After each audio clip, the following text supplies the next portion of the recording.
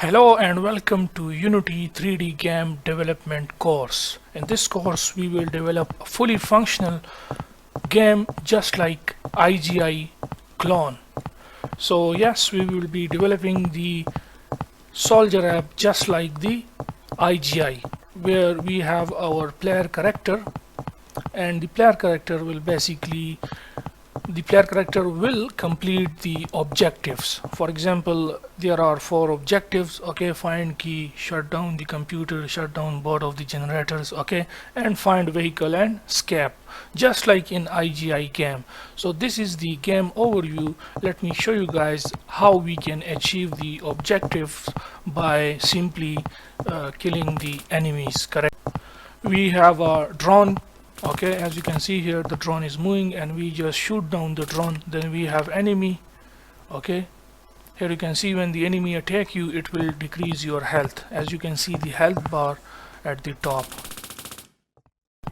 And just like the player, the enemy also has their own health bar. As you can see on the head of this enemy character, okay, the health bar, and he is now dead. Okay, so you will learn everything about the 3D game development in this course.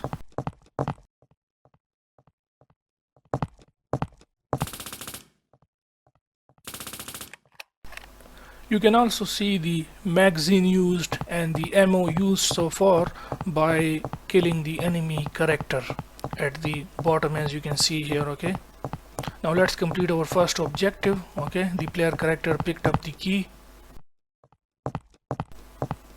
and now with the help of that key we will open this gate, military personnel only. So let's open up the gate, and now with the help of that key you can open and close the door. Okay, so now if we check the objectives, then objective 1 is completed as it turns green. Okay, key picked up.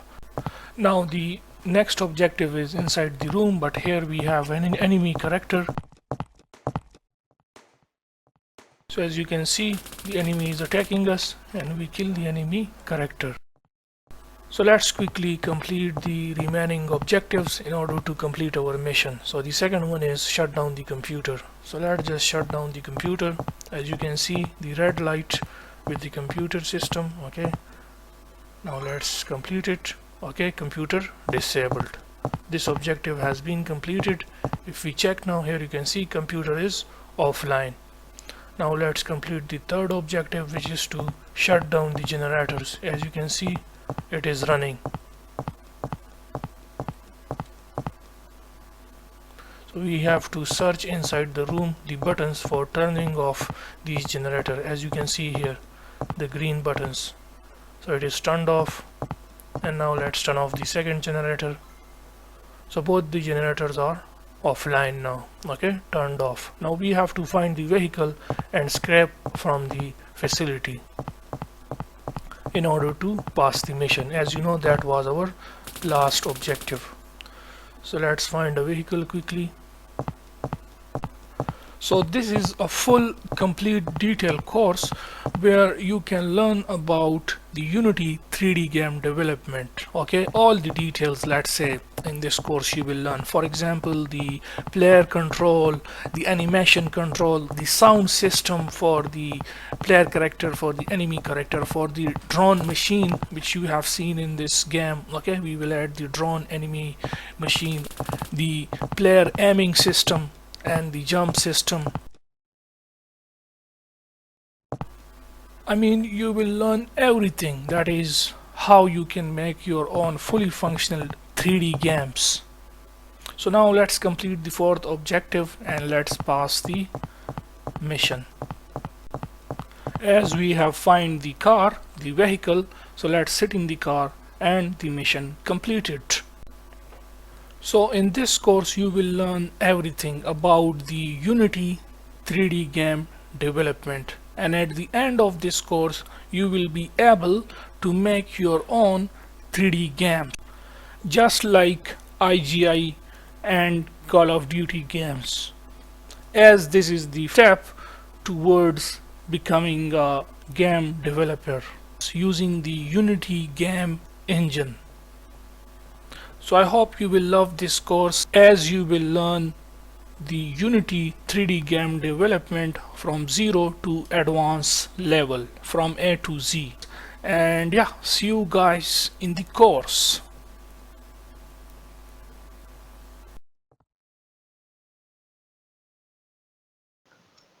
Hello and I welcome you guys to this new course. In this course we will create a third-person military-style shooter game. So we have a new course, a new game and a new wallpaper as well. And I hope you will like the wallpaper and the game as well. So with that said, let's open up the Unity Hub. As you can see, this is my Unity Hub version 2.4.5. As they say that the version 3 is available, but let's just leave that. And right here you can see my Unity version as well. So now click on this project, then click on this new, and hence this is a 3D game, so we will select this 3D and let's name this as third person shooter military style. And this is the location where this project will save. It is in the C drive users coding cafe and desktop. So I don't want to save it right here, so let me change the location. If I click on this, as you can see, we are inside the C drive. Let me go inside the users, coding cafe, and then Unity project R, and I will select this folder which is Unity projects R. Okay, and this is my project name, TPS military style. Let me now click on this create, and now in a minute our project will be created and up running. So as you can see, here is our project. Here is the main camera, directional right, and in the assets we have this scene. First of all, let's rename this to mission. Okay, click on reload. Okay, now we have the mission scene right there. And guys, let me just drag and drop this game window right there. Okay, you can set this however you want, but I like it like this, so I will leave it the scene window on the left and the game on the right. And as you know, I have clicked this maximize on play because I like to test the game on the full screen. And as you know, we are in the 2D mode. Now we are outside 2D mode. Okay, so everything is set up, and in the next video we will continue our work on this project. So see you guys in the next one. Hello and welcome back. So in the previous video we have created our project, and now in this video we will add our audio files and the sprites which will be needed for this game. So let me minimize this.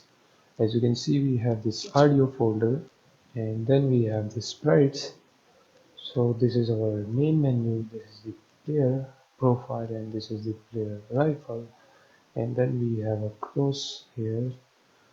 Okay, so you can select whatever crosshair you want. Okay, I have gave you so many choices in the crosshair, so you can simply download these two from the resources, so make sure to check that out.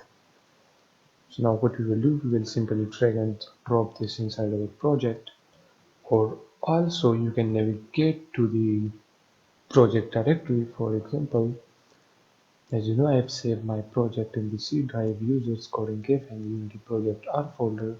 I have this TPS military style, and in here we have this assets folder, and in here we have this scene. So what we will do, we will simply drag this and drop it right here. Okay, so now we have these two folders. Let me just close that, and now if I click on the Unity, as you can see, it is showing the importing, and now the Unity is open. Okay, sprites, and in the sprites we have crosshairs. Okay, different types of crosshairs. Now if I click on this rifle right here, we will change the texture type to sprite 2D and UI, click on apply and then select these two as well, or you can just leave that one as it is. Okay, and let's change the texture type to sprite 2D and UI, click apply. Okay, now we have these two in the sprite mode. So with our audio and sprites added, we will end this video right here. Hello and welcome back. So in the previous video, as you saw, we have added the audio and the sprites to our game. Now in this video, we will add the environment, or you can say the map of the game. So for that, open up the scenes folder, and in the scenes folder, let's rename this to menu. So our first scene will be the menu, and then our second scene will be the mission. So we have the menu now. Now let's add the environment. So if you see right here, we have this vendor file, and you will find this file in the resources. So go ahead and download it. And guys, this is just for education purpose only, okay? So go and feel free to download this, or you can add whatever environment you want, okay? It's your choice. But as an introductory video, we have added this environment, so we will use this one, okay? So if I click on it and then click on this extract here, as you can see, we have now this Unity package file, which is by the name of Industrial Zone Mobile Optimize 1.0. So what I will do, I will simply double click on it, and as you can see, it opened up the Unity, okay, our third-person military style project, and as you can see, it shows that import Unity package. So this is all of the things inside this environment. Okay, we have the different particles, we have the prefabs, and we have the textures and all of that. And it's inside this industrial zone main folder. So I will click on this import now, and in a minute it will be imported inside our project. So as you can see, we have this industrial zone right here. So now what we will do with it, we have two scenes right here, which is the scene day and the scene night. But as you know, our game is in the night mode, so we will simply drag and drop this scene night inside the scenes. Now click on it, the scenes folder, okay, and then click on this scene night. As you can see, we have the environment right here. We have the trains, the houses, and all of that. So what we will do right here now, we will simply click on this unpack completely, and on this one too, click on unpack completely. Okay, now click on this scene night, and let's rename this to mission. Click on reload. Okay, now let's unpack them again. I don't know why it showed that again. Okay, so now we have everything set up. Now we have the mission. Okay, we have the mission settings .lightning file right there. Now let's create a empty game object, and in here we will name this as environment, and inside this environment we will basically drag and drop all of that like this. Okay, so it looks now neat. Now if we click on this file and this build settings, right here we want to show the menu at the top, and then we want to load the mission. So when we build this game, so when the user wants to play the game, and when he play the game, we first want to show the menu. So it will load the menu, and then from the menu the user can go to the mission. Okay, so as you know, file, build settings, and you can simply drag and drop it, and you can add more scenes. For example, if you have the end game scene, so you can just simply add it after this mission. So let's take a whole look of this map. As you can see, this is our whole map. We have different lightnings and all of that, and you can reset this map to however you want. Feel free to do that. Okay, and if we come right here to this point, so we have this whole area, and what we will do with this area, we will just simply redesign this to our choice of design. Okay, but we will do that in the next video. So catch you guys in the next one. Hello and welcome back. So now we will redesign our map. Okay, basically this section of this whole map or environment, if you say. So first of all, if we zoom in here, as you can see, we have different types of structure buildings. As you can see, we have this tankers type of thing. Okay, so what we will do, we will simply just delete this. Okay, let me delete that one too. Let's delete this. Okay, and let me delete that, this one too. Let's delete this one, that. Okay, and let's delete, whoops, we deleted the wrong thing. Let's delete this. Let's delete this house and this one too. Okay, let me delete that one too. And right here we will leave these. Okay, or we will simply delete these two and leave the other two behind. Okay, and let's leave that tree right there. Okay, and let's move this van to somewhere else. For example, let's park it on the road right there. Okay, and guys, feel free to design the map however you want. Okay, you are free to do that. Let me delete this tree from there.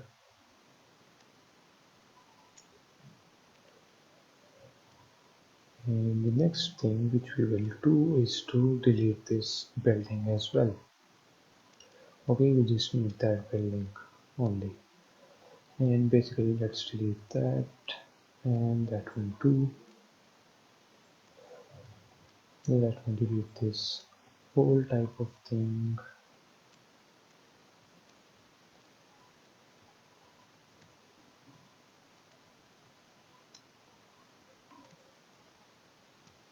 Okay, so now we have a whole lot of space right here to start designing our mission. And as you know, we have some lights right here, so we will remove these lights as well. I think it's inside the street lights. Let me check. Okay, let's go down. Okay, these are fat lights. I think it's the decorative lights. Okay, so as you can see, we have the lights right here.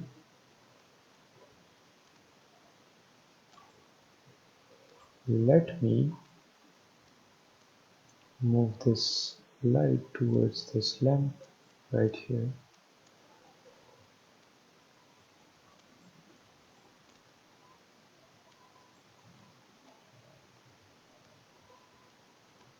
Okay, let's move that there.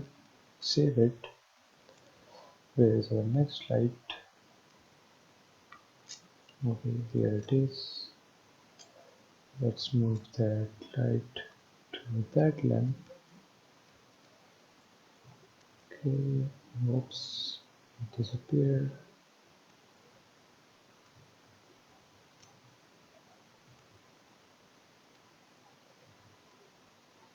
Okay, let's leave that there. And let me delete the other lights.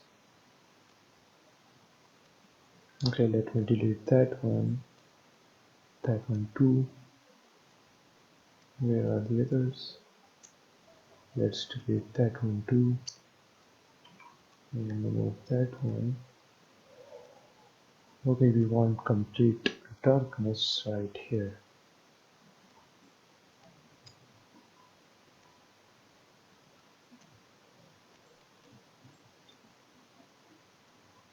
Okay, let's remove that one. And let's leave these two lights. Okay, and delete the other lights.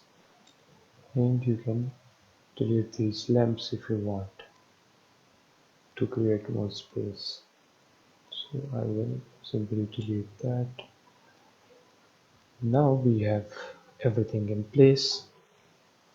The next thing which we will do is to click on this. Okay, this is a whole thing. Okay, a barrier. If you say, let me just duplicate this, so you can basically click on Control D.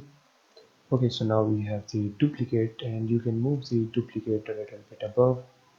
Okay, because we want to make this a little bit larger. Okay, I think it matches, as you can see. Now let me click on it again, and let's duplicate it again and move the duplicate copy above like that. Okay, it looks good, and I think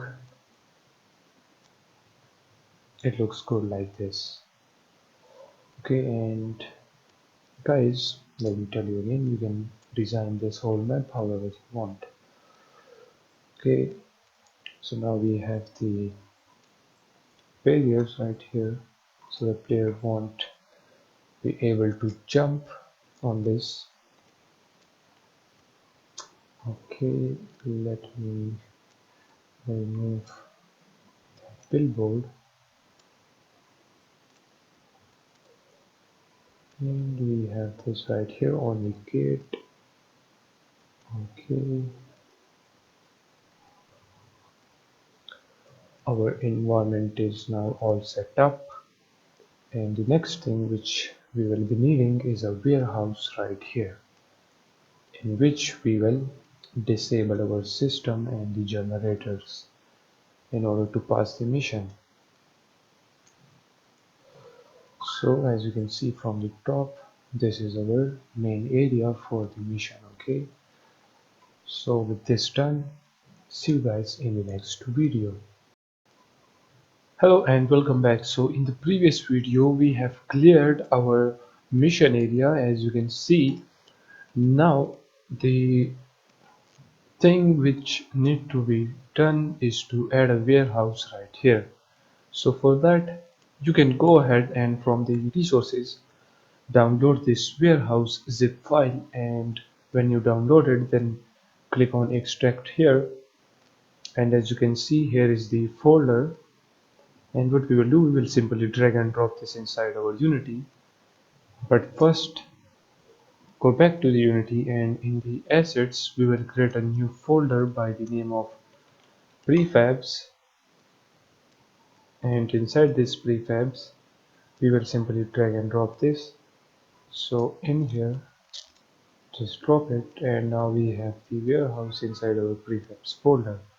Now open up the warehouse folder, and as you can see, here is the material for the warehouse, as you can see, and then we have the warehouse itself, and it is a .fpx file. So what we will do, we will simply drag and drop this right there.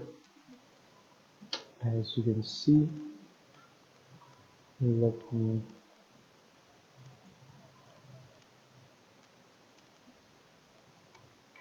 move the camera to here. Okay, now what we will do, we will change the rotation Y to 90 degree, as you can see, and then first of all, let's unpack this and drag and drop this inside the environment, and then click on it. And what we will do now, we will resize it. We are not giving us the option to resize this, so we will do that from here. Or we can just simply do this and select all of the parts, and then we will stretch the warehouse, as you can see. Okay, I think this is enough, and then let's move it like that as well. Okay, and from the back side as well. So we will drag this like that. Okay, so now we have a really nice big warehouse. We can set the warehouse height and width to however you want. Okay, so feel free to do that. Okay, now we have the warehouse.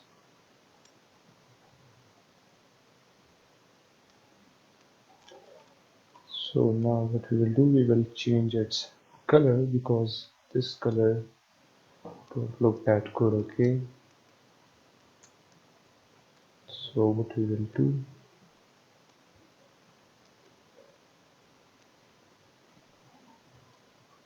is to select all of these, and let's apply this material. Okay, so now as you can see, it color matches the environment. As you can see, it looks good like this. Oops. Okay, now it looks really good like this.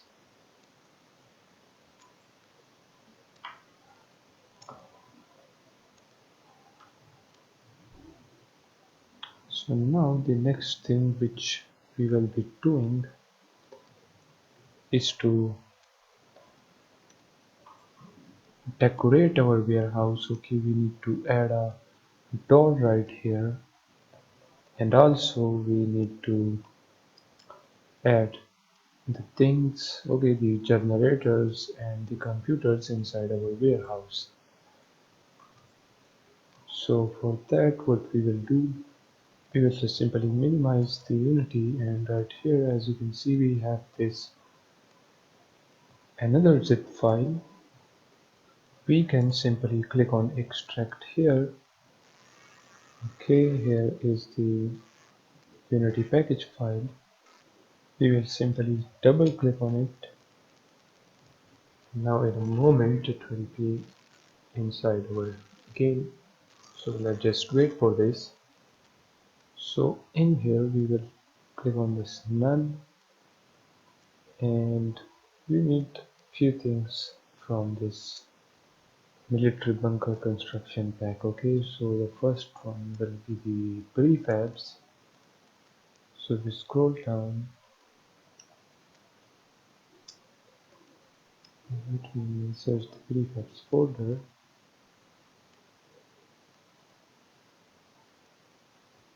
Okay, so right here as you can see we have this prefabs folder. We need that. Okay, and let's select the sources folder as well.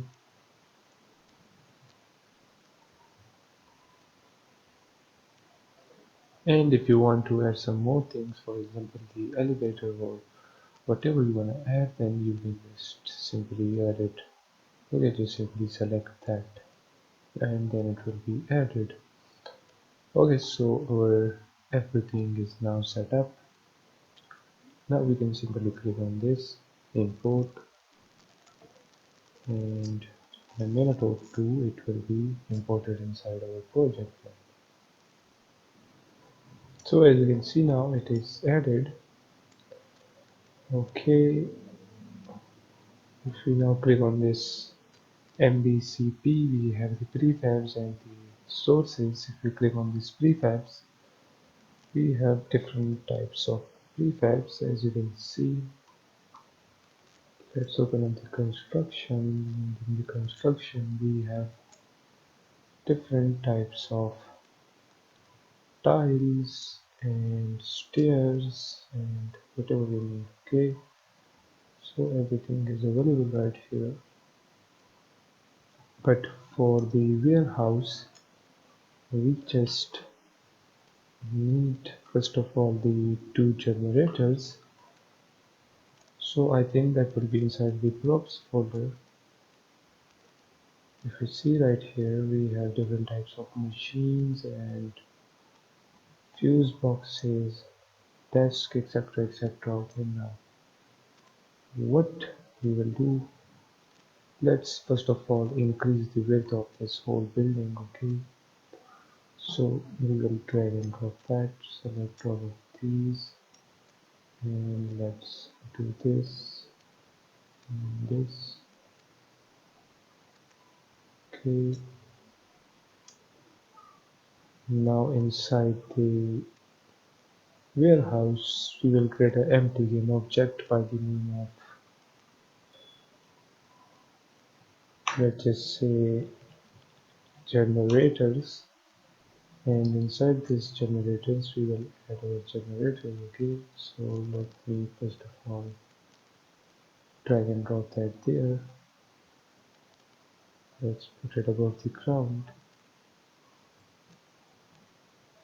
This, let me click on the generator and click on unpack completely, and we can remove the audio source from there as well, and then we will simply drag and drop this inside the generator.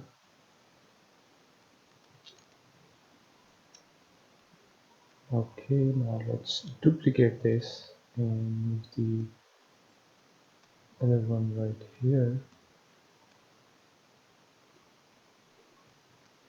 and it is showing that I don't know why. Let me remove the LOD group from both of the generators. Okay, I think they are showing this because due to a change in the default lighting and mapping resolution for the scene. So I think if we go in the window, then the rendering lightning, and if we come right here, let's change the lightning resolution to 30, or you can say 40. Okay, I think 40 will be good.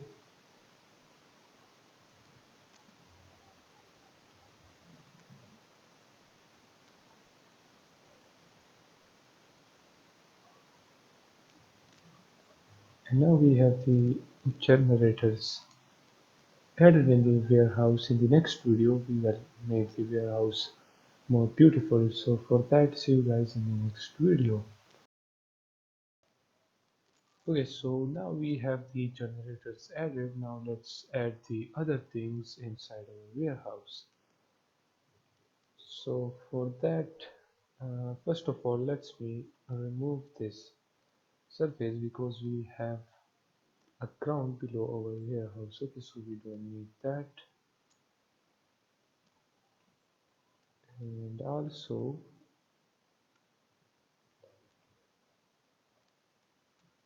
what we want to do right here is that add some other things. So if we go inside there, then the prefabs, then the props, let's go inside the construction. Okay, we have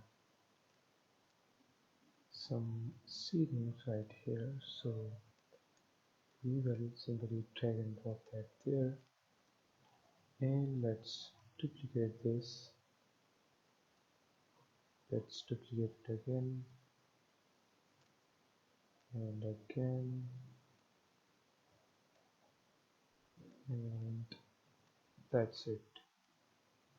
So now we have magnetized right here.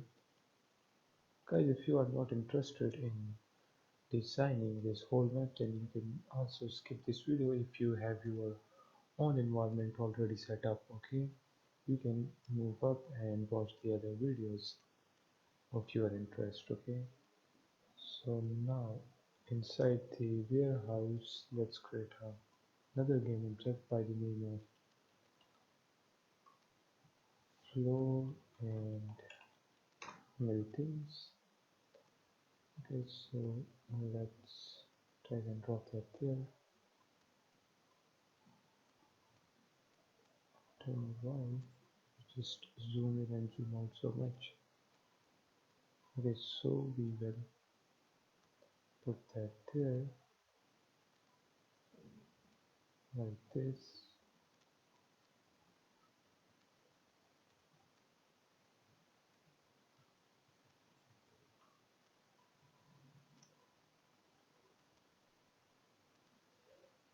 Okay, that's good.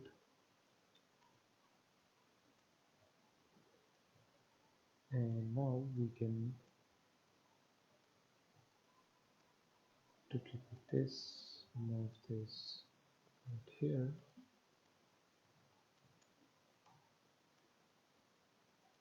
Okay, these things are such a headache. Okay, so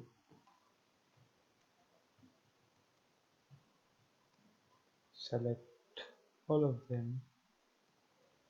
Okay, duplicate them and move them there like this. Okay, and it looks good like this.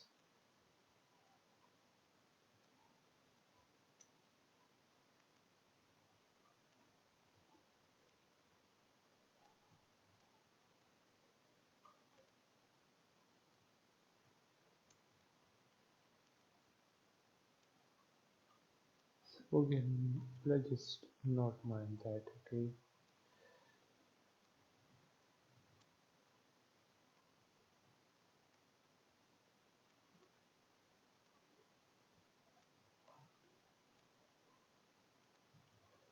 so we have the floor right there.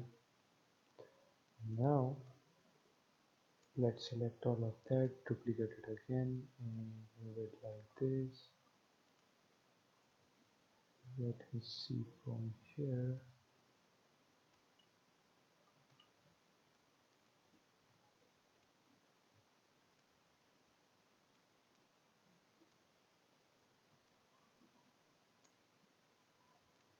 Okay, it looks good. And guys, let me quickly add two more right here. Now you know how to add that, so you can just simply add it yourself. So now we have the floor ready, and it looks good like this. Okay,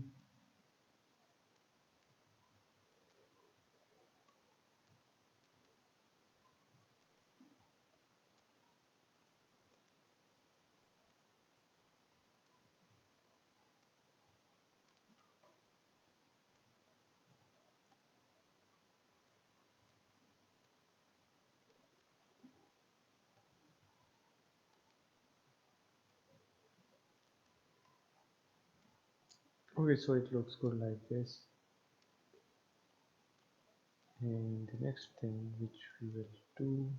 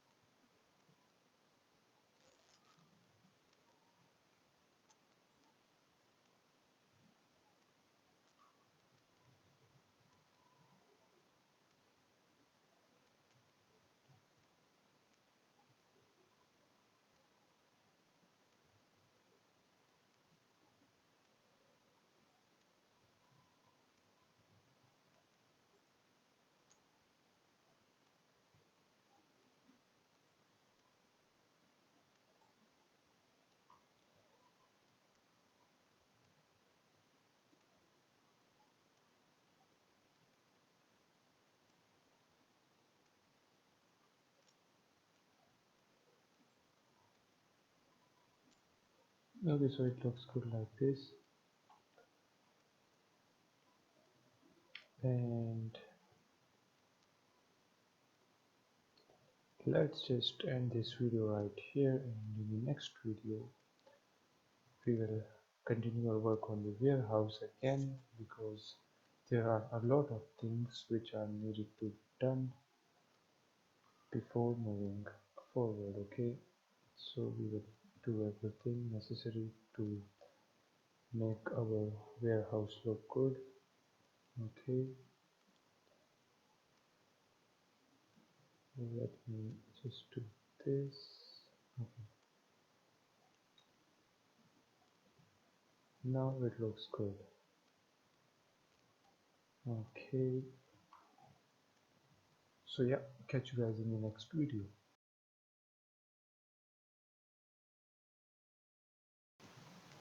Hello and welcome back. So we have added the tiles inside our warehouse, as you can see. Now the next thing which we will do is to add the other machines as well. So whoops, we selected the wrong things. Let me select these two and move it a little bit at the back. Okay, like that. It looks good now. Okay, so now let's go back to the prefabs, and in the props folder, if you scroll down, as you can see, we have a lot of machines right here. So we will simply drag that machine there, then the machine 1 and the machine 2, and also let's add the desk as well and some chairs. Okay, let me now unpack all of that completely. Now click on this machine A, and let's rotate it to 180 on the y-axis, and let's rotate this to 180 as well, and that one too.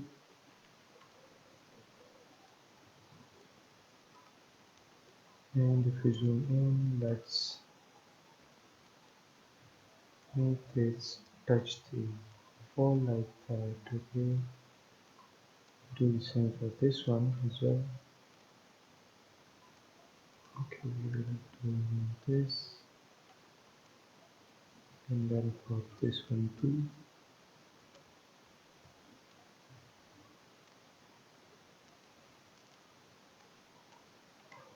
Okay, let me select all of these cubes, and let's add a box collider to it. Okay, now it has the collider too.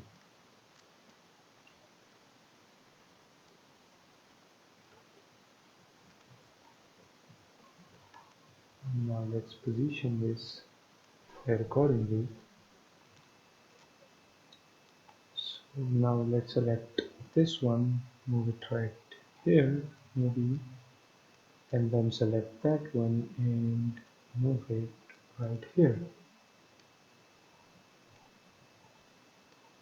Okay, and it looks good like this.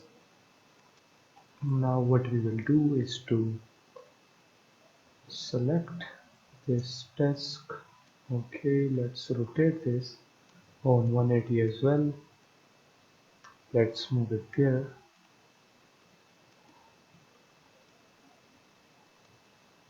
Okay, we will leave that there, and then select this chair,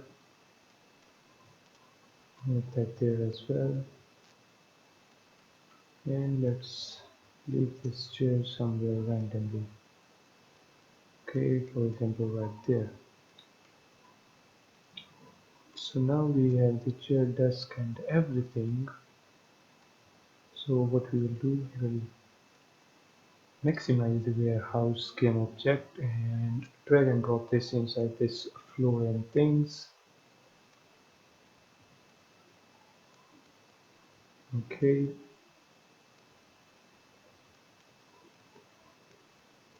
Inside this flooring things, let's create another empty game object and name this just floor. Okay, and then select the metal tiles, all of them, one by one, and simply drag and drop this inside the floor. So now we have a clear hierarchy right here. Now the next thing which we will do is to protect this warehouse from entering randomly. Okay, we don't want the player to just go in there. Okay, we want to add a gate right here, and then there will be a mission which you saw in the introductory video is to find the key and open the gate. So for the gate, what we will do, we will open up these doors, and let's select this door. Okay, as you can see, it matches our warehouse as well. Let me click on that and click on that completely. Let me remove that script and this LOD lighting.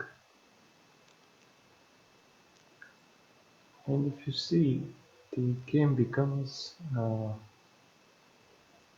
lot more laggy, as you can see. So what we will do right here, if we click on this rendering and then lightning, in the previous video, as you saw, we increased the light map resolution. Let's now decrease it to 5, for example. Okay, and let this complete. Let me remove that, and now as you can see, now it is not that much of a laggy. As you can see, it is now normal. Okay, now what we will do is to fit this door to this whole area. So what we will do, let's change this to 2, and let's change this to 1.3. Okay, and let's change this to 0.1 maybe. I think 0.1 will be enough for this. Okay, now let's move it like this. Okay, we have door now. Uh, Change this to 2.5. Okay, it looks good like this.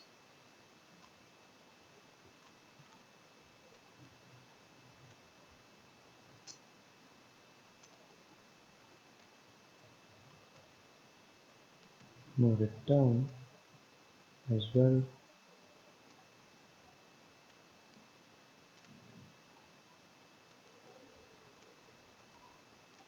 And from the sides, let's do this.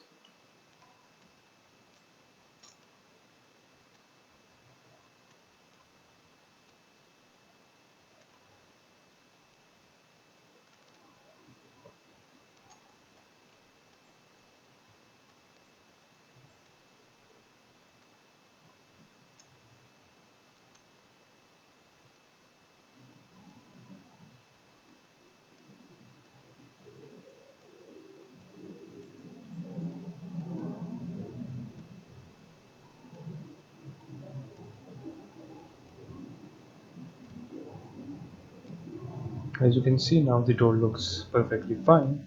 If you see it from inside and out, it looks good like this. We have the main door right here. We will add some animation so that the door will open. Okay,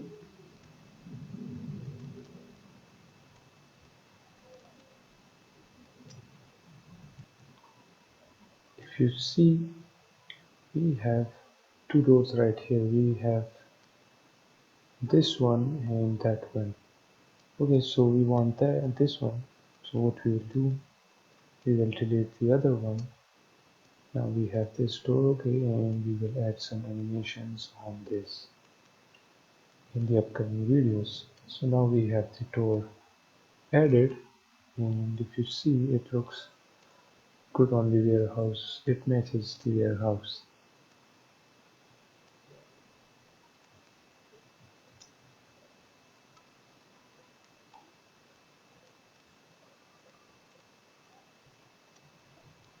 So with this done,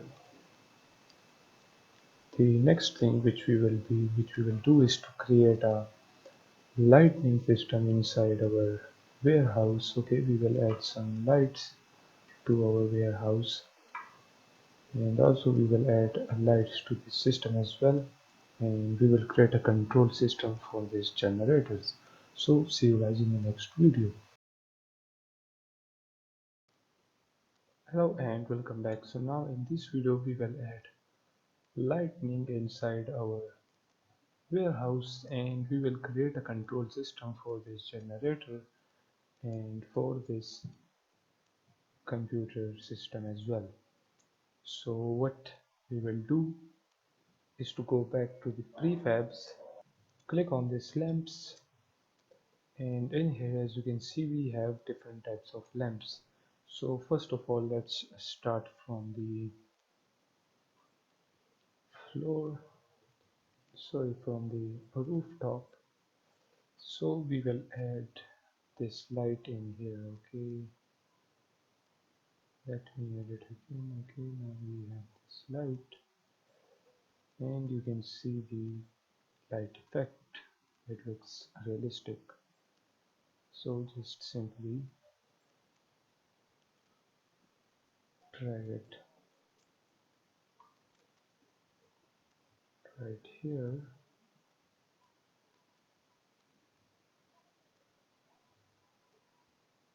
like that. Okay, and make sure it is in the middle of the warehouse. Let's move it there,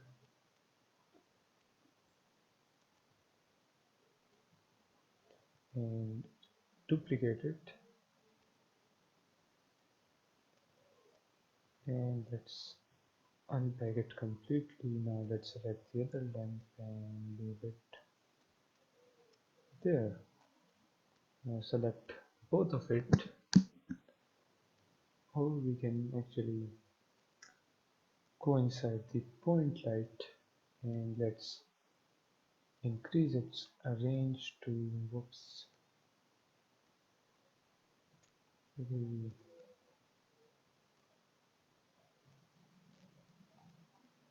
need to select both of them again now, and let's select the range and let's make it 20. Okay, or you can set it to 15.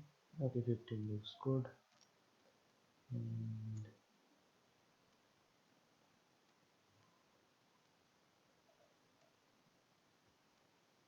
let's make the color a little bit red. Okay, so that the warehouse look is a little bit scary type. Okay, so now we have both of the lights set up. Okay,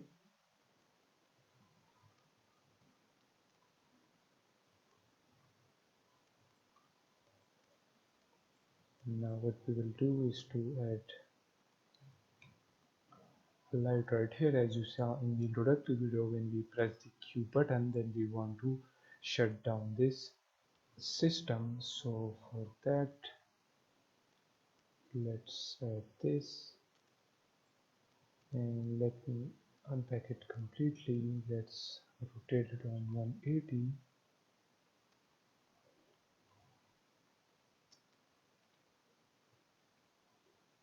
Let's make the rotation Y as -90. Okay, let me minimize both of these,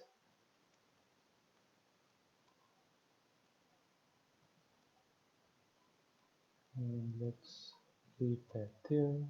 Let me delete this because we don't need that. Okay, and on the point light, let's set its range to 5, or let's just say 3. Okay, let's leave that there.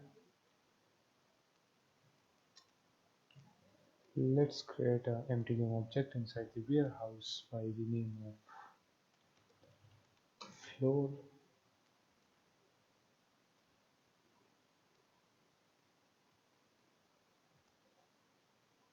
or you can actually say that warehouse walls, okay, or warehouse underscore walls. And let's attach this into the warehouse walls, okay, the wall door.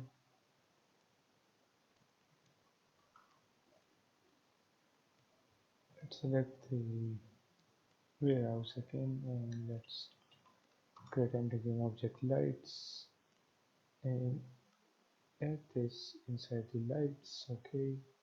Now if we select this machine, and let's assign this lamp to this machine, okay.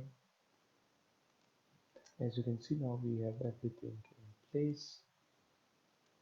We have the light for the machine. Now let's create a system for this as well. So we will do that right here. Inside the prefabs folder, let's search for button, and as you can see, we have button boxes right here. So we will add two button boxes. Let's unpack it completely, and now if we zoom in on the buttons, as you can see, it is right here. Let's change the rotation Y to 90, and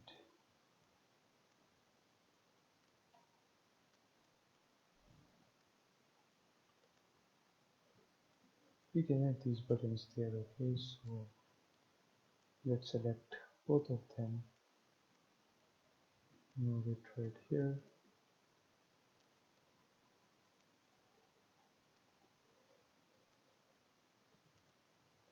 Let me set that to 0. Now if we focus on it, as you can see, here is the button. Let's leave this there. Let's select the other button, move it right here. Let's change the rotation Y to 0 as well.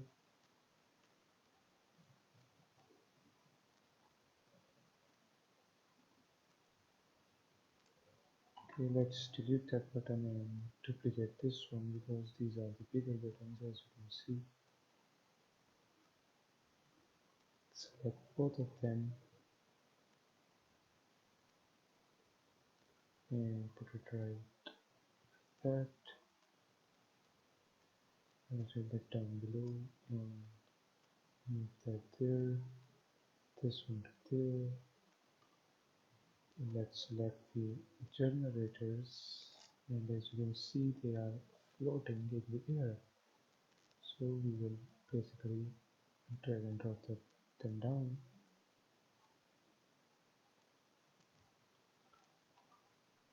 and then add the button 1 inside this generator and the button 2 inside the second generator.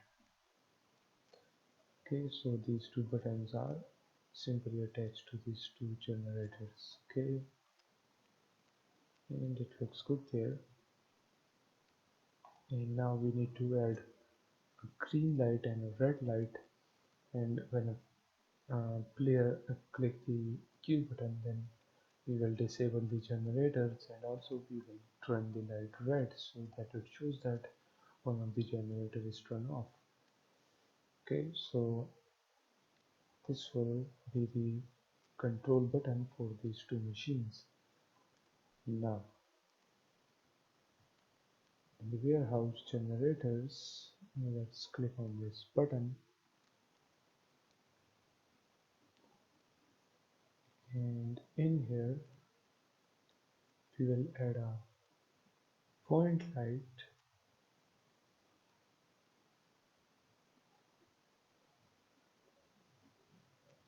Let's make it range to 3, or you can say 2, Oh, let's just make it 0.3.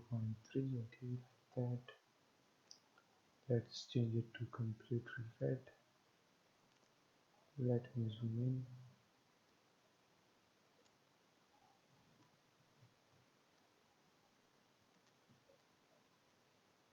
Okay, one will be good for this. You can see it is showing the red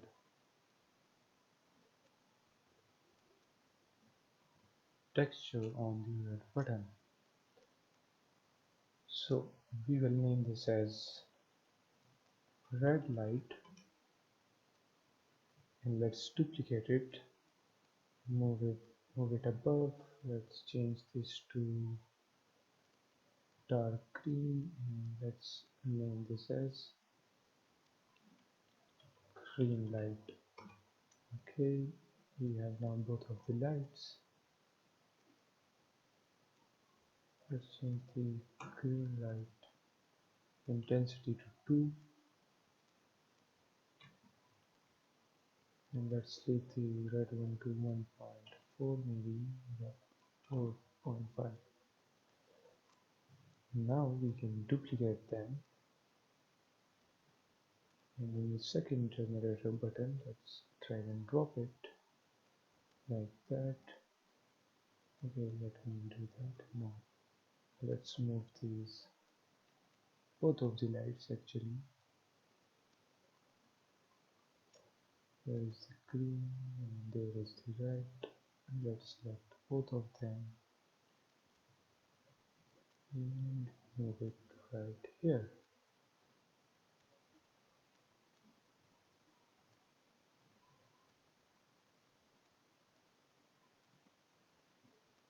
And as you can see, it looks good like this. So now we have the lights added.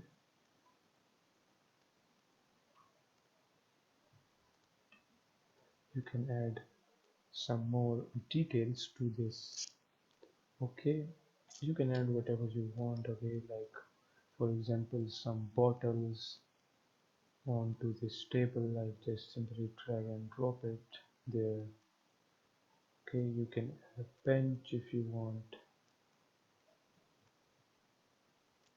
but for now I will simply drag and drop some oil cans. Okay, like that.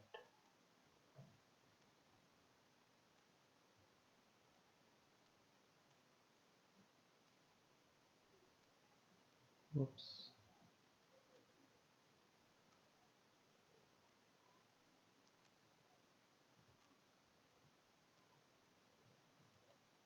Okay, it looks good like this. You can add more details to this warehouse if you want, so you are feel free to do that.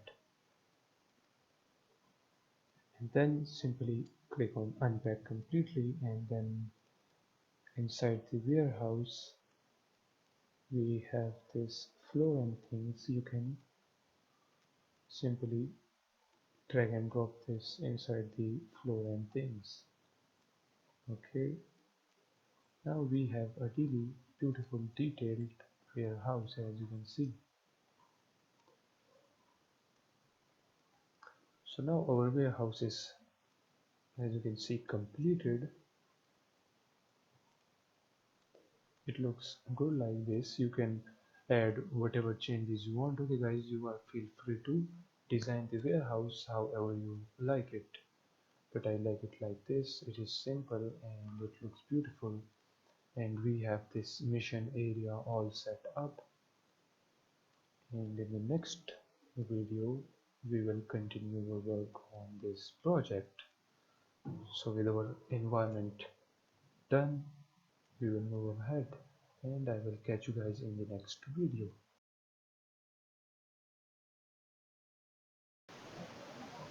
Hello and welcome back. So in the previous videos, as you saw, we have completed our environment and also we designed our mission area.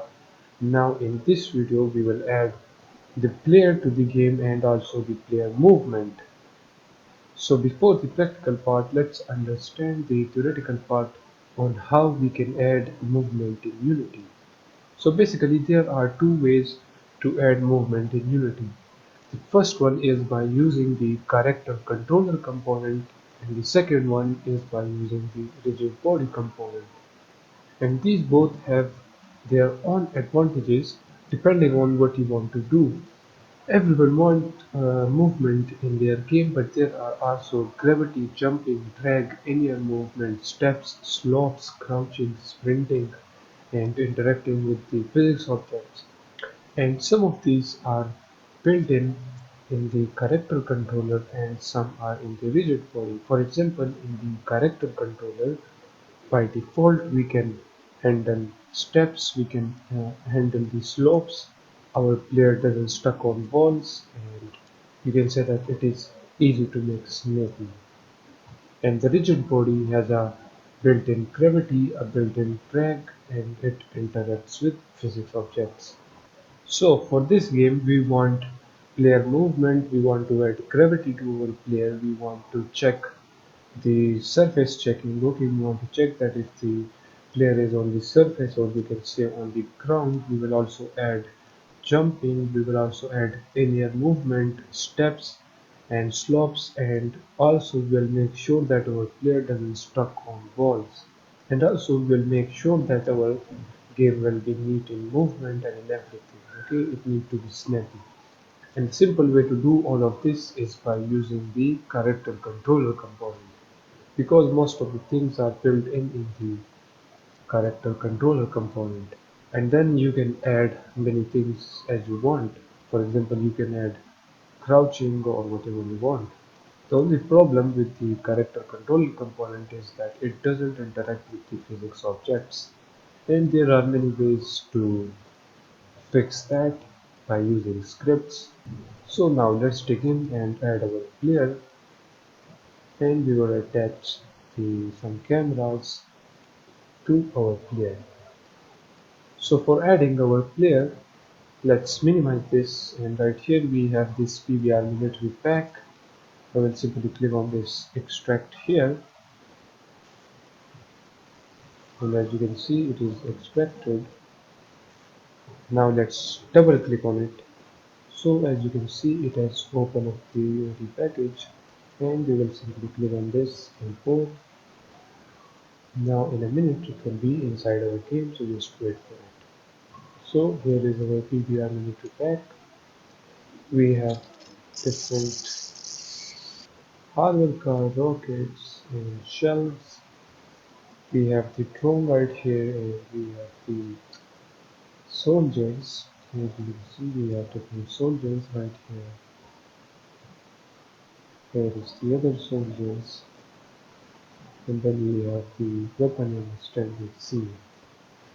So what we will do right here is to simply open up this PBR soldiers U1 folder and go inside the prefabs, and as you can see we have different types of soldiers. So we will select this soldier. Okay, this 45. Let's drag and drop through here.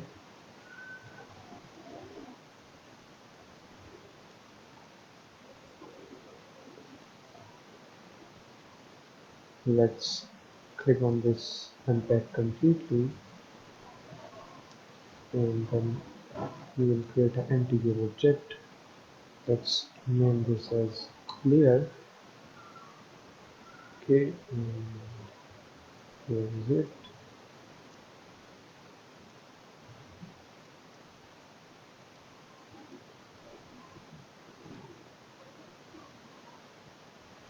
How is it playing with the camera? Let me delete that, and let's go down.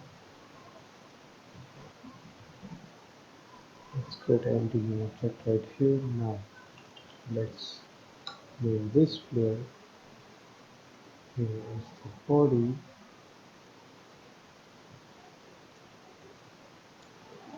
Okay, so here is the player, and here is the body.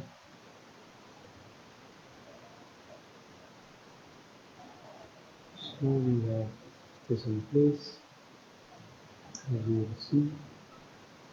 Now let's add a camera to the scene and we will name this camera as main camera. Let's move this right here at the top. Okay, here is the camera.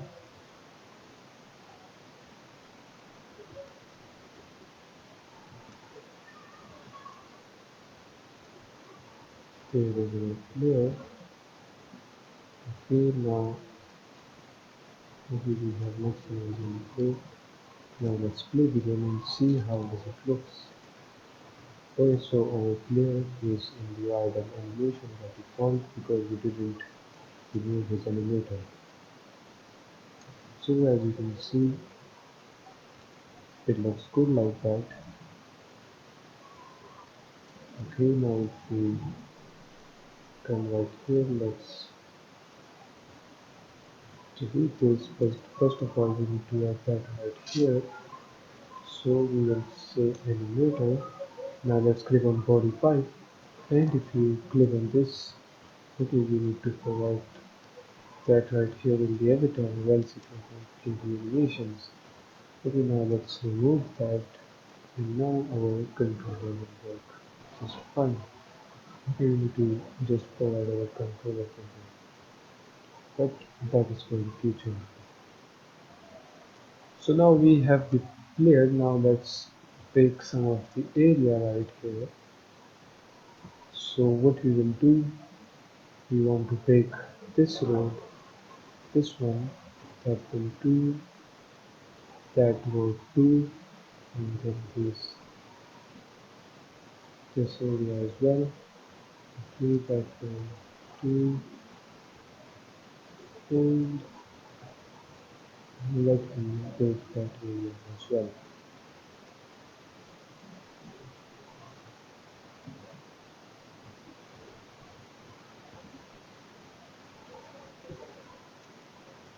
So what we will do, we will simply go inside this navigation, click on this bake. Let's make the step height as 0.01. Okay, now click on bake, and as you can see, it is baked.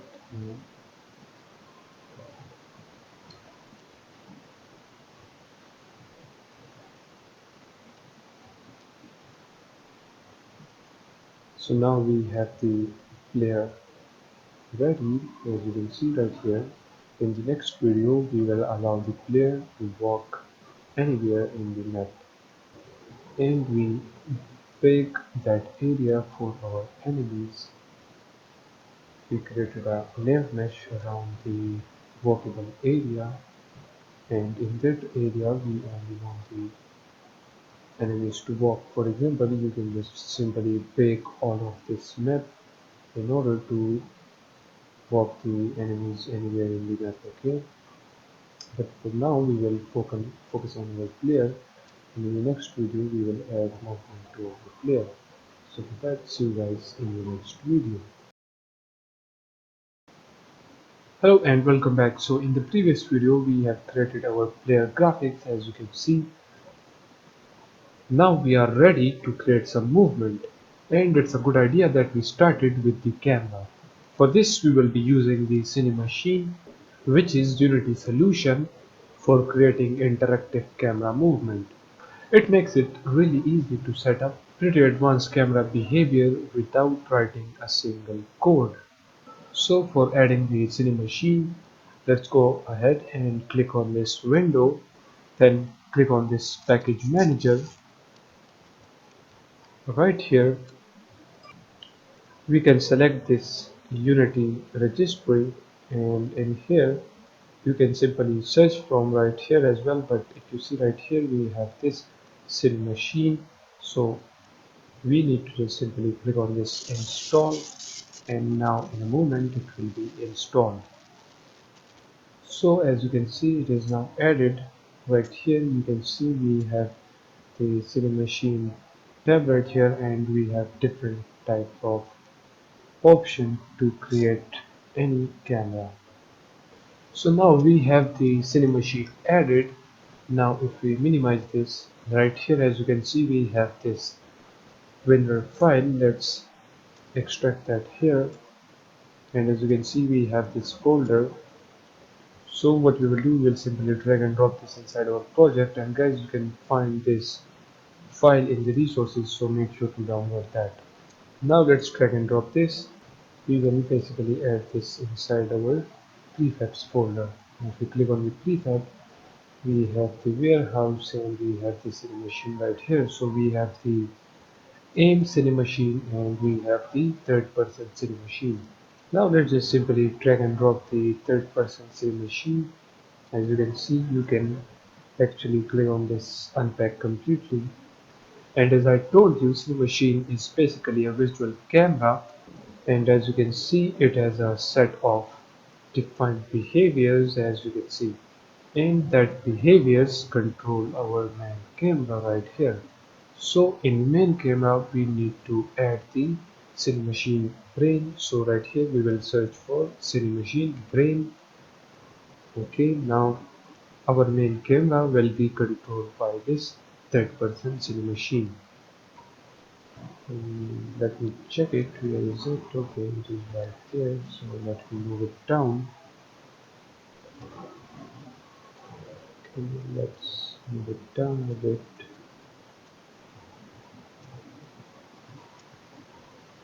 Actually, we want to put it right here somewhere on the player. Okay,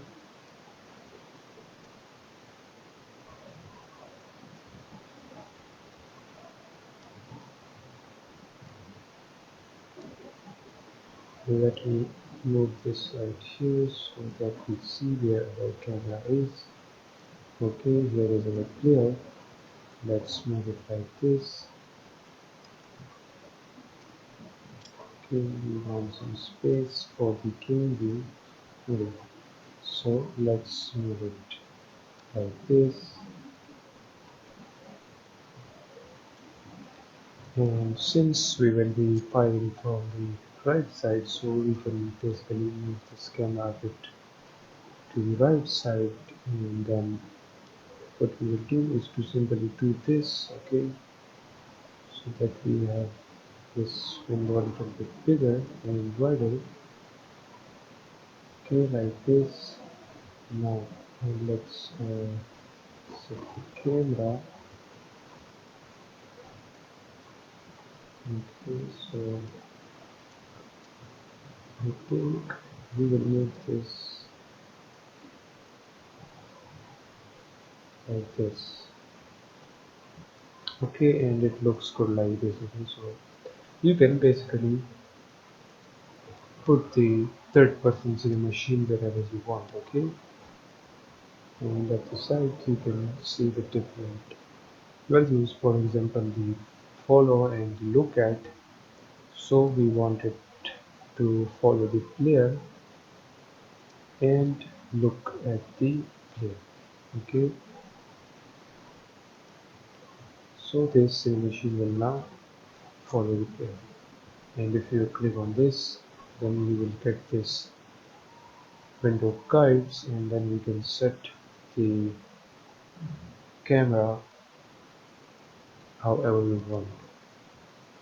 Okay, as you can see now, we have this animation camera. We can move to the left and to the right. We can look up, we can look down. Okay, guys, this aim Cinemachine and third person Cinemachine is created by me actually. Okay, I designed these two things already so that we don't spend much of time on this.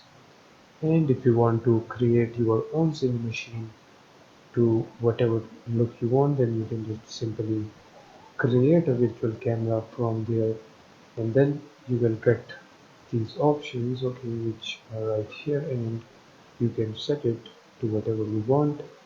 You can change the horizontal axis value range to whatever you want. Okay, and we have this Cinemachine collider as well.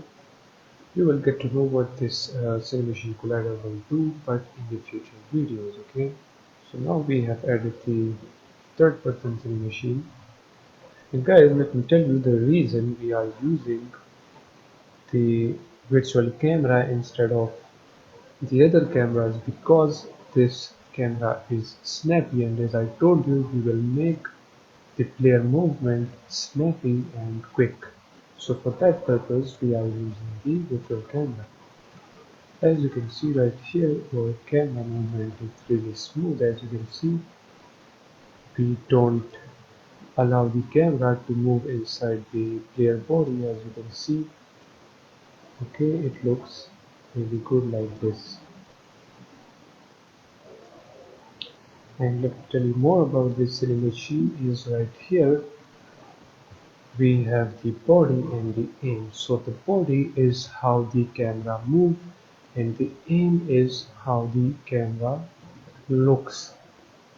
Okay, and basically you can make changes in them. For example, if we change the horizontal axis speed to 5, and now let's play the game,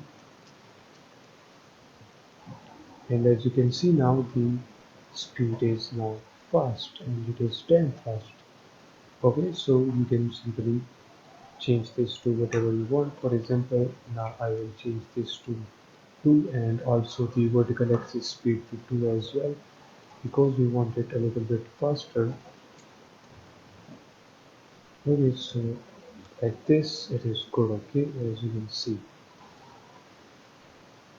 and if you see right here we have the input axis name. So on the vertical axis it is set to mouse Y, and on the horizontal it is set to mouse X. And now if we check the body, as you can see, we have the X damping, the Y damping, Z damping, and then we have the target movement only. And from here you can simply move the camera to the left, to the right, but I will leave this on the 0.24. And also if you want the camera to be like this, you can do that, but we want my camera to be at minus 0.11. And if I show you in the full window, as you can see it looks good like this, but let's just actually move it a little bit down. So we can just simply decrease this screen Y value. Now if we play the game, as you can see now we have a really beautiful city machine. And let me just do 0.27 because that will be a really good value for this. And you can remove that window lights from there. And let me tell you what this Cinemachine collider will do. So basically, let's move the player right here over to this point. And now let's play the game.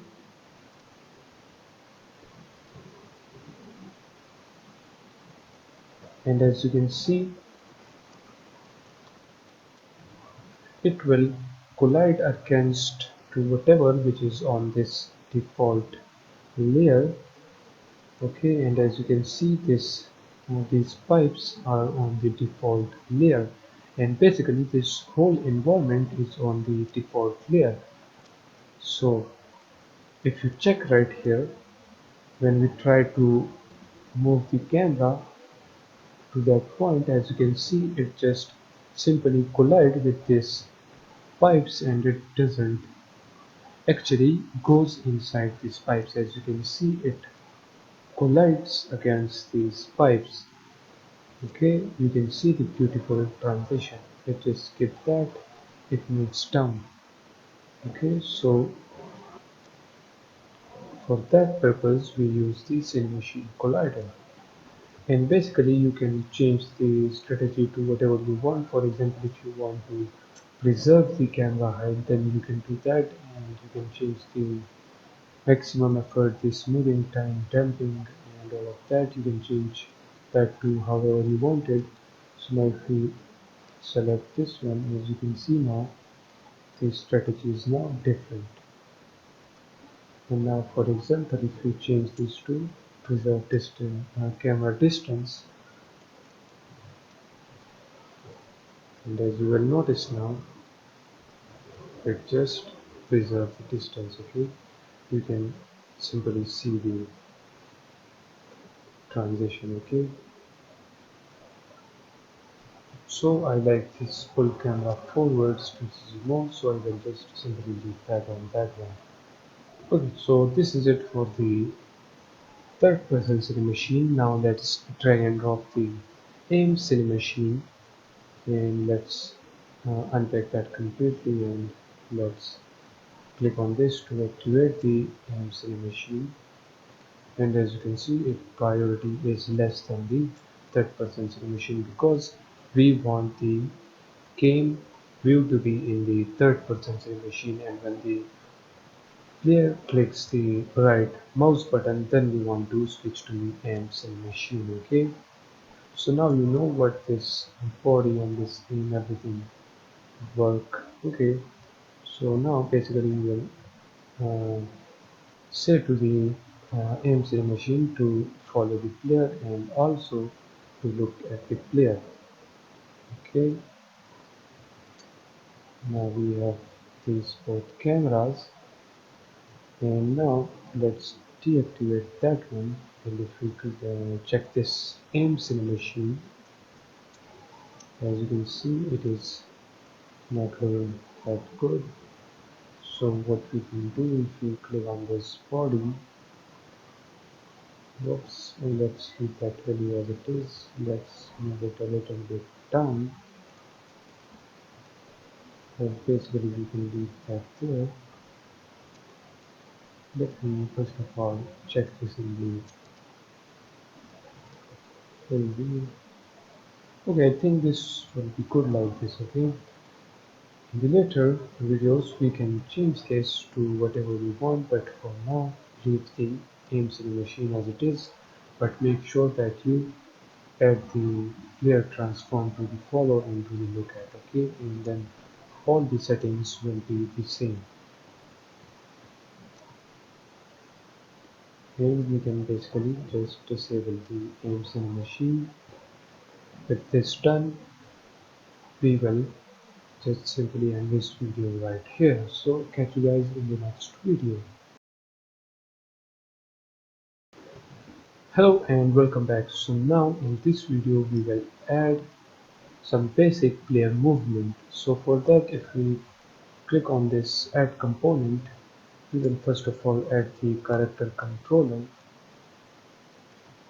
And as you know, the character controller is basically a motor that will drive our player. So as you can see, it has the slope limit, the step offset, the skin width, and all of that predefined values for the radius, height, and the center, etc. etc. So with the character controller added, now in the assets folder we will create a new folder by the name of scripts, and if you open up the scripts right here, we will create a new C# script, and let's name this as player script. Now click on the player and simply drag and drop that right there. And basically we can move this up because we want the script to be at the top so that we can access it easily. Okay, so now let's double click on this and open it inside the Visual Studio Code.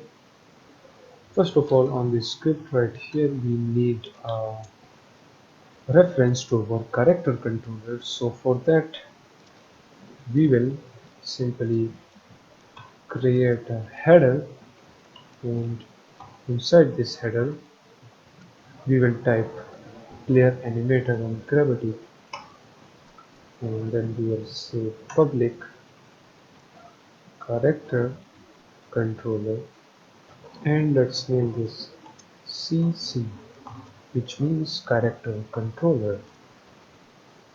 So if we save this, go back to the Unity, and right here you will notice we have the beautiful header which is player animator and gravity, and then we have the CC, and right here we can basically provide the character controller.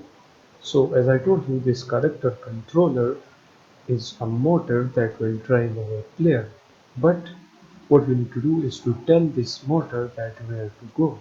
So let's also create some variables, for example the speed or etc etc.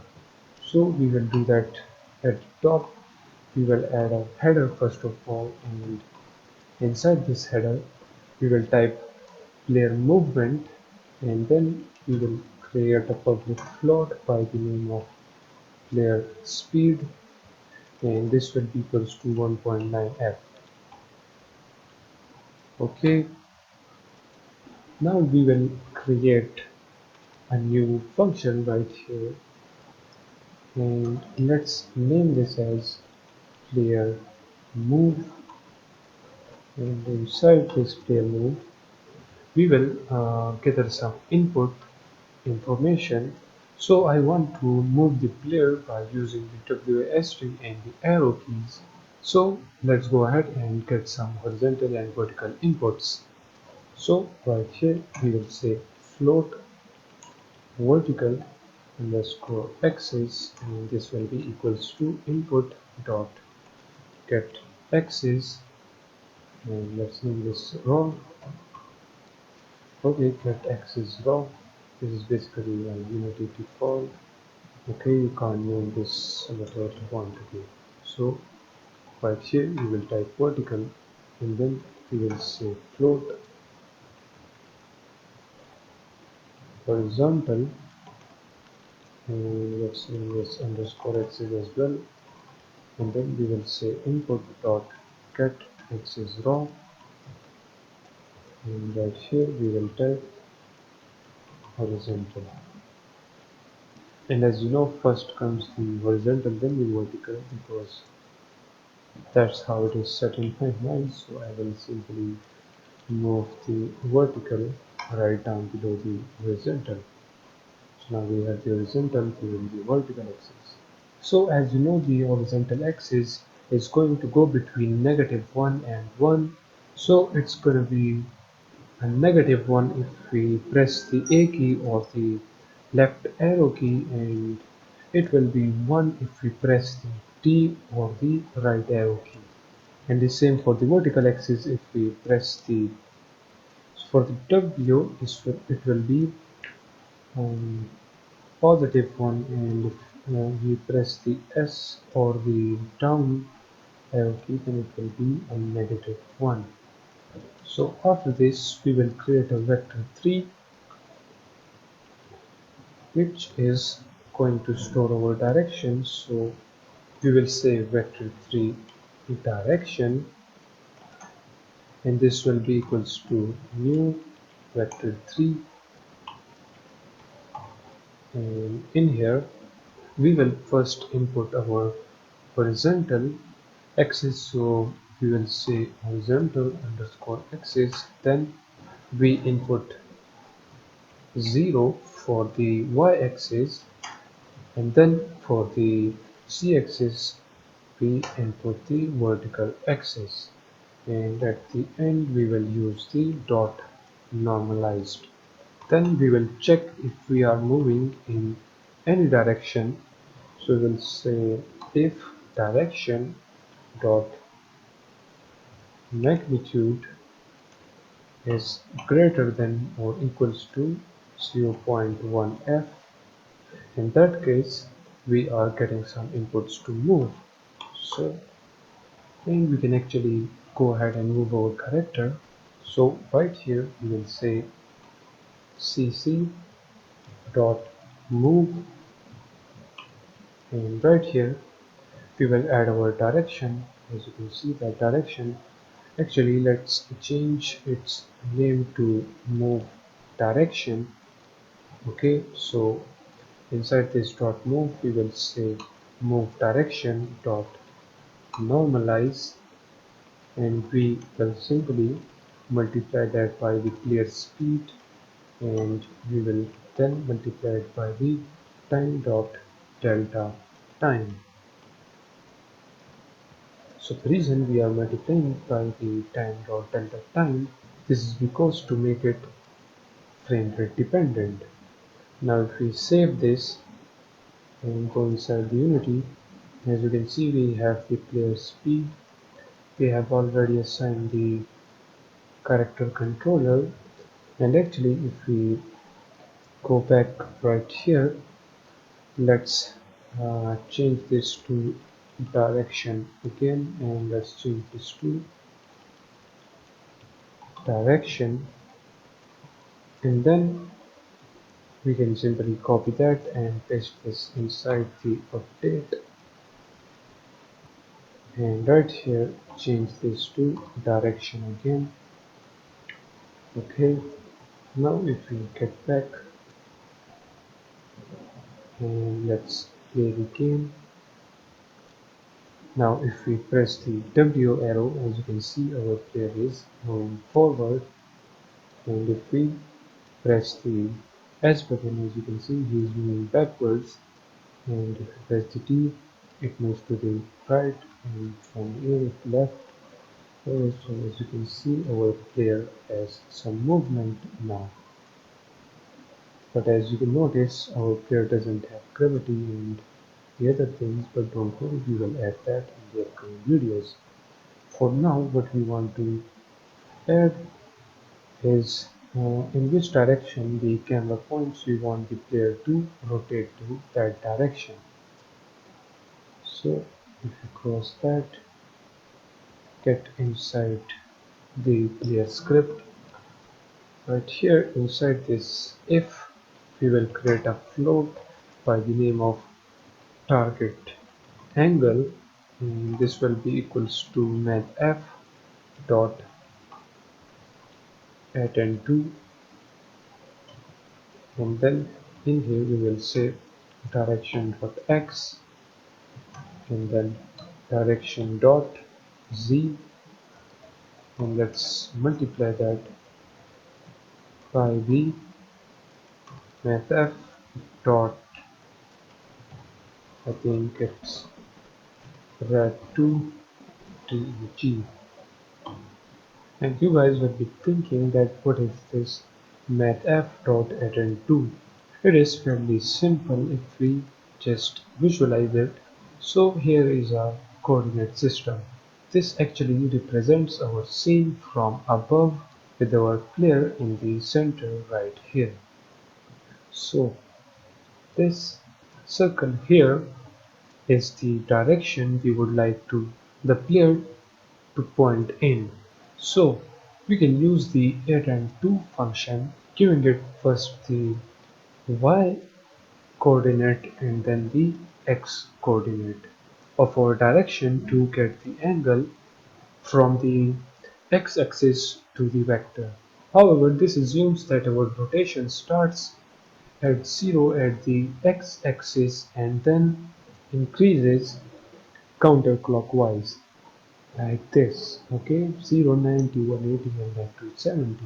But in Unity, our character will have a rotation of 0 when he is pointing forward. It increase in clockwise, okay, like this. To take this into account, we simply pass in the x first and then the y coordinate. So now it will be changed to add 2x by y, and this will give us the angle which we need. And if we look at our script right here, that is exactly what we have done. We first pass the direction y, then the direction z, and we simply multiply it by the mathf dot rad2d. And the reason we use this mathf dot rad2 deg is because this will give us an angle in radians, so we simply multiply it by this in order to convert it into degrees. So now let's set our rotation. So right here we will say transform dot rotation, and this will be equals to quaternion dot user, you will say 0f, and then the target angle, and then 0f. Now if we save this, now if we play the game, and now if we press the B button, as you can see, he is facing to the right side. If we press the A, he is facing to the left side. And if we press the S button, as you can see, he is facing backward now. So as you can see, this works just fine. And guys, as you can see, he just turned to the right and left side really quick. As you can see, it is not that smooth. So let's smooth this movement. In order to do this, we will need to create a new variable.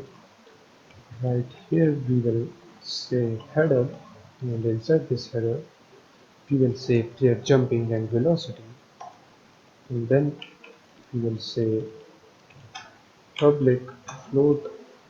Let's name this run calm time, or we can set this to smooth time, and then set it equal to 0.1 f, and then after this create another float by the name of run calm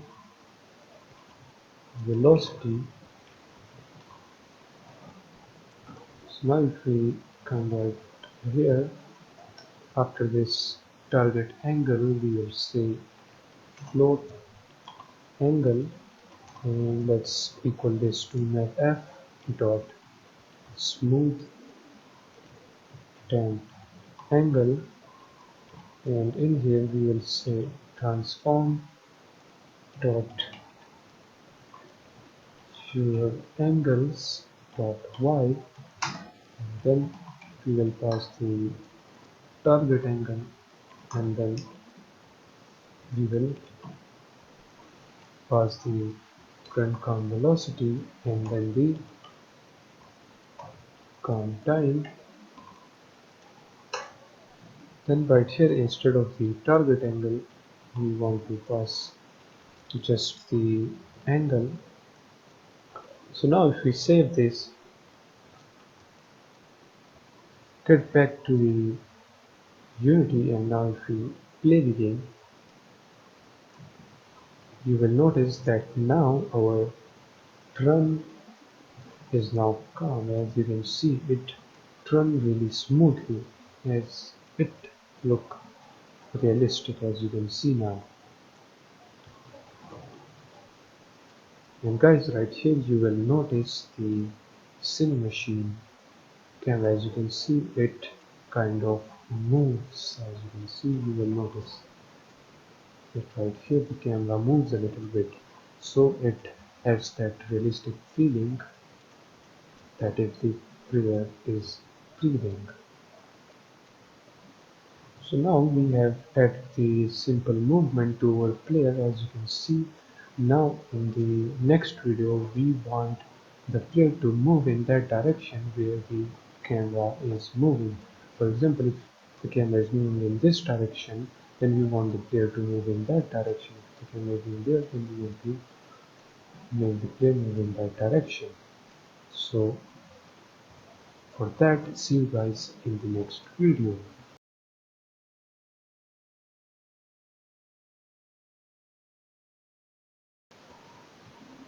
Hello and welcome back. So now in this video we want the player to move in that direction where our camera is facing.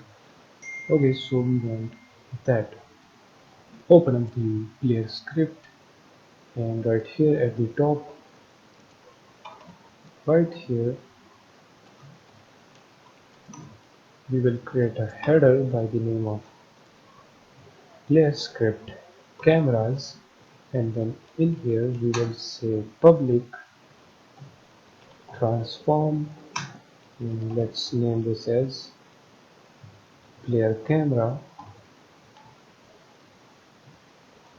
Then if we move down right here, we want to plus the player camera dot viewer angles dot y, and then right here we will create another vector 3 by the name of move direction, and this will be equals to quaternion dot either the first one will be 0f, and then we will pass the target angle, and then 0f again, and we will multiply it by the vector 3 dot forward, and that should give us the direction we want to move in. And then right here in the character controller dot move, instead of the direction dot normalize, now we will say move direction dot normalize. Now let us simply save this, and inside the Unity, now as you can see, we have this player script cameras. Right here we need to simply assign the main camera there, and if you save this, now let's play the game in the full window. So now as you can see, we can move up and down and from the left and right, as you can see. And now if we move the camera to that direction, as you can see, the player is moving in that direction, and it looks really beautiful like this. And guys, don't worry, we didn't add the animations to our player, so that's why the game looks a little bit old school, okay, but we will add that in the future videos, so don't worry about that. And also we need to add some more features to our player, for example jumping, and also we will add the gravity to our player. Okay, so with this done, see you guys in the next video.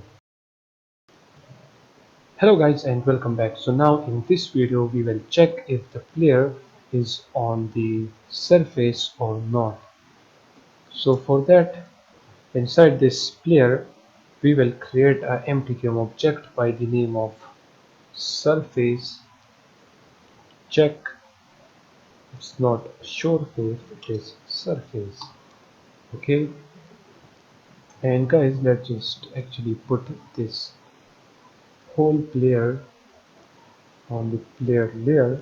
So we will say player, let's change this to player, yes, change children, and then tag this with the player tag. Okay, so now as you can see, our surface check is on the player layer. Now what we will do on the player script, right here at the top, we will create another header, and let's name this as player jumping and velocity. In here we will create a public transform, and let's name this as, why type short face, it is just surface. Okay, so surface check, we will name it, and then before jumping we will make sure that we are on the surface, or you can say on the ground. Okay, then we want the player to jump. So right here in the update, at the top right there, we will say on surface, and basically this on surface will be our bool. So let's just quickly create that at the top as well. So on surface, okay, so if the on surface is true, or you can say if yes, the player is on the surface of the ground. So for checking that, we will say physics dot check sphere. Let me remove this mouse cursor so that you see the text. Okay, so then we will say surface check dot position, and then we will say surface distance. So right here at the top, let's say public. First of all, create a, I think it's a layer mask. Okay, so we will say layer mask, and let's name this as surface mask, and then we will create a public float, and we will name this as surface distance, and by default this will be equals to 0.4f. And also at the top, create a vector 3 by the name of velocity. Okay, so you need these variables. So now after the surface distance, we will check the surface mask as well. Okay, so this will make sure that the player is on the surface, or you can say on the ground or not. And then we will say if the on surface is true and the velocity dot y is less than 0, yes, 0, then what we will do, we will simply reset the velocity. Okay, so we will set it to -2. And now let's add the jumping to our player. So for doing that, right here we will create a public float by the name of jump range, and set this to 1f. And if you notice right here, we have the two same headers, and basically this turn count velocity, we will remove that from there and actually paste it down below.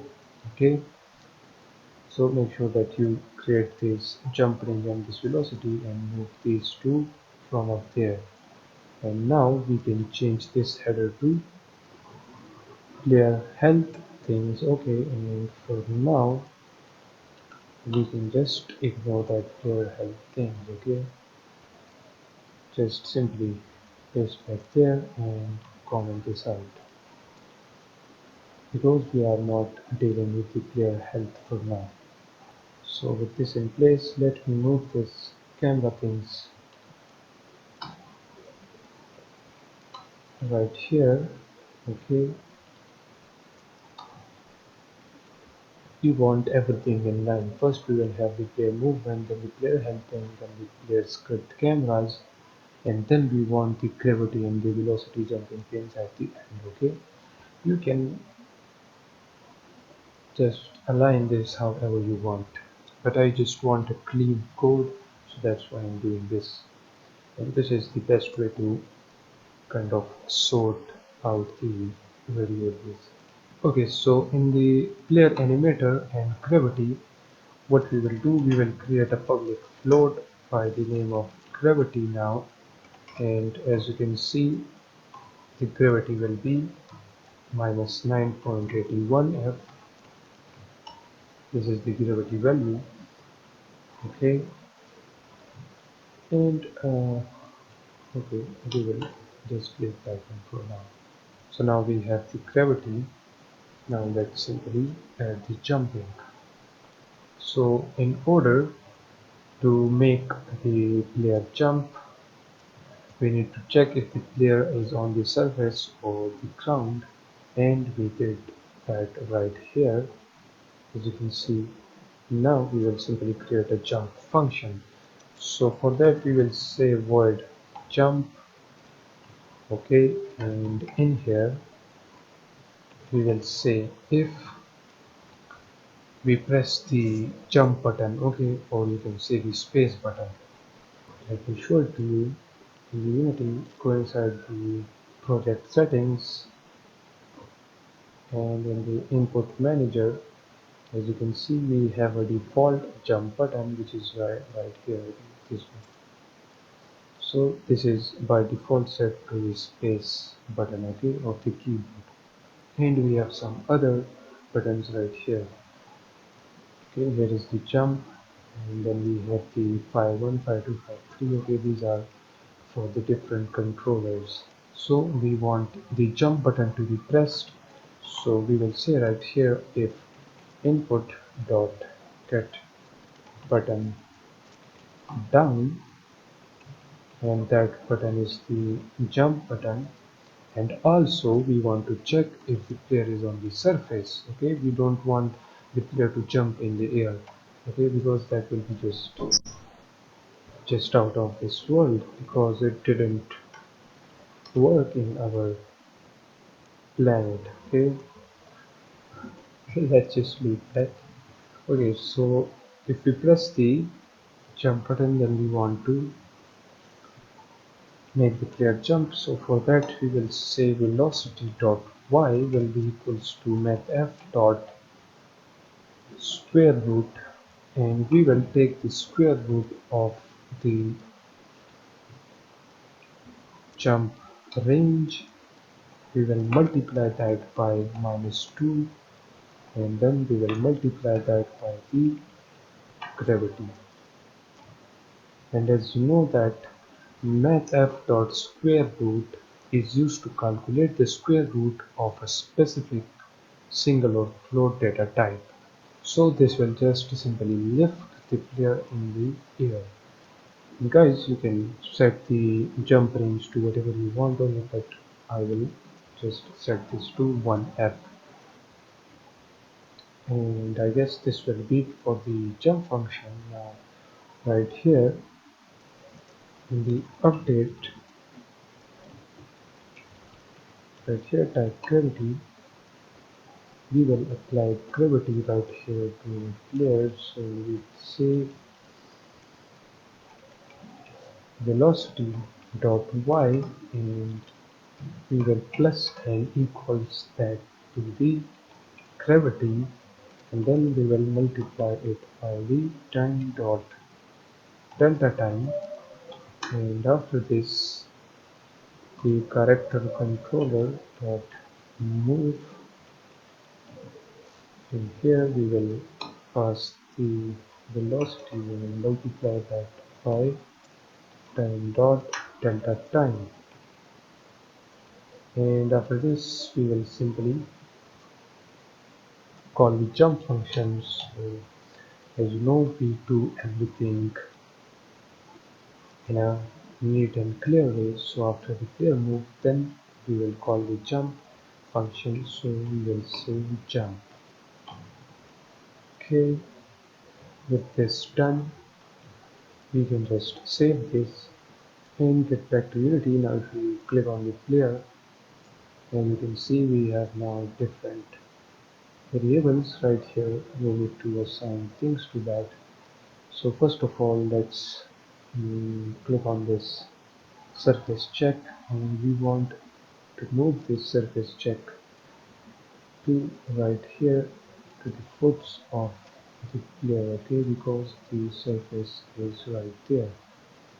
Okay, now click on the player. Let's assign the surface check, and that way we don't have the layer mask for the surface.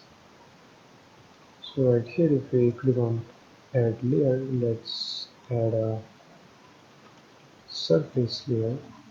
Okay, click on the player, let's assign the surface layer there, and don't test the game for now because we want to change the workable area for the player to the surface tab. Okay, so you can just simply select all of the workable area like this. Okay, select all of them like this,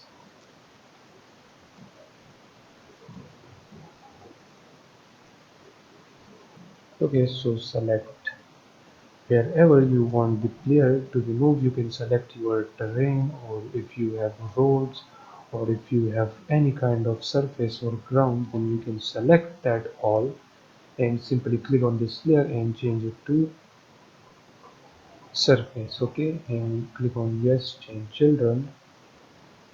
Now it is changed. Now let me focus on the player again. Now as you can see, we have everything assigned.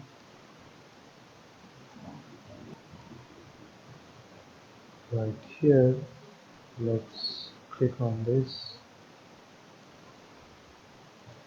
Let me move this to the ground. Okay.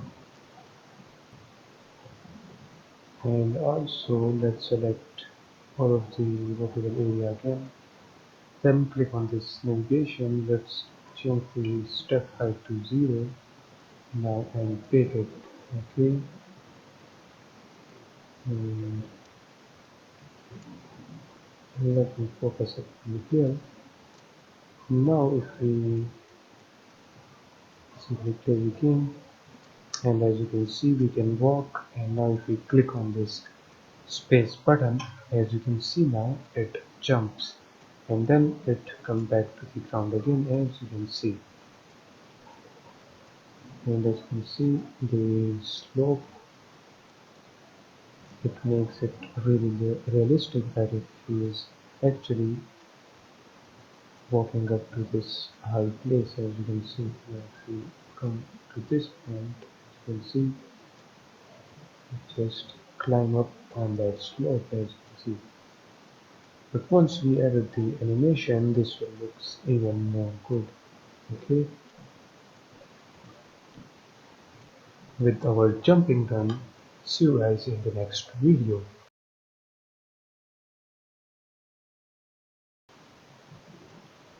Hello guys and welcome back. So in the previous video, as you saw, we have added the player movement. As you can see, our player can move and he can jump, but if you see down here, our player is actually not on the ground. As you can see, his legs are just simply disappeared. So in order to fix that, is if you check the player transform, it is above right here in the middle of the player body, and if you check the body, it is a little bit down below. So what we can do right here is move this outside the player. Okay, now you can see the difference. Okay, and we can simply move the player a little bit like that. Okay, and then we need to add the body and the surface check inside the player again. And now if we play the game, as you will notice, now our player is now on the ground.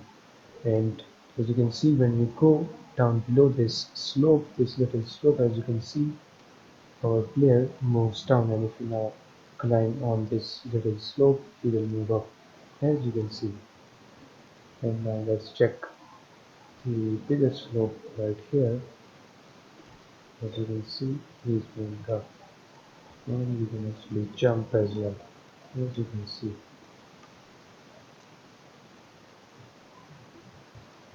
So this was basically just a short video to tell you guys, if you have any problems similar to this one, then you can actually fix that. Okay, and I hope you have fixed your problem similar to this one, and with this, catch you guys in the next video.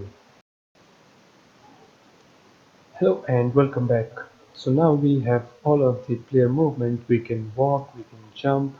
Now the next thing which we need to add is the sprint. So whenever we press the shift button, we want the player to run, or you can say to sprint. In order to do that, we need to open up the player script again, and right here at the top in the player movement header, we will simply create a public float, and let's name this as sprint, and by default this will be equals to 3f. Okay, now if we move down, as you can see, we have this player move, function, we can actually just copy this and paste it right here down below this jump, and we need to make some changes. But first of all, let me tell you guys that we don't have a button, okay, which is set on the shift. Okay, we don't have the sprint button right here. So in order to set the sprint button right here, I guess after this fire 2, as you can see, we have this fire 3 button. So actually we will change this to sprint, and as you can see, it is by default set to the left shift button. Okay, and we actually want that, and the positive button, let's just set this to G. Okay, save this. Now get back to the player move function, which we pasted down below, and change its name to sprint, and inside this sprint we need to wrap this code inside a if condition, and that if condition will be, let me do this. Okay,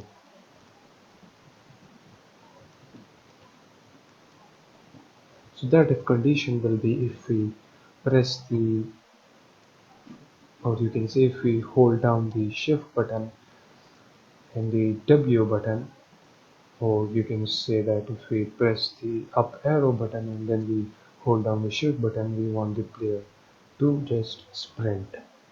Okay, so for that we will say input dot get button. We don't want the get button down. Okay, we want the get button, because the get button is set to by holding down the button. Okay, not just simply press it one time and then it will be activated. You need to hold the shift button in order to run, as you see in most of the games. So if someone press the sprint button, and also if he is holding down the W button, so the key code will be dot W. Okay, if someone is holding these two buttons, or if someone also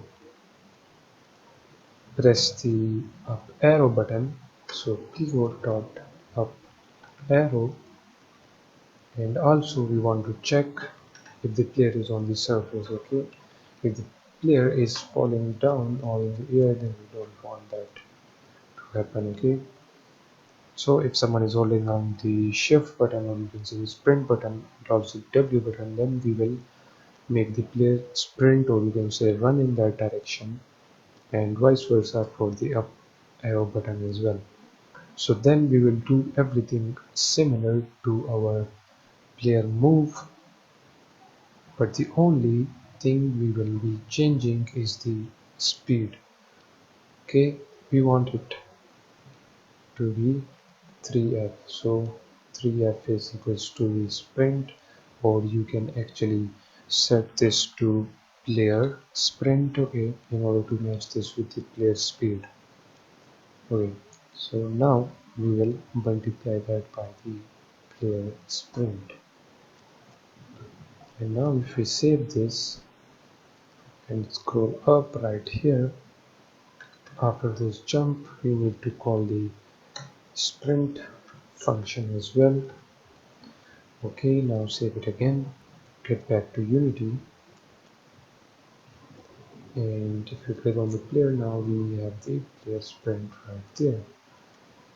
So now let's test this out. If we are holding down W, you can notice the speed, but now if we hold down the shift, as you can see, the speed just multiplied, and then when we release the shift button, as you can see, he is in the walking again, and if we press the shift, he is now running, he is walking, running, walking. Okay, So in this manner you can add sprinting to your character by just simply increase the player speed. Okay, by default the player speed will be 1.9, but when the player hold down the shift, then we will call this player sprint, which is 3. Okay, so it will increase the speed. And guys, you can change these values to whatever you want, for example 5 or 6 or whatever you want, but I will set this values like this. Okay, and if you are using my assets, okay, I mean to say that if you are using the similar assets as mine, okay, if you are using the PBR military pack, then I will suggest that you use these values as well. Then you will have a beautiful character controller like this one. Okay, he can jump, he can sprint, and he can walk. Now the only thing that is missing is the animations. So in the upcoming videos we will add animations to our character. For that, see you guys in the next video. Hello and welcome back. So guys, before moving forward and creating our gun script and allowing the player to shoot, we will need to add some animations in order to make our game look good. So in order to add animations, right here, first of all, if we open up this animator, as you can see, we don't have any controller for now. So if you go in here, then the soldier one, and if we get inside the animations, as you can see, we have this soldier controller, but we don't want that. We want to create our own controller. So for that, what we will do,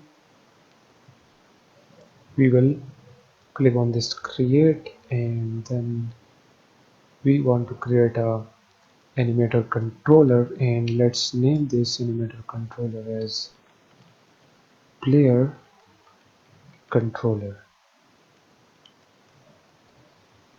Okay, now if we click on the player, we can drag and drop that in there. And now let's just simply double click on it. As you can see, here it is. Let me move this window outside. Okay, let's move this straight up there, the exact there, and then we enter. Okay, so now we need to drag and drop some animations from here. So the first one will be the idle. Let me just lock that there for now. Okay, so this is aiming shoot, this is aiming drag down, get hit. Okay, this is aiming idle. We just need the aiming, sorry, the idle. Okay, we need this animation. Whoops. Wait, make sure that you change this to loop time, then click on apply. Okay, change this to loop time and then click on apply. And now in here we will simply drag and drop it, and if I now play the game, you will notice that it will play this idle animation. As you can see, it is playing the idle animation. After this we need the jump animation. So here is the jump animation. We will drag and drop that there. Then we need the walk animation. So here is the walk animation. Let's drag and drop that there. And then we need the run. So here is the run animation. Now we need the aiming animation. Okay, when we press the right mouse button, then we want the player to aim. So for that we need the idle aiming, and I think it is this one. Okay, idle aiming. Let's drag and drop that there. We also need the shoot animation, and now you will say that we will use this single shot, but no, I test this animation out, it doesn't look good because we have a machine which fire continuously, okay, and as you can guess by the name of this animation, which is single shot, so it will not match our game. So what we will do, we will use this aiming idle, okay. So we will drag and drop that in there and just change the name to shooting, or just shoot like that, okay, and make sure that the motion is aiming idle, okay, you don't need to change that. And if you've seen the introductory video, we can also shoot and walk. So for that we need the, I think it's the idle run, okay, aim idle run, okay, aim and walk, I think it is this one, okay. So we need this one as well, and we can change its name to shoot walk. Then we need the aiming walk as well, okay, this one, because also we want to aim and also we want to allow the player to walk, okay. So we need this one now as well. So let me see. Oops. Okay. Let me check. Okay, we have all different types of animations now. The next two which we need is, I guess, the TED and the reloading. So for the TED, we will use the TED animation. Where is it? It was somewhere right here. Okay, let's check. Aiming dead. No, we don't want that. We just want the TED. Okay, this one. So we will drag and drop that in there, and then we need the reload, and the reload, it is, I guess, this one, okay. So we will drag and drop that in there. So now we have 9 different types of animations. Now let's just set these all into place. Let me move this walk in this one right here. Let me move this one right here, this one here. Then we have the shoot and the idle. We have the jump right there. Then we have this dead. So first of all, make a transition from the idle to walk, and then from the walk to idle. Then make a transition from walk to run, and from run to walk. Then you can also make the transition from idle to run. And guys, I will tell you that you need to be really careful right here, okay? So follow me step by step. Okay, so make a transition from idle to run, and then from the run back to the idle. Okay, then let's make a transition from the idle to jump, from the jump to idle. Let me move these right down below. Okay, let's make them all in place now. Now make a transition from walk to aiming idle, and then from aiming idle to walk. Then make a transition from idle to aiming walk, and then from aiming walk to the aiming idle. There are a lot of transition going on, okay, so guys, make sure that you follow me step by step. So once that is done, we will also make a transition from the jump to the walk, and from the walk to the jump, like that. And let me move them accordingly so that you guys can see okay clearly that here are all of the transition going on. Then guys make transition from walk to shoot walk, and from shoot walk back to the walk, then from the walk to aiming walk, and then from the aiming walk to the walk. Okay, let me move it there so that you see the transition here. Now let's make a transition from idle to aiming idle, and then from aiming idle to idle, then from the idle to shoot, and from the shoot to idle. Okay,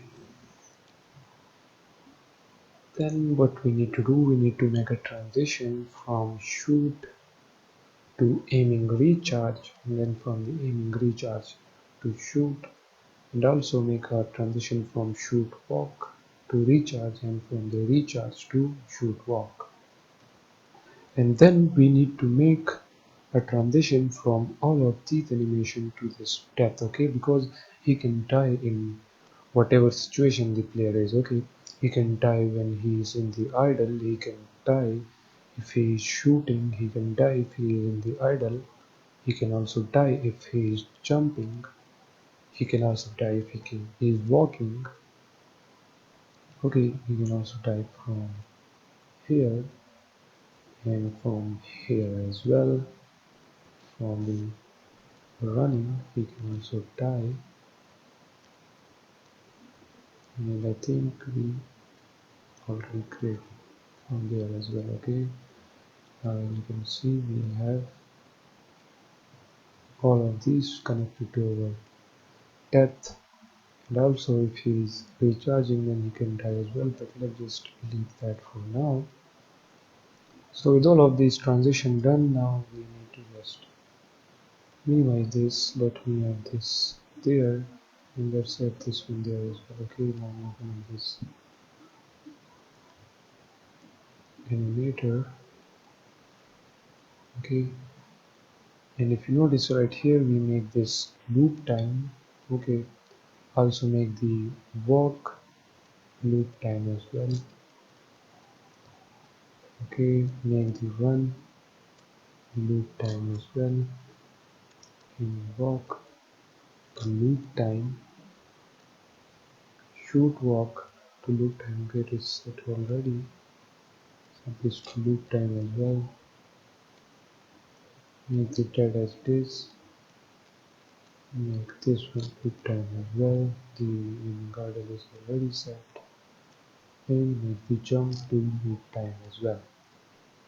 So with our transition done now, in the next video we will create the required parameters for this animator. So see you guys in the next video.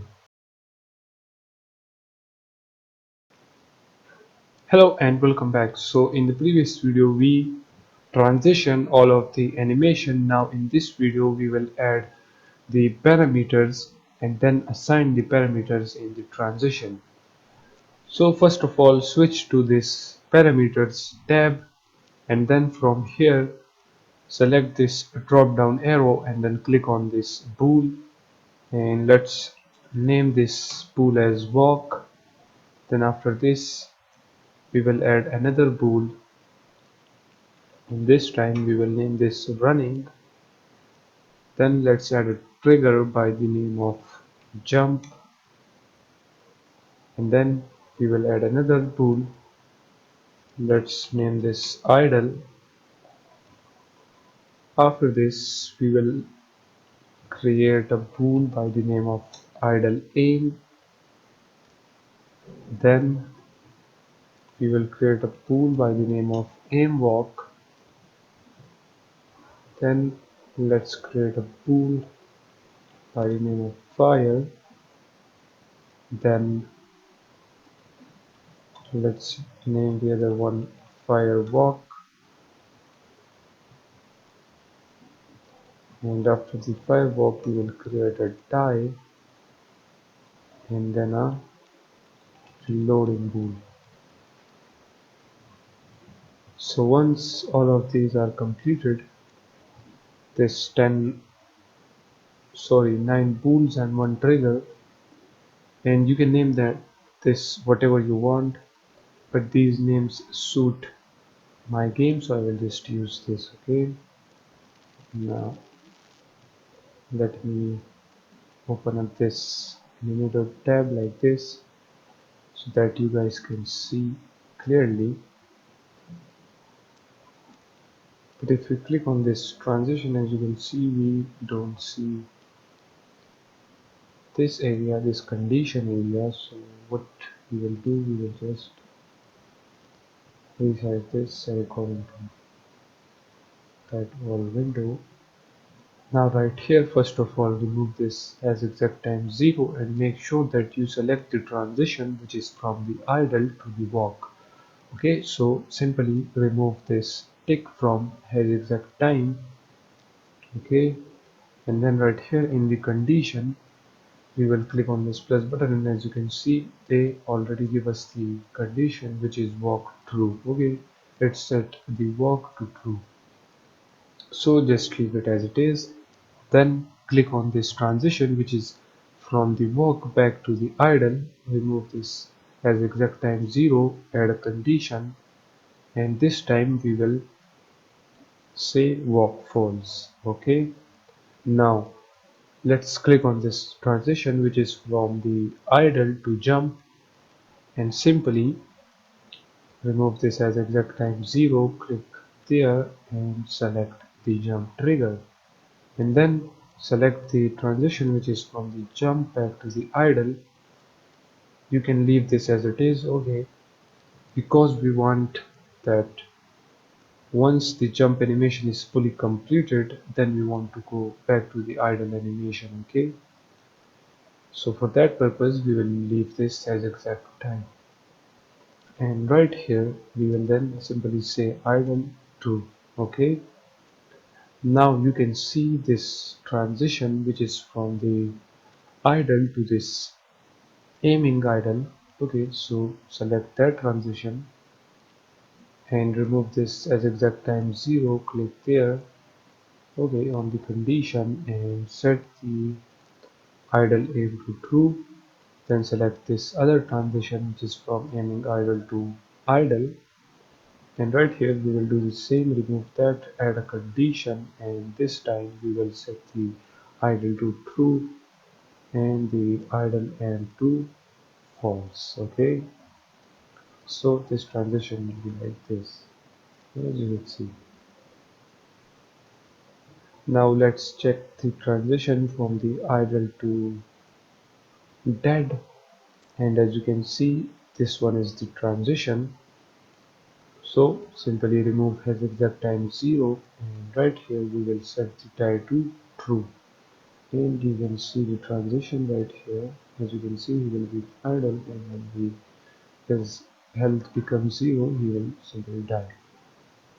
Now select this transition which is from the idle to shoot. Okay, this one, as you can see, this blue highlighted one, remove this as exact time 0, and right here we will set the fire to true, and then select this transition. Just leave this as exact time as it is, but this time make the idle true. Okay, because when he finish shooting we want him back in the idle animation like that.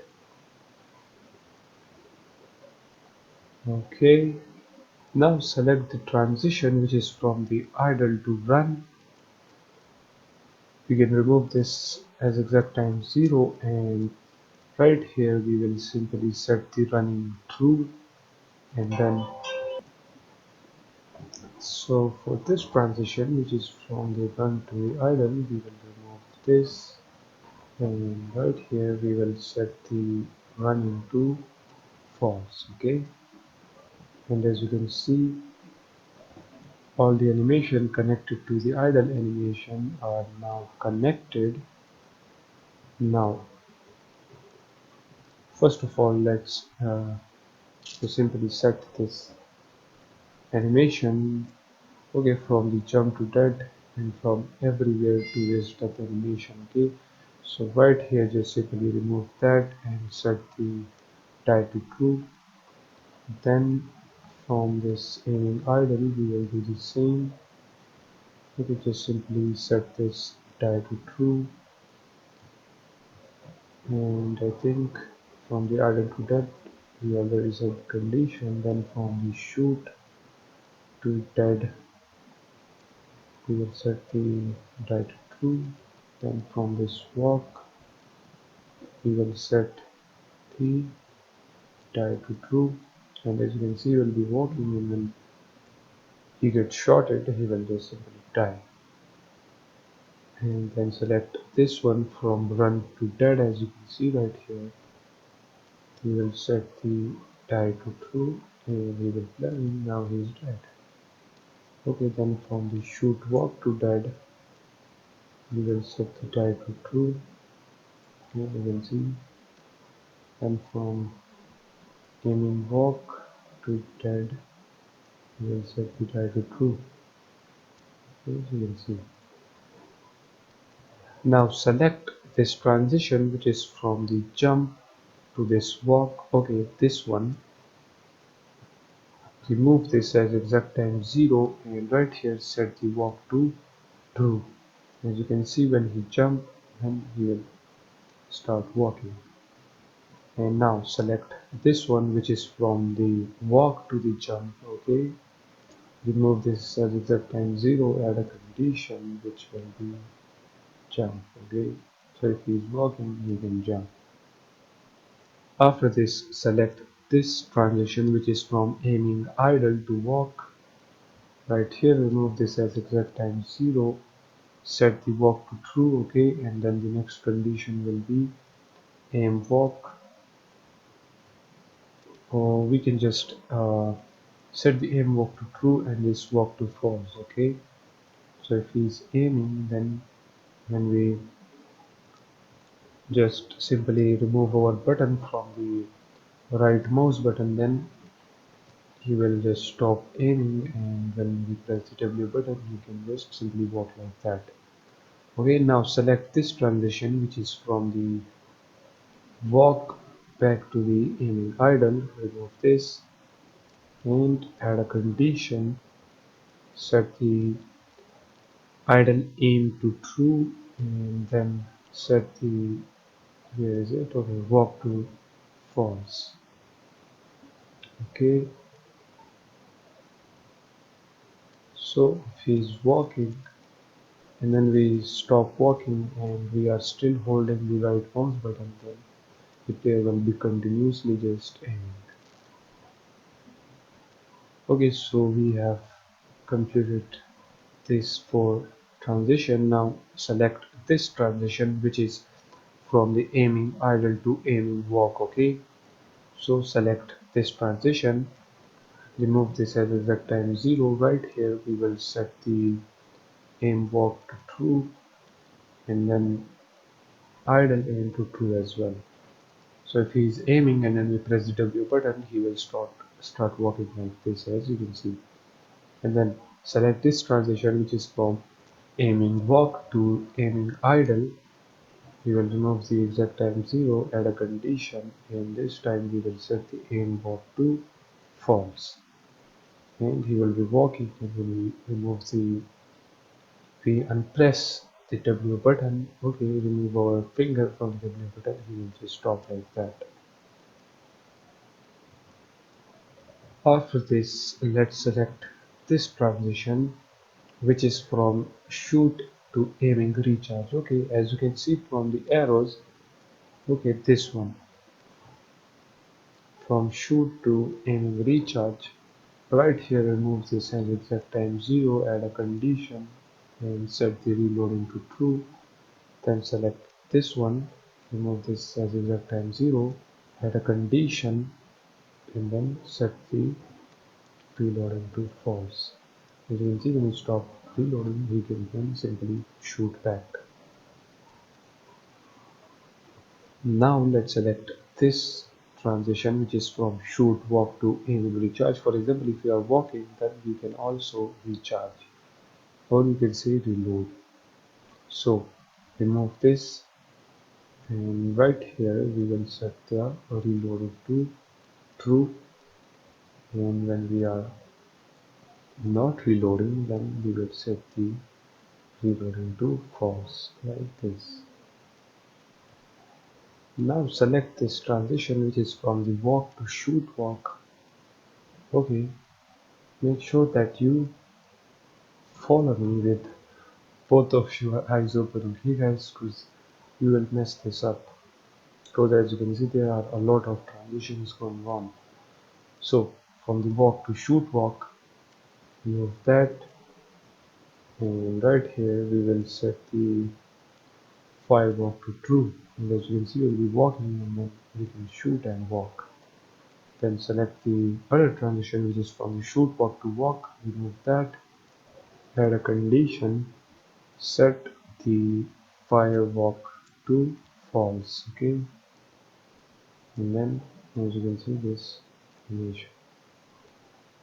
And now select this transition which is from the walk to run. As always, remove the as effect time 0, set the running to true, and then remove that, add a condition, and set the walk to true. He will be running, then he can walk again. Now select this transition which is from the walk to aiming walk, remove as exact time 0. Okay, make sure that this transition that you selected from walk to aiming walk, and set the aim walk to true, and then select this transition, remove that, and set the aim walk to false. As you can see, I'm aiming and walking, and then we can walk again.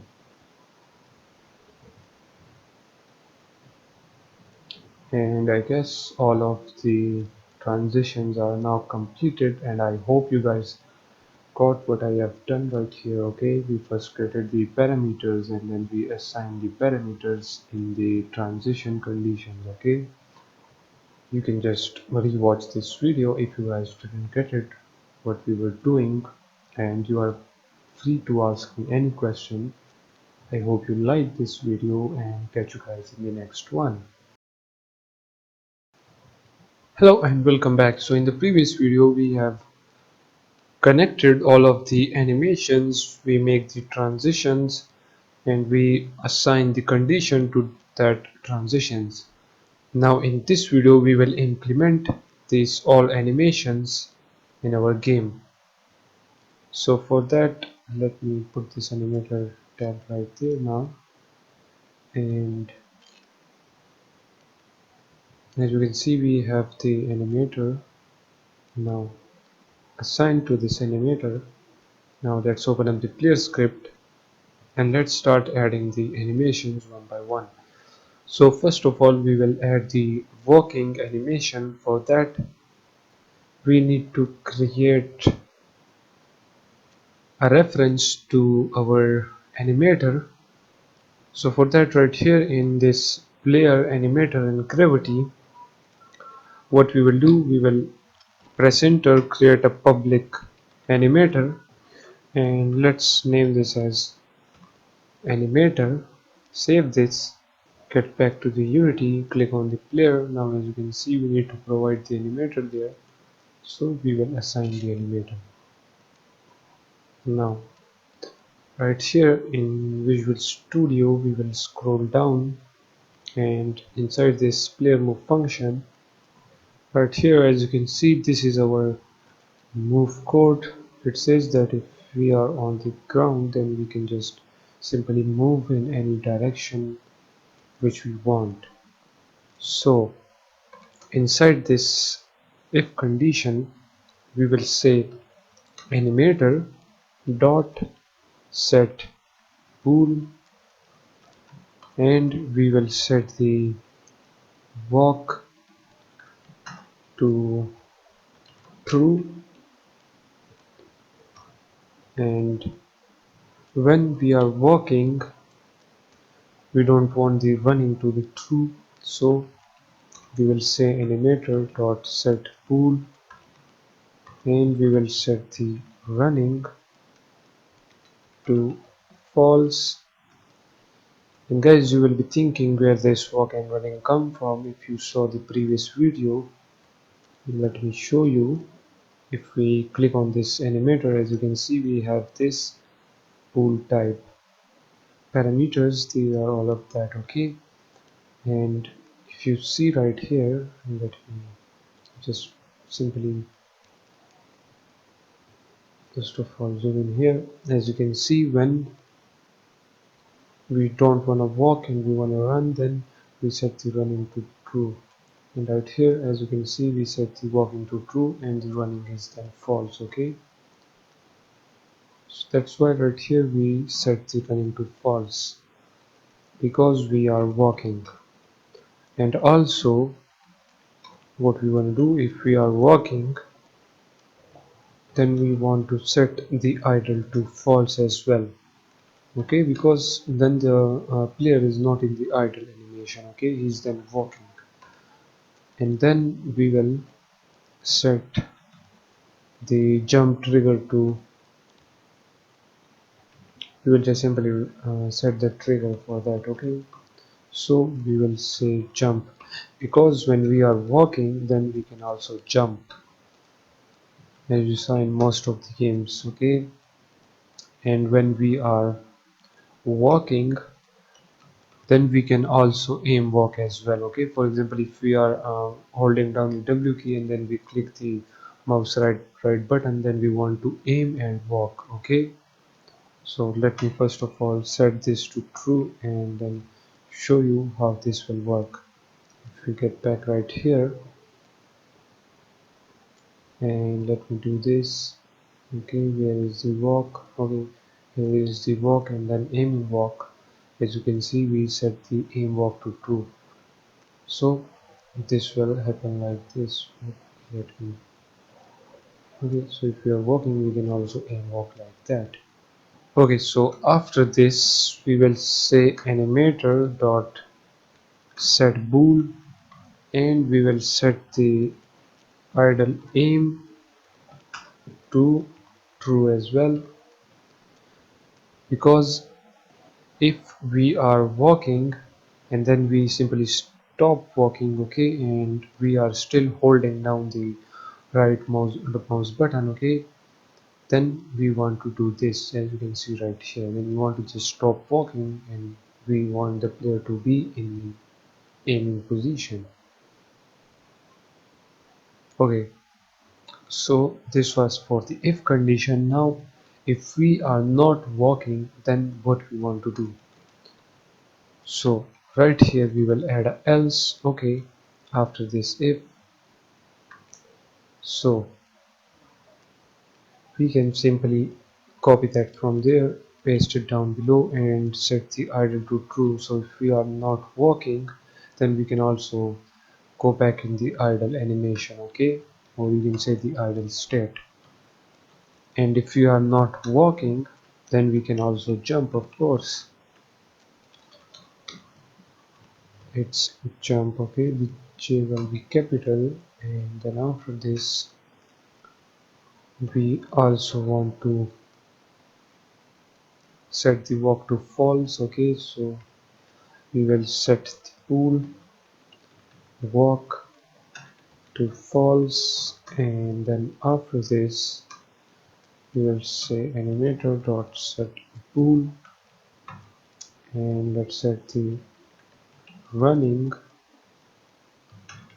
to false, and after this we will set the aim walk to false as well, because if you are not walking, then we don't want to aim walk as well, we just want to aim. Okay, let me change this to bool, okay, not trigger, it's bool. Okay, so after this let's type the animation for the jump as well. So right here inside this jump function, so if you press down the jump button, then we want to play the animation. So the first thing which we want to do is to set the walking to false, okay, because we don't want to walk when we are in the air jumping. And then we simply want to jump, okay, and then in the else block we will say animator.set trigger jump, okay, that is it for the jump. After this, now let's do for the sprint as well. So inside this if condition we will say that if we are running, then what we want to do, we want to set the running bool to true, and we want the idle walk and idle aim false, okay, because then we simply just want to focus on running. And then if we are not running, what we will do then in the else block we will simply set the idle to false and walk to false as well. Let me now scroll up.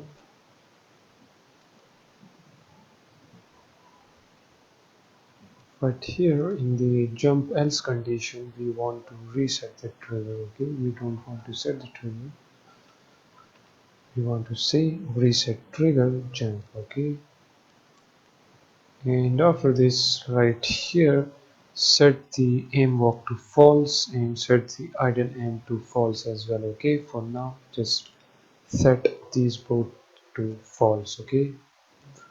So this is for moving or walking if you say, and this is for not walking. And these animations are for the jump and these are for the sprint, okay, or running. So just save all of this now, get back to Unity. Let me click on this animator.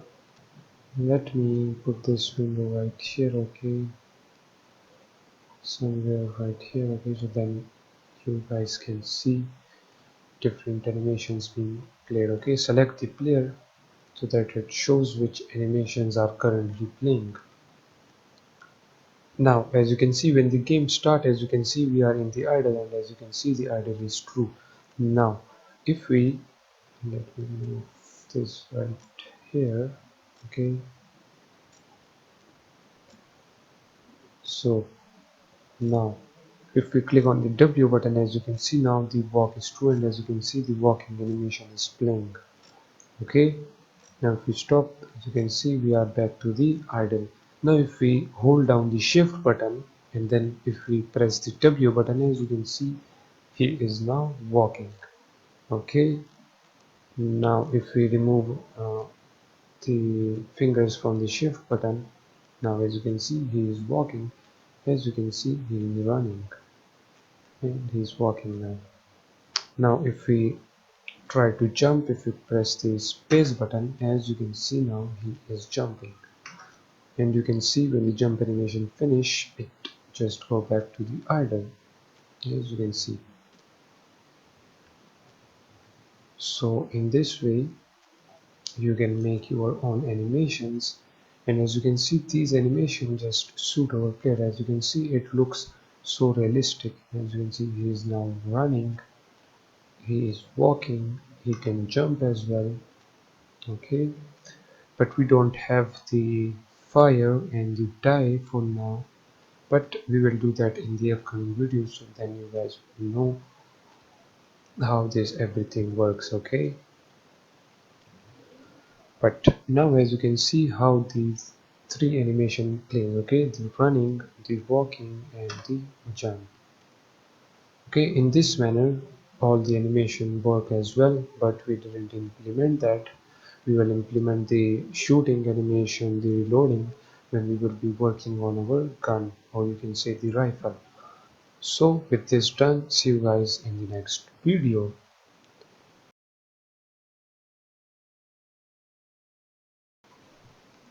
Hello guys and welcome back. So in the previous video, as you know that we have completed our animation for the player character, and now in this video we will start working on our rifle.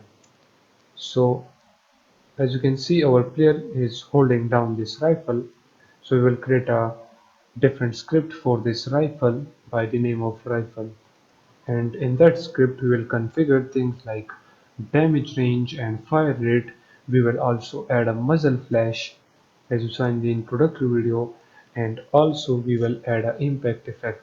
For example, if we hit the enemy, then we want to show the blood effect, and if we hit the drone, we want to show that sparkle effect. Okay, so with this done, right here in the scripts folder we will create another script by the name of rifle and open up this player game object. Then inside this body we have this Tommy gun mesh, and we will simply drag and drop that script there. And now let's open up this script in Visual Studio Code. Right here we don't need this start function, but here we will add few headers for different variables, game objects and audio clips. So the first header will be the rifle things. Right here we will store all of the variables for the damage and the shooting range, fire charge, and etc. etc. Then we will add a header which will be rifle ammunition and shooting. Then the next header will be rifle effect, and then we will have a header by the name of sounds and UI. So we are going to need a few variables for our rifle. So firstly we want to adjust the amount of damage that our player, or you can say the player rifle, will inflict to our opponent, or you can say the enemy. So right here in the rifle things we will create a public float by the name of give damage of, and by default set this equals to 10f. We also want a shooting range because we want to hit that objects or enemies which will be in the shooting range. Okay, we don't want to shoot to infinity levels. Okay, we want to add a restriction on that. So we will create a public float, and let's name this as shooting range and set this equals to 100f. After this, in order to shoot, we need to get some input. Okay, for example the mouse left button. Right here in the update function we will say if input dot get button down, and that button is the fire 1, and if you remember this fire 1 is the default button set by Unity. This button is attached to the left mouse button. Okay, so unless you change this, it is going to be the left mouse button. So after this, let's open up some curly brackets, and in here we will type all of the shooting code. But as you know, if you type all of the shooting code in the update function, then the code will be just inappropriate, and some of you guys might not understand. So for that, we are going to create a different function for shooting, and we will name that function as shoot. Now let's just copy this, and after this update we will say void shoot, and in here we will put all of our shooting code. And as I told you, in order to shoot we will use the raycast. So let me just comment this out, and in Unity right here, as you can see, we have this main camera right here behind the player on the left side. So what we will do, we will be shooting out a raycast, and that raycast will be invisible starting from this main camera and then in the forward direction in which the player is facing. As you can see, he is facing that side, so it will create a raycast in this forward direction, and we will restrict that raycast to the shooting range. Okay, 100. And if the raycast hits something which is inside this shooting range, then we want to show that object name. For example, if we hit this vehicle, then we want to show the vehicle name, and if we hit the enemy, we want to show that enemy name. So this is just a basic code for shooting, and I hope you understand now how this shooting with raycast will happen. Okay, it will raycast invisible ray from this main camera in the forward direction, and that raycast will be restricted by the shooting range. So for example, if the shooting range is 100 and that is right here, okay, to this pole, then whatever inside this shooting range get hit, we will show that object name. Okay, and then in the future videos, if we shoot the enemy, then we will decrease the enemy health unless the enemy die. So now, in order to shoot a raycast from the camera, we need a reference. So right here in the script, we will add another public camera, and let's name this camera in small letters. Okay, and if we now click on this toggle mesh, as you can see, we have the KF damage off and the shooting range. And let's assign the main camera there. Right here in the shoot function, let's go ahead and create a new raycast hit, and let's name this as hit info.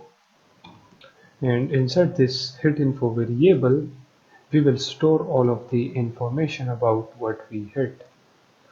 Now after this, in order to shoot out an array, we will type inside the if condition physics dot raycast, and we want to create an invisible ray from our main camera, and this raycast need four parameters. So the first one will be the camera.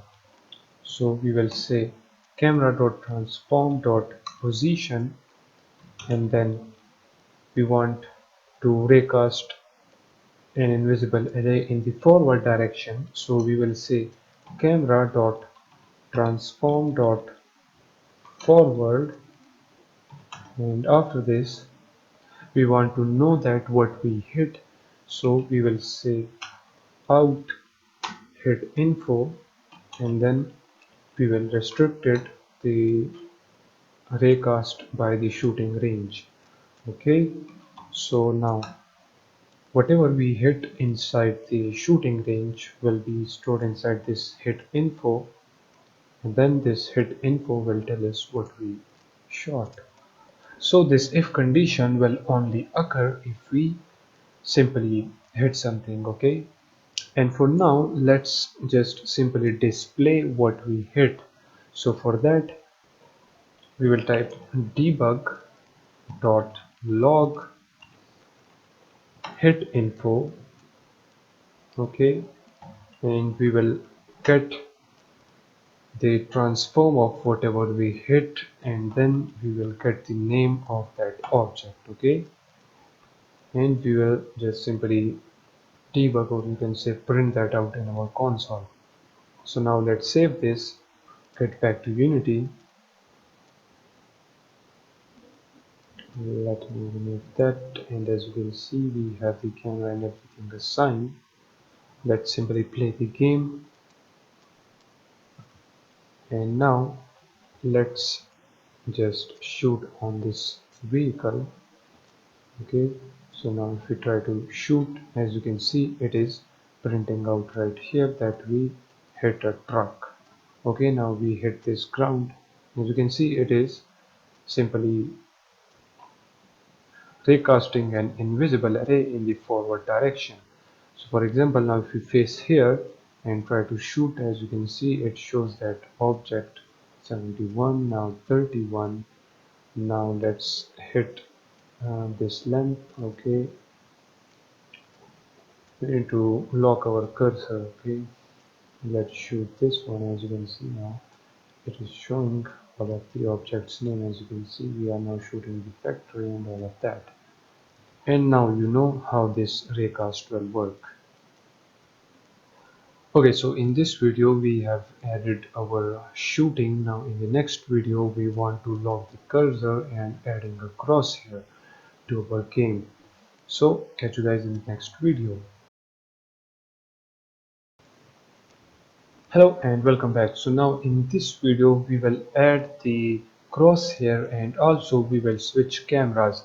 So for example, if we are normally walking and we are in the third person Cinemachine camera like this, then we want to show a bigger crosshair, and when we press the mouse right button, or you can say the fire to button, then we will activate the aim camera and we will change the crosshair size as well. So for that, right here in the scripts, we will create another script by the name of switch camera, and in the switch camera we will type all of the code, but first of all on the player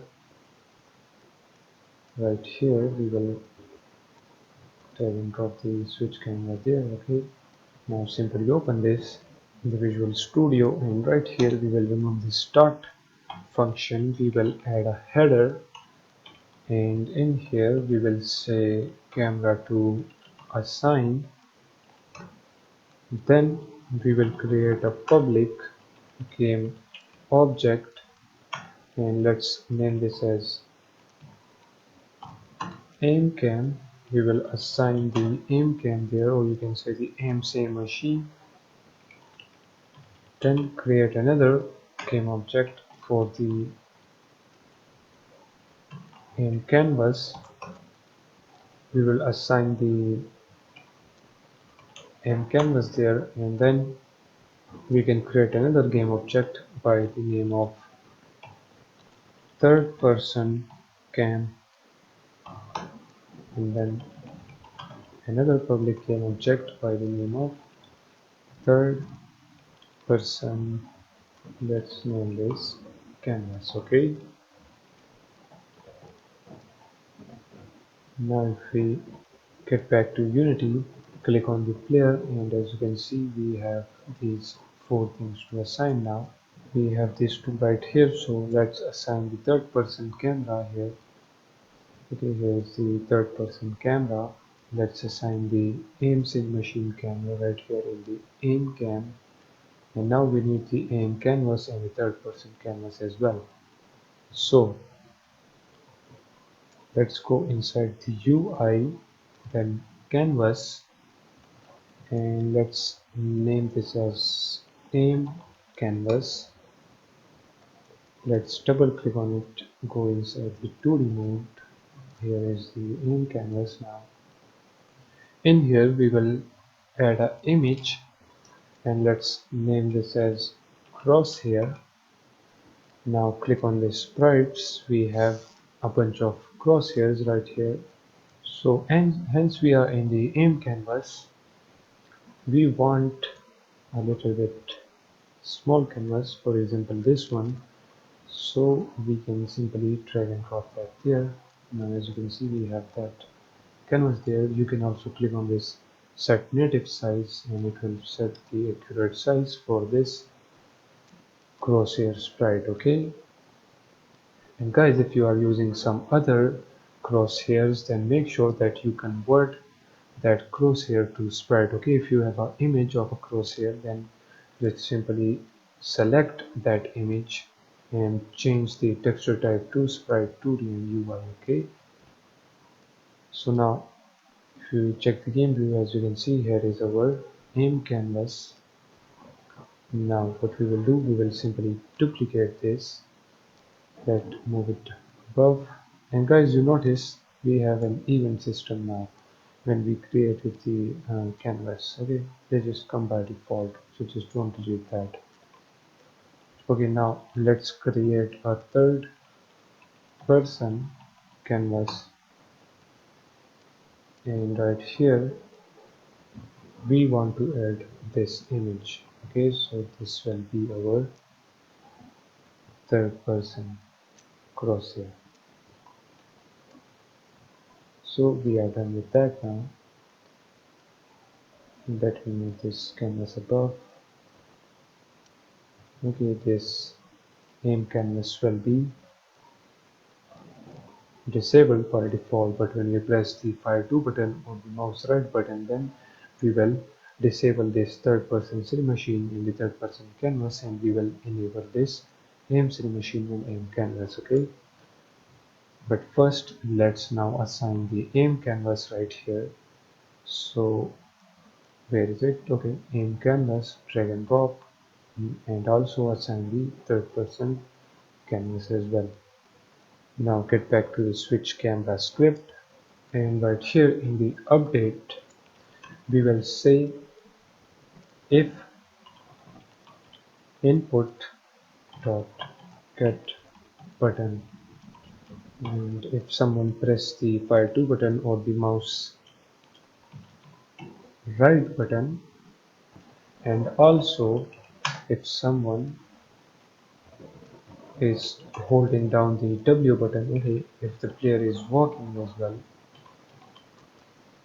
so we will say get key, and we will say key code dot W. Okay, if someone is holding down the fire 2 button and the W button, or if someone is holding down the up arrow key, so for that make sure to change that to dot. Okay, so get key, and the key for this time will be up arrow. Then what we want to do, we want to disable the third person cam and the third person canvas, and we want to enable the aim camera and the aim canvas. So for that we will say third person cam dot set active, and what we will do, we will set the active to false. Okay, and then the third person canvas dot set active, and let's set this to false as well.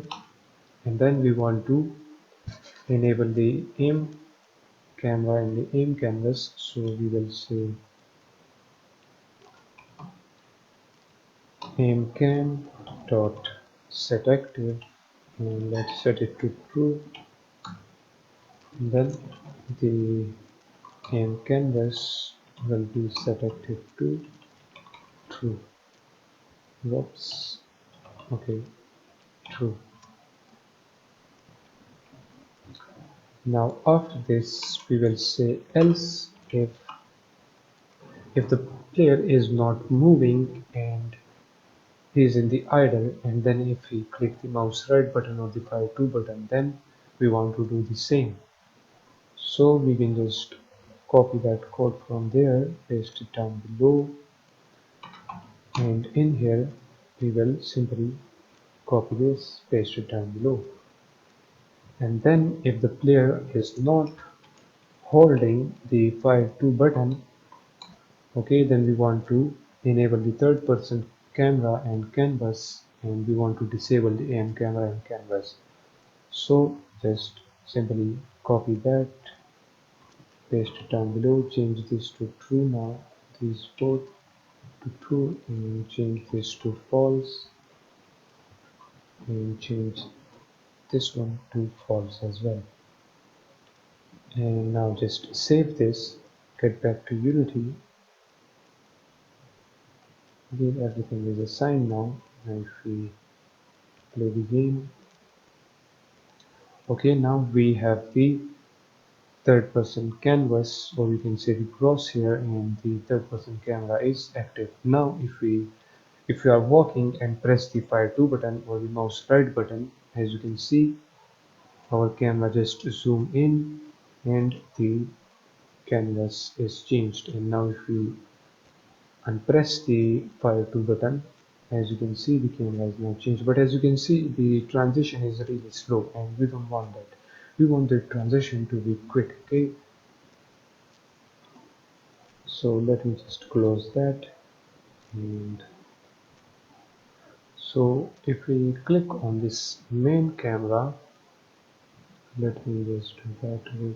Inside this Cinemachine brain, as you can see, we have this default blend, and it is set by default to ease in out, and the seconds are 2. So let's change the seconds to 0.01, and now if we play the game, as you can see, if we are walking and press the fire 2 button, now as you can see, we are in the aim Cinemachine and the aim canvas is on, and you can see right here in the hierarchy that two are disabled and these two are now enabled. Okay, now if we remove the finger from it, and as you can see, it is now changed to third person Cinemachine and canvas. We stop walking and then simply click on fire 2. As you can see, it works. It changed between the two cameras. So now we are zooming. Okay, and actually you can change this to whatever you want, for example hard aim. Okay, so feel free to change that and add your own blend. Okay, but for now I will just leave this as ease in out, because that is really a smooth transition between the two cameras, as you can see.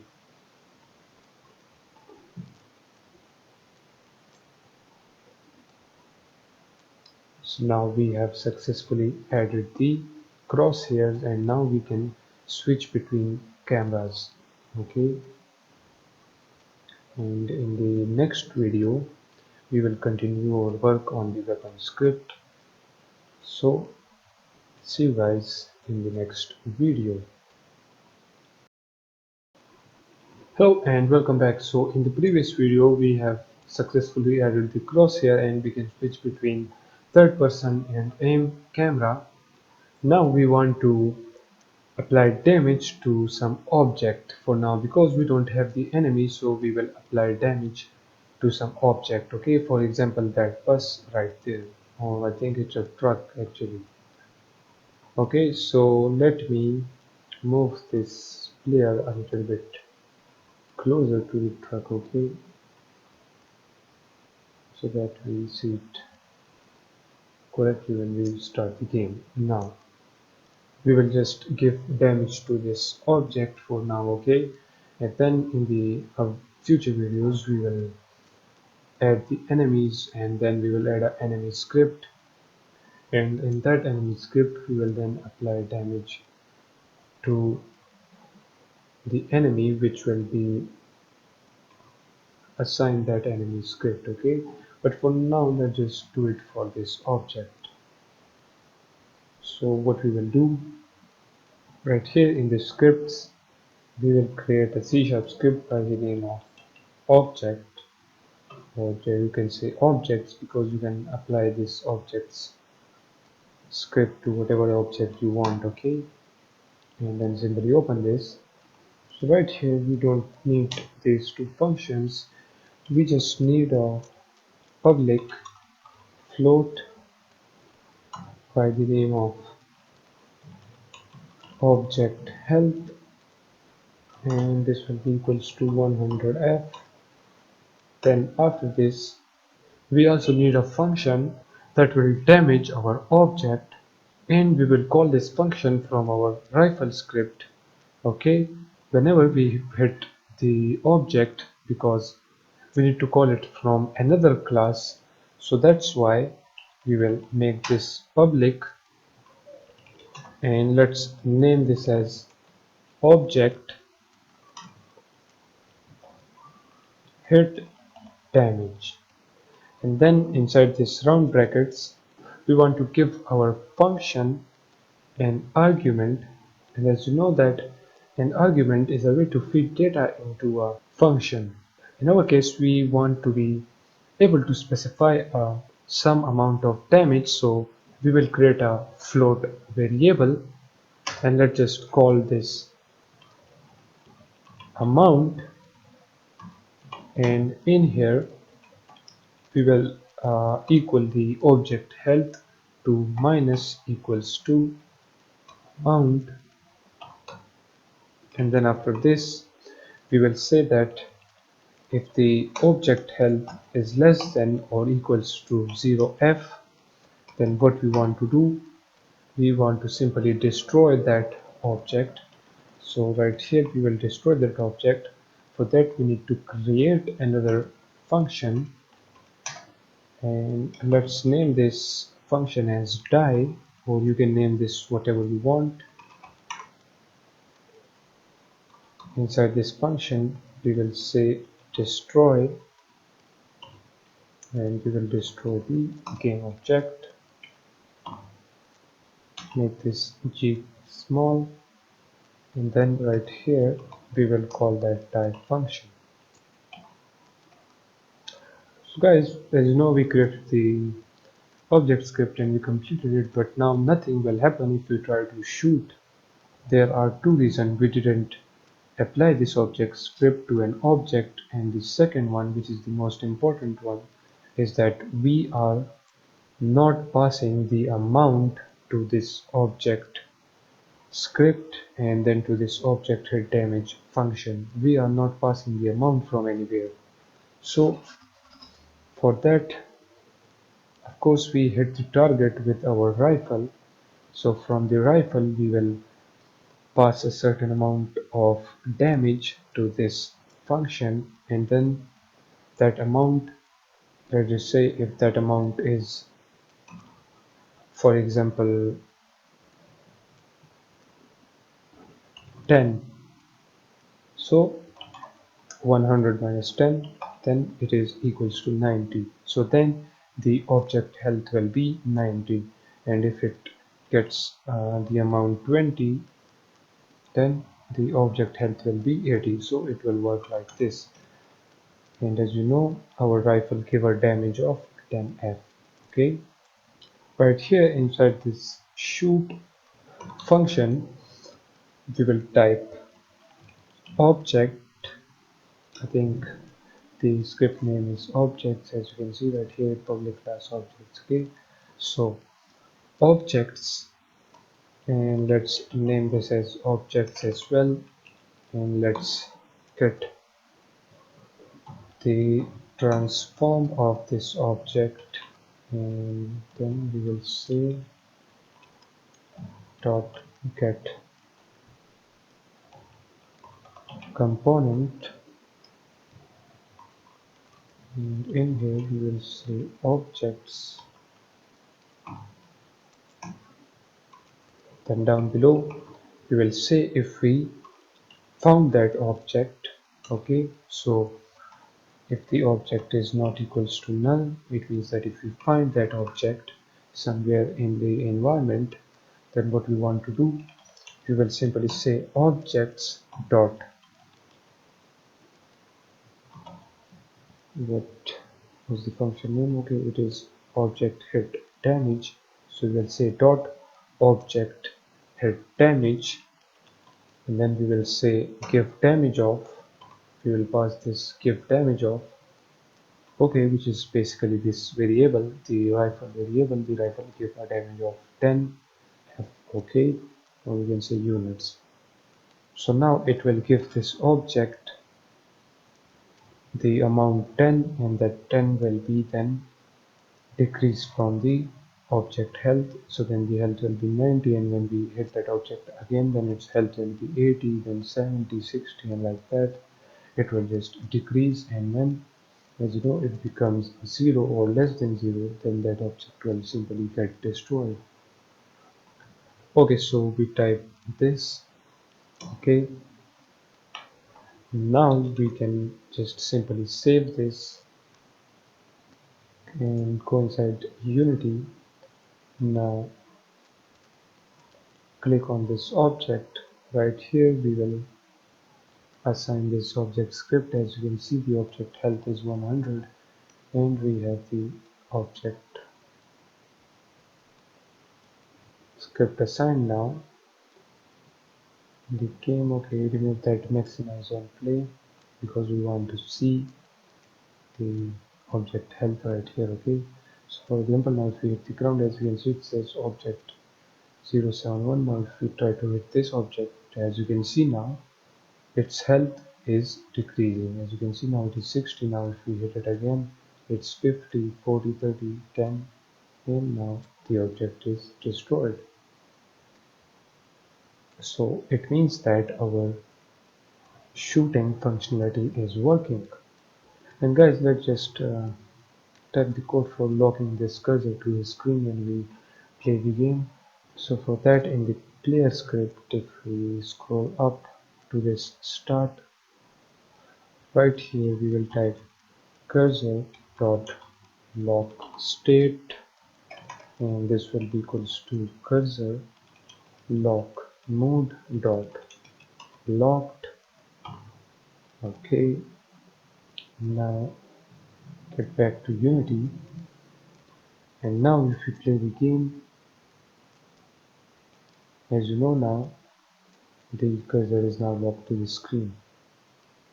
As you can see, when we try to hit the truck, as you can see, the truck is now just gone. So this is it for this video.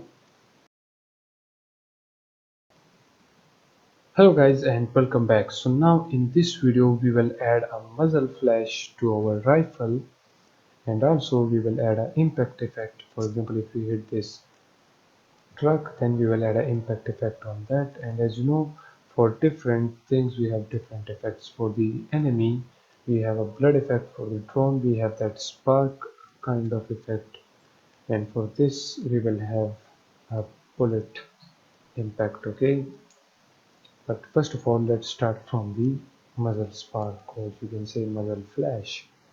If you open up the asset store, you can find this war effects, or you can use your own particle system. Okay, you are feel free to do that, but if you are following me, then I use this war effects. You can just simply add this to your assets, and then you can add this inside your Unity project. Okay, shout out to the creator of this Unity asset. As you can see, here is the file size. Okay, you can download it and you can just play around with it and make your own particle systems. Okay, and let me tell you guys that I don't own any of the assets in this game. Okay, I just own this warehouse. Okay, and these all assets are freely available on the asset store. You can download it or whatever you want, or you can use your own assets, your own environment, your own enemies, player, and whatever you want. Okay, so right here you can see this render file, which is Mother Spark. I will extract this here, and as you can see we have a prefabs folder, and then we have this JMO assets. This is basically this asset. Okay, but I created some of my own. Okay, I kind of redesigned the particle system inside this JMO asset, and as you can see these are that effects. Okay, and we need this GMO asset for this, or else it will not work. Okay, so what I will do, I will select all of these and drag and drop it inside the prefabs folder like that, and then I will simply drag and drop this inside this main assets folder.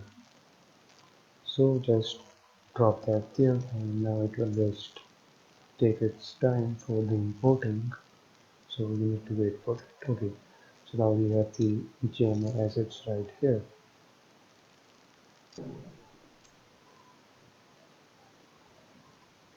Okay, and if you see in here, there are different types of effect. Okay, for example, for the fire you can find different types of effects. As you can see, you can just redesign them and make your own out of this all. Okay, and as you can see, I have created my own effects out of that. Okay, we have the impact effect, different types of effect. Okay, we have the, okay, this is the particle light.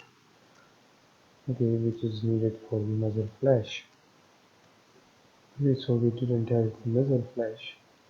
Let me go back. Where is it? Here is the muzzle spark, or we can say muzzle flash. but I will call it muzzle spark. Just simply drag and drop that in here. And as you can see, I have this muzzle spark right here. So now we have everything right here. Let me decrease the scale of this muzzle spark. As you can see, it was really big when we added it. Let me move it up here. Okay, change the scale to 1 and click on this and click on apply all. Okay, now we can click on this unpack completely. Now go inside the player, then the body, and right here drag and drop this muzzle spark inside this Tommy gun mesh. Okay, because the muzzle spark will move that according to the gun. Okay, so let me add that there.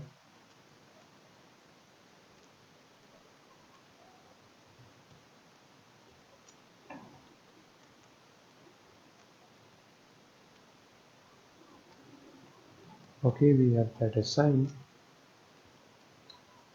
Now let's type code for it in the rifle script, and then inside this header, which is rifle effects, we will first of all need a basically we will need to assign the particle system.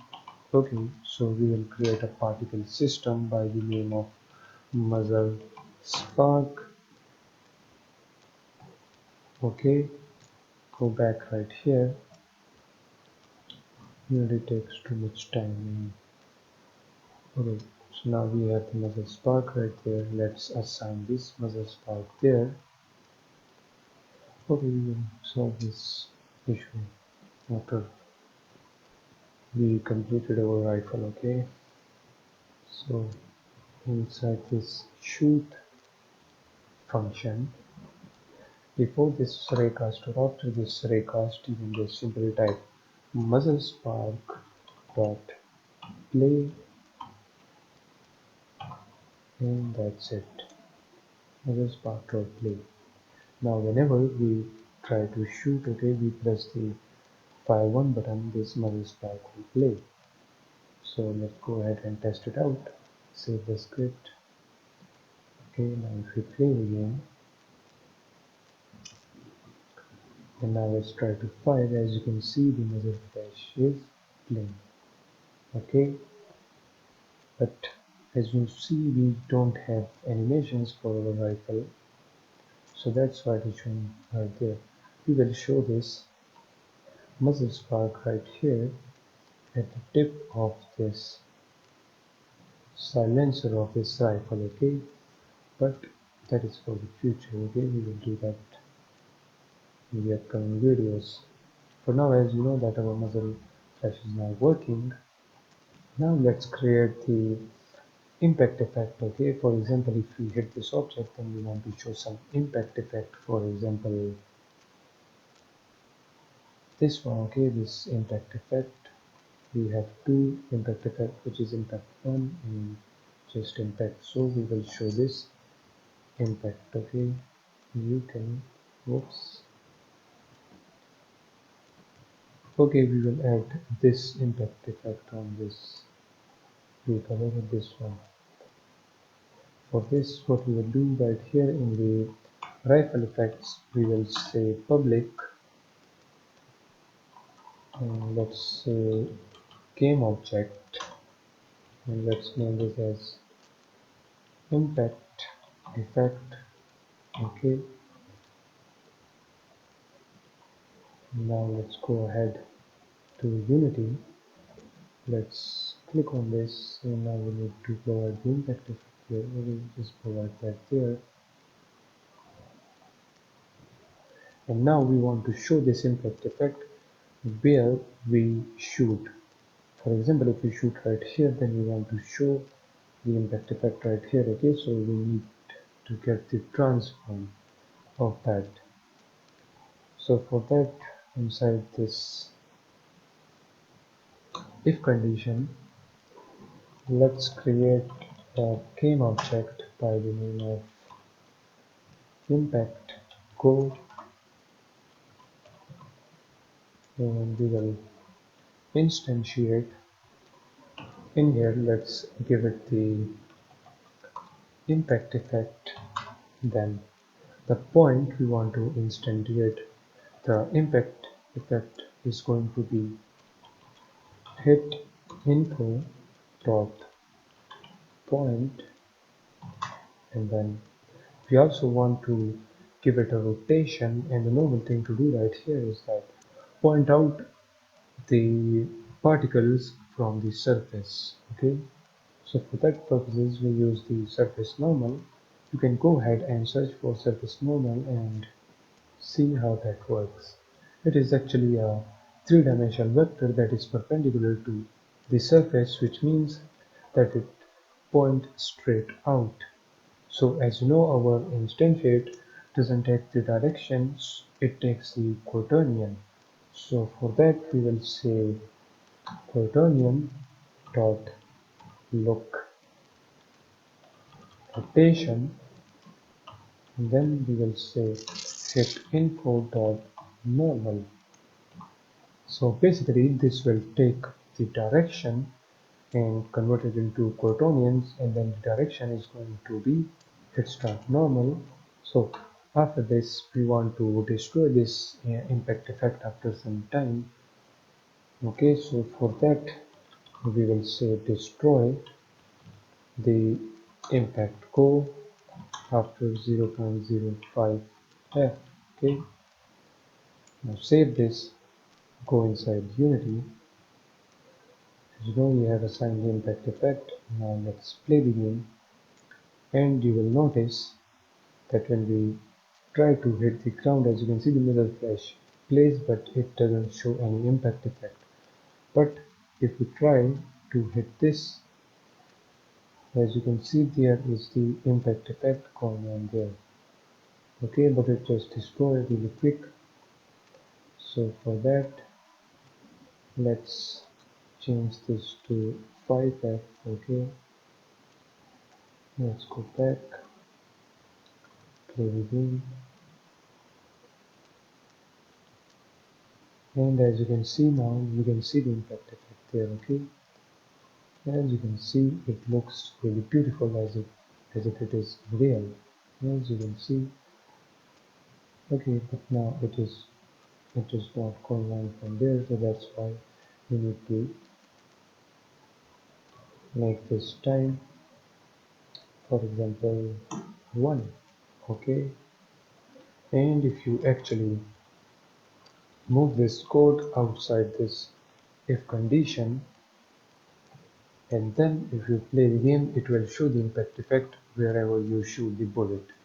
As you can see, it shows the impact effect everywhere, as you can see. Okay, if you want to add some default impact effect for everywhere right here, then you can do that. But I just want the impact effect on the enemies and then on this object as well, this truck. So that's why I keep this code inside this if condition. Okay, inside this if condition, in which we say that if it is the object, then we want to damage that object, and also we want to show the impact effect on that object. Okay, and for example, if you want to show uh, impact effect on whatever you hit, then you can just simply type that code outside the if condition. Okay, I hope you now get it how to add the muzzle flash and impact effect. With this done, see you guys in the next video. Hello guys and welcome back. So in the previous video we have added the muzzle flash, as you can see, and we have the impact effect. So currently we are able to shoot as fast as we can click the mouse left button. Normally you want to have a limit on how quickly you can shoot a rifle, and also we want a mag, or you can say magazine system in our rifle. So in this video we will add a limit on how quickly we can shoot. And as you can see right now, our rifle is in single shot.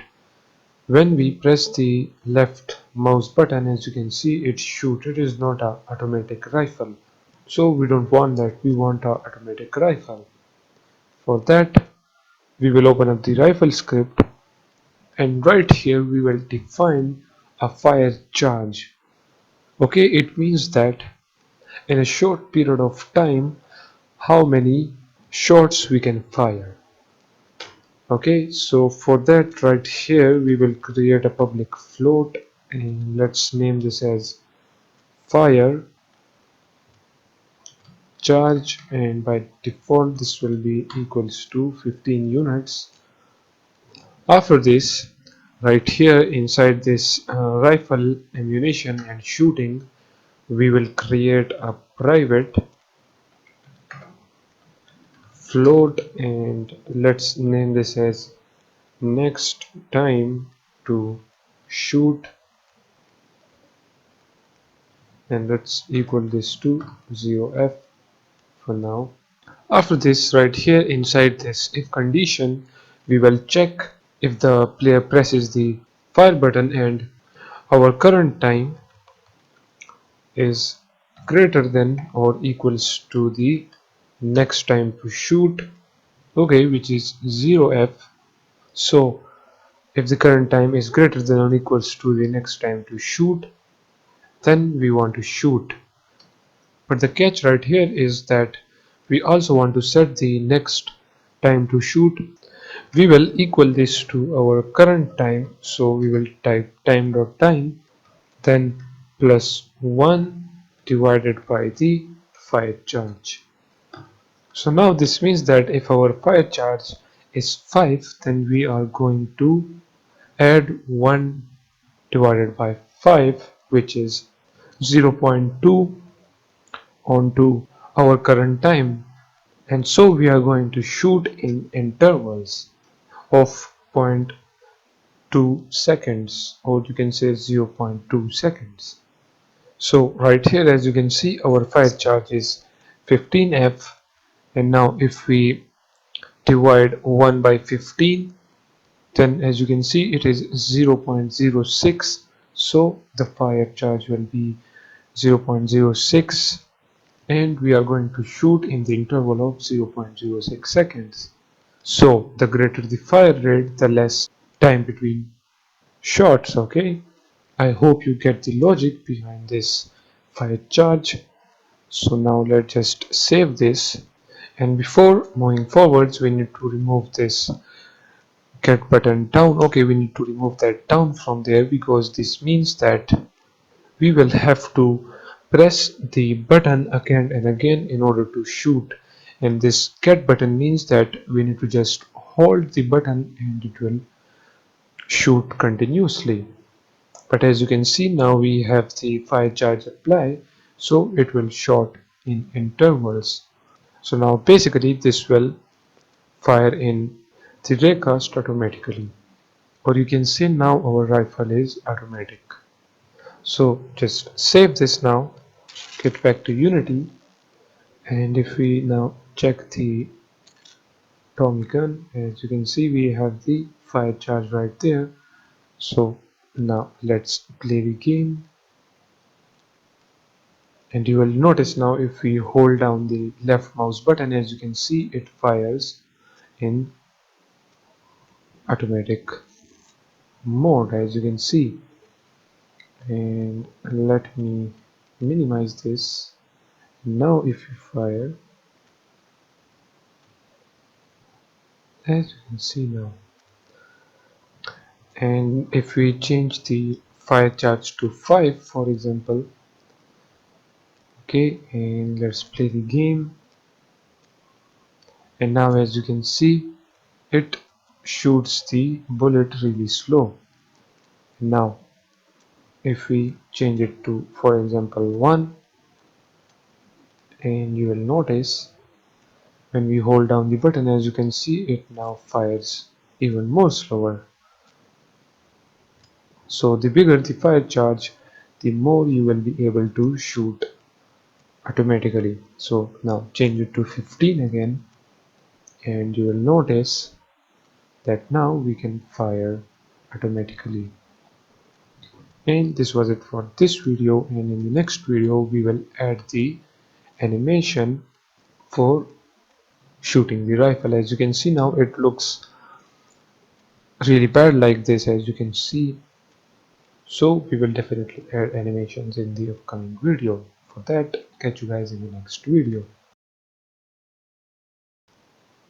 Hello guys and welcome back. So in the previous video we added the fire charge and we make our rifle automatic. Now in this video we will add the animation to our player and basically to our rifle. Okay, so whenever we shoot we want to play the shooting animation. And as you know, in the previous videos we have created and set up all of the animator for the player. As you can see, we have a bool parameter right here for the fire, for the aiming, and for the fire walk, and also we have for the reloading.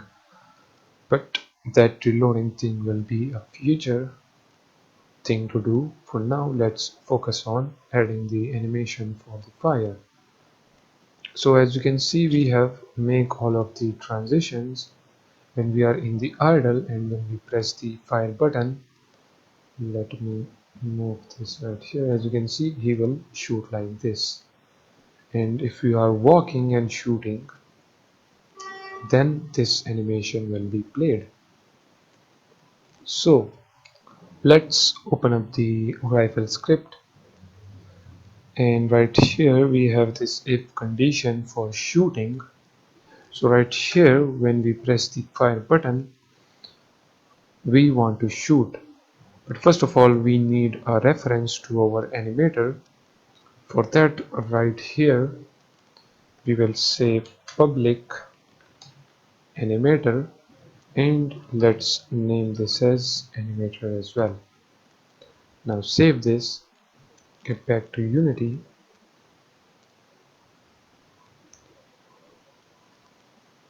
and if we now click on the player, then click on this Tomlian mesh. Now we need to provide the animator there, so we can lock this inspector from here, and then click on this dots and add a new inspector. Okay, let's drag and drop this inspector right here. Now if we click on the player, as you can see, we have the animator right here, so we can just drag and drop that in there. Now save this, let me close this tab, and now unlock that one. And if we click on this, as you can see, our animator is applied. Okay, and if we play the game, it will be still applied to this animator, as you can see now. So let me close this game again, get back to the script. Now we have the reference to the animator. Now we will simply type animator dot set bool, and let's set the fire, okay, the fire parameter to true, and then we will set the idle false. So for that we will say set bool and set the idle to false. And as you can see, this is just for the firing. Okay, so when we press the fire 1 button, we will simply set this fire to true and idle to false. Okay, let me save this, get back to Unity, and now if we play the game, and you will notice we can still walk, we can jump, we can sprint. Okay, the sprinting is a little bit messed up because of the firing thing. Okay, but don't worry, we will solve that. And now as you can see, when we press the fire 1 button, we can shoot, but our muzzle flash is showing somewhere else, so we need to fix that. And as you can see, it is playing this again and again because we didn't add the else block for this. So right here we will say else, and we will type animator dot set bool. We will set the fire now to false, and we will say animator dot set bool, and let's set the idle to true. Now quickly save this, and if you get back now, and now for sure this will work correctly. Now as you can see we are in the idle, we can run as well. Now as you can see our running is being set back again. As you can see he can run, he can walk, he can also jump. And now if we click the fire button, as you can see he is playing the fire animation. And the reason he stopped playing the fire animation is because that's the time when we need to reload our weapon. At that time he stopped firing, and this is because we added the fire charge. Okay, if you remove the fire charge, then he will just simply shoot infinity. Okay, so now our animations are working correctly. And guys, let's just fix the muzzle flash first. So for that what we will do, we will just select this muzzle flash from here, and as you can see it shows the muzzle flash right there. But whenever we play the game, let me show you.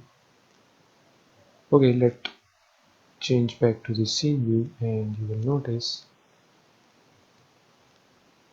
whoops, let me remove that. Okay, let's bring this game tag right here. Now you will notice when we shoot, our muzzle flash just disappear, it just come to the right side. Guys, let me tell you the one thing that we can do with this, because it will be really hard for you guys as well. So what we can do, go inside the animation, let's create another animator controller. Let's name this as testing. Okay, let's open this up, and right here we will just simply add a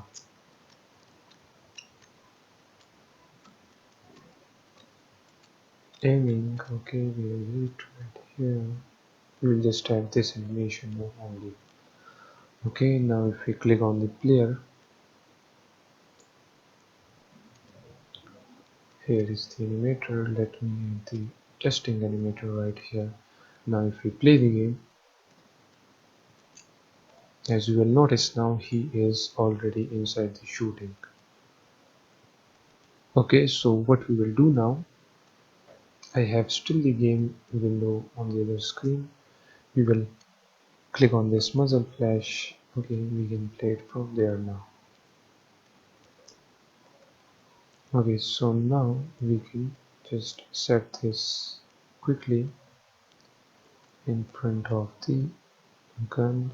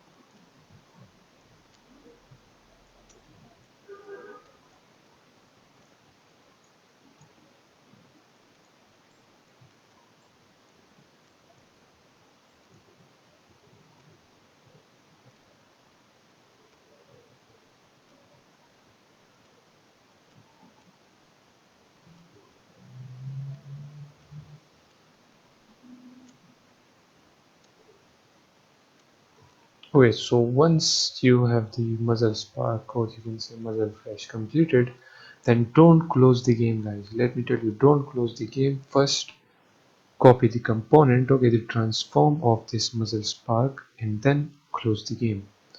Now as you can see, it values changes back to its default. Okay, so now we need to just paste component values, and as you can see it moves right there.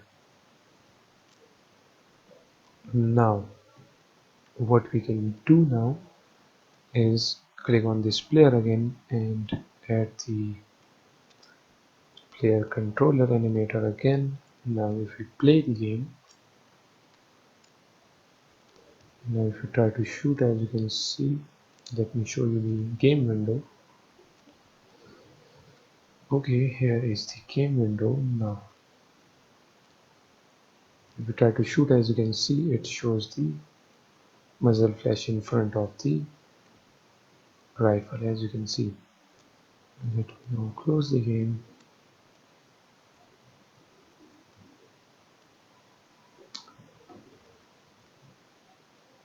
Now we have the muzzle flash added. Let me make this muzzle flash a little bit bigger. Let's make the start size 0.5 and let's check it out. Okay, it is too big now. Let's just make it 0.2 then. And now if you shoot, as you can see, it looks good like this. Let me just move this muzzle flash a little bit to that side. Okay, and now it looks good like this. Okay, as you can see. So with our muzzle flash add, see you guys in the next video. Hello guys and welcome back. So now in this video we will add the reloading system to our rifle because it is necessary for our rifle to have a reload system. So for that, open up the rifle script and then right here in the rifle ammunition and shooting, at the top we will create a private integer and let's name this as maximum ammunition,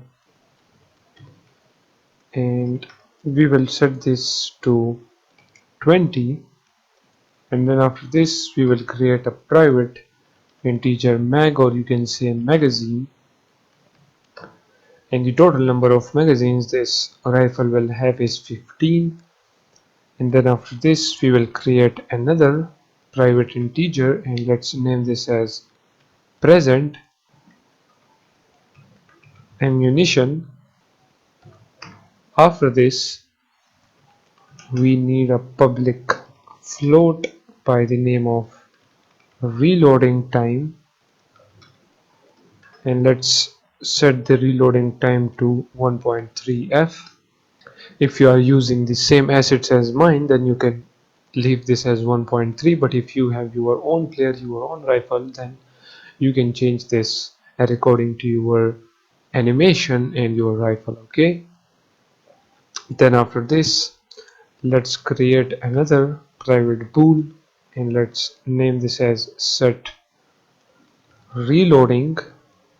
This will be equals to false by default. Okay, so these are the necessary variables which is needed for this reloading system. So now first of all, right here we will create a awake function, and in here when the game starts we will set the present ammunition to the maximum ammunition. Okay, as you can see right here the present ammunition is 0 and the maximum ammunition is 20, so it will be equals to the maximum ammunition when the game starts. And right here as you can see we have total 15 magazines for the rifle, so we want to decrease this magazines once we finish up this present ammunition. Okay, it is 20, so when we fire 20 times then we want this magazine to show that there are now 14 magazines left, and when we shot 20 bullets again, then 13, then 12, 11, 10, and like that it will simply decrease. Okay, so for that what we can do right here inside this shoot function is to check for the magazines. Okay, And before checking for the magazines, let's just create a reload function. We will make this reload function a enumerator, so we will say enumerator, and we will name this as a reload. And you guys don't need to understand that much what is this enumerator, because it is really complicated, but let me tell you a little bit about this. Is that enumerator is a .NET type that is used to fragment large collection or files, or simply to pause a iteration. In our case, we want to pause the iteration because we want to reload. Okay, as you know, we have the reloading time as 1.3 seconds. So we will stop, or you can say we will pause the iteration for 1.3 seconds. Okay, so that's why we are using this enumerator. So when we are reloading, we don't want our player to move. Okay, we don't want our player to sprint, or you can say, or to run. We just want to stop the player, and when he just reload the weapon, then we want to activate then the walking and running and etc etc. So as you know, this is the rifle script, and right here we have the player script, and we have the player speed and the player sprint variable right there. So in order to access these two on this rifle script, right here at the top, we need to make a connection between these two scripts. So in order to do that, we will just simply create a public player script, and we will name this as player. So this simply connects this player script with this rifle script. Okay, now we can access this all public variables or public functions, but we don't have any public functions right here, as you can see, so we can't access them, but we can access this two variables and whatever variable right here which is public. Okay, so now if we scroll down right here in the reload, as you know that we name this as player, so we will type right here that player dot player speed, and as you can see, it give us the suggestion. It means that they both are now connected. So player dot player speed will be equals to 0f. Okay, and we will also make the player dot player sprint as 0f. Okay, we don't want the player to move or to run, and we will set the reloading to true.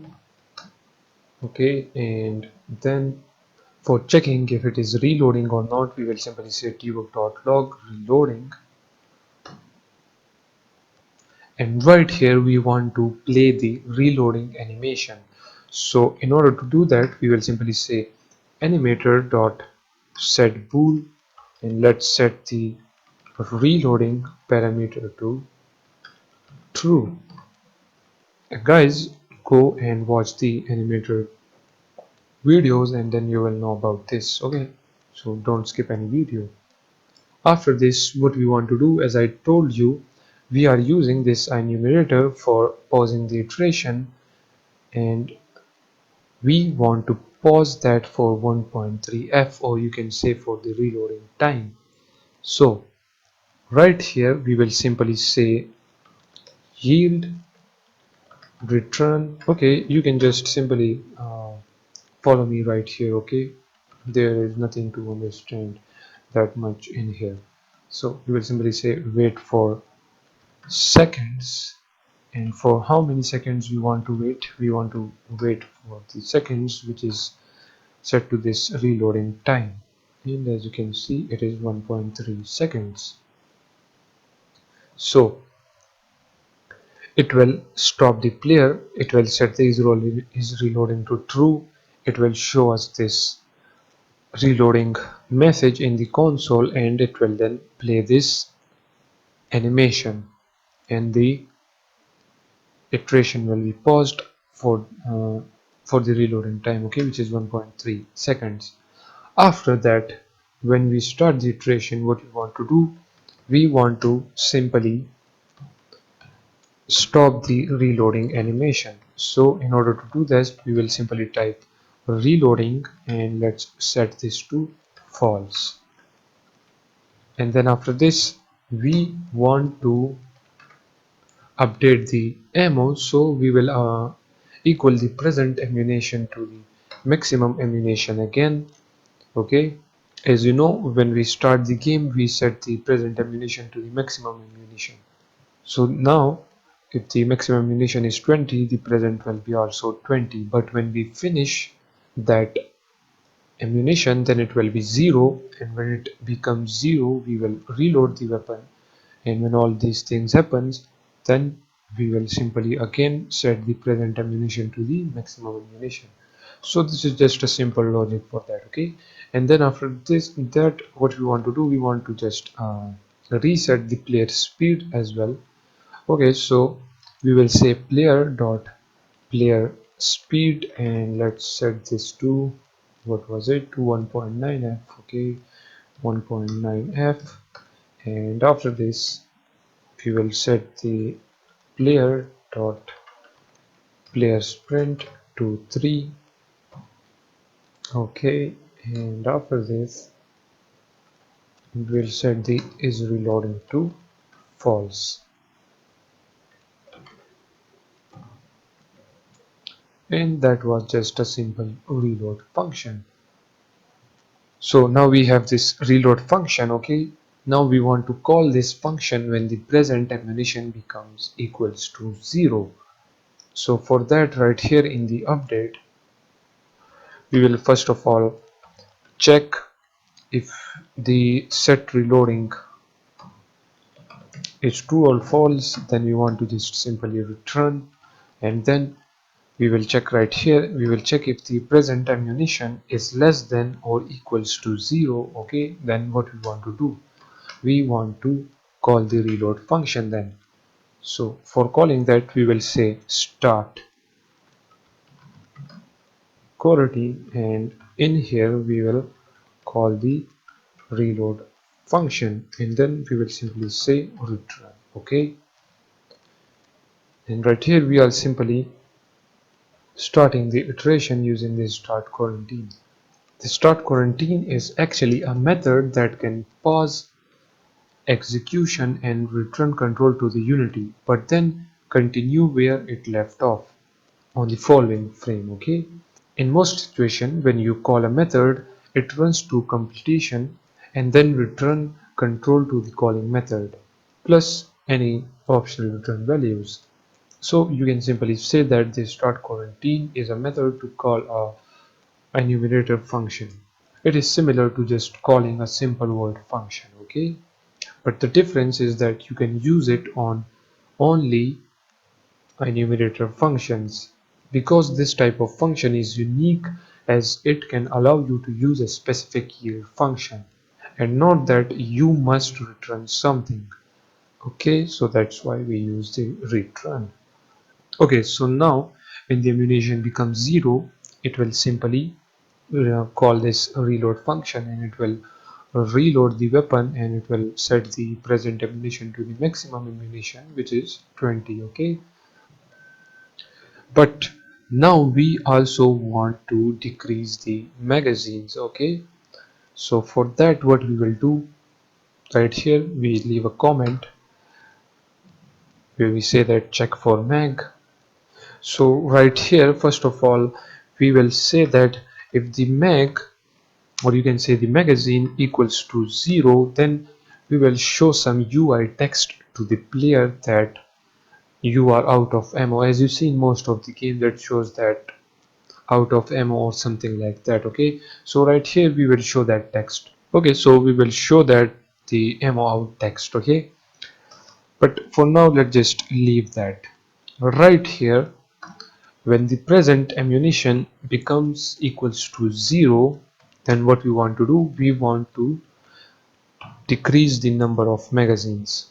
So if we fire 20 bullets, then it will come right here and check if the present ammunition equals to 0, then it will decrease 1 mag from right here. So now the number of mags is 14, and when it becomes the present ammunition becomes 0 again, then the number of magazines will be 13, and like that it will gradually decrease. Okay, so now we can simply save this, get back to Unity, and right here if we click on this Tommy gun, we can't see any variables right here, but we need to provide the player script right there, so we can simply, oh okay, we need to, I guess, give that player there. Okay, just drag and drop that player in there.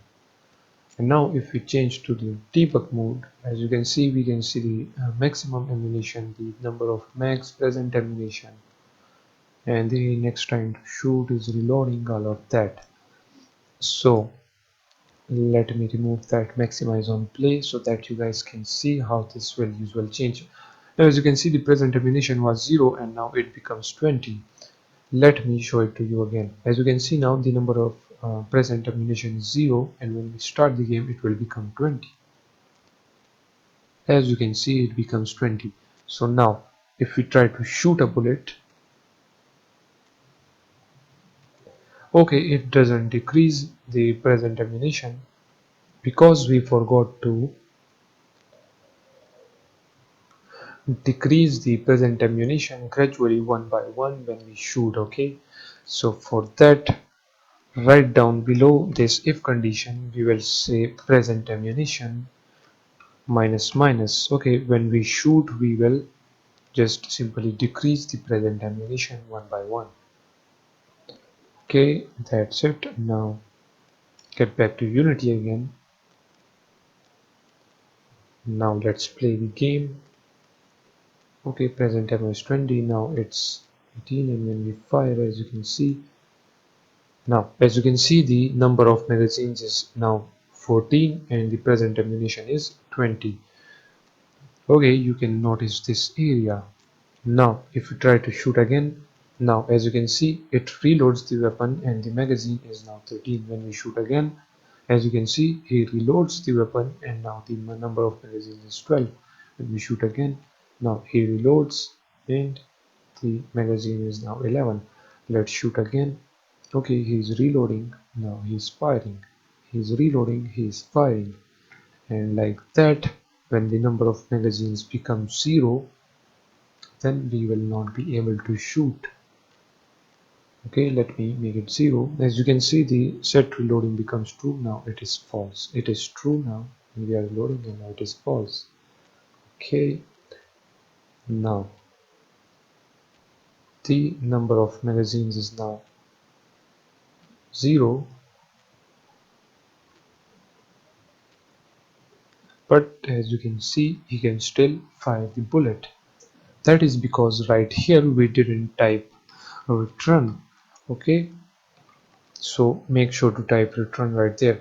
We will add some other code right here as well. Okay, as I told you, we will show some text that you are out of ammo or ammo out, something like that. But for now, let's just simply add return.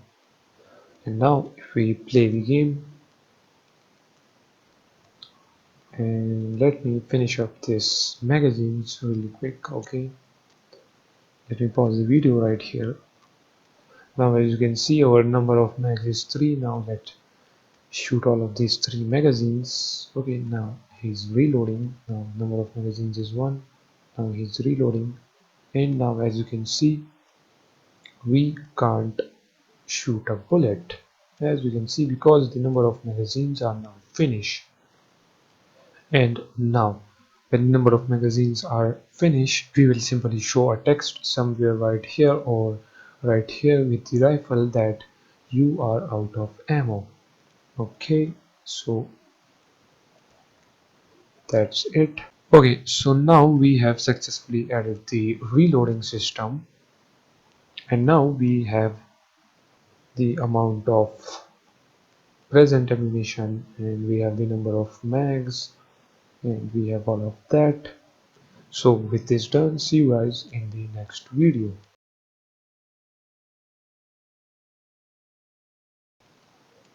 Hello guys and welcome back. So now we have the reloading system and we have completed all of the player animations. As you can see, he can walk and he can run, he can also jump, and he can also play the fire fire animation. As you can see, now he is reloading. And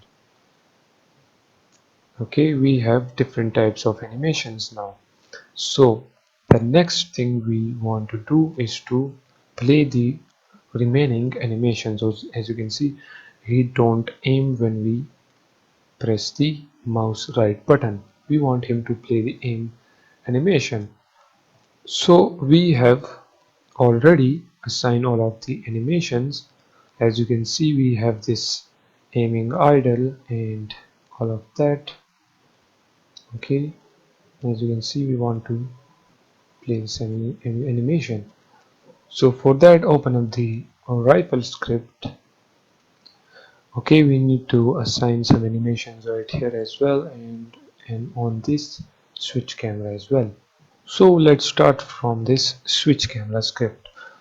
Right here, first of all, what we want to do, we want to play the aim animations. Okay, so if we are firing and also we are walking with it, we want to play the aim walk animation. Okay, so for that, at the top we will simply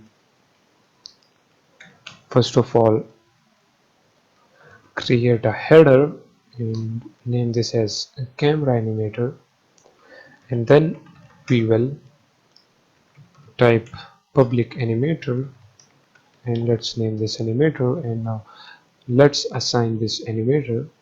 So in the Unity, now if we come right here, as you can see in the switch camera, we need to just drag and drop the animator. And let me change this to back to normal. Now we have the headings and all of the thing. Okay, so now we have assigned the animator. Now right here, when we are shooting and we are walking, we want to make the idle animation false. Okay, because we are no more in the idle animation, and also we don't want the idle aim animation because we are walking. Okay, we don't want to play the idle aim animation. Or actually, if you think right here, we are still firing. No, sorry, we went wrong right here. This is the fire to button, which is the aim button, the mouse right button. So if we are aiming and we are walking with the aiming, then we want the idle to be false, but the idle aim to be true. Okay, so we will set that to true. And after that, the aim walk animation will be also set to true. And right here we will also set the walking animation to true, so set the walk to true. Okay, so this was for this if condition.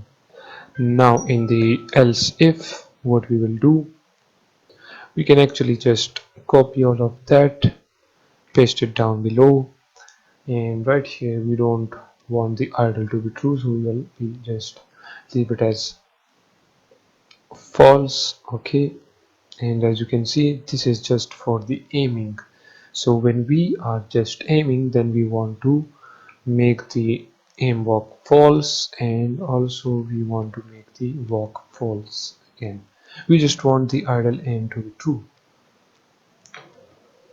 Okay, and then in the else block right here, what we will do, we can actually copy that 3, paste it down below, leave this fourth one, which is the walk one. Okay, and set the idle to true, and then the idle aim will be set to false. Okay, when we are not aiming and also we are not walking, then we want to make just the idle true, the idle aim false, and the aim walk as well false. So these were just some basic animation for this. So now we can simply just save this, okay, and let's test how this animation work. So get back to Unity, and now let's play the game. Make sure that you assign the player animator, okay. Now as you can see, we can simply aim when we press the mouse right button. As you can see, now we are aiming, and now we are not aiming, we are aiming, not aiming, aiming, not aiming, okay. We can walk, and when we are walking, and now if we want to aim, so if you click on it, now as you can see, he is aiming and he's walking, he's playing the aim walk animation. Okay, let me show you that side to side by showing you the animator. So let me close the game, let just make this animator. Okay, let me move it right here now. Whoops, I think I need a bigger screen now, because as you can see, a lot of stuffs are not fitting inside the screen. Okay, I think this will be enough. Now if we try to play the game, okay, make sure that you click on the player. Okay, so now as you can see, it is playing the idle animation. Now it is playing the idle and the idle aim. Okay, we are now aiming, and when we try to shoot, as you can see, it plays the fire animation, as you can see. Okay, now when we leave everything, we are back to the idle. We can walk, and now if we want to aim, and now if you click on the fire 2 button, now as you can see, he is playing the aim walk and also the walk. Okay, and if you try to shoot, as you can see, now he is shooting. Okay, so he's aiming, not aiming, he's walking, aiming, not aiming. He's now just playing walking, now aim walk, walk, now aim walk. As you can see, so this is how you can add different animation. Now he plays the jump. You can, okay, I press the control button. Let me click the the escape button, and notice this transition. Okay, when we try to shoot, as you can see, now it is playing the reload. Okay, he is now playing the shoot, now the reloading. Now he's back to shooting. Okay, now he's back to idle. Now if we try to jump, as you can see, now when he plays the jump, we are back to the idle. So I hope you understand this animation thing, okay, in Unity. And if you have any questions, you are feel free to ask me, and I will try to answer as many as I can. I hope you like this video, and see you guys in the next one. Hello and welcome back. So in the previous video we added the aim animation, okay, and the aiming walk animation. Now let's complete all of the others which are remaining. So open up the rifle script, and right here we added some few animations. When we are firing, we can play the fire animation, and when we are not firing, we will simply not fire. But let me show you the catch in the game. If we come back right here, try to play the game, now you will notice that when we are firing and when we are aiming, as you can see, when we play the fire, he actually just stop right that. Okay, we don't want that. Okay, and when we are walking and we are firing, as you can see, he doesn't play the fire walk animation. As you can see, he just play the fire and the walk animation. Okay, we don't want that. So in order to fix this, let me close the game, get back to Visual Studio, and right here we have saying right here that when we are firing, we want to play these two animation. Okay, you just want to play the fire animation, you don't want to play that one. But now in the else if, what we will say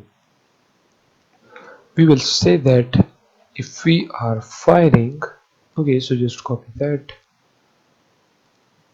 from above there, paste it down below. So if you are firing, and also if we are moving, okay, so we have the move code on the switch camera, so we can actually just copy that from there, paste it down below. So now if we are firing and if we are moving, then what we want to do, we want to make the idle animation false. We don't want to play that.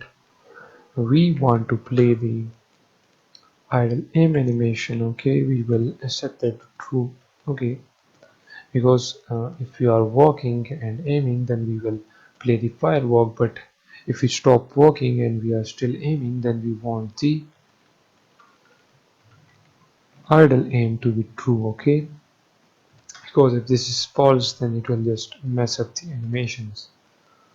Okay, we want this one true. We also want the firework to be true, and we want the walk to be true as well, because if we are walking and aiming and then we suddenly we stop aiming, then we are still walking. So that's why we will set the walk to true, and after that we will set the reloading to true as well, because when we are walking and firing we can still reload. As you can see, when I show you the game, you can just rewind the video and you saw that when we are aiming and walking and firing, it just didn't reload. So we want to also reload the weapon. Okay, and then after that, right here in the else, when we are not walking, when we are not aiming or shooting, then we want just the firework to be false and the reloading to be false as well. And now let's just save this, get back to the Unity. Okay, now if we play the game, now as you can see we are walking, and now if we try to shoot, as you can see he is playing that animation. Okay, it messed up that one. Let me check that again. We are walking. Okay, it is simply playing the reload again and again. Okay, as you can see, when we are shooting we can play the reload. If we are walking, then we want to play the walk, and when we are shooting we want to play. Okay, let me close this. We set the firework to true, we set the firework to false, and then from there to here we set these reloading to true, we reload false. Okay, we do the same right here. So I guess the reason it is doing that is because when we are walking and firing, we set the reloading to true. So it will basically just reload again and again when we are shooting and we are walking. If we play the game, as you can see now the idle is true, and as you can see now the walk is true as well. Now if we try to fire, as you can see the is reloading is just true. Okay, when we are walking and firing, and when we are just firing, as you can see, when the ammo out, then it plays the reload. Okay, so in order to fix this, right here in the script we can just set this to false, or you can actually just remove that from there, but for now let's just set it to false. And now if we play the game, okay, now if you are walking and if you are shooting, as you can see now he stops, he reloads, and now when we try to move, walk, okay, and now as you can see he's reloading, and when he's done reloading we can now walk again and shoot again, and now he is reloading. And if we try to aim and walk, as you can see he is playing the aim walk animation. Okay, so now it works. And now let me show you one thing more. If we are aiming and if we are firing, as you can see, when the bullet finish, it just didn't play the reloading animation, as you can see. Okay, it just didn't play that.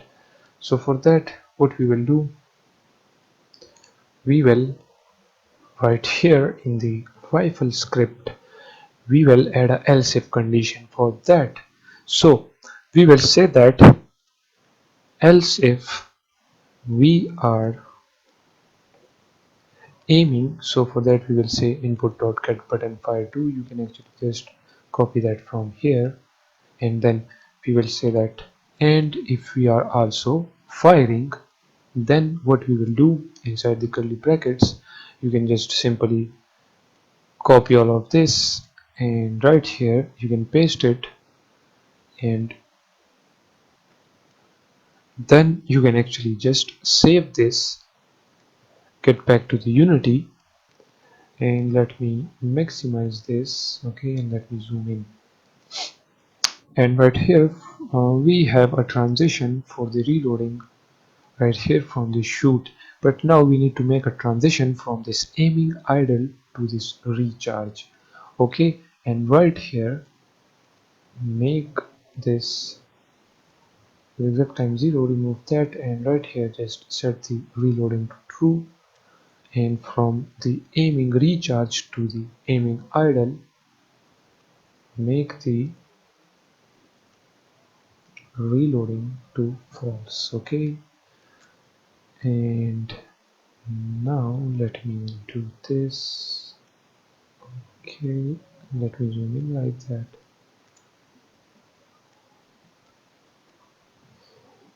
Okay, now let's just simply play the game, and you will notice now when we are aiming, whoops, let me move this a little bit down below, okay, so that you guys can see. So now we are aiming, okay. Now if we try to fire, and when the bullet finishes, as you can see now he is reloading, as you can see. Okay, now he is reloading. Okay, so now that problem is fixed as well. When we aim and when we try to fire, as you can see he can reload. Now let me close the game, and actually we can just simply again play the game now. As you can see, when we are aiming and firing, as you can see when the bullet finishes he can reload. Okay, and when he's walking like that and firing, he will stop and reload. Okay, and let me guys just show you all of the animation that it works now. Okay, so now if he is walking, he is walking, and he can also run, and as you can see he can also jump. He can walk and aim, or he can aim and walk. Okay, there are different types of animation, and if he is aiming and walking, and if we now try to, as you can see when the times of reloading comes, it just didn't reload the weapon. As you can see, it didn't play the reload animation. So if you see right here, we don't have any transition from the aiming walk to the recharge, or you can say reload. So what we can do right here is to first of all pause the game. Okay, stop the game, make a transition right here, and remove that as exact time 0, and set the reloading to true, and then make a transition from this recharge to aiming walk, and remove that, make the reloading now false.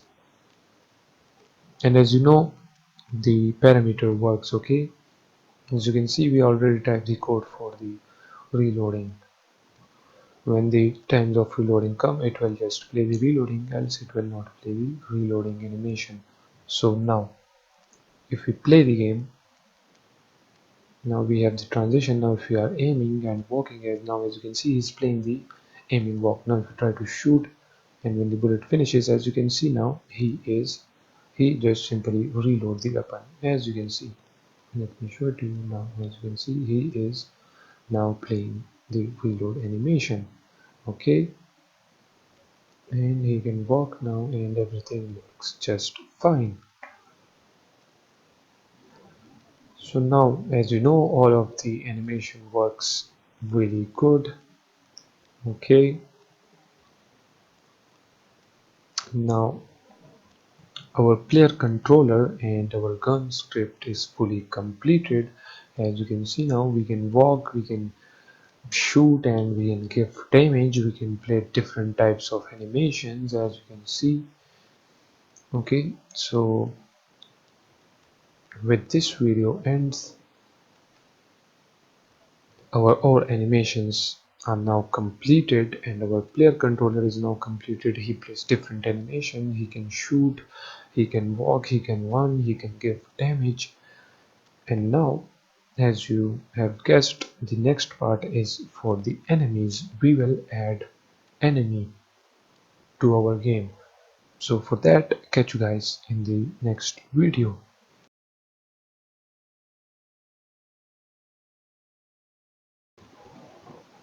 Hello and welcome back. So in the previous section we have completed our rifle. Now we have a fully functional rifle, as you can see. Now from this video onwards we will start adding the enemy.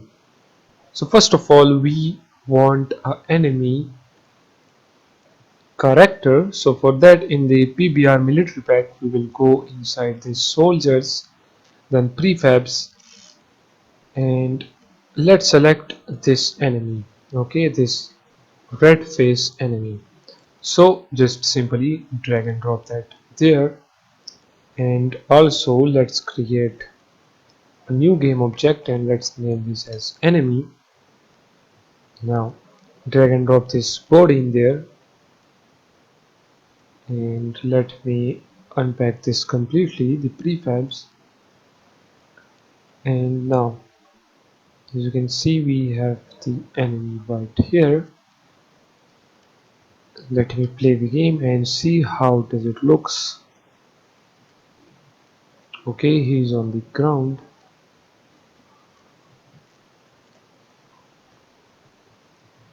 Here is the enemy. Okay, he plays animations correctly. So now we have the enemy added. Let's just add some changes in the enemy body, okay, because we don't want the enemy and the player to look similar. So what we will do right here, we will remove these ammo boxes from the enemy, okay, and also let's remove this gun from the enemy. Okay, and I think that will be enough. You can also remove this as well if you want. And he is wearing this paste, you can remove that as well if you want. Okay, so now our enemy and player now has some difference in their body, as you can see.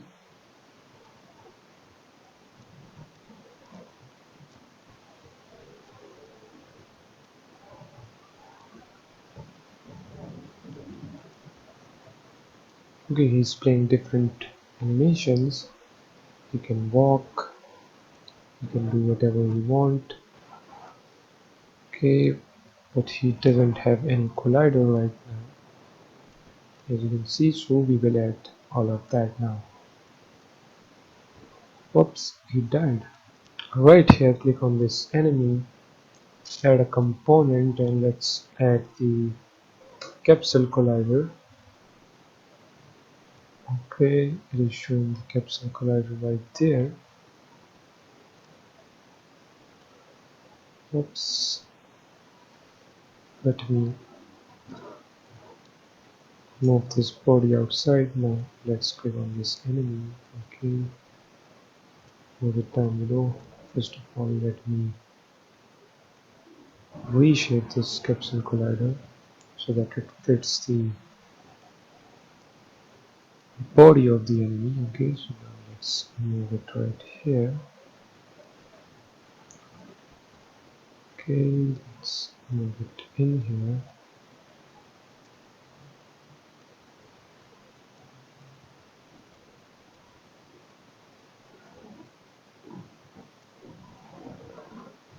We have the body there, and then gem object right there.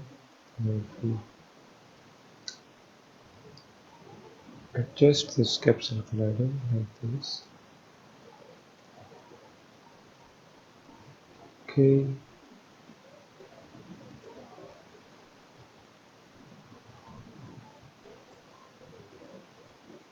I think it looks good now. We know the enemy has a capsule collider, so here is the body, here is the enemy game object. Now let's drag and drop that in here. So now we have a fully functional enemy. Now if we play the game, you will notice that now we will not collide with the enemy. As you can see now, we can't collide with the enemy.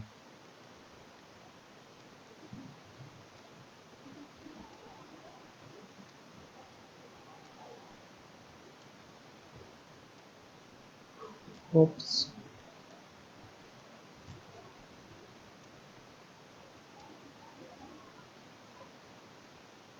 Okay, now if you try to shoot him, as you can see, it shows right there in the console that we are hitting the enemy. Whoops, now he's dead. Okay, that is just by the animation. Okay, we didn't kill him because it doesn't have any script for the health or anything. And after this capsule collider, make sure that you add the rigid body to this enemy as well. Okay, and that will be it for this video. Now we have the enemy character right here. Now in the next video we will add a script to this enemy so that he can patrol, walk, and will be able to kill our player. Okay, and before ending this video, click on this player and change the layer to player as well. Okay, make sure that the tag and the layer is on the player, and for the enemy we will add a tag. So right here click on the plus and type enemy.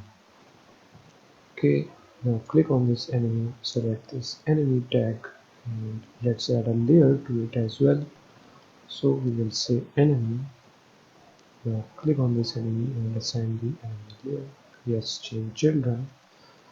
Now here is the player and here is the enemy. With this done, see you guys in the next video. Hello and welcome back. So in the previous video we have created our enemy character. Now in this video we will create an enemy script, and in that script we will give this enemy character a 3 state. The first one will be the guarding, so when the enemy is far away from the player, then the enemy will simply guard between some specific points which we will assign to the enemy. And then the next state will be the pursue, or you can say chase. So when the player comes in the chase distance of the enemy will start pursuing or chasing the player. After that, the third and the last state will be the shooting. So when the player comes in the shooting range of the enemy, then the enemy will start shooting the player.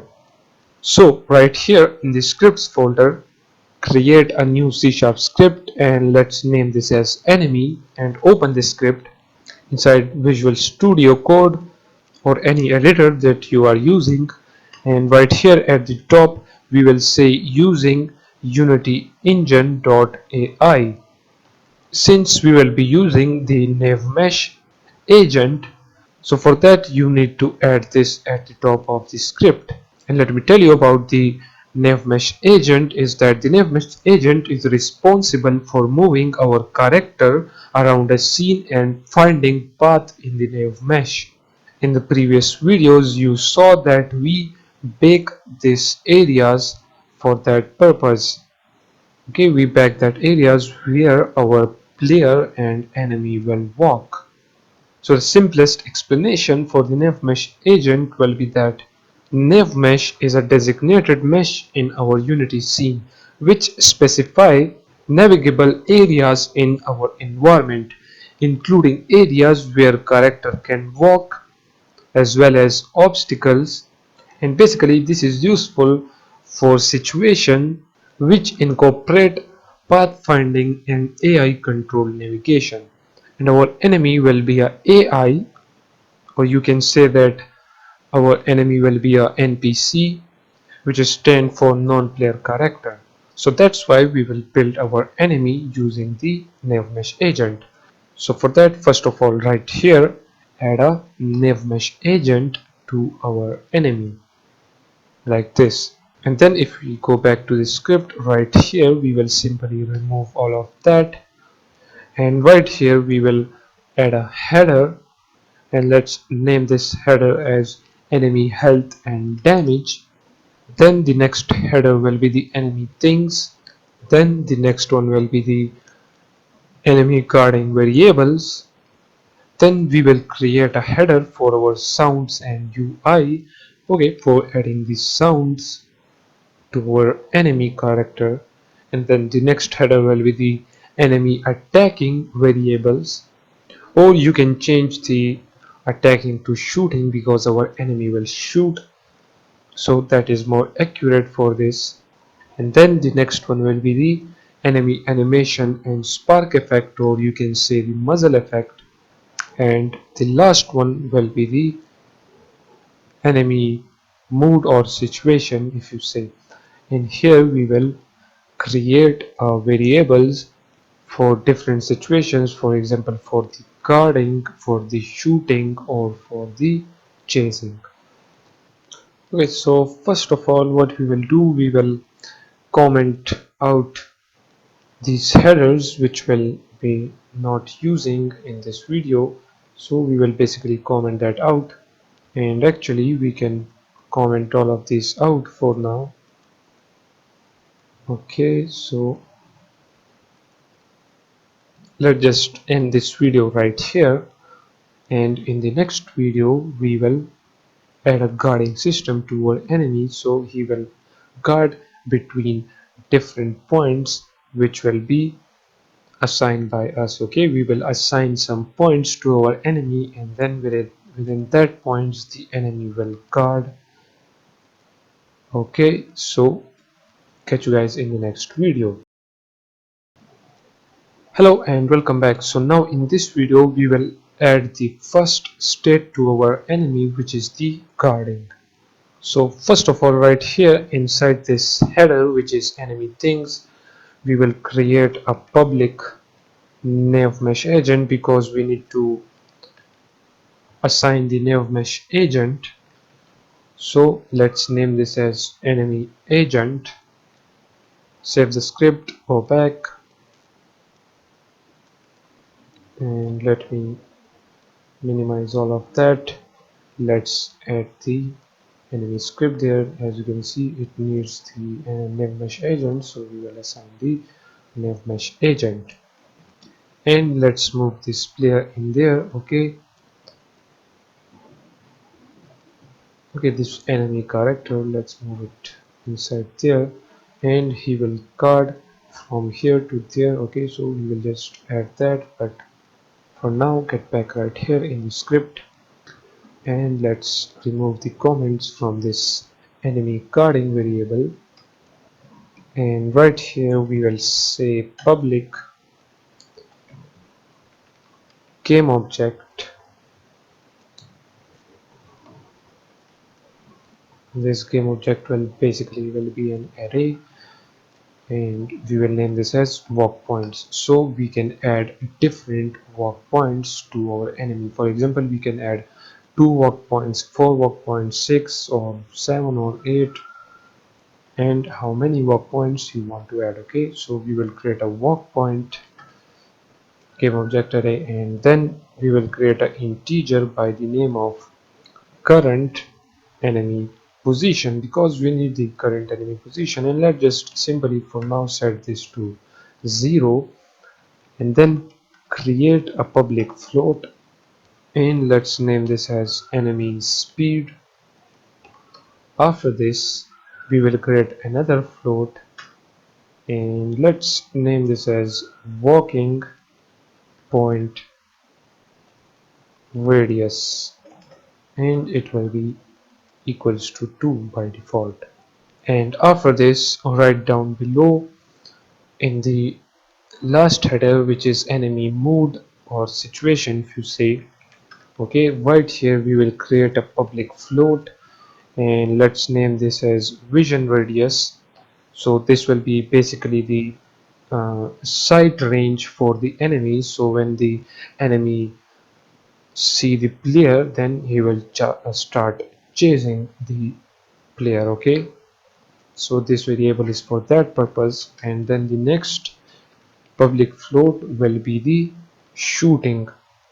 radius, and basically we will assign the shooting radius to the enemy. So when the player comes in the shooting radius, then the enemy will start shooting the player. Okay, he will stop chasing or guarding, he will start shooting the player. Okay, and after that let's add a public pool and let's name this as player in vision, or you can actually make the tree small. So player in vision radius, and this will be a bool which we will make true or false. So if the player is in the vision radius, or you can say the vision side, okay, he spotted the player, then we will set this to true, else it will be just simply false. Okay, now the next bool will be the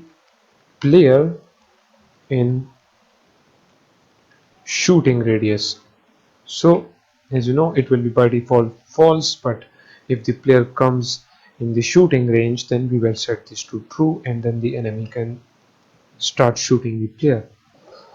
Right here, let's create a update function, and inside this update function, as you know that this update function is called once per frame. So in the update function, we will be continuously checking for the vision radius or range and the shooting radius or range, whatever you want to call it. Okay, so we will be continuously checking for that, and when the player come in the shooting range or in the vision range, then the player will start pursuing or chasing the player, or if the player is in the shooting range, then he will start shooting the player. Okay, so we will check that right here in the update.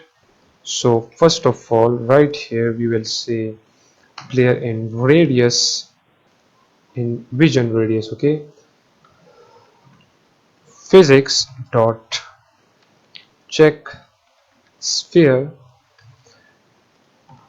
There is not much to tell about this physics dot check sphere, but using this we can just search for the player. Okay, but first of all we need player position. Okay, we need his transform, our player transform. So for that, right here we will create a wake function, and in here we will say player body, and this will be equals to game object dot find, and we want to find the player transform. Okay, so now it will check the player transform, and right here let's create a public transform, and let's name this as player body. Okay, and we need to assign the player to this player body, and also right here we will say enemy agent get component, and in here we will type mesh agent, and that's it. Now right here inside this physics.checksphere, we will use our position as a center, so we will say transform dot position, and then after this we will say vision radius, and then we need a player layer mask right here. So for that, in the enemy things we will create a public layer mask, and let's name this as player layer. Okay, so we will now use that player layer as a layer mask, and then we want to also check if the player is in shooting range, so we will say player in shooting radius or range, and then we will say physics dot check sphere, and again let's take the transform dot position as a center, and then we will say shooting range, and then the layer mask will be the player layer mask. Okay,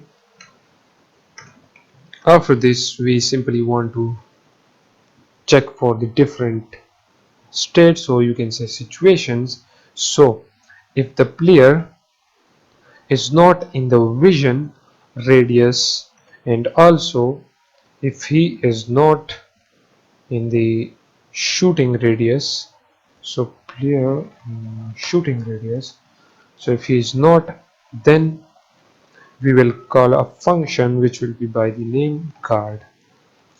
Okay, so now right down below this update we will say void guard,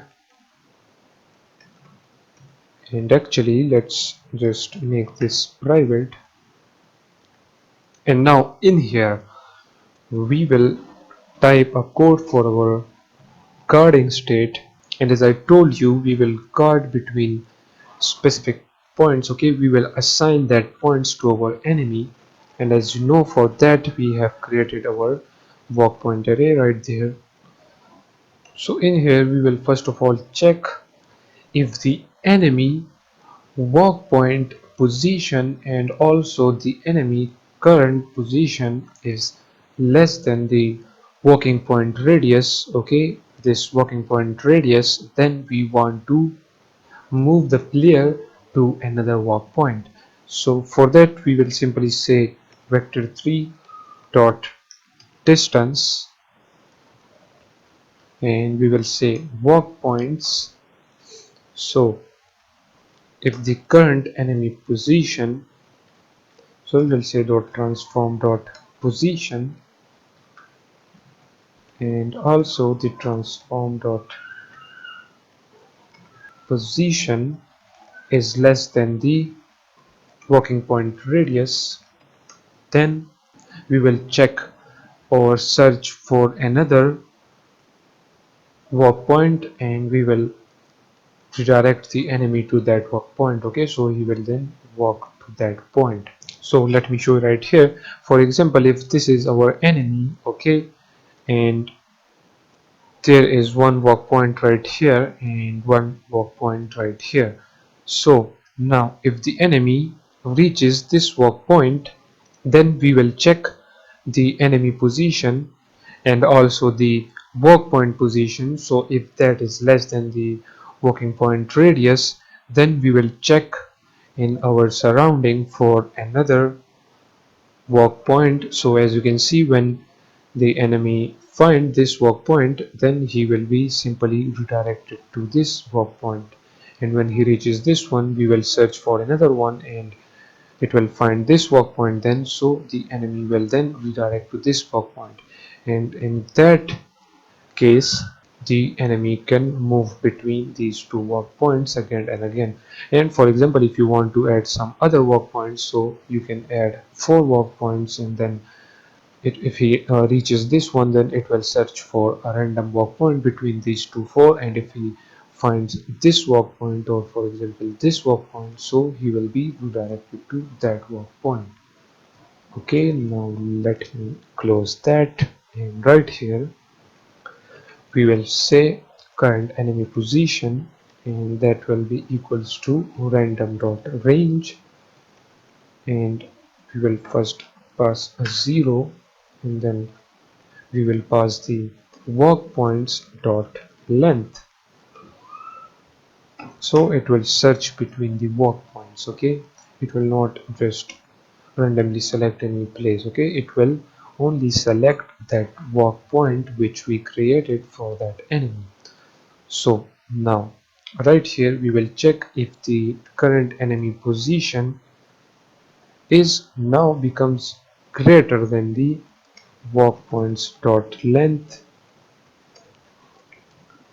Then what we want to do, we will set the current enemy position to 0, and then after this main if condition we will say transform dot position equals to vector3 dot move towards.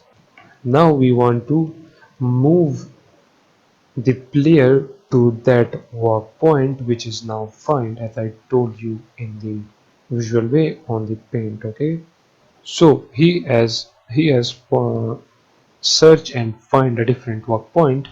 Now we just simply want to redirect the enemy to that walk point. So we will say vector3 dot move towards transform dot position. We will pass the transform dot position and then the walk point.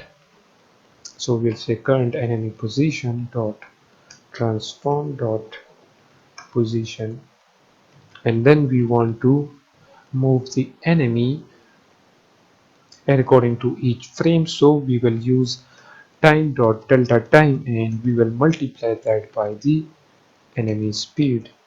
Okay, and after this we want to rotate the player facing towards that walk point. Let me explain it to you. For example, if here is the one walk point and here is the second one, and now here is the enemy and he is facing towards this position, okay, this walk point. So he will simply walk towards this point. Now we don't want the player to just move in this position, okay, we want to rotate the player to this side, okay, to this walk point.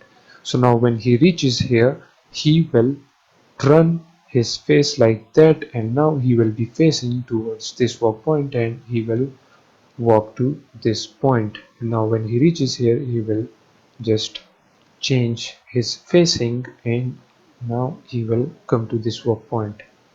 And let me explain to you this in the Unity as well. So for example, if here is a one walk point and then one walk point is right there, then let's change it, the enemy facing, okay, now he is facing right there. Okay, so now if the enemy move to that walk point, then we don't want the enemy to just simply come like this in the backward direction, okay, we don't want him to do that. So when he reaches that walk point, then we want to change the facing of the enemy to the other walk point and he will move like that to that walk point. Okay, so we want to change the facing of the enemy like that. Okay, now let's leave the facing towards that. Now let's get back to the script and we can add a comment right here for this. So we name this as changing enemy facing. Okay, now so transform dot look at,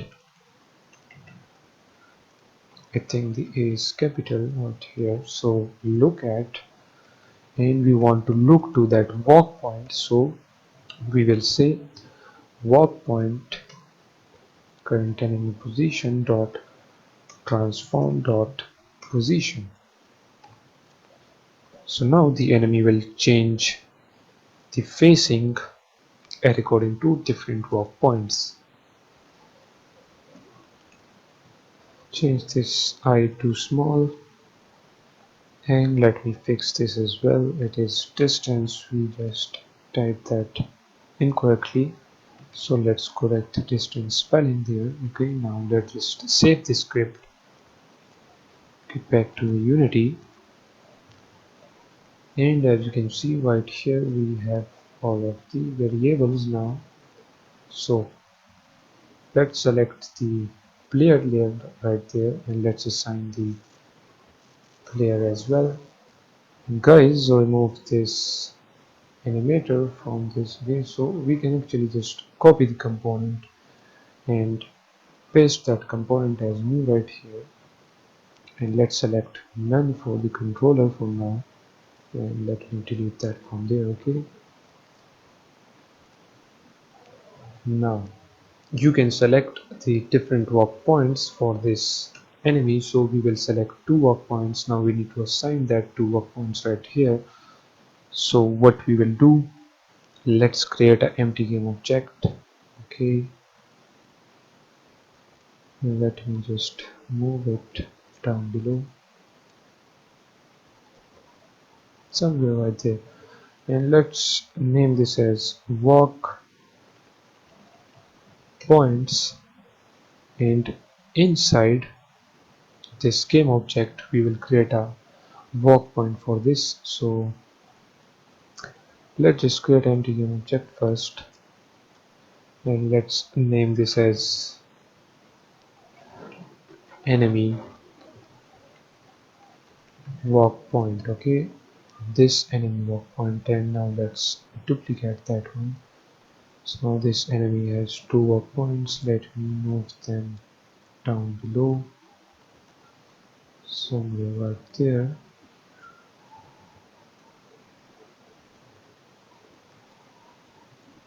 It moves man. Let me just create one walk point right here.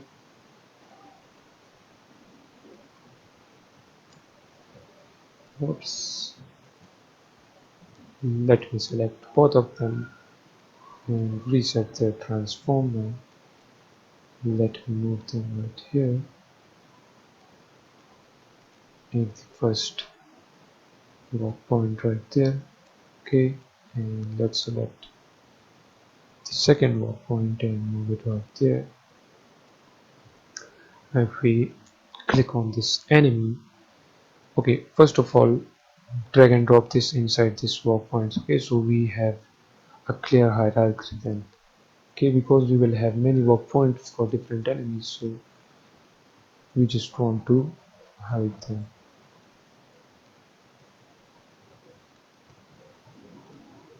Now let's move this walk point right here. Where is the second one? It is right there.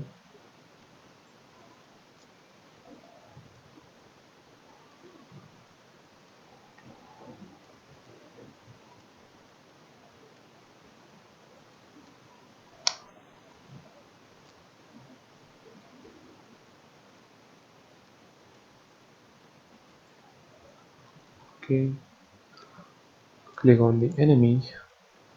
Let's add these two walk points to the enemy. Let's make the enemy speed as 1.3. Make the vision radius 11 and shooting radius 15. Okay, and before testing, let's just select all of the area again. Okay, where we want our enemy to move, so we will select all of this area.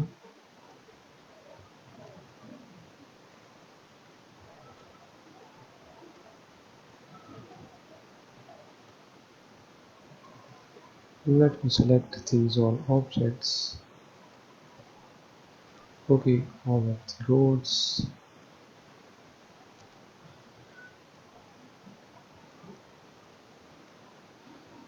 and this inner things. Okay, and then click on this navigation, click on bake, and click on this bake. Okay, now I think it is baked now, and let's change the layer to surface. You can select your own ground and the terrain and just simply bake it out. Okay, or else it will show an error. Focus upon the enemy. Okay, and let me see the enemy walk points again. As you can see, the walk points are here and there. Let's select the walk point 1. Okay, now, and let's see where is it. Let's focus on the walk point. Okay, move it to the ground because we have the nav mesh on this ground. Now let's move it down below.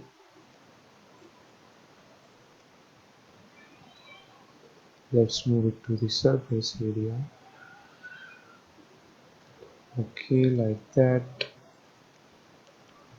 Now we can move this right there.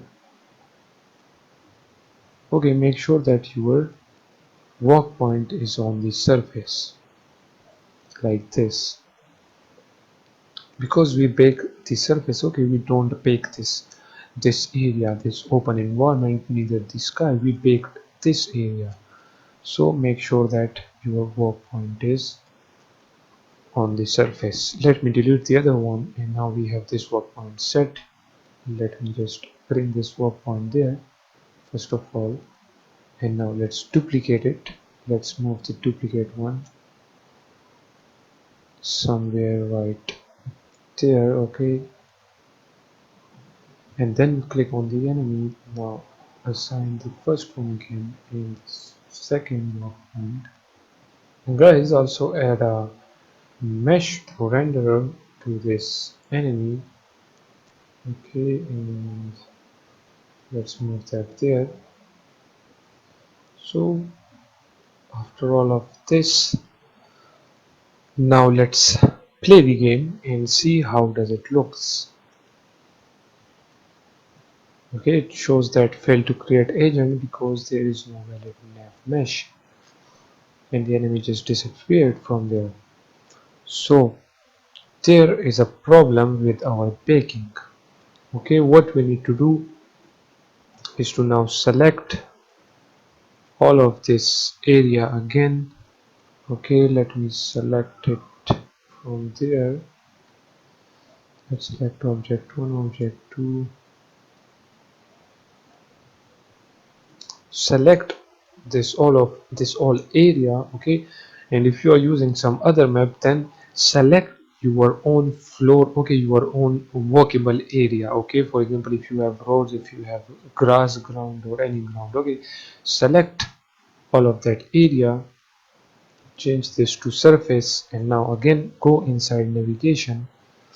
Okay, you can leave the step height as 0 and everything similar to mine. Okay, but now this time you need to click on this object and activate the navigation static, and then this one, generate off mesh links. Okay, click on that as well and make sure that the navigation area is set to walkable.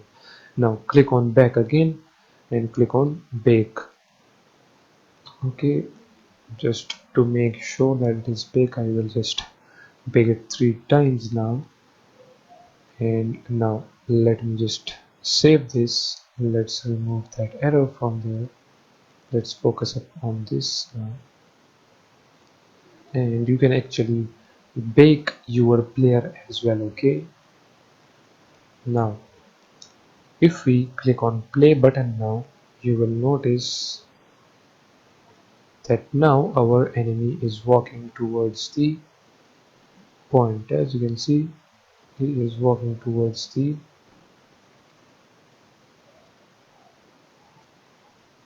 point. Let him just complete that round. Okay, he is walking.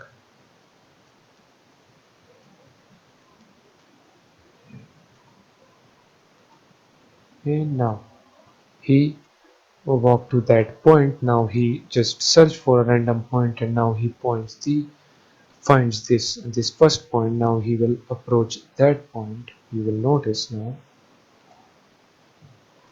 he is walking towards that point. Now you will notice when he reaches there, okay, there was the point, I guess, and now when he reaches there, he finds the other point. Now let's walk towards the player. Okay, as you can see, now he stops, and if we check the enemy, let me go in the inspector. Now as you can see, player is in vision and also is in shooting range. Because we set the vision radius to 11 and shooting radius to 15, so that's why now he is stopped and he is actually now attacking us. As you can see, these both are now tick. Okay, so he is attacking us, but we don't have any function for the attacking or for the chasing, so that's why he just stopped right there. And if you notice, he is inside the ground. We don't want that. We want him to be on the ground like our player. This video is already going to be a really long video, but let's just fix the grounding area, and then in the next video we will continue our work on the enemy. Okay, we will add the chasing, you can say the pursuing, and also the shooting. So first of all, let me check out the player. As you can see, this player game object is right there, and this body object is a little bit down below. Now if we focus right here, okay, the body is a bit above and the enemy is down below. So just simply drag and drop this out. Okay, now click on this enemy and let's move it above to this middle point of the enemy. Now let's drag and drop that again. Now as you can see, it is above and that one is down below. And also let's check the capsule collider. Okay, let me just do this. Now if you play the game, I don't think so anything will happen. Okay, he is still inside the ground. So guys, let's just leave this for now. Okay, we will solve this and fix this in the next video because this video is already too long. But now, as you know, our player can walk between different walk points. You can add more walk points, for example 4 walk points or 5 walk points if you want. But for this enemy, I myself just want 2 walk points, one right there and one there. Okay, and make sure that the walk points are on the ground, and make sure that wherever you want the enemy or the player to walk, make sure that you pick it and make sure that you take these both. Okay, this navigation static and this generate off mesh links, and then click on bake. Okay, I hope you now understand how to do this everything, and if you have any questions, feel free to ask me. With this done, see you guys in the next video. Hello and welcome back. So in the previous video, as I told you, we will fix our player. If I play the game, you will notice that our player is inside the ground, as you can see. So we don't want that.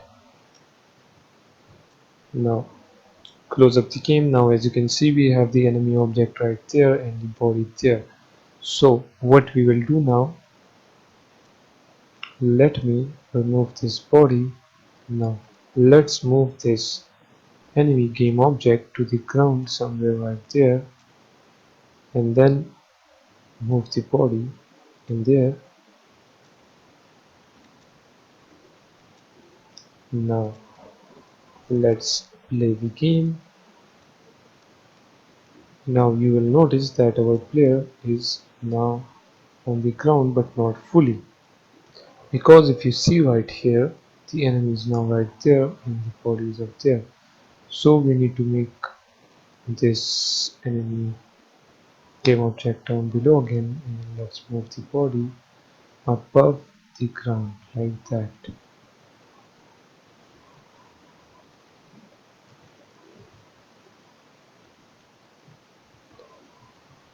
Let me check it again now.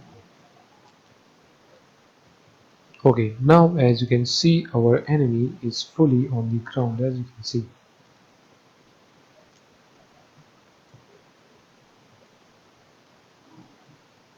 Okay, our enemy is now fully on the ground.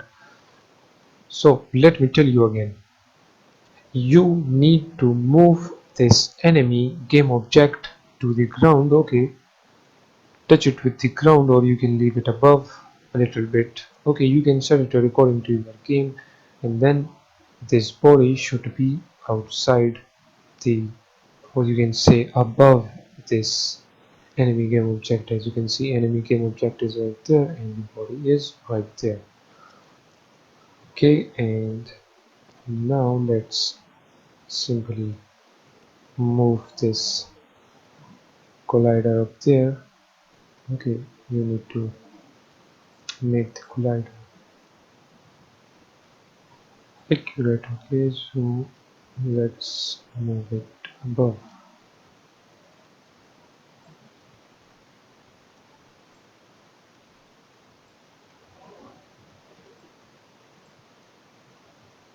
Now it looks good like that.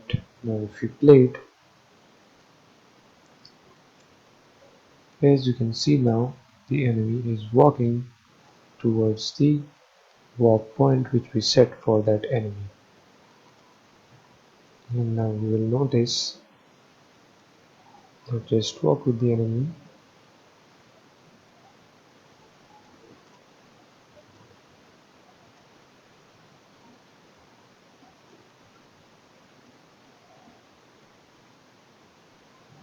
Okay, when he reaches the walk point, now he is moving toward the next walk point. And now when he reaches that walk point, you will notice he will move to that other walk point again, and he will change his facing.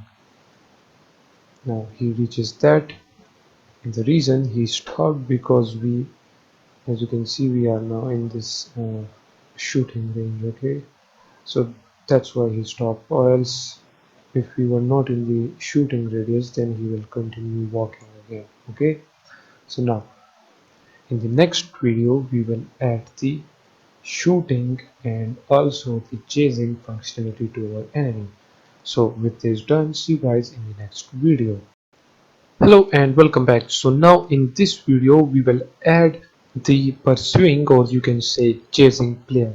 So open up the enemy script, and right here in the update function, now we will say that if the player is in the vision radius, and if the player is not in the shooting radius, then we will call a function which will be by the name of pursue player. And now let's quickly create this function. So you can just simply copy the name from there, and after this cart function we will say private void pursue player. Then in here we will say enemy agent dot set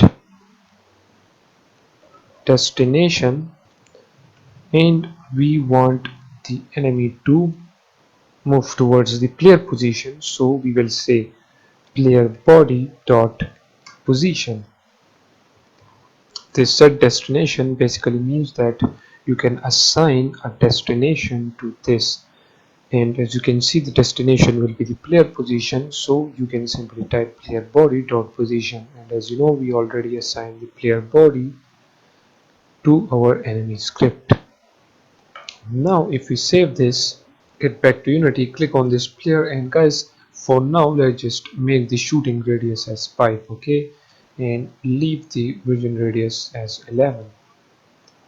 Now you will notice, let me move the cursor, now he is walking towards the point, okay, the walk point, and you will notice right here that when we come in vision, this will be a tick and the enemy will follow us. Okay, so now let's just get close to the enemy. Now you will notice, okay, we are in the vision and now he is coming towards us. Okay, so this means that chasing the player works, and you will notice when we walk away from him, as you can see he is following us. As you can see when we go there, as you can see he changed his facing and come towards us. And now if we move there, you will notice when we move outside, as you can see he is coming towards us. And now we are in the shooting range as well, so now he will shoot us, but we don't have a function for that. But as you can see now, the chasing works just fine. And the last thing which we want to do right here, that when the enemy sees the player, then we want to increase the vision radius and the shooting radius, because let me play the game and show it to you guys. Okay, if we run towards the enemy, now we are in the vision radius. As you can see, when we walk away from him, he follows us, as you can see. But now if we walk really far away from him, you will notice that he will just simply stop there, so we don't want that. Okay, he just stopped there. As you can see, now he doesn't follow us anymore because we are outside the vision and the shooting radius, as you can see. So now When the enemy sees us, we want the enemy to just simply follow us wherever we go and shoot us. We basically want to increase this vision radius and shooting radius. So for that right here, when the player get in vision radius, we call this function pursued player. So now right here we will say that if we get in vision radius, we will pursue the player. Okay, so if we are pursuing, or you can say chasing the player, then first of all right here we will add all of the animations for the enemy, but let's just leave that part for now. Okay, right here we want to increase the vision and shooting radius. So we will say vision radius equals to 80f. We will make the vision radius as 80f and the shooting radius 25f. Okay, we will make it 25 units. Now let's just save this, get back to Unity. Now as you can see right here, the vision radius is 11 and the shooting radius is 5. Click on the enemy. Okay, and let's play the game, and you will notice right here that how this value will change. Now if we run towards the enemy, as you can see now the vision radius is 80 and the shooting radius is 25, and now he will follow us, and now we are in the shooting range, so that's why he stops right there. But now if we try to run away from it, now we are outside the shooting range, so he will follow us as you can see, and now he can shoot us from there, and also we can shoot him as well. Whoops, let me move away. Okay, he is a little bit in the air, but don't worry, we will fix that. Okay, so now the enemy can pursue us. With this done, see you guys in the next video. Hello and welcome back. So now in this video we will add the shooting system to our enemy. So we will do the same thing which we did with our player. We are simply raycasting invisible ray from our main camera in the forward direction. Okay, from this main camera in the forward direction. So we will do that same logic for the enemy as well. So first of all right here we need to create a camera, and let's name this as shooting area, and we need to move the shooting area right here in between the enemy. Okay, because he will be shooting right here from the weapon, so make sure that it is in front of the weapon or somewhere right there. Okay, close to the weapon. So this will be the shooting area. From here in the forward direction it will create an invisible ray, and when that ray hits the player, then we will decrease the player health. Okay, and we don't have any health variables for the player, but that is for the future. We will add that in the future. Okay, so now we can simply disable this for now. Okay, because we don't want that shooting area camera enabled, because we already have a camera. Now open up the enemy script, and right here inside this header, which is enemy shooting variable, we will create a public float, and let's name this time between shoot, and let's create a bool, and we will name this as previously shoot, or you can name it as shot as well. Okay, that's on you. And after that right here we will create a public transform, and let's name this as look point, and after that let's create a public camera, and let's name this as shooting raycast area. Just save this. Okay, and in the Unity, now if we click on the enemy, okay, we need to provide the shooting raycast area, which is this one, shooting area. So just drag and drop that in there, and we need a look point. And let me tell you about this look point. If we focus up on the player, let's create an empty game object inside the player and name this as look, or you can say look point. Okay, and simply move this look point to the player feeds. Okay, somewhere right there.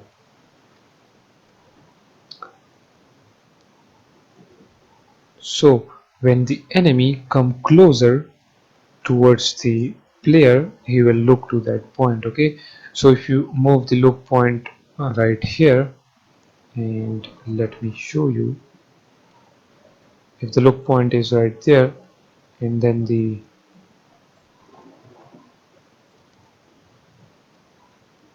enemy approaches the player, okay, and this look point is up there, then the enemy will simply look at the player like this. Okay, so we don't want that. Okay, we don't want the player to just lay on the ground. So we will simply move this look point down below. So when the look point is down below, then the enemy will simply look at the player like this straight. Okay, you will get to know this when we work on that. Okay, so let me just undo this everything, move the look point down below and the enemy to there. Now we have this look, so click on the enemy and attach this look point right there. So now we have the shooting area and the look point. Now right here we will say that if the player is in the vision radius and also in the shooting radius, then what we want to do, we want to simply start shooting the player.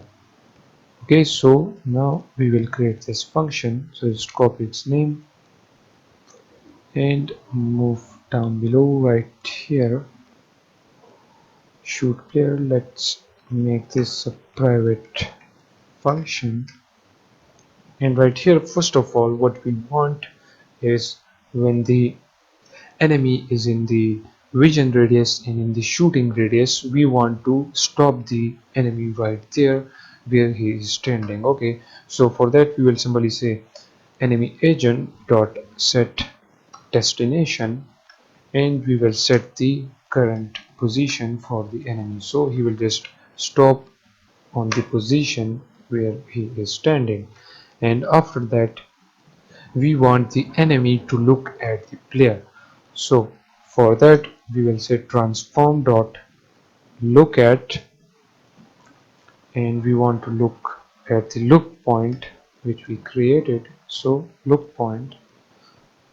And after this, now the enemy is standing on his position and also the enemy is looking at the player. Now we want some action, some shooting drama.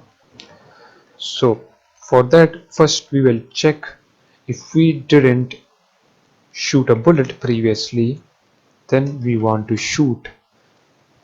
So for that, let's create a raycast by the name of hit, and actually it's a raycast hit, and we will name it as hit as well.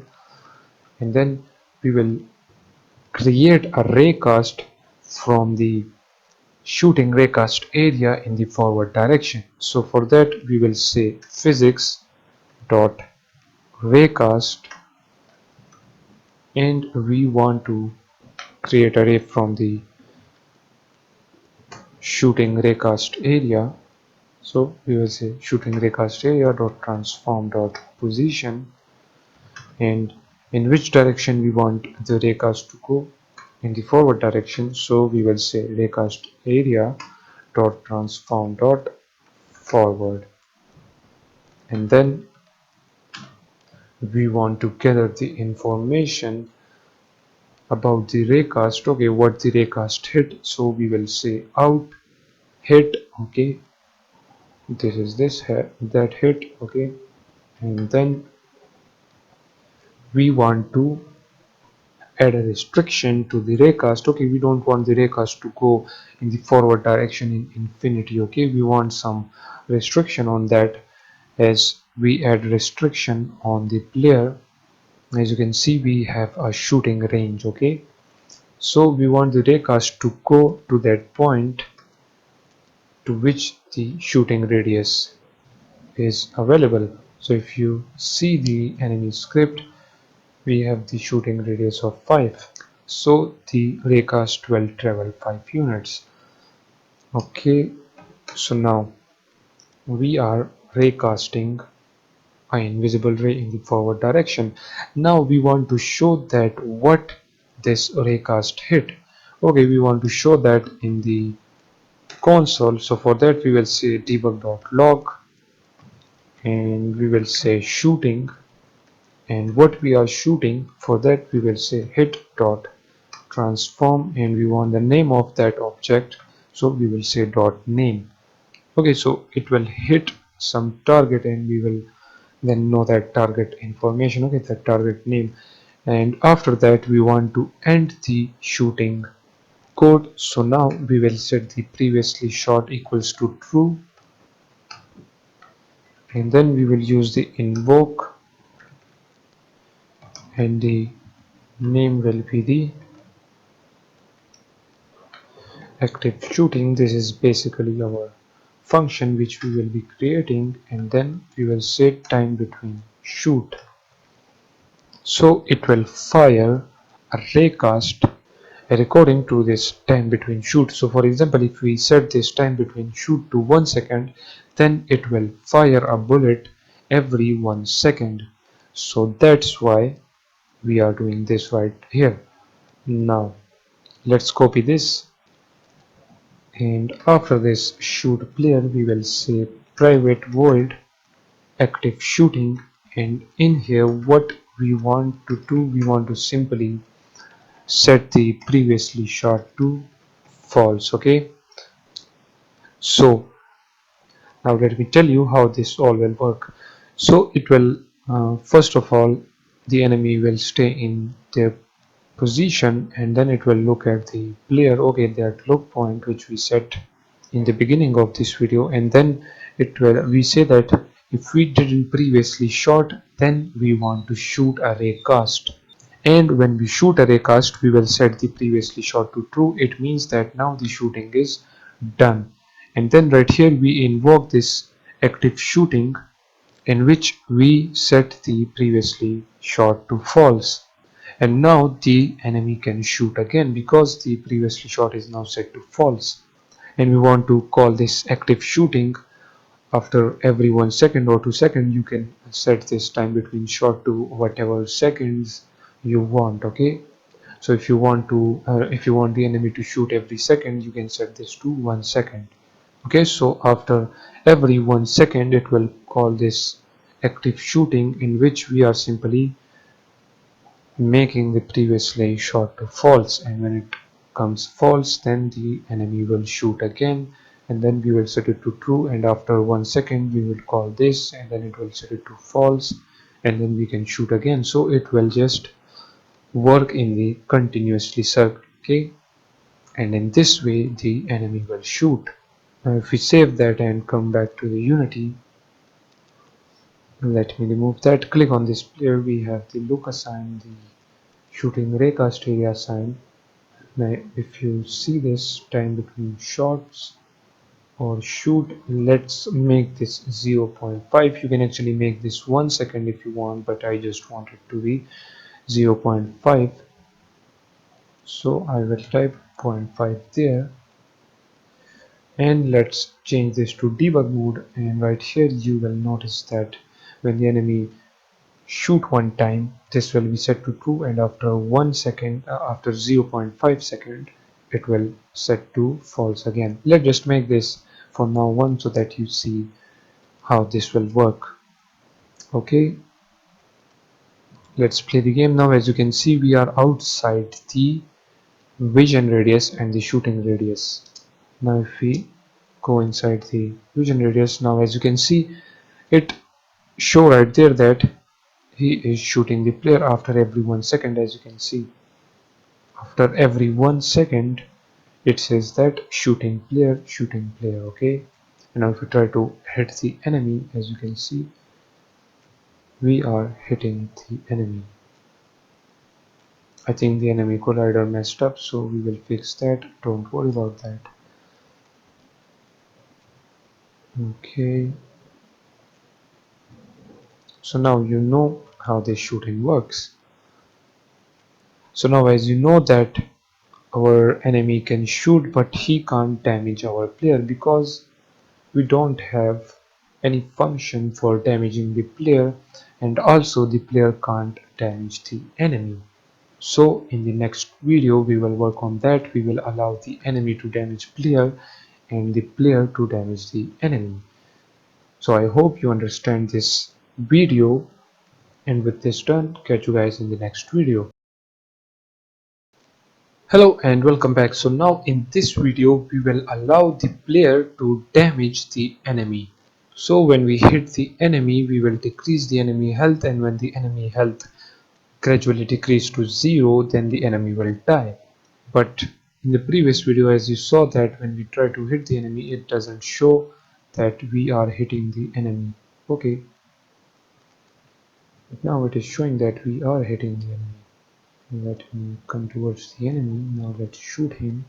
As you can see, it's showing that we are hitting that wall behind the enemy.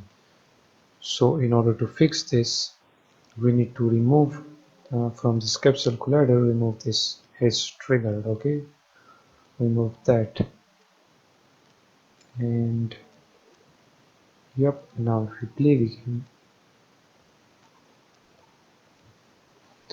let me lock the cursor. Now if we try to hit, now as you can see, it shows that we are hitting the enemy. Let me show it to you again. If we try to hit him, as you can see, it shows that enemy. Now it shows reloading. Now it will show enemy. Okay, so just simply remove this is triggered from there, then open up the enemy script, and right here at the top inside this header, which is enemy health and damage, let's create a private float, and we will name this as enemy health. It will be equals to 120f. After this we will create another private float. Let's name this as present health. Then we will create a public float, and this will be give damage, and this enemy will give a damage of 5 units. Okay, this will give 5 units damage to the player, but now we want to give damage to this enemy. Okay, and for now let's just create these 3 variables.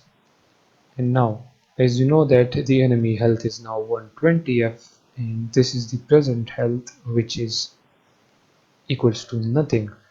So when the game starts, we want the present health to be equals to the enemy health. So when the game starts, the present health will be then equals to 120f. Okay, now let's create a function for the enemy to get damage from the player. So right here we will create a function by the name of enemy hit damage, and in here we will take a float which will be take damage. Then inside this function we want to say that whenever the enemy take damage, then we want to decrease the present health by the take damage, and this take damage will come from this rifle. So in the rifle right here, when we are shooting the rifle, we say that if we hit the object, then we want to destroy give damage to that object. Okay, but now we have an enemy, so right here we will type enemy. Let's name this as enemy, and this will be equals to it info dot transform dot get component, and we want to get the enemy script. Okay, so when we have the enemy script right here in the else if, we will say that if we hit the enemy, okay, so if the enemy is not equals to null, then what we want to do, we want to say that enemy dot enemy hit damage.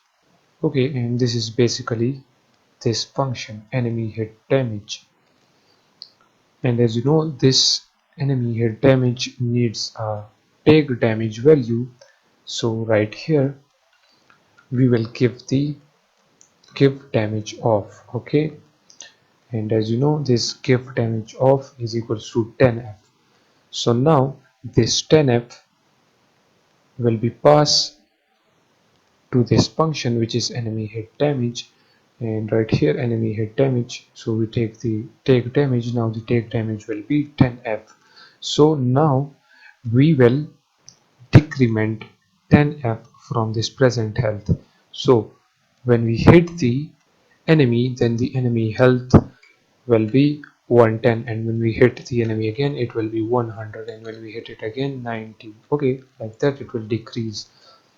Now let's just set it back to 120. Okay, and let's complete this right here.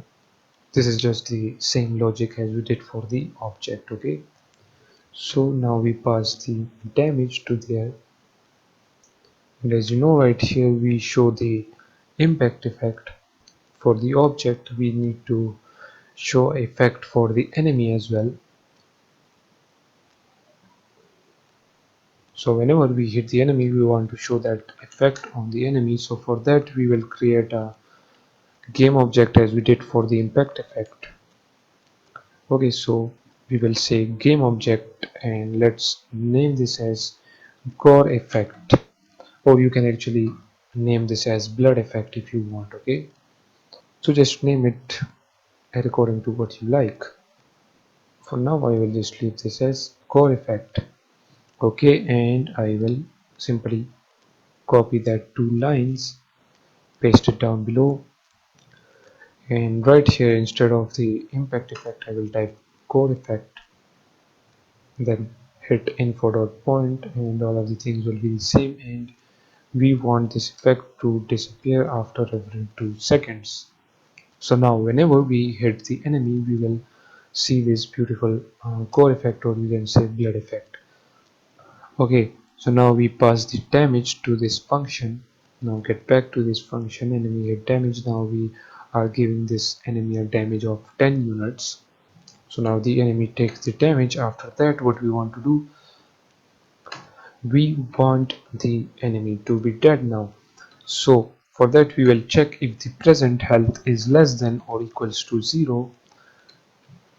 Then what we will do, we will call a function which will be enemy die. Okay, and now let's create this function enemy die. So after this enemy hit damage, right down below, make the enemy die a private function. So private void enemy die, and in here when the enemy die we want to simply stop the enemy right there. Okay, we don't want the enemy to follow the player. So for that we will say enemy agent dot set destination, and it will be the enemy current position where he dies, so we will set that position there. And then we want the enemy speed equals to 0f. If you don't do this, then when the enemy die it will still follow you guys. Okay, so make sure to do this. We will set the enemy speed to 0. Also we will set the shooting radius to 0f, and then we will set the vision radius to 0f as well. and the player in vision radius will be set to false, and the player in shooting radius will be also set to false. And then we want to destroy the enemy character, so we will say object or destroy game object, and we want to destroy the game object after 5.0 seconds, and we will end that by a semicolon. So now we have the function for the enemy to take damage and to die, and we added this code right here, in which we are checking if we hit the enemy, then you want to give the 10 units damage to the enemy, okay? And we want to show this gore effect, or you can say blood effect. So just save that, get back to Unity.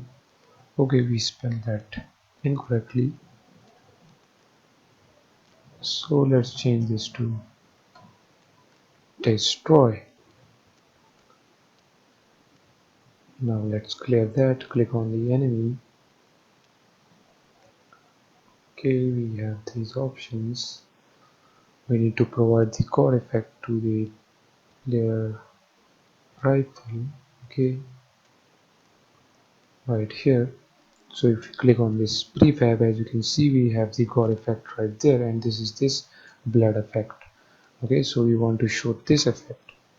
So click on the gun, drag and drop this core effect there, and we are all set up. Make sure that you added the enemy tag to the enemy, and also the enemy is on the layer enemy. Okay, everything is now set up. Just click on this enemy and change this to debug mode, so that we can see how the health will decrease when we hit the enemy. Okay, now if we play the game, you will notice that now the present health is 120 for the enemy, and he is walking towards the next work point. Now if we try to hit him, as you can see, his health is decreasing. It is now 110. If we try to hit him again, it is now 90. Okay, and you can see the beautiful blood effect when we hit the enemy. Okay, let me just run towards the enemy. Okay, he saw us. Now if you try to hit us, as you can see, the beautiful blood effect, and the enemy health is now minus 80. Okay, so now as you can see, the enemy is destroyed when his health is less than or equals to 0. Let me show it to you again. When we kill the enemy, you can see his health now 20, 10, and now 0. And now after 5 seconds the enemy will disappear. As you can see, now he is stopped and now he is disappeared. So we are giving damage to the enemy, and in the next video we will take damage from the enemy. Okay, we will allow the enemy to damage the player. So with this done, see you guys in the next video. Hello and welcome back. So most of you guys will be having some warnings like these two. So I decided to make a video on this separately and fix these warnings. Okay, so the first one is this one, which says that there are 9 objects in the scene with overlapping UVs. Please see the details list below to use the UV or overlap visualization mode in the scene view. Okay, let's click on that, and as you can see here, it tells that which object has a overlapping UVs. Okay, so these are the objects, and then we have this warning, which is this one. Okay, so first of all, let's fix this one. Let me remove this clear on build, because when we save our script, these two will just disappear, so we don't want that. So now if we open up the rifle script, as you can see, it shows on the line 8 to 19. So if we see the line 8 right here, we have this public camera. So I guess this is because our script is derived from a mono behavior. So it means that our class already has a member called camera. So in order to fix this, there are two ways. You can just type right here, simply type new, and the next solution for this is to simply use a different name for this. Okay, so you can actually name this as cam if you want, or main camera or main cam. Okay, you can just use a different name, or also you can use a new keyword right there. Okay, but we will just simply change the name to cam, and let me click on this. I made a backup. Go ahead. Okay, as you can see, the warning is now gone. You can see right here, now we have only this problem, which is the overlapping UVs. And I think this is because we have set the generators to static. Let me show you. If we click on this generator, as you can see right here, it has a static mesh. Okay, so meaning the generated light map UVs for the important meshes were compressed to such a point that they overlapped. So now in order to fix this, we will just simply remove this static from there, and now as you can see, before it says that 9 objects, now it shows that it is only 8 objects. Now let's click on that, remove this static tick. Now as you can see, now we have only 7. Now I think we need to click on this light right there and remove this tick. Yes, change children, and now we have 6. Okay,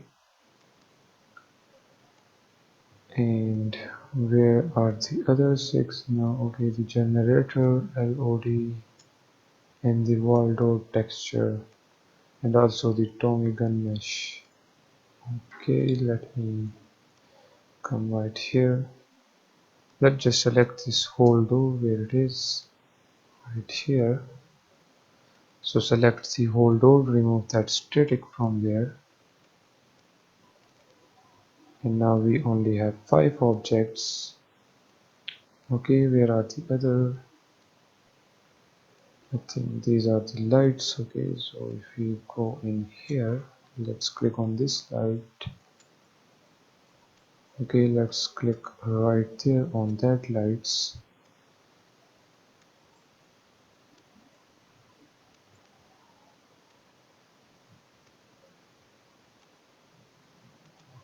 I think we don't have any problem there. Let's just move to this now. Okay, we have the generator LODs right here. So the fan, and let's just select all of this. Okay, and remove that static from there. Now we just only have one object. Okay, and I think that is our enemy object. Okay, so now if we double click on our enemy, and let's remove this static from there. Yes, children, and now I think our console is clear, as you can see.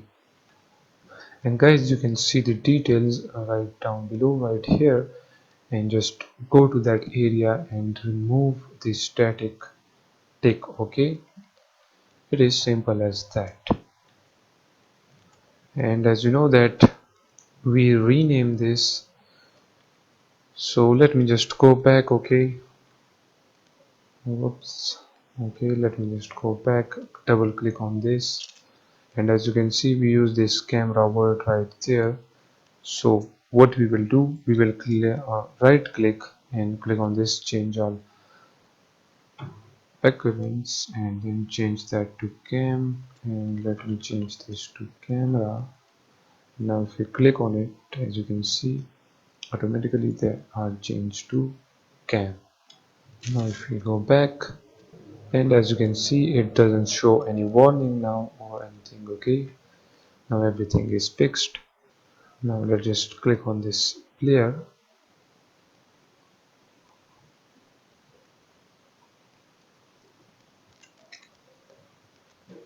and let's open up this body, the player body. Click on this. We have the rifle script right there. We need to provide the main camera there, so just drag and drop the main camera. And guys, if you want, we can make the fog a little bit lower because there was too much fog. Okay, so let me click on that. Let's select all of the fog in our scene. Okay, and let's change the start size to, for example, 2 and then 3. That's it. Or actually we can make it as 5 and 6. Okay, now let's play the game. And as you can see now, the fog, it looks good like this. Okay, so now we have a clear view, as you can see. So with our warnings removed, see you guys in the next video. Hello and welcome back. So in the previous video we have solved our warnings which were showing in the console. Okay, we have solved all of that. Now we have another bug in our game. I was just testing the game and I just found this out. I don't know if you guys will have this bug or not, but if we play the game,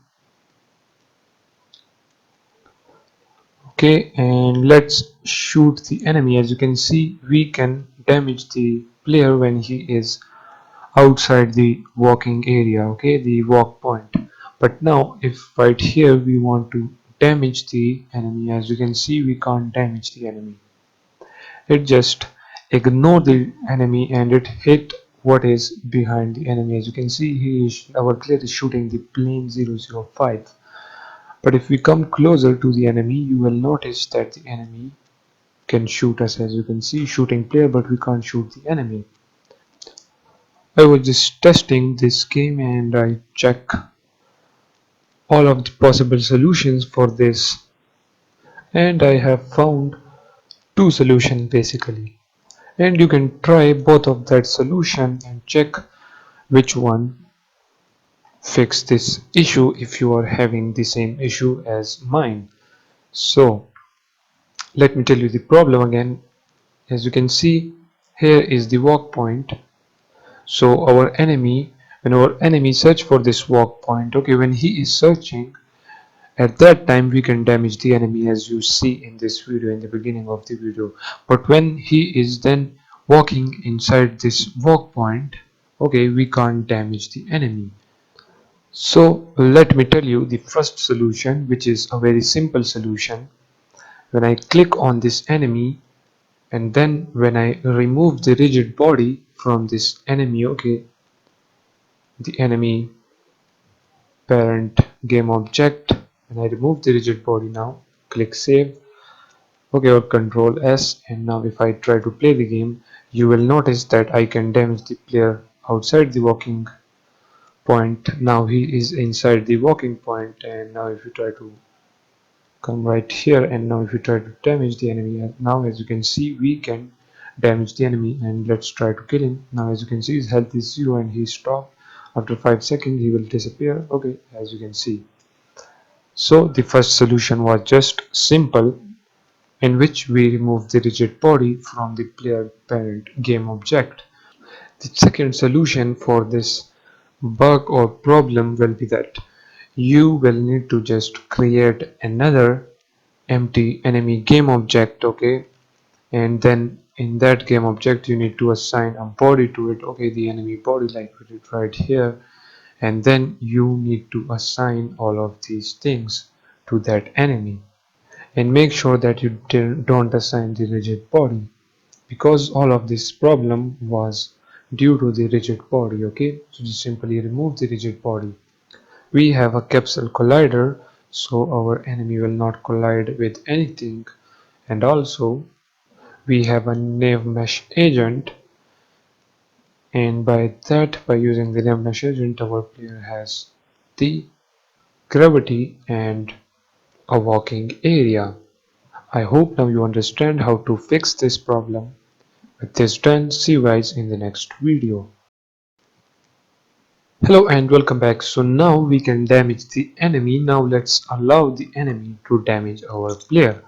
So for that, in the scripts folder, open up the player script, and right here now we need to assign a player health things. Okay, so let me remove that. And guys, basically the logic behind damaging the player now will be the same as we did for the enemy. Okay, so right here at the top we will create a private float, and let's name this as player health. This will be equals to 120f. After this, create a private float again, and this will be the player present health. And then right here in the start, we will equal the present health to the player health. So in the game start, the player health will be then 120.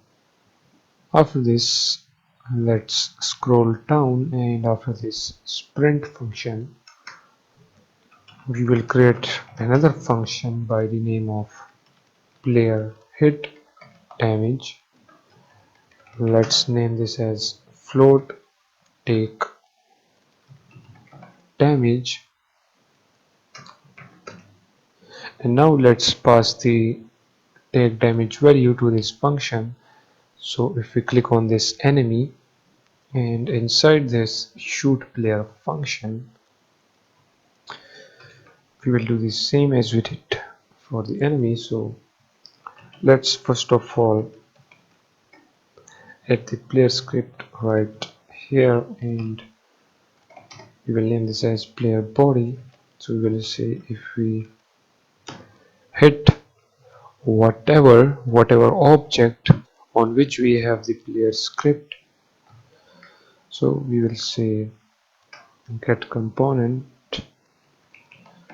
and let's name it player script. Okay, and then we will check if we have found an object, or if we say that if we hit that object on which the player script is assigned. So if we hit it, what we will do, we will give that thing a damage.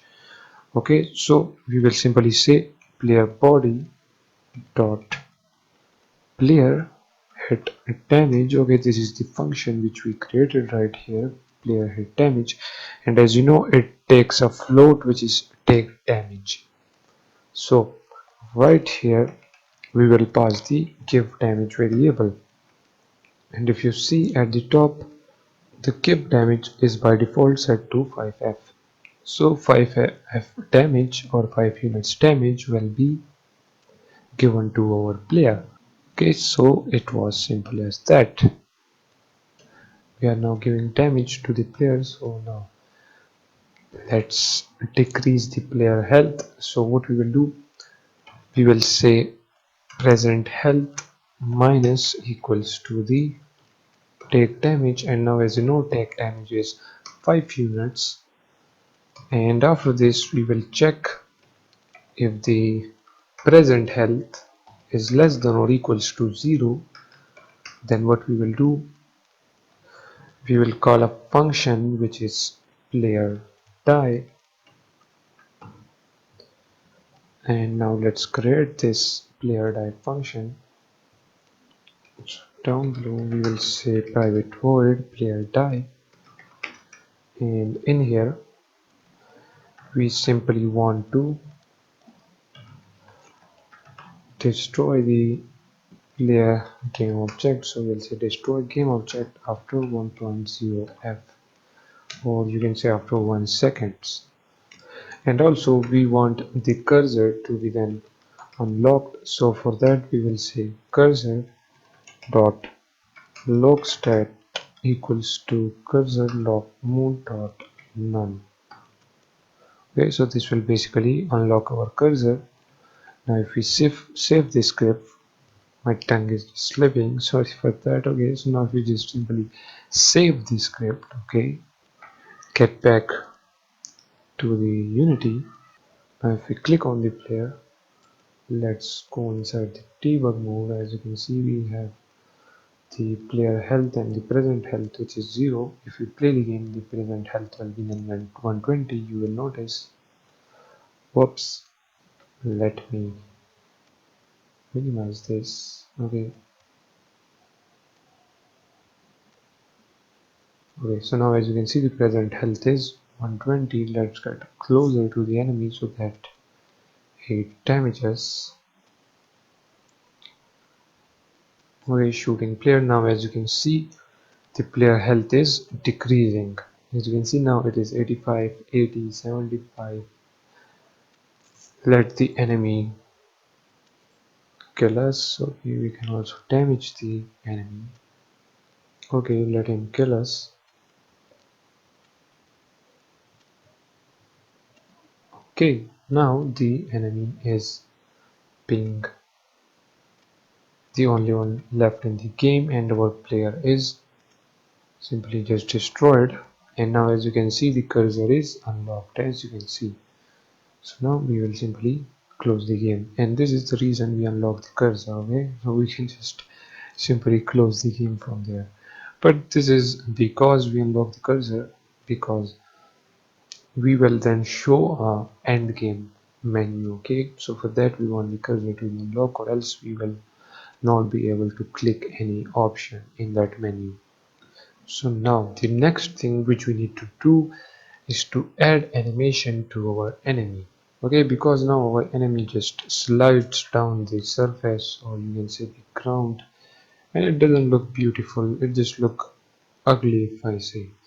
So in the next video we will add animation to our enemy. For that, catch guys in the next video. Hello and welcome back. So now in this video we will add animation to our enemy. So for that, in the main assets folder, create a new folder by the name of animations. And now if we go inside the PBR military pack, and right here we have the animation for this enemy. Okay, we use the same for the player as well, and we will use it for the enemy.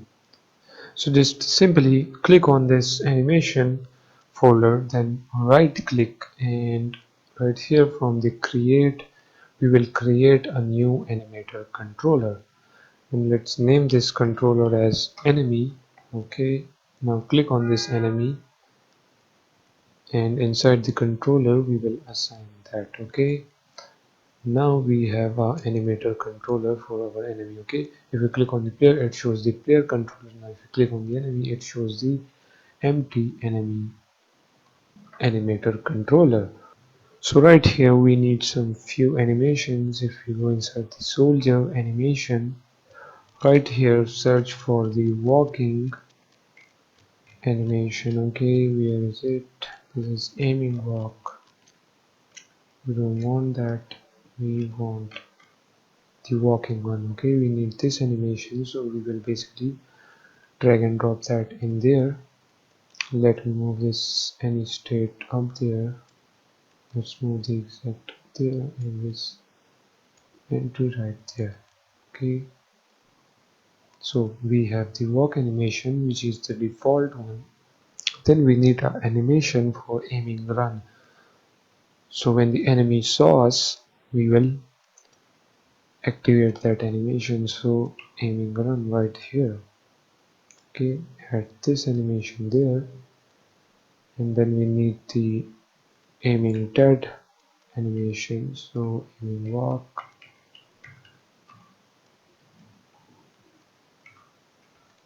Here is the aiming dead. Somebody drag and drop that there.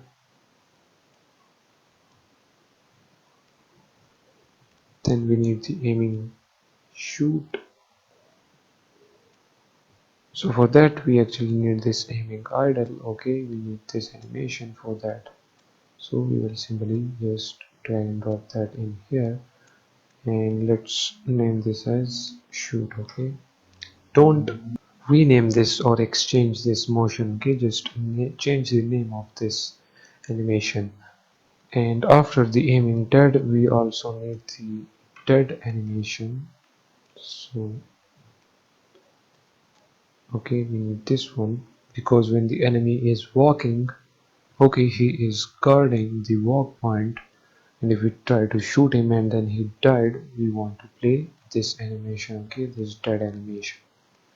And when he is shooting us or firing at us, then we want to show this dead animation. So we have all of the animations. Okay, now what we will do, we will join all of them, but before doing that, let's save this. Okay, and let's see how the walking animation looked at our enemy. Okay, now as you can see, he is playing the walk animation and it looks really good on him. As you can see, he is walking just like us. And now when we come closer to him, you will notice that he is still walking. We don't want that animation then. Okay, we want the shooting animation right here. Okay, which is this one. We want to then activate this animation. So let's create a transition from the walk to aiming run, and then from the aiming run to the walk, and then from the run to the aiming shoot, and from the aiming shoot to the run. Let's create a transition from aiming shoot to death and aiming run to death, because if he's running or shooting, then we want to show this animation, okay, which is aiming dead. And when he is simply walking or guarding the walk point, then we want to show this animation, which is simply the death. Okay, so from the walk we will simply play the death animation. As you will notice, when he's walking he will die like that, and when he is running towards us and we kill the enemy, he will die like that, and if he's simply shooting us, then he will die like that. Okay, so these are the four animation, actually five animation for our enemy. Now let's quickly give the parameters to this one. So from here we will create a bool by the name of walk, and let's create another bool and let's name this as aim run. After this we will create another bool which will be aim die, and then the last bool will be the die, okay, which is this simple die. Now click on this transition which is from the walk to the aiming run, remove this as exact time 0. Right here add a condition, make the walk false, because if he is running towards us, then we want the walking to be false, we want him to run like that. Okay, and we want the aim run to be true, so make the aim run true. Okay, then click on this transition which is from the aiming run to the walk, remove that, and do the vice versa which we did for this transition. Okay, right here we will make the walk true and the aiming run as false. Now let's click on this transition which is from the walk to the dead, and right here we will simply click on this die and set it to true. And now let's make the walk false right here. Okay, after this let's click on this transition which is from aiming run to aiming shoot, remove that from there. Let me check, we remove that from there. Okay, now get back to this one. Right here we want another parameter which is the shoot. Okay, so right here let's add a shoot parameter, and let's place the shoot as the third parameter right there. Okay, so right here we will make the shoot true, the walk to false, and we want the aim run to be false as well. If he's shooting, then we don't want him to walk, we don't want him to run, we just want him to shoot like that. Now let's click on the other transition which is from the shoot to run. Right here we will make the shoot false and the walk true. Actually, we don't want the walk to be true right here, we want it to be false, and let's make the aim run to true. Okay, so if we get outside the shooting range, then we don't want him to be just standing like that, we want him to run towards us like this. Okay, okay, like that. Now if we click on this transition which is from aiming run to dead, let's remove that, add a condition, let's make the aim die true and the aim run false. Now we click on that transition. Right here we simply want the aim die to be true. Okay, so now we have all of the parameters and the transition all set up. In the next video we will add the animation by using script to our enemy. So for that, catch you guys in the next video. Hello and welcome back. So now in this video we will add the animations to our enemy. So for that, open up the enemy script, and at the top right here inside this enemy animation and spark header, what we will do, we will create a public animator, and let's name this as anim or anime, and now let's assign the animator to this. So if we click on the enemy right here, we need to just drag and drop the animator right there. Now let's add the pursue animation, or you can say the chase animation. So right here we have a comment for our animation. Right here, if we saw the player and we are chasing the player actually, then we make the vision radius 80 and the shooting radius 25. We actually increase that. Okay, for this go back and watch all of the previous videos for this. Okay, now when we are chasing, or you can say pursuing the player, then we want the walk animation to be false. Okay, we want that to be false, and then let's set a bool for the aim run, and let's make the aim run as true. And after this, if we are chasing the player, then we don't want the player to shoot, so we will make the shoot false. Okay, and after this we want the aim die to be false as well. If we are chasing the player, then we don't want the enemy to simply die. Okay, so that's why we will make the aim die to be false, and then at the end we want the die to be also false. So let's set the die to false. Okay, so if we are chasing the player, then we want the aim run to be true only. Okay, and as you know, we have the if condition. So if we are chasing the player, then we want the enemy to simply chase, and if we are not chasing, then what we want to do, let's copy all of this, paste it down below. If you are not chasing the player, then we still want the walk to be true, we want the aim run this time to be false. Okay, so we make the walk false and the aim run false. Okay, make the shoot as well false and make the die true, because if he is not chasing, then he is of course dead. So we will make the aim die and the die, both of them, true. Now let's add the shooting animation. So right here in the shoot player, inside this if condition where we are casting an array, or you can say we are shooting, right here we want the shoot animation to be true. So type animate.set bool shoot true and make the walk animation false, and make all of the other animation as false as well. So aim run, make it false, aim die and die, both of them will be false. If you are shooting, then we just want to shoot. And now let's add the death animations. So right here, if the present health becomes less than or equals to 0, then what we want to do? We want all of the other animations to be false. We just want the die and the aim die to be true. So we will do it like this. Okay, make the walk false, shoot false, aim and false, make the die true and the aim die to true as well. Now if we save this, get back to Unity. Okay, we have added all of the animations.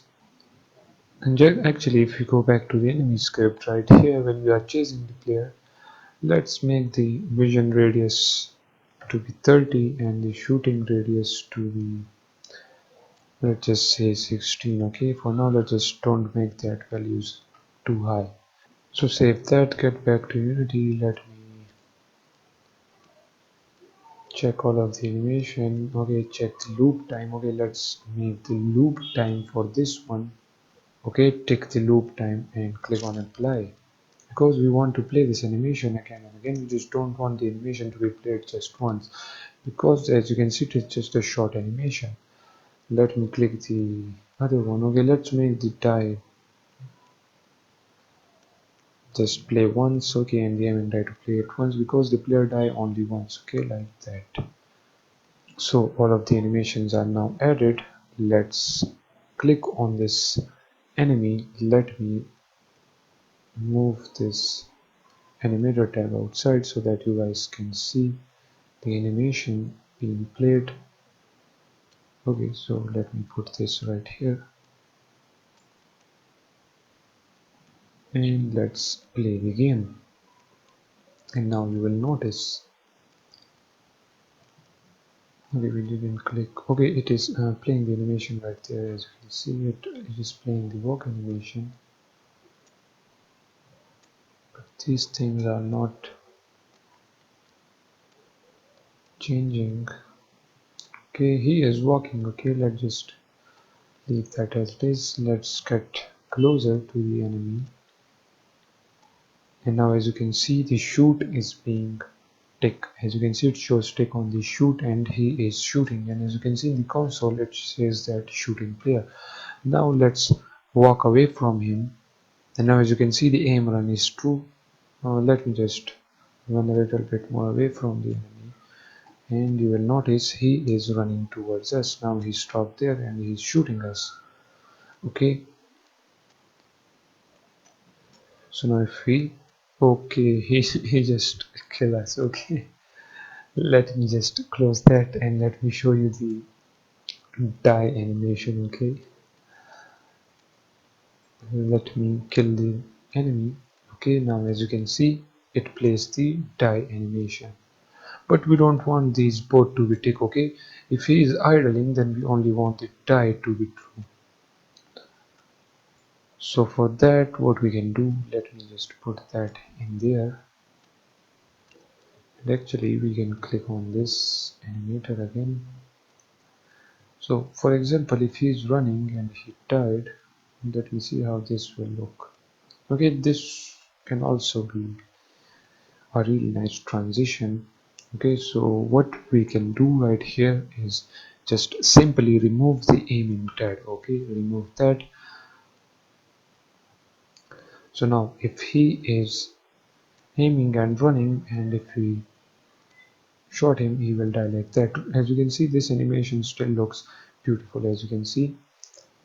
So remove this as exact time to 0, add a condition right here, make the aim run false and make the die true. Okay, and then make a transition from aiming shoot to dead. Let's play this animation. As you can see, okay, it looks good like that. Now right here we will make the shoot false and make the die true. Let's remove this aim die parameter now. Delete that parameter because we don't need that now. And let's check.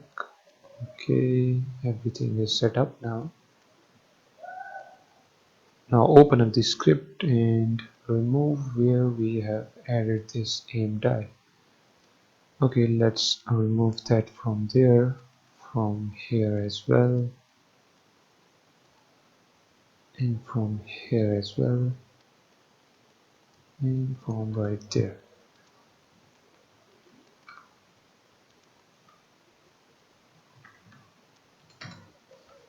Okay, now save the script, get back to the Unity, play the game, and now first of all let's kill the enemy. Okay, so if we shoot him, as you can see he died, and now after 5 seconds his body is now disappeared. Now let me restart the game and let's see the enemy, another all of the other animations. Okay, so if we run towards the enemy, now as you can see he's shooting at us. Now if we go far away from him, as you can see he's running towards us. Let's run to that point. If we come right here, as you can see he's running towards us, let's kill him. Okay, and as you can see he died. Okay,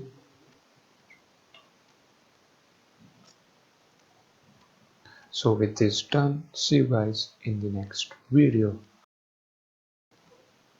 Hello and welcome back. So we have added all of the animations to our enemy. Now in this video we will add the muzzle flash to our enemy. So for that, what we will do, right here in the body we need to add a muzzle flash to this Tommy gun mesh. So if we click on prefabs, let's click on this muzzle spark, okay, or muzzle flash, but I just like the name to be muzzle spark. Okay, let's drag and drop this inside the gun of the enemy, and let's point this somewhere right there.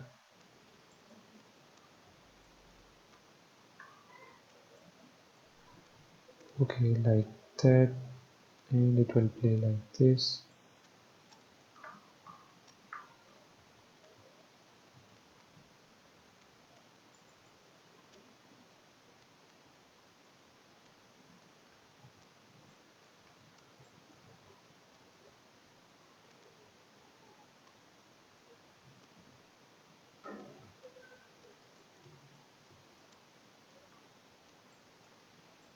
It looks good like that.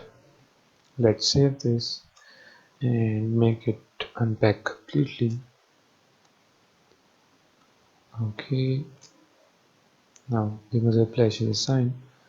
Open up the enemy script and let's add the muzzle spark. So right here in the enemy animation and spark effect, what we will do, we will say public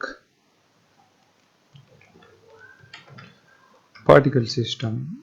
Let's name this as muzzle spark.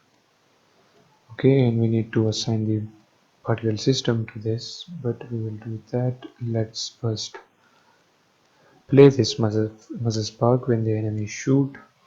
So in the shoot player function, right here inside the if condition, if we previously didn't shot, then we will shoot. So when we shoot, we want to play the muzzle spark. So muzzle spark dot play. Save the script now. Get back to Unity. Let's click on the play button and let's just close the game and let's assign the muzzle spark. Okay, so click on the enemy and assign the muzzle spark there. We forgot to do that. Okay, when you assign the muzzle spark, then play the game. Now let's get closer, and as you can see it is playing the muzzle spark in front of the enemy rifle. As you can see, let's make that muzzle spark a little bit bigger because it seems very small. So right here make the start size as 0.2. Now if we play the game, now let's get closer. Now it looks good like that. Okay, whenever he shoots, it play the muzzle spark as same as our player, as you can see. So now we have added the muzzle spark. Let's end this video right here. Hello and welcome back. So now in this video we will add the enemy drone to our game. So if you go inside the PBR military pack, then inside the drone, as you can see, we have the prefabs and we have the shelves, all of that. We also have some effects for the fire, for the effects. Okay, this is just a script, we don't need that. We need this prefab of the drone. So what we can do now, let's create a new game object right there. Okay, and let's name this as enemy drone. Okay, let's drag and drop the enemy drone in there. Okay, it shows up there. Let me click on the drone, unpack completely. Now we have a drone in our game. Let's click on this copy component and let's paste this component as new right there, and let's remove that from inside the drone. Okay, now we have the enemy drone. If you play the game, you will notice that it plays all of the animations. As you can see, it is playing all of the animations and it looks good like that.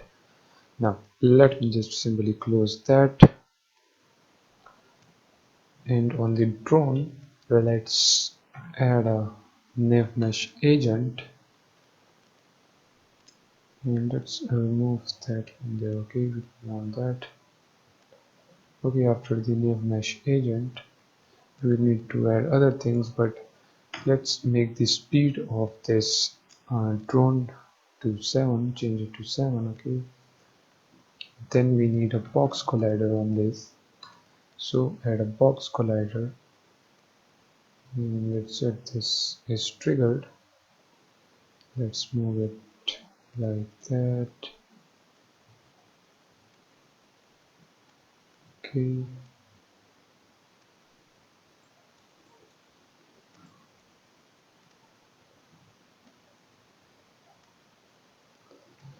okay, so now we have a collider on our drone, and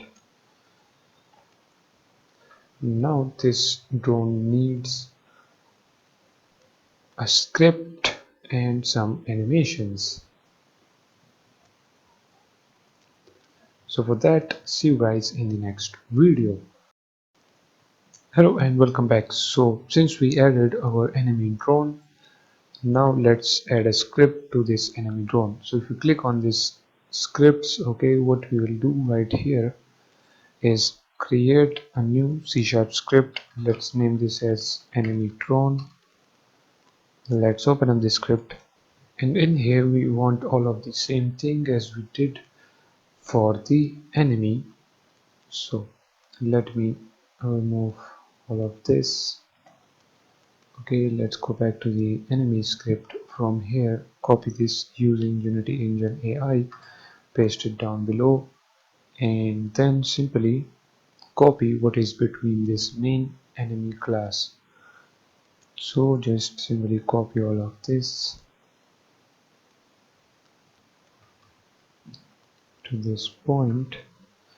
Let's copy all of that, and in here we will simply paste it.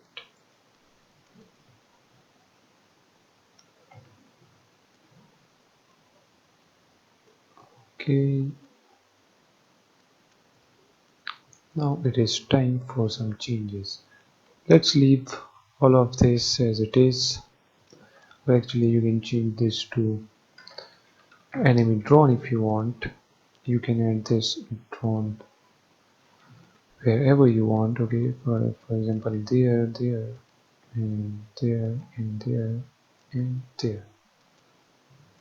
Okay, if you want the drone to be the final beast, or you can say boss of the game, then you can increase the drone health to 150 or something. Okay, but I will leave everything as it is. Okay, let me scroll down.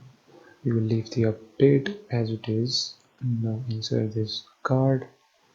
This card function will be the same for the drone. Let me check the pursue player, and let's leave the pursue as same as well. And now let's check this shoot player.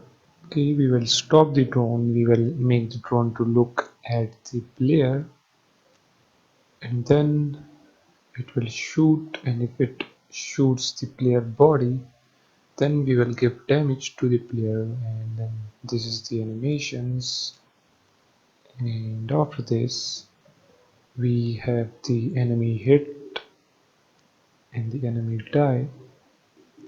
These will be the same as well. For now, let's just simply comment out all of the animations, because we don't have an animator for our enemy drone, so we will just simply comment all of these out. Okay, so you can just select all of them and press on control and slash button, or you can say the divide button. Okay, if you are using Windows. Okay, so let's quickly assign all of these things to the enemy drone. If we come right here to Unity, click on enemy drone. Let's assign the enemy drone script. Let me move the script right there. First of all, let's assign the animator. So where is it? Right here. Let's assign this animator. We need to assign the muzzle spark as well, but for now let's just comment out the muzzle spark. Let's comment this as well. Now if we get back, click on the enemy drone. Right there, let's assign this enemy agent. Okay, let's assign the name mesh agent. Then we need to assign the look point. So the look point will be this, and then we need to provide the shooting raycast area, and we don't have that. So just like the enemy, we have the shooting area. Let's do the same for the enemy drone. So I'll create that, and let's name this as shooting area. Okay, shooting area.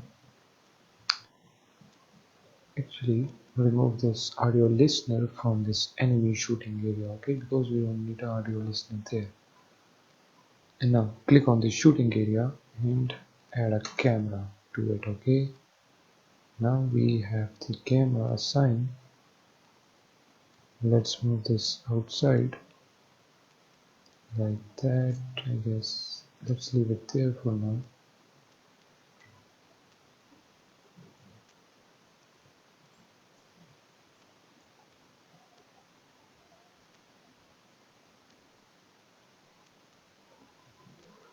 Let's leave it somewhere right there. Okay, and now click on this enemy drone. Let's assign the shooting area, then let's assign the player. Whoops, let's click on it to assign the player area. Let's add the player layer. We need to add the walking points for this drone. So let's assign 3 walking points to this drone right now. So in the walk points, let's create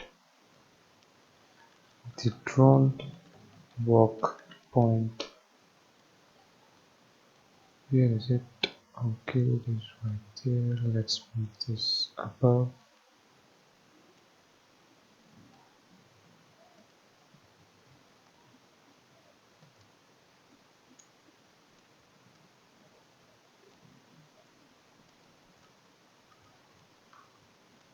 Let's move it right there. Okay,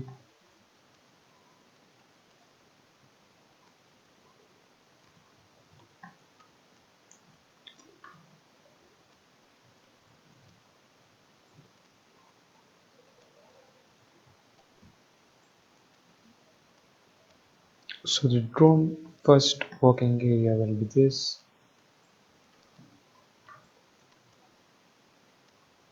Let's move it right here, somewhere right here. Okay, let's move the drone as well.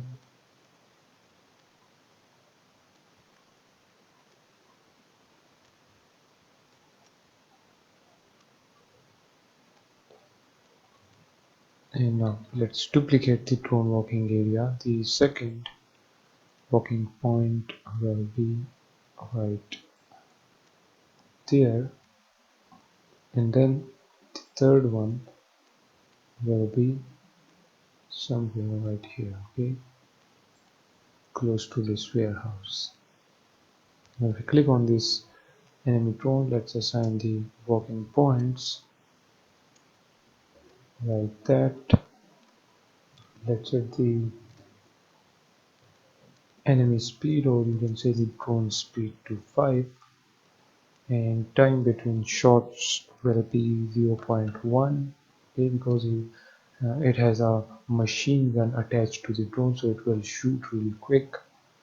And then we need to provide the vision radius, so let's make it 15, and the shooting radius will be 10, and I think that will be it.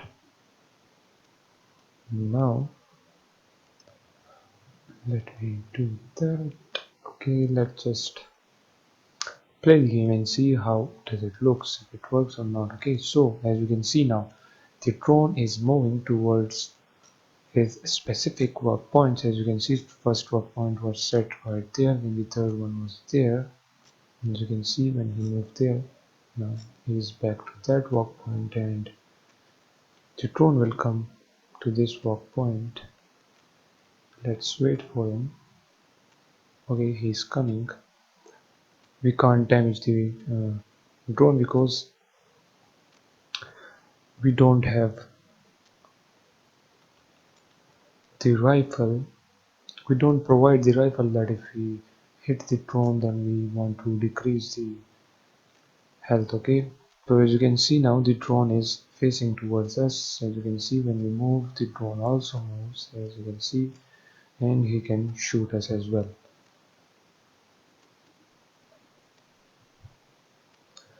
Let me disable the enemy, and let's leave the drone for now. Okay, and click on this player, change into debug. Let's see if the drone damaged the player or not. Okay, let's run towards the drone.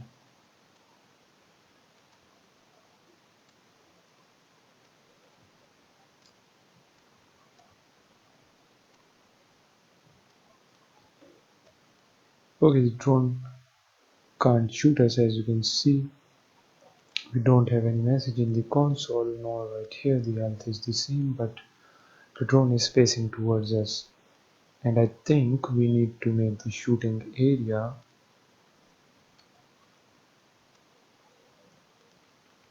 we need to place this in an accurate place. So I guess what we need to do, click on this shooting area. Okay, let's move this there, or actually I will move this game tab to my next screen, so that we can see this shooting area accurately. Okay, so I have moved my game tab there. Let me now play the game, and let's see how the camera of the drone looks. Okay, as you can see, here is the view. Let's move towards the enemy drone. Let's see how does it camera looks, the drone camera. Okay, come on man, look right here. Okay, he's The drone is facing us.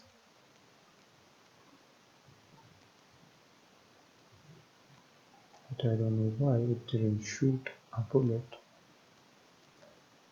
Let's move the shooting area a little bit down below. Let me go right there. Let's move it somewhere right here. Now as you can see, it shows that shooting player.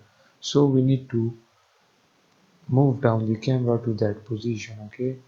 So copy the component and then close the game, okay? So now we have the component values copied. Now what we can do, you can simply click on the shooting area and paste component values, paste that values there, and simply now disable that. Now let me clear the console, and now you will see that when we start the game it will show us right here that shooting player. And let me add that tab. Now the game tag back again right there. Okay, let's click on this player, go inside debug mode so that you guys can see how the health decrease. Okay, let's play the game. Now if you run towards the drone,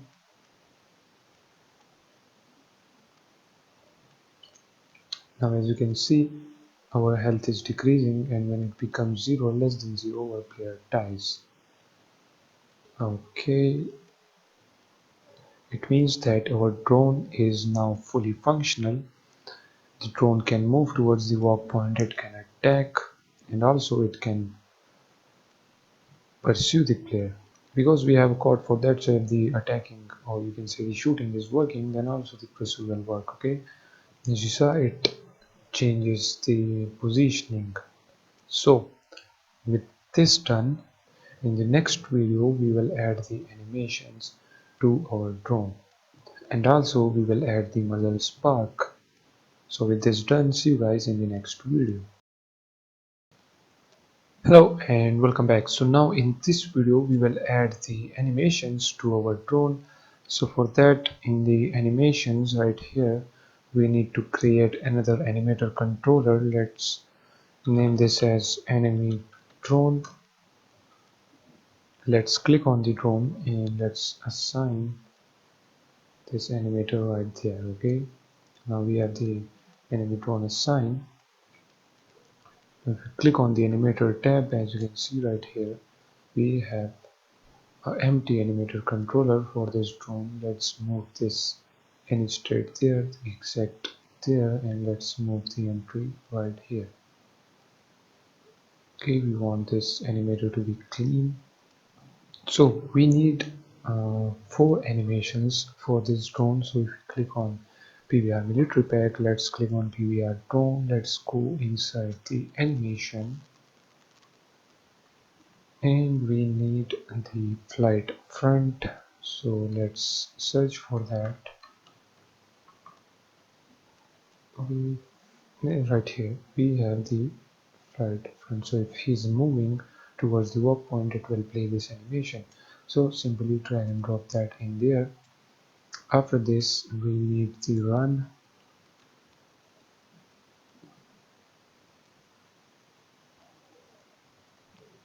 Not where is the run?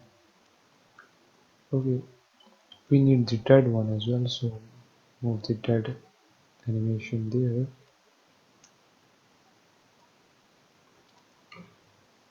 And let's add this flight front again, and this time rename this to run. Okay, the motion will be the flight front, but the name will be changed to run. And after this, for the firing, we need the gunfire up down. So let me search for it. Okay, this is right here. We have the gunfire up down. You can also add different animation, for example this one. Okay, but for now we will just add this one. So drag and drop that in there. So we have now the animations.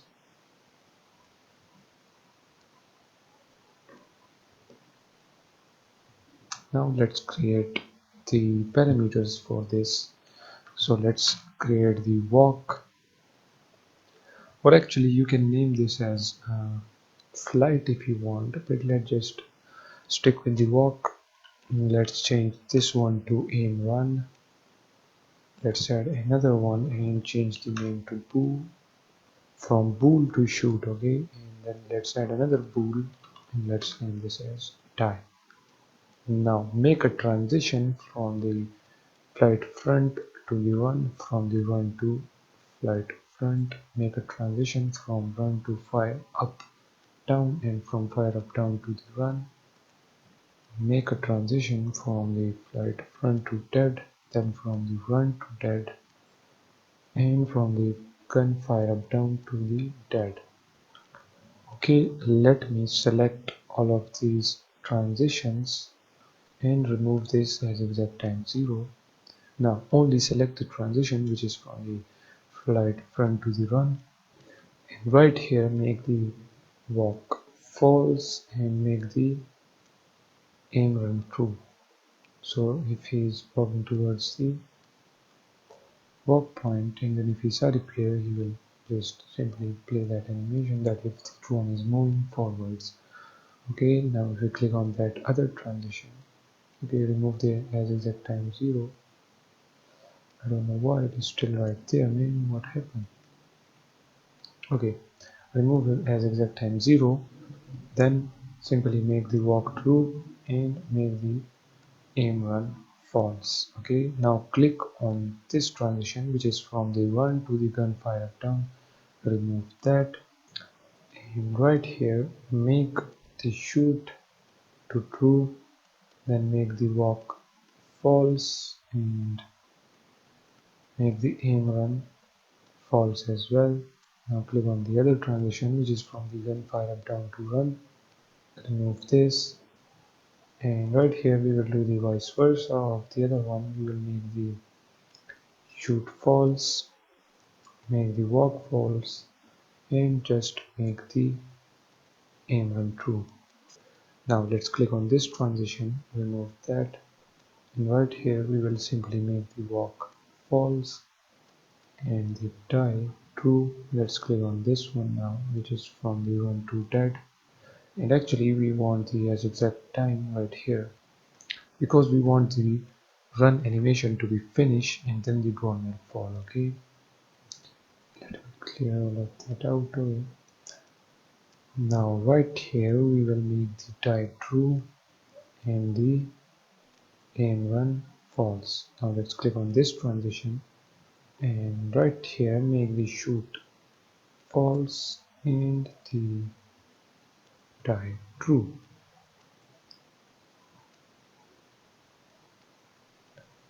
Let me remove that. We have assigned all of the parameters to the transition. Now we need to add the animations. So open up the enemy drone script. Let's move up. Right here we have the animation, so we can actually assign the animator to that, and I think yep, it is assigned already. Now what we need to do, we need to double click on it. Right here click on control and the slash assign, and right here if you are pursuing the player, we want the walk to be false, the aim run to be true, the shoot to be false, and the die to be false as well. Okay, this is basically these parameters for the enemy drone. Okay, walk, aim, run, shoot, die. Walk, aim, run, shoot, and die. Okay, so right here in the pursue, make the aim run only true. Okay, now let's remove the comment from this one as well. And if you are not pursuing, it means that the drone is dead or destroyed. So make the die true, make the other one false. After this, let's scroll down. Right here, if the drone is shooting, then we want the shoot to be true, the walk and other things to be false, and the same for the not the same. Right here it is different. Right here we just make the die true and all of the other thing false. Okay, So actually you need to remove the comments from the animations, and once that is done, save the script, get back to Unity, and once the script is reloaded, click on the animator, click on this, double click on this flight front, make it a loop time, click apply, make the run as well loop time, and this gun fire up down to loop time, okay, because we want this animation to be played again and again. And we can leave the dead as it is, okay. Now everything is assigned. Let me move this player somewhere right there, okay, so we can just simply run towards the drone quickly. So if you play the game now, as you can see, the drone is playing animations. As you can see, he is moving. Let me get closer to the drone. As you can see, it is playing the animations, and as you can see, it is playing the fire up and down and shooting player. Now the player is dead, and as you can see, the animation is being played. Now let's kill, or you can say destroy, this drone. Let me lock the cursor. Now let's shoot the drone. Okay, and actually we can't destroy the drone because we need to add that code. So if you open up the enemy drone, as you can see, we have all of the function already set up. We have the enemy drone hit damage, okay. You can actually change this to enemy hit damage or enemy drone hit damage, okay. First of all, let me open up the rifle script, and on the rifle script, when we are shooting, okay, right here we need to make a reference for the drone as well. So we will say enemy drone. Let's name this as enemy drone as well. So we will say hit dot transform dot get component. This is basically the same thing which we did for the others as well, so I don't need to explain this again and again, okay. So we have, if we hit the enemy drone, then we want to destroy the drone.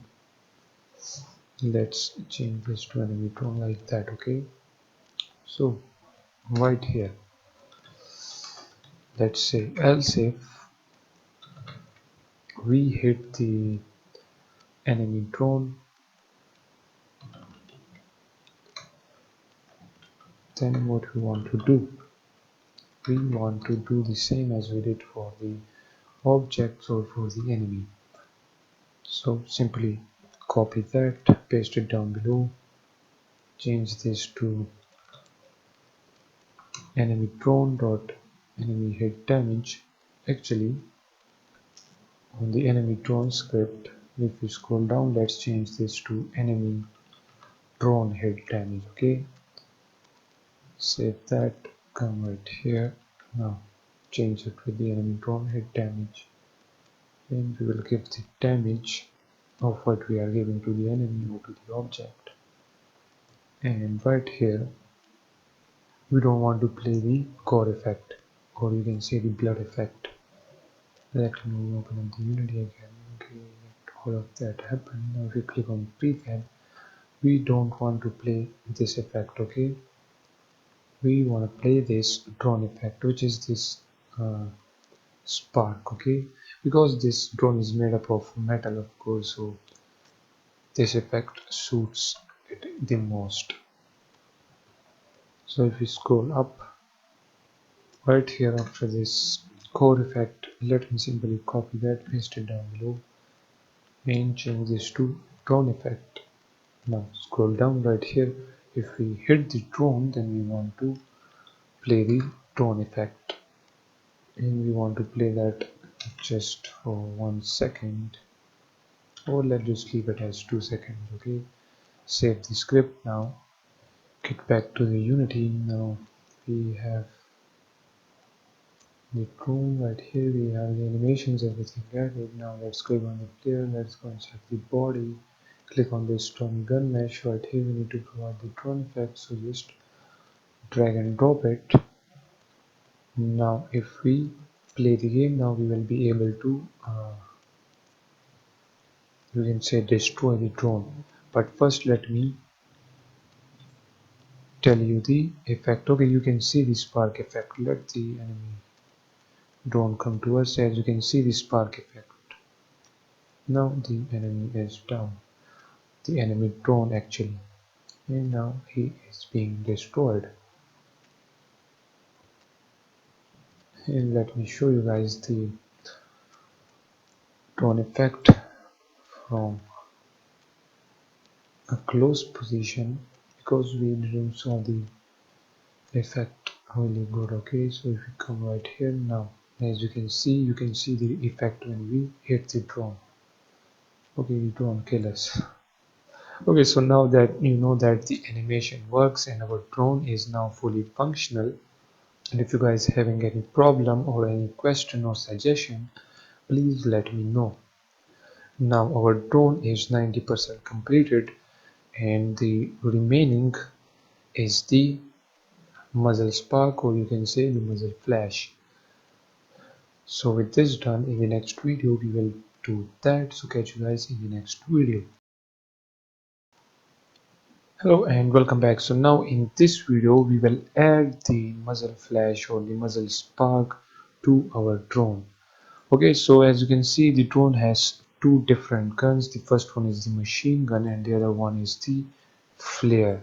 Okay, so we need to add two different muzzle spark to this drone. So actually if we click on this PBR military pack and then go inside the drone and effect, and if we click on this fire, as you can see we have this flame particle system. So we will add this one to our drone. Let me restart it again. Okay, we will add this effect. So actually we can now click on this unpack completely. Okay, let me do that. Now if we click on this prefabs, let's drag and drop this in here. Okay, so now we have the flame particle system. Now again click on prefab unpack completely. Let me delete that from there.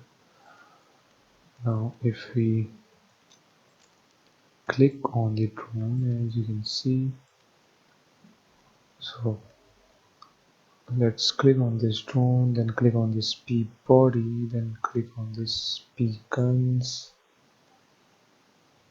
Let's open up this P underscore gun, open up this P underscore gun underscore bearer.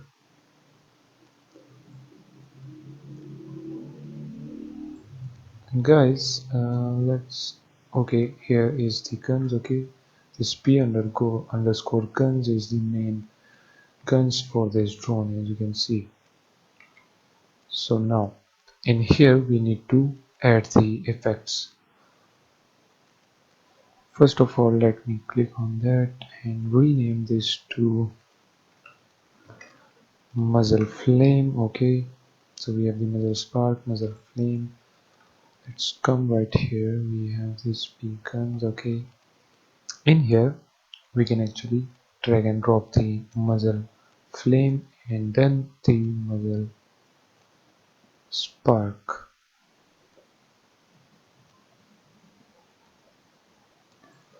Let's unpack both of them.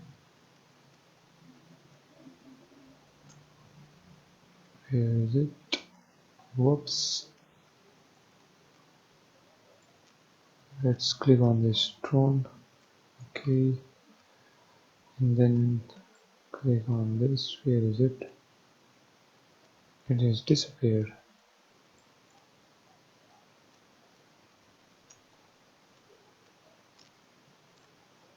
Whoops, it is right here in the air. I don't know why. That is so unusual of the Unity. Let's move them down below. Let me guys just place them right here on the drone. It is such a headache, man. Let's just delete that. Let's focus up on the drone inside this p-gun. Let's create a game object.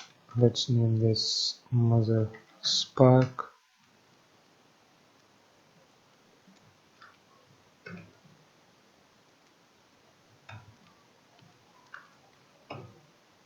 Okay, and let's create another one and name this as muzzle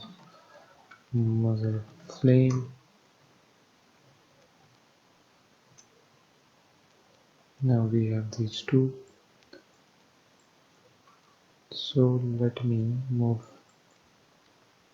this one right here in there.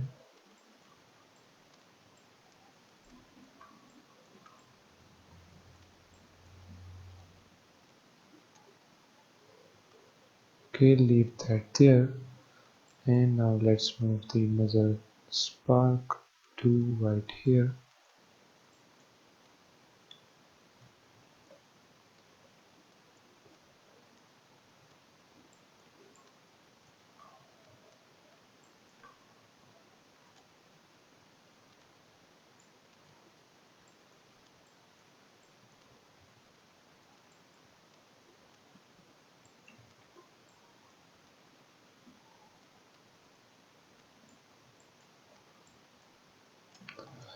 Okay, I think it looks good now. So in there we need to provide the muzzle spark, so just simply drag and drop that in there. Oops. Okay, let's focus up on the muzzle spark, and right here let's just simply add a particle system. Okay, and let's reset the particle system. We have this as a muzzle spark, so if we click on this muzzle spark right here, we can copy the particle system of this one and click on this muzzle spark, and let's paste the values. Now as you can see, it is playing the spark effect. Let's maybe start size as 2. No, 2 will be a lot more bigger. So I think 0.1 will be the best. Now let's click on this one and click on this muzzle flame now, and let's copy component. Now if we click on muzzle flame right here, we can paste the component as new. Now if we click on restart,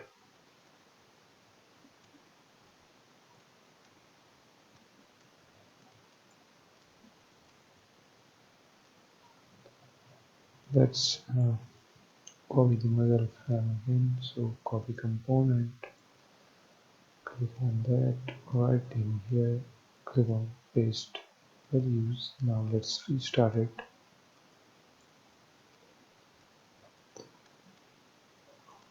It is not playing. What we will do right here is simply the move component.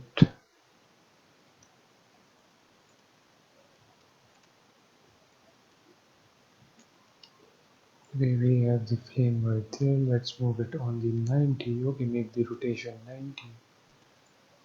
Let me remove that. Let's drag and drop this inside the p underscore guns and click on unpack completely now.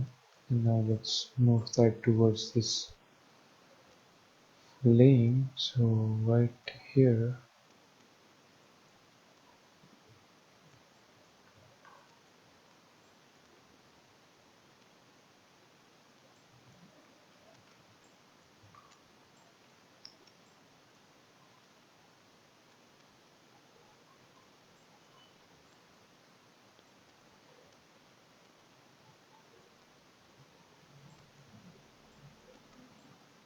okay, it looks good like that. Now if we click on restart again, okay, it is playing the flame effect. Let me restart it.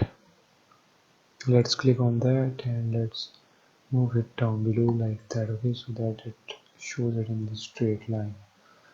Now we have the flame and we have the spark. Now let me just close all of this. Now click on this animator, open up the animator script, and let's quickly add the muzzle flash. So we have two muzzle flash. Okay, so the first one is muzzle spark, and then the next one is the muzzle flash. Sorry, flame. Let's name this as flame. Now right here when we shoot, we want to play the muzzle spark, and also we want to play the muzzle flame, so we will type dot play. Now save this, get back to the Unity. Right here we need to provide that to muzzle spark and muzzle flash, showing the P body, then in the P guns, okay, we have this P underscore gun, and then this one which is P underscore gun underscore barrel. Inside this P gun we have these two, so let's assign this one there, muzzle spark and muzzle flame. Let's save this. Let's now play the game. Drag the cursor, let's run towards. Okay, we need to remove the play on awake from here. Okay, remove that. We just want to play this when the enemy drone shoots. Now if we run towards the drone,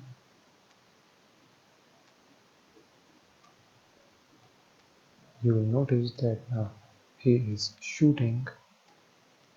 Whoops, we just died, and now it is playing the flame. So actually let's check the time. Okay, it takes 2 seconds to start this flame. Okay, let's make the duration 7 seconds now. And if you play it still take 2 seconds to start. Make the duration 5. Make sure that the simulation space is world. Okay, let's change it to local, and I think we can't change that, so let's just leave that as it is. Click on the drone, open up the enemy drone script, and right here the drone will give a damage of 3. Now get back to the Unity. Now let's play the game. Let's run towards the drone.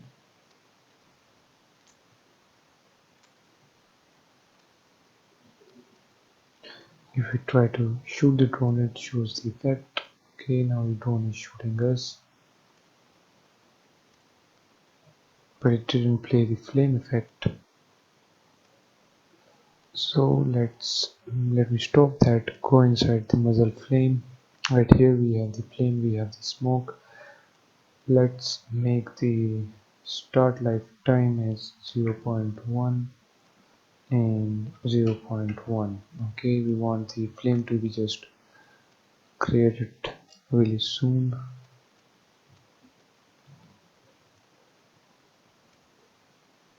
Let me restart it. Let's stop that. Let's make the duration 5 seconds. Now let's play it again. Okay, now it happens only. it again play the flame for 10 seconds. Come on man, we just want that to be just for 5 seconds.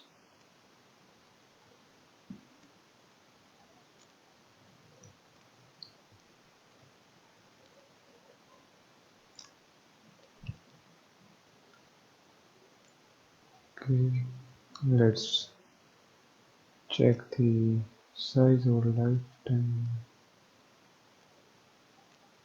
Here is the renderer, here is the rotation over time, and here is the color. For that we have the smoke right here.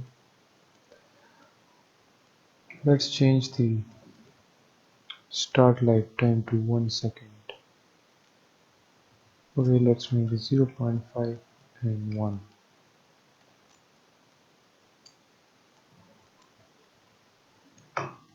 Let's change the mother flame start lifetime to 1 as well. Now as you can see, it starts the flame when it reaches 1 second. So let's change this to 0.5. Let's restart it again. Okay, let's click on this flame start lifetime 0.2 to 0.3. Now if we restart it, now it starts from 1 second.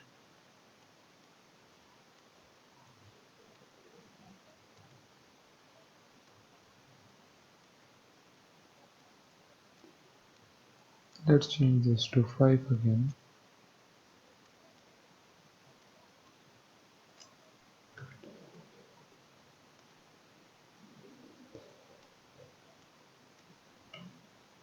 Make the start lifetime 0.1 and 1. Now if you try to play it, okay, now it plays it a little more quicker. Okay, so make the 0.11 and make this start lifetime as 5.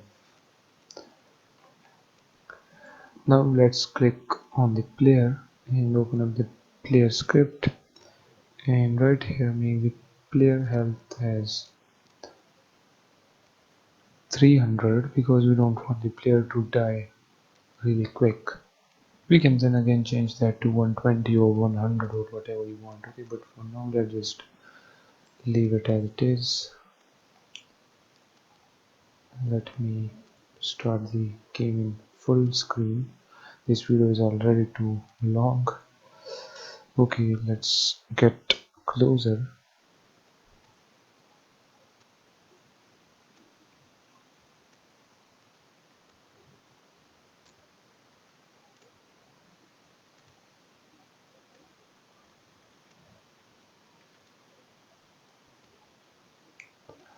Why it doesn't play the flame, man? What happened?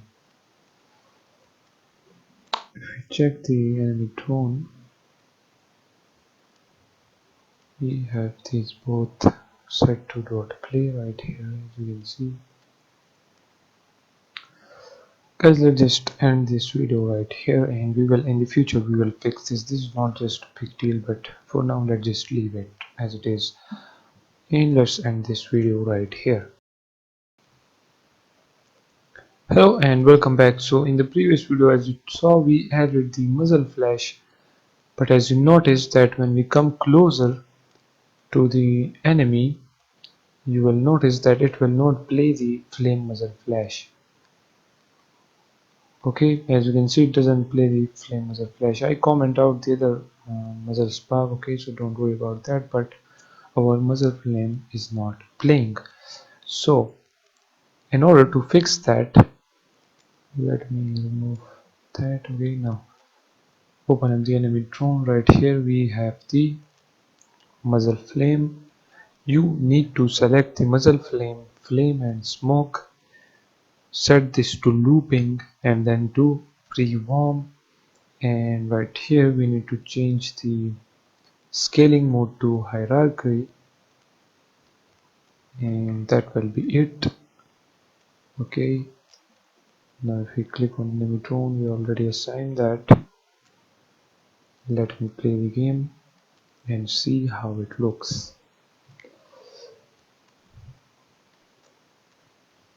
Let's get close to the drone.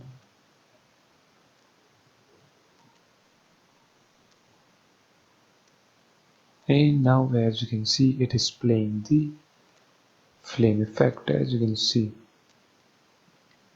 And now let's just kill the drone. Okay, now the drone is destroyed. So now as you can see, it plays the flame effect. Now let me remove the comment from that one so that we can also see muzzle spark.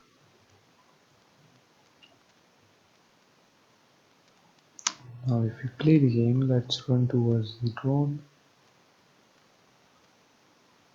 Okay, he's coming towards us. Now as you can see, he can play both of the particle system. As you can see, it takes break and then it shoots the flame.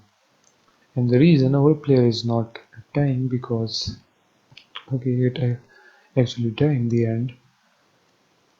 But if I show you the player script, I make the player health as 600 for now. But now we can actually change this to 120 again. Okay, so as I told you, it was an easy fix. Just simply select the muzzle flame, the flame and smoke, take this looping and this pre-warm and change the scaling mode to hierarchy. That's it. And it will play then both of the particle systems. So now the problem is fixed. See you guys in the next video.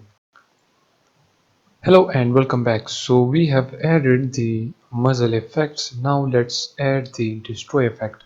So when we damage the drone and when the drone health becomes 0, we want to show an effect that this drone is being destroyed. So for that we have this destroy effect. Let me show it to you. Okay, we have this effect. And guys, you will find this effect in the resources, which will be by the name of muzzle spark. So go ahead and download that.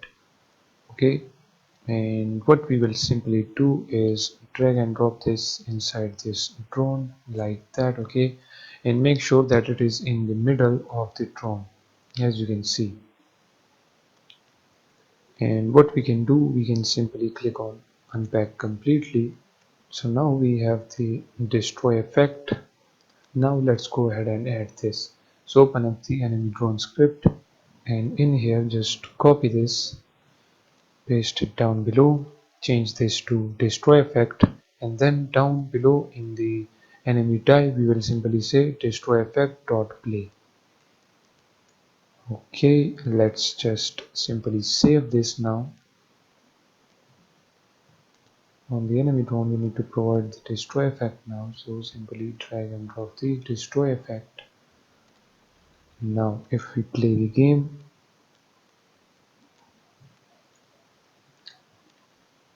let's simply shoot down the drone,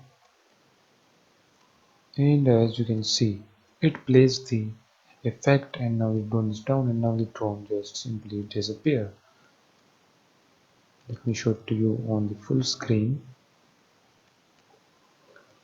Let me close the cursor. Let's quickly run towards the drone. Okay, let's destroy the drone, and as you can see, the beautiful destroy effect. So let me tell you again, on the enemy drone script, create a reference to the destroy effect particle system, and then in the enemy die function simply type destroy effect dot play and save the script, attach the effect right there, and then it will simply play the destroy effect. With this done, see you guys in the next video. Hello and welcome back. So now from this video onwards we will start creating our game UI. So basically we will attach a health bar to our player and to our enemies as well, because we want a health bar to be shown right here at the top of the enemy head. And also after the health bar we want to show the rifle information, for example the ammo and the number of magazines.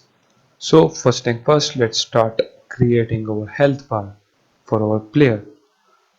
So in order to do that, open up any browser and search for Unity Asset Store and right here you will find this beautiful progress bar free. It is a free asset.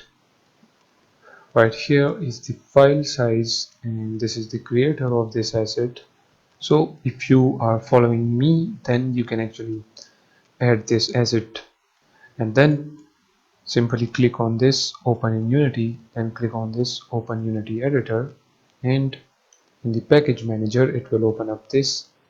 You can actually then download it if you didn't download it, and then click on import and click on import again, and now in a minute it will be inside our project.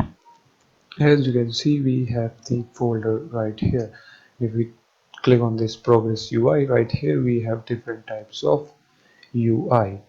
So let's start adding a health bar for our player. For that, in the UI we will click on this canvas, and then inside this canvas we will create an empty game object. Let's name this as health bar, and inside this health bar now let's add an image from the UI, and then click on this image. Let's name this as health bar frame, and basically this will be the frame for our health bar. So we will use this frame. Let's just simply drag and drop this inside the source image.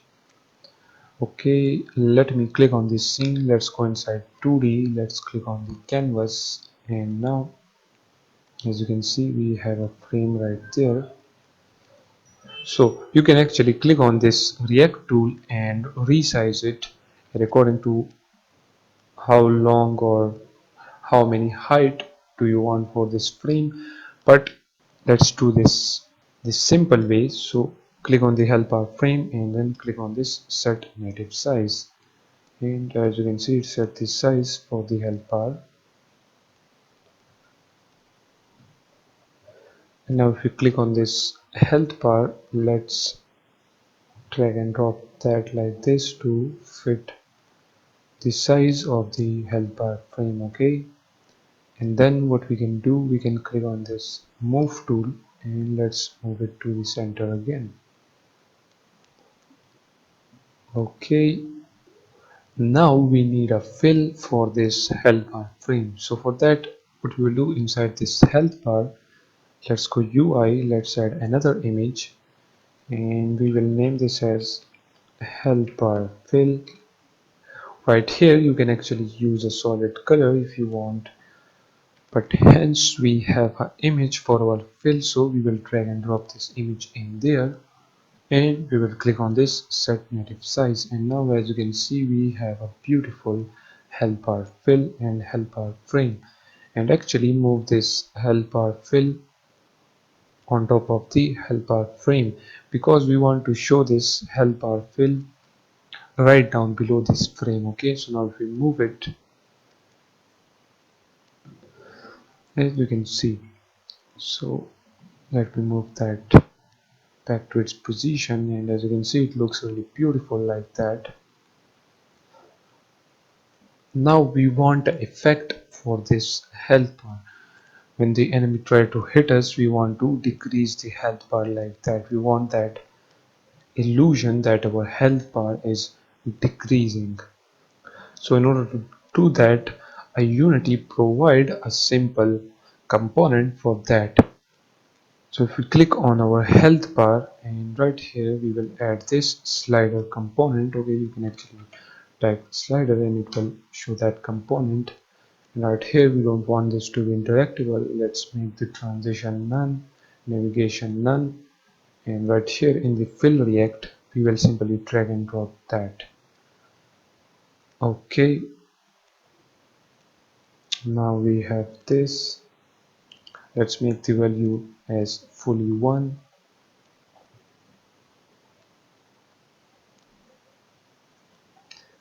and if we click on this fill now, let's click on this react tool. Let's simply drag and drop that like this from here as well, and then from here and here. and if you click on this set native size, it will set the size like that. Okay, so we don't want that, we want the size of it like that. Okay, so now if we click on this health bar again, and in the slider component, now if we try to change the value of it, now as you can see it changed the values accordingly. Let's leave the value there, and as you can see now, let's get back to the scene view. Let's make the value again the maximum value, which is 1. So after this, let's add the player profile, or you can say the portrait. So if you go inside the sprites folder, we have a sprite for that right here. So actually we can click on this health bar, go inside image, and let's name this as player profile. Let's drag and drop that in there. Now we can move this on the left side right there. Let's click on the react tool. Let's make it a little bit bigger and wider like that. Let me move it outside the health bar. Let me set this up. Okay, let's check it in the game view. It looks far away from the health bar, so let's go inside the scene view. Let's move it a little bit closer like that. And now as you can see, it looks beautiful like that. Let's check if it doesn't affect the health bar. Okay, let's make the value the maximum value again. So now it indicates that this is the player health. Okay, now if we click on this health bar frame right here, click on this and make this in the stretch. Okay, and click on the alt button and click on that as well. Now if we try to resize the whole health bar, as you can see, it just resized all of the health bar. Let's click on Ctrl Z and get it back to its previous position. Now let's move our health bar to the left side right here on the screen. So for that, let's do this. Check the canvas. Okay, we need to move it to that position. So we can click on this move tool and let's move it up there like that. Now let's click on the canvas. Let's just move it a little bit more to the left side and a little bit up there. Now if we check it, okay, it looks far more better, but let's just move it a little bit more up. Now if we see, as you can see, it shows right there. Let me play the game. Okay, it shows it right there. We don't want it to be there, so click on the health bar right here. Let's make it top left. Okay, click on alt button and click on this one. Okay, now let me save it, and as you can see, it moves far more there. Okay, we don't want it to be there. Let's click on it again. Let's click on this, press the alt button. Let's move it to the center again.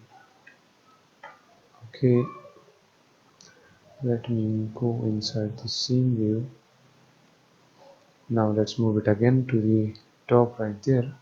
Okay, so move it like that, and then click on this health bar, click on that, and now move it to the top left side.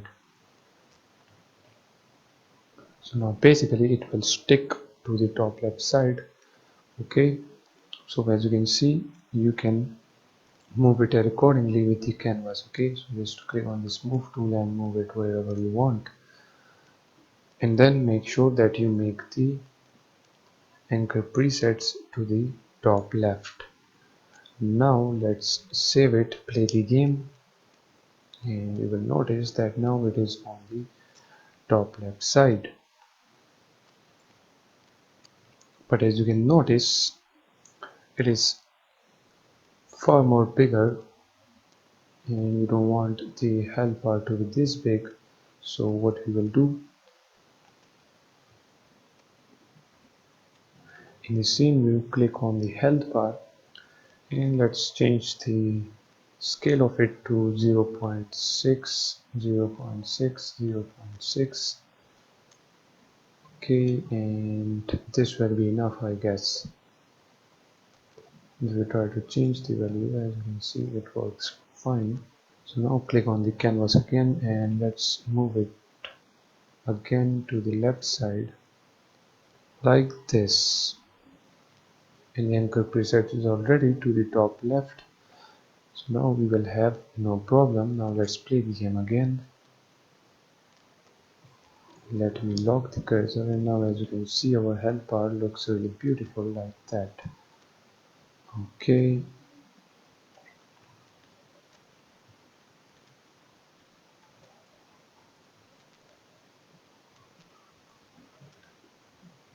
but for now it will not work because we don't have a script attached to our health bar. So in the next video we will attach a script over health bar, and then whenever the enemy hit us we will decrease the health like that. And actually if you make the maximum value as 3, and then you can notice the value is now changed to 3. And for example, our health of the player is 120, so you can make this 120 as well.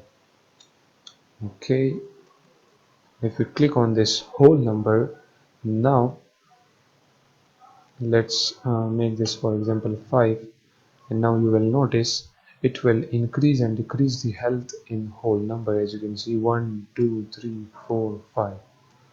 Okay, and for example if our health is 120, then okay, just didn't show anything for the 120 because it is a lot more bigger value. Okay, but if you want your health to be in whole number, as you can see, you can change it to that. But for now let's leave it as default, and see you guys in the next video. Hello and welcome back. So now we will create a script for our health bar, so whenever we take damage we will gradually decrease our health. So in order to do that, in the script folder we need to click on create, then C# script, and let's name this as health bar. Let's attach the script to our health bar game object, so we will simply drag and drop it. Now let's open up this script.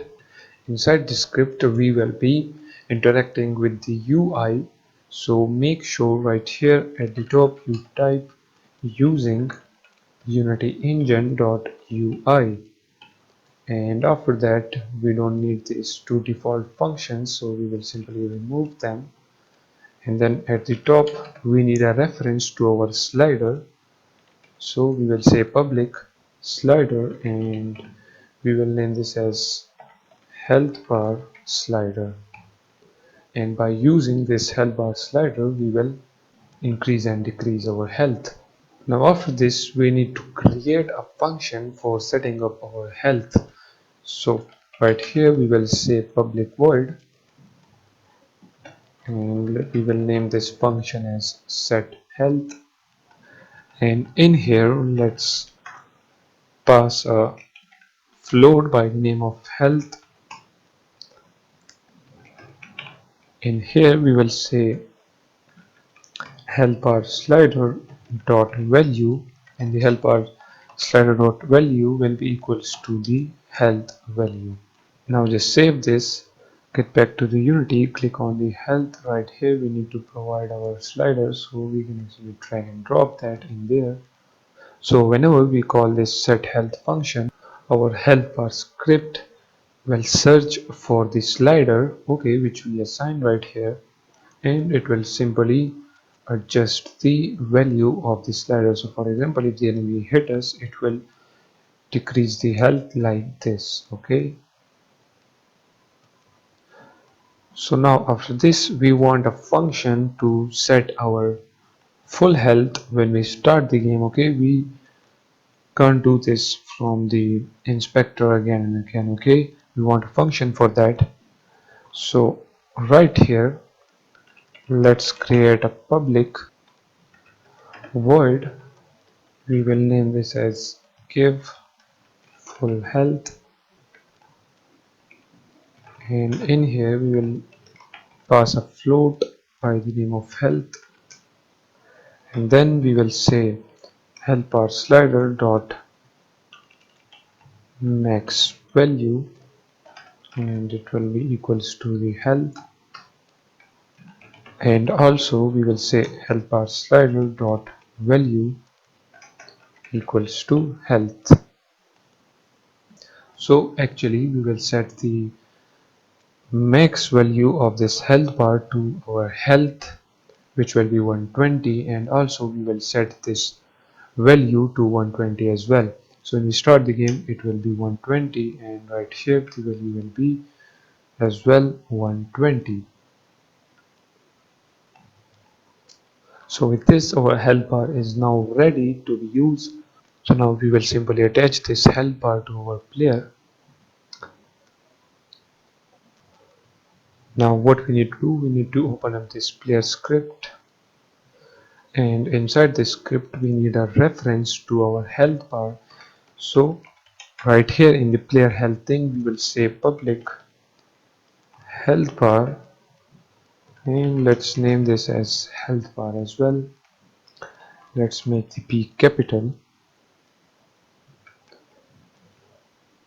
and then right here in the start function, when the game start we want to give the player the full health. So as you know, we have a function for that which is give full health. So right here in the start we will say health bar, and let's call the function which is give full health, and right here we want to give the player health. So now let me tell you the logic behind this. As you can see, we have these two variables, which is player health and then present health. So the player health is 120, and when the game start we set the present health to the player health. So now the present health is 120, and to the health bar we have assigned the player health, which is 120. So when the game starts, this max value will be set to 120, and this value as well. So it will be set to 120, and then it will decrease in according to the max value. So now let's decrease our health, and where we want to decrease our health, it will be inside this player hit damage. So whenever we take damage from the enemy, we will say health bar dot set health, and this is basically this function which is set health, in which we decrease or we can increase our health bar, okay. As you can see, we set the value to the health. So now we need to pass a health variable, and right here now we want to pass the present health, okay. So if the present health is 100, then the value will be 100. If it is 90, then the slider value will be 90, and like that it will gradually decrease. So now we can just save this, and now click on the player. We need to assign the health bar there, so simply drag and drop the health bar there. And if you click on the health bar, okay, we have already assigned the slider, so we can actually drag and drop that like that, okay. Now let's just quickly start the game.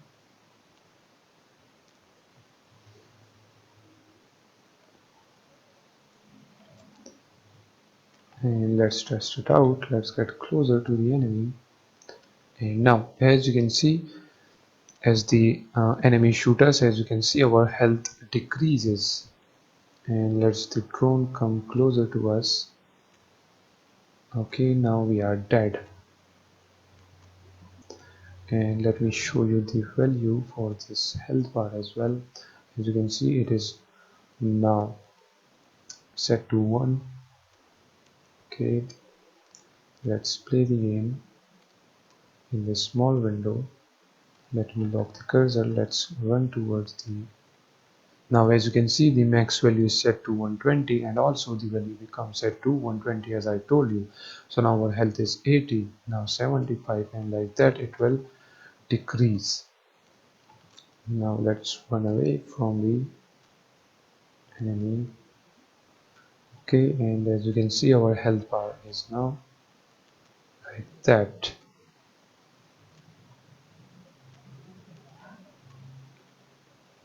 Whoops, our enemy just got stuck in those pipes. Okay, so now as you can see, our health bar works just fine. We have now a fully functional health bar, and in the next video we will add this health bar to our enemies, so then whenever we hit our enemy, the enemy health will decrease. So let's end this video right here. Hello and welcome back. So now let's just quickly add a health bar to our enemy and to our enemy drone. Right here, let's click on this canvas. As you can see, we have this whole canvas for our player health. What we can do, we can simply duplicate that, and let's rename this to enemy canvas. And in here we don't want the profile, so if we go in there, let's click on this profile, let's delete it, and that's it. So now let's go ahead and put this on our enemy. Okay, we will put this right here on the enemy head. The enemy canvas right here in the canvas, we need to change this from screen space overlay to world space. Now as you can see, we can move this canvas to wherever you want, but if you make this that screen space overlay, then as you can see, we can't do anything. So make sure to make the render mode to world space. So our enemy canvas is basically a physical object now. And if we go inside the 2D mode and check it out, as you can see, this enemy canvas is a lot more bigger for adding this to our enemy head. So what we can do, click on the enemy canvas, and right here let's change the scale to, for example, 0.1, 0.1 and 0.1. Now let's focus on it. Let's change the position of this canvas to 0, 0 and 0. Let's click on it. If we change this to now 3D mode, we have canvas right in there.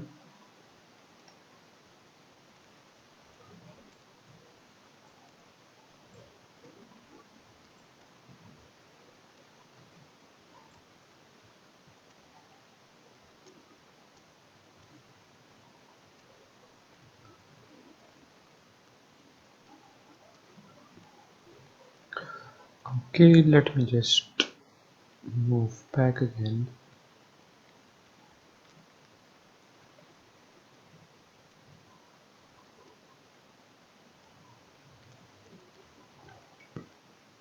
And right here, let's select both of them, make the position Y and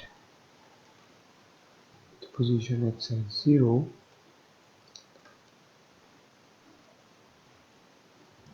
It is still outside the canvas, so let me just drag and drop this inside our canvas now. So we need to move it to the center actually. So if we click on this, let's make the anchor presets as middle and center. And now let's just move it to the center point. So we will click on the move tool and drag and drop that in there. Now as you can see, it is in center. You can actually click on this help bar, click on this anchor presets, press the alt button and click on this middle center, and now it is fully in the center of the canvas. Now let's select the entire canvas and resize this according to the health bar. Okay, that would be accurate for this. Now let's move this like that. So now as you can see, our health bar and our canvas is the same size. Now if we go inside 3D mode, let's move our canvas up. Okay, here is the canvas. We want to show this on the enemy head.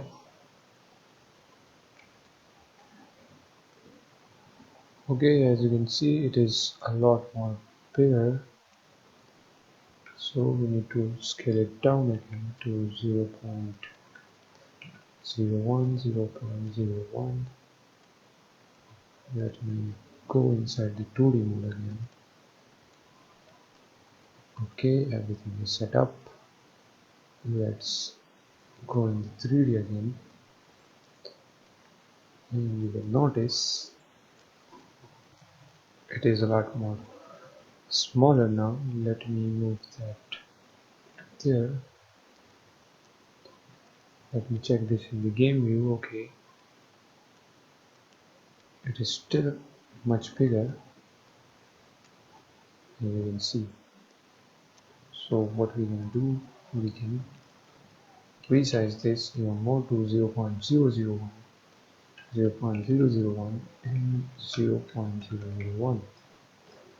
Now let's check it out. Okay, it seems a lot more smaller, so the final value for this will be 0.002, 0.002 and 0.002. And guys, your value can be different from mine. Okay, so you can set this according to your game. Now as you can see, this size is enough for our enemy canvas. Okay, all of the things are in the same place. Now we want this health bar to move around with the enemy. So what we can do, we can simply drag and drop this inside the enemy. And actually, first of all, let's move this right here to the enemy head. Okay, and let's change the rotation Y to 90. Okay, and then let's now put it on top of the enemy head like that. Okay, now if we check the scale of it, as you can see, it will decrease like that. Now what we can do, we can simply click on it and drag and drop this inside the enemy.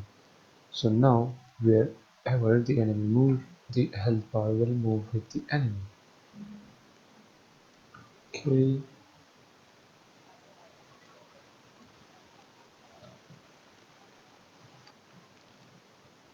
now if we open up this health bar, as you can see, the health bar is already attached and the slider as well, and we have the health bar script already set up.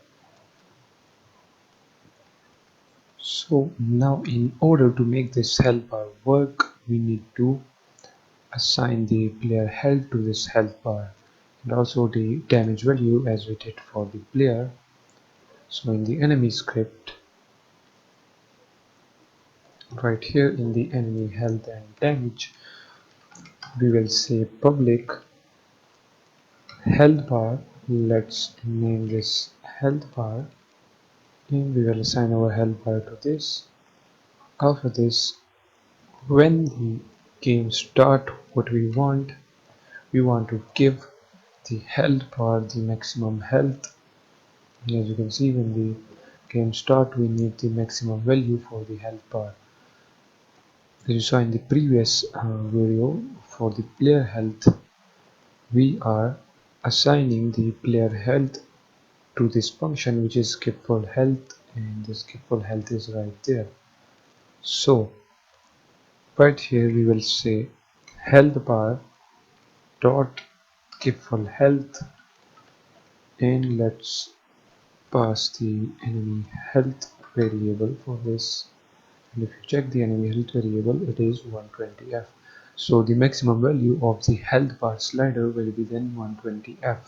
Okay, this is the same logic as we did for the player, so we don't need that much explanation for this one now.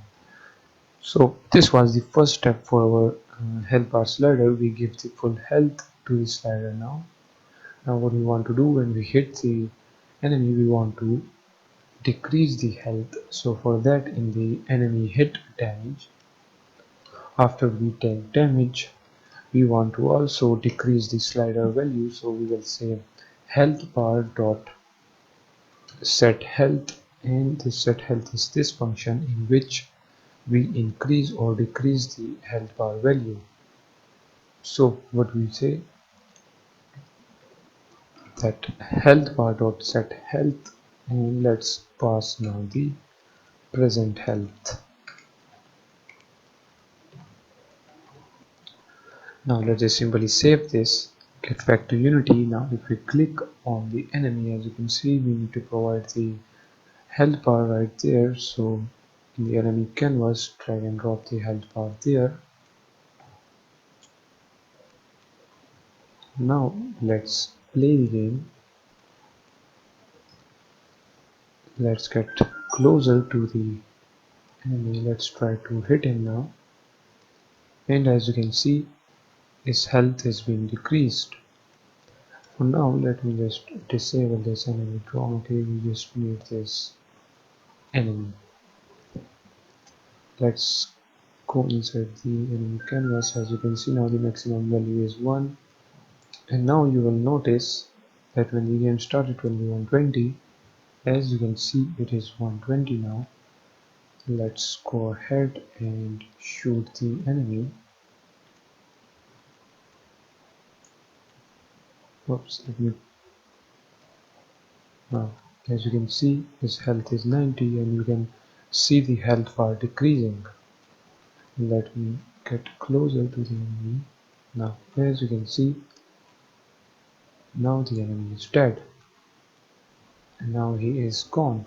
So now we can give damage to the enemy, and also his health bar decreases. As you can see, when we shoot him, his health bar decreases, and then he eventually dies. This looks really beautiful, but as you can see, the only problem with this health bar is that it doesn't rotate when we move around the enemy. As you can see, it just stays in one position, as you can see, and then it just disappears. So we don't want that. We want this health bar to rotate when we rotate around the enemy. For now it is rotating because the enemy is rotating, as you can see. So in the next video we will rotate this health bar according to our main camera. So if our main camera is facing like this, then the health bar will show in front of the camera, and when we move to the left or the right side, then the health bar will rotate accordingly. So with this done, see you guys in the next video.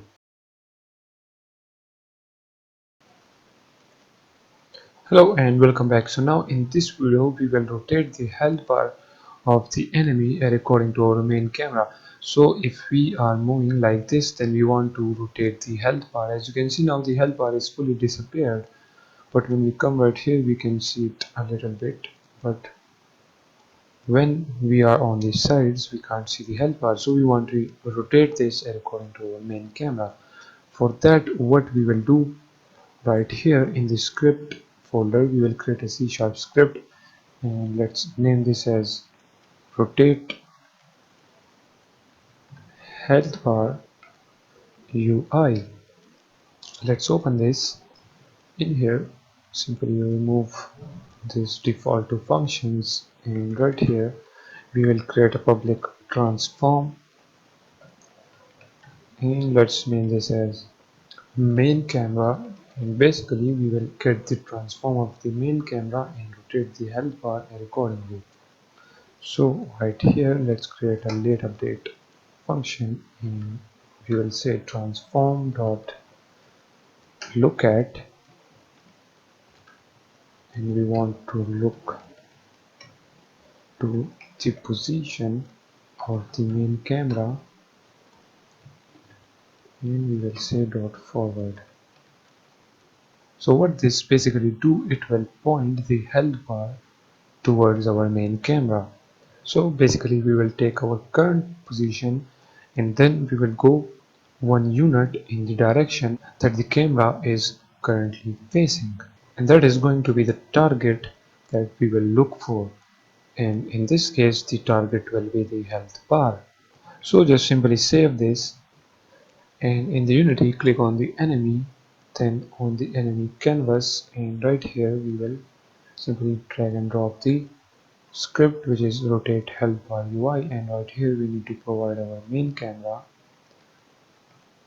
and when we provide the main camera, now let's start the game, and you will notice the health bar, well, as you can see now the health bar is moving in the direction of the main camera. Now let's run right here, and you will notice that the health bar is, as you can see, it is now in front of us, and when we move wherever we want, you can notice that the health bar rotates with the main camera.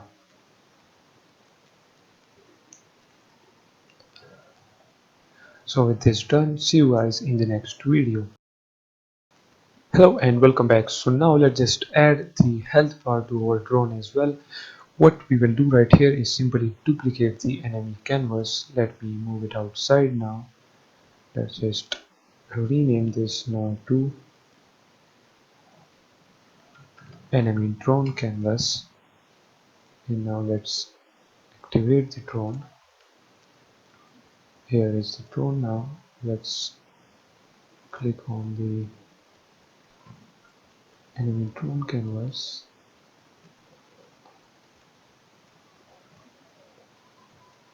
okay, it is right there,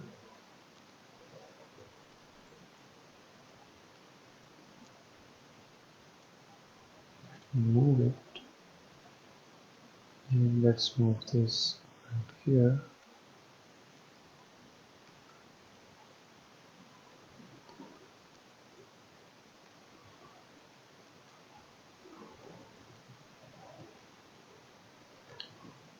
and now let's move this right there, let's make this 0. Okay, make the rotation minus 0 because now the enemy is facing, the enemy drone is facing in that direction, and actually we want this to be on top of the drone like that. We can actually change the scale of this to 0.001, and let's change this one to 0.001, and this one as well.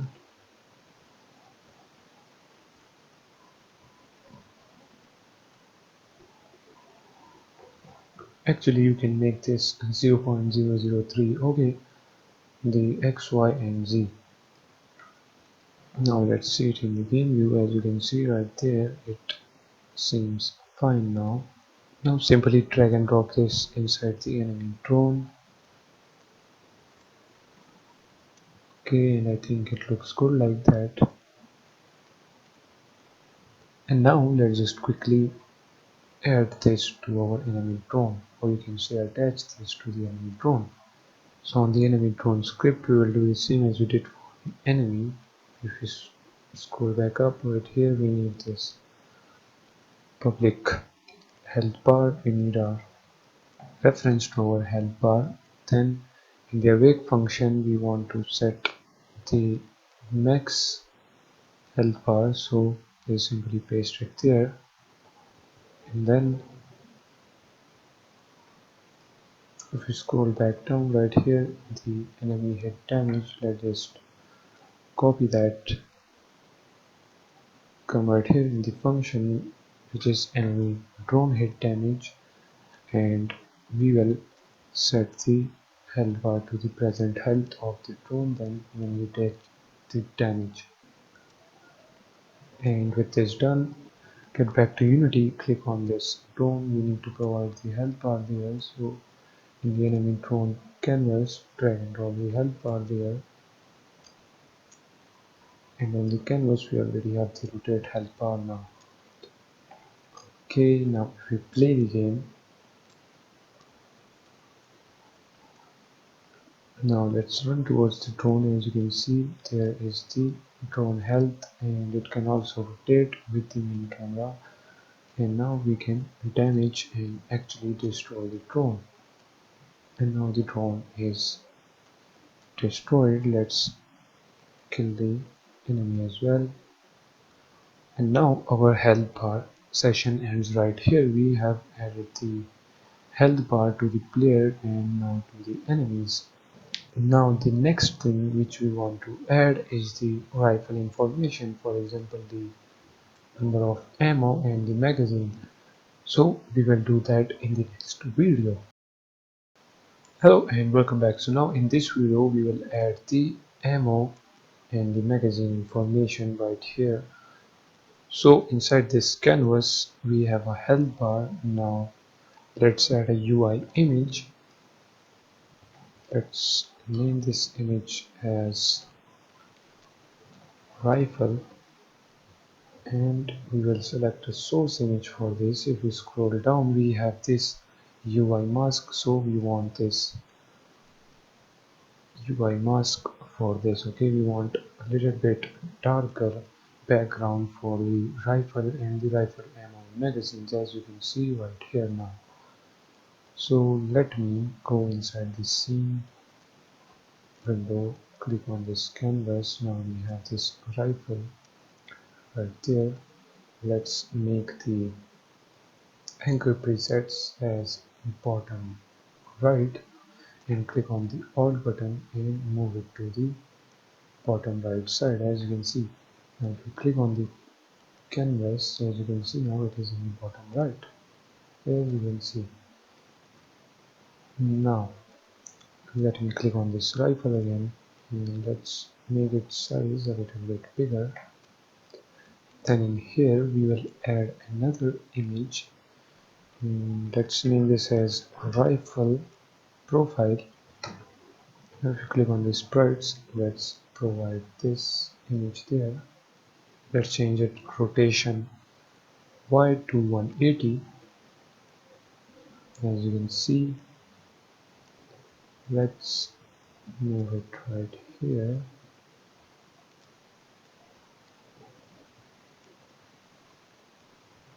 Okay, can actually move it a little bit apart. We move it this side. Let me leave this as it is. Okay, now we check in the game view. Okay, it looks fine.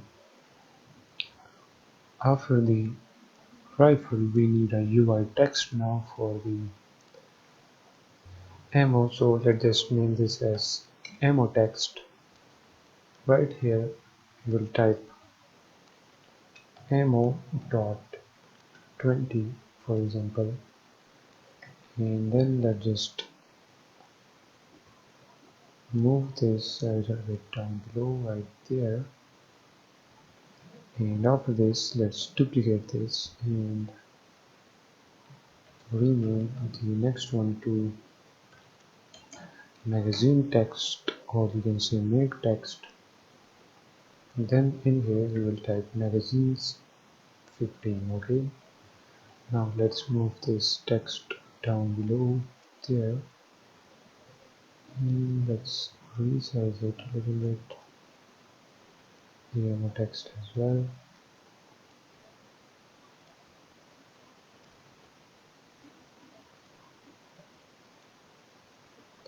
Let's select both of them now.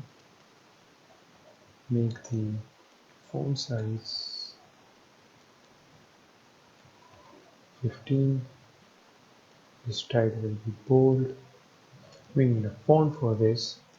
So right here we have this font. You can find this in the resources, so go ahead and download it, or you can use your own font, okay? But if you are following me, then I am using this font, okay? So what we can do, we can drag and drop this inside the main assets folder. So in Unity, right here, drag and drop it. Now we have this fonts right there. So select both of them again, click on that and select this font. Now we need to make them bigger like that.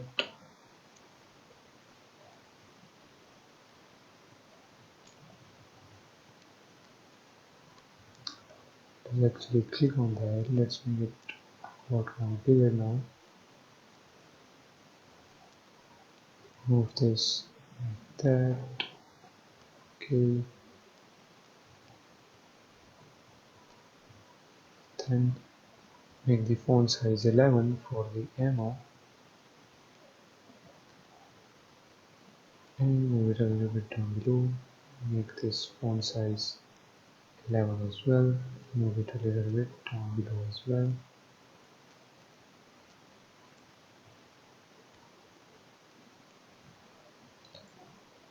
Now as you can see, it looks good like that. Now the last thing which we need to do is to make the color fully dark so that we can see the ammo text in the magazine clearly, and also let's move them a little bit right there. Okay, let's move this a little bit up. Now if you play the game, you will notice that it looks good like that, as you can see, but it will not change the ammo text in the magazine because we didn't have any script for this. So in the next video we will add a script to this so that when we fire, the ammo will decrease and also the magazines. With this done, see you guys in the next video. Hello and welcome back. So now in this video we will create a script for our ammo and the magazine count. So let's just simply name this as ammo count. Let's open the script, and in here we will create a public text, and let's name this as ammunition text. And after this, create another public text and name this as magazine text. And as you know, this script will be used inside the rifle because right here we shoot the ammunition and also we update the magazines.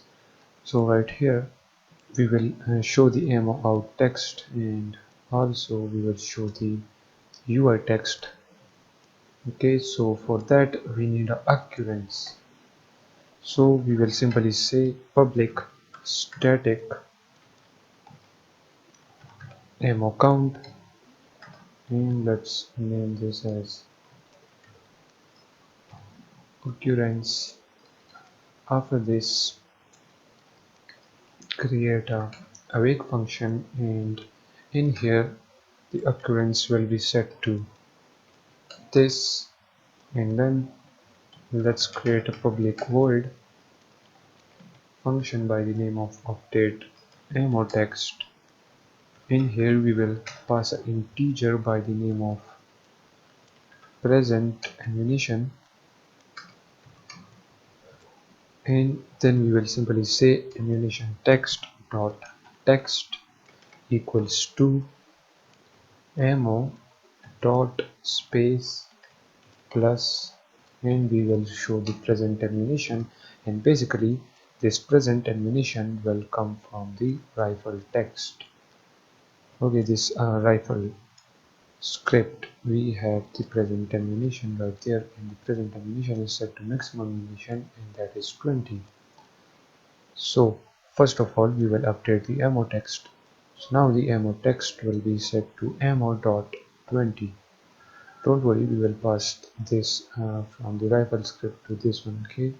But first let's just create the other function for updating the magazines. So we will say update mag text, and in here we will pass an integer by the name of, so in here type mag dot text, and this will be equals to magazines dot space, and we will show the number of magazines. Now let's pass the present ammunition and the magazines from the rifle script to the ammo count. So if we come right here to the rifle script, let's scroll down. After this if condition, let's type a comment for updating the UI. Right here we will update the UI. So now we will say ammo count dot occurrence dot update ammo text, and this update ammo text is now this function which needs the present ammunition. So let's assign the present ammunition variable to there, and as you can see the present ammunition is equals to the maximum ammunition, which is 20. So now present ammunition right here will be 20. After the ammunition, let's pass the magazines. So we will say ammo count dot occurrence dot update magazine text, and in here we will pass the mag, and as you know the number of mags is 15, so it will pass the magazine text right there. And as you know, whenever the present ammunition becomes 0, the magazine will gradually decrease, and right here in the updating UI the magazine will also decrease as well as the ammunition. With this done, save the script. Let's get back to the ammo count. Right here we need to type magazine text, because as you can see it is mag text, and on this script we are dealing with the UI, so make sure at the top you type Unity engine.ui. So now save the script, get back to Unity. Right here on this rifle, let me minimize all of this, okay, and let's add the ammo count script here. Now we need to provide the text, so for the ammunition text we will add the ammo text, and for the magazine we will add that. Okay, let me move now inside 3D mode. Here is our player. Let's move it player there. Okay, for no such reason, let me now start the game, and as you can see now the ammo is 20 and the magazine is 15, and now if we try to shoot, as you can see now the enemy decreases, sorry, the ammo decreases, and now the magazine is 14, and now when we shot another magazine it's now 13, and now it's 12, and let me make this to 0. As you can see now the magazines are 2, and now let's just finish these 2 magazines, and now as you can see we can't fire a bullet. Now right here we will show a UI text that your ammo is finished, or you can say ammo out, but we will do that in the next video, so see you guys in the next one. Hello and welcome back. So now we will show the ammo out text when the magazines become 0 and also the ammo becomes 0. So for that, right here inside this player we will make a new empty game object. Let's name this as ammo out underscore UI, or just ammo out UI. And then on this ammo out UI game object, let's add a text mesh. First of all, let's add the font size and change the color to black. And after this, we will make this bold. Okay, let's check the game view. Okay, here is the text. Let's make the font size 1. Okay, we can't see it, so let's make it actually 11.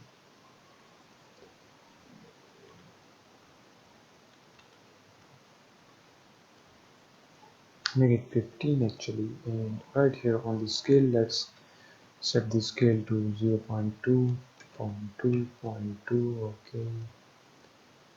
Now, as you can see, here is the text which says out of ammo.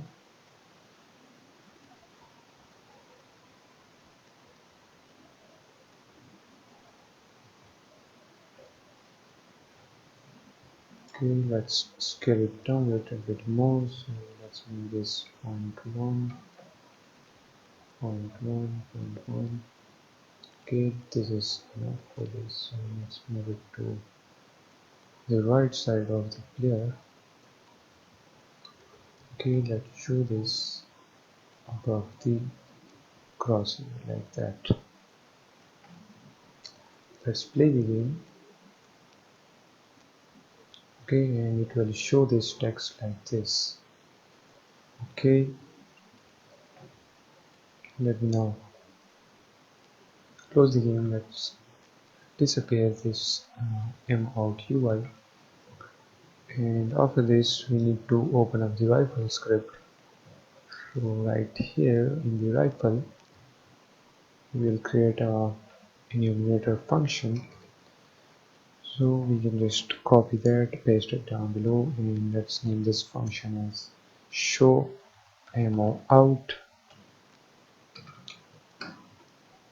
In here we need a variable, so right here inside this sounds and UI, let's make a serialized field,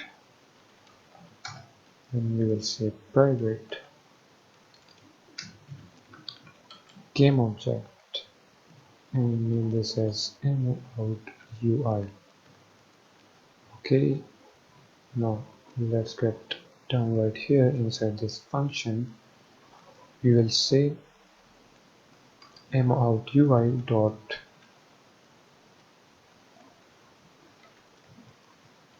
set active.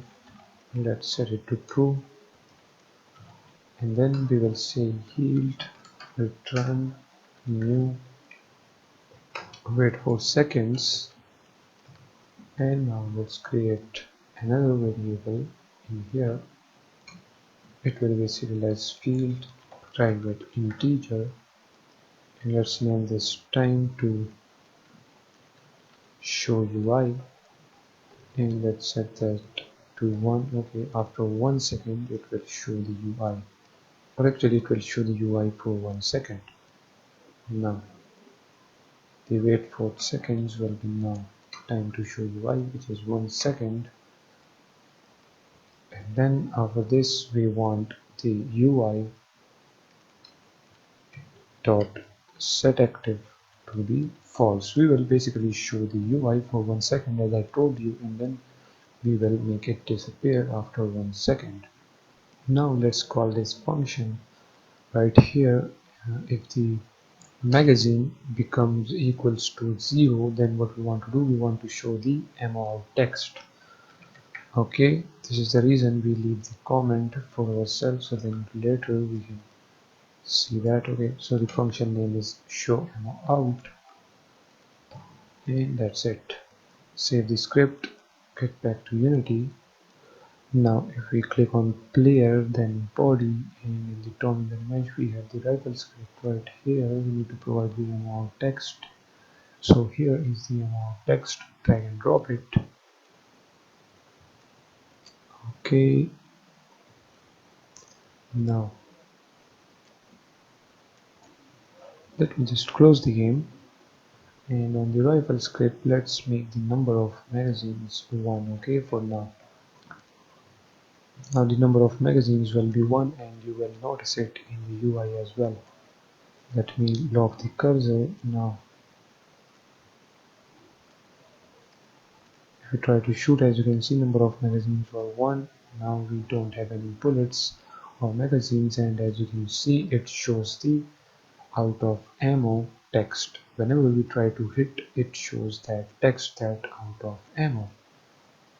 So in this way you can add a text as a 3D object in the game, and I hope you guys learned something new from this.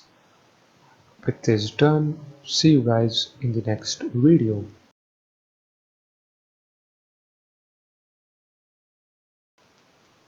Hello and welcome back. So in the previous video you saw that we have completed our player UI. We have added the health bar to our player, to our enemies, and also we have the UI for showing the ammo and the magazines, as you can see. So now our next target will be the menus. So let's go ahead and start creating our menus. The first one will be our pause menu. So if you go inside the UI, click on canvas, and inside this canvas we will create a UI panel. As you can see, let's name this panel as pause menu. Now let me go inside the scene view in the 2D mode. Let's click on this canvas. Then on the pause menu, let's make the color fully black. Okay, so when we pause the game, we want the screen to be a little more darker like this. After this, let's go ahead and create a button. Let's name this button as resume button. Let's focus on the resume button. Right here, we want the text to be resume. Okay, let's move this button right over right there.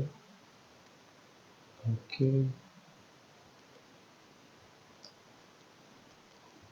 let's change the font of this button, and also let's make it bold, and the font size will be 25. Let's change its color to white. Okay, and now if we click on this resume button, let's make it color fully black. Now we have this beautiful resume button as you see in the game tab. Let's play the game, and you can notice we have this resume button, but it is not clickable. Okay, and it doesn't show any visuals, and the reason behind this is that our cursor is locked to the screen, and we will basically solve this once we have a script for our pause menu. But for now, let's design our resume button. So click on this resume, and right here make this normal color black, and then completely transparent. Okay, make the alpha value as 0. Now as you can see, we have a clear resume text, but when we hover our mouse on this button, we want to highlight this button a little bit.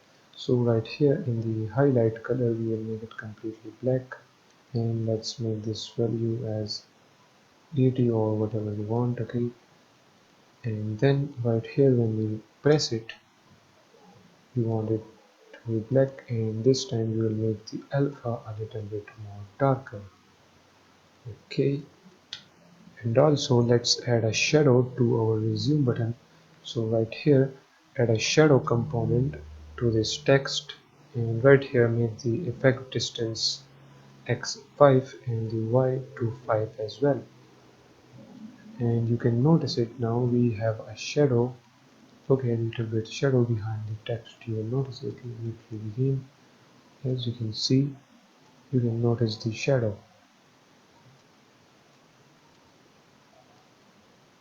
You can actually make it more darker to see it, but for now let's just leave it as it is, and make the y value 1, and you can notice behind the resume text we don't have any shadow, but now if we make 5, notice this area, now it has some shadow as you can see, and if we make it 10, you can notice it now more clearly, this shadow behind the text, but for now let's just leave it as 5. Now let's create our other button, so we can duplicate the resume button, and right here we can rename this. So let's call this one as menu button, and in the scene view let's drag and drop this a little bit down below. Okay, let's click on this text, make the font size 20 and change the text to menu, and all of the other things will be same for this menu. After this, let's duplicate it again. Let's change the text to quit button. Now let's open this, change the text to quit, and move it a little bit down below.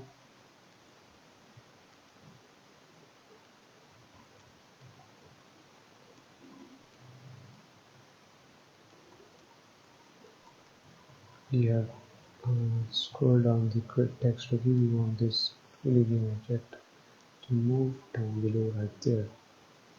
Okay, now as you can see, if we go inside the game tab, as you can see, we have this beautifully pause menu now. Now let's just deactivate this pause menu, and let's just duplicate this, change now the name to endgame menu. Let's activate the endgame menu. Right here we will change this to restart button. Let's change the text to restart. Okay, and the other two buttons will be the same for this endgame menu. So with this both completed, deactivate both of them, and in the next video we will type a script for these two menus. With this done, see you guys in the next video. Hello and welcome back. So now in this video we will create a script for our menus. So right here in the scripts folder, create a C# script by the name of menus. Let's open up the script, and in here for now let's remove all of that, and on this script we will be interacting with the scene management. Okay, we will allow the user to go back to the main menu, and that main menu will be our first scene. So for that, at the top we need to type using Unity engine dot scene management. After this, in here we will create a header, and let's name this header as all menus, and in here we will create a public game object. The first one will be the pause menu, so we will name it as pause menu. Then the next one will be the end game menu, so we will say public game object end game menu UI. After this, right down below we will say public static bool. We will create a bool, and using that bool we will check if our game is paused or not. So let's name this as game is stopped. Let's equal this to false by default.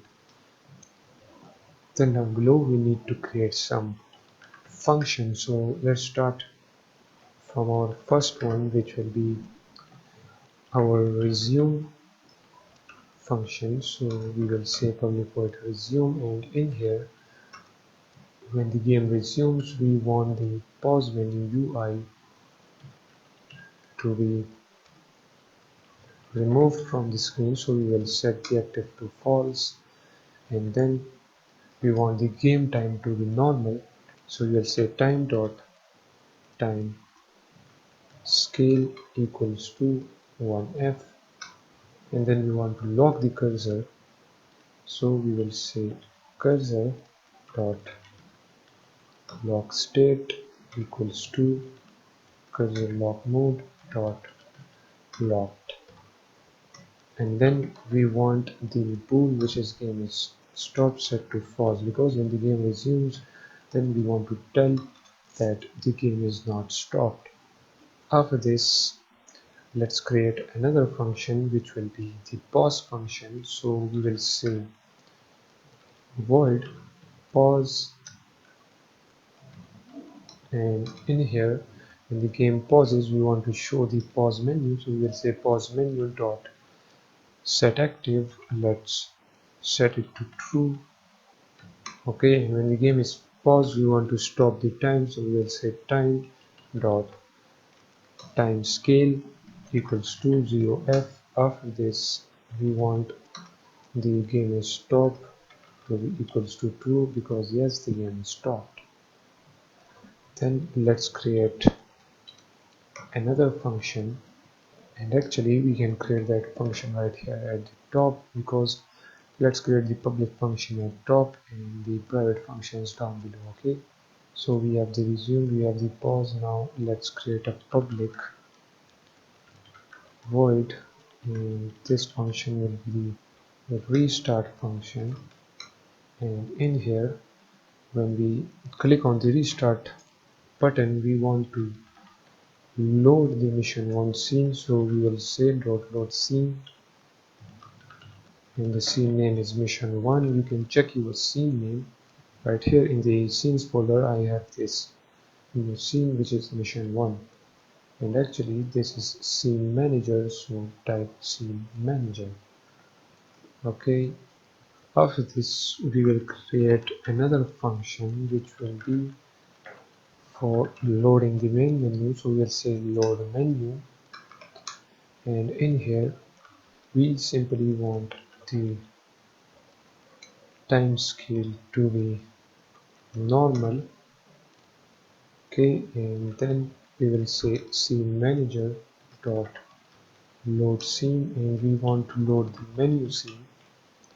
For now our menu scene is empty. We have this menu scene which is for now just empty. We will create that scene, don't worry about that, but that is for the future. Okay, so after this let's create a quit function for quitting the game. So we will say quit game, and in here when we quit the game we just simply want the application to be quit. And basically this will not work in Unity, but when you build and run your game this function will work then. Okay, so type application quick, and for checking if this button works or not we will show a message in the console that quitting came, because as I told you in the Unity we can't quit the game. So we will just simply in the console save this. Now we have all of the functions now right here at the top.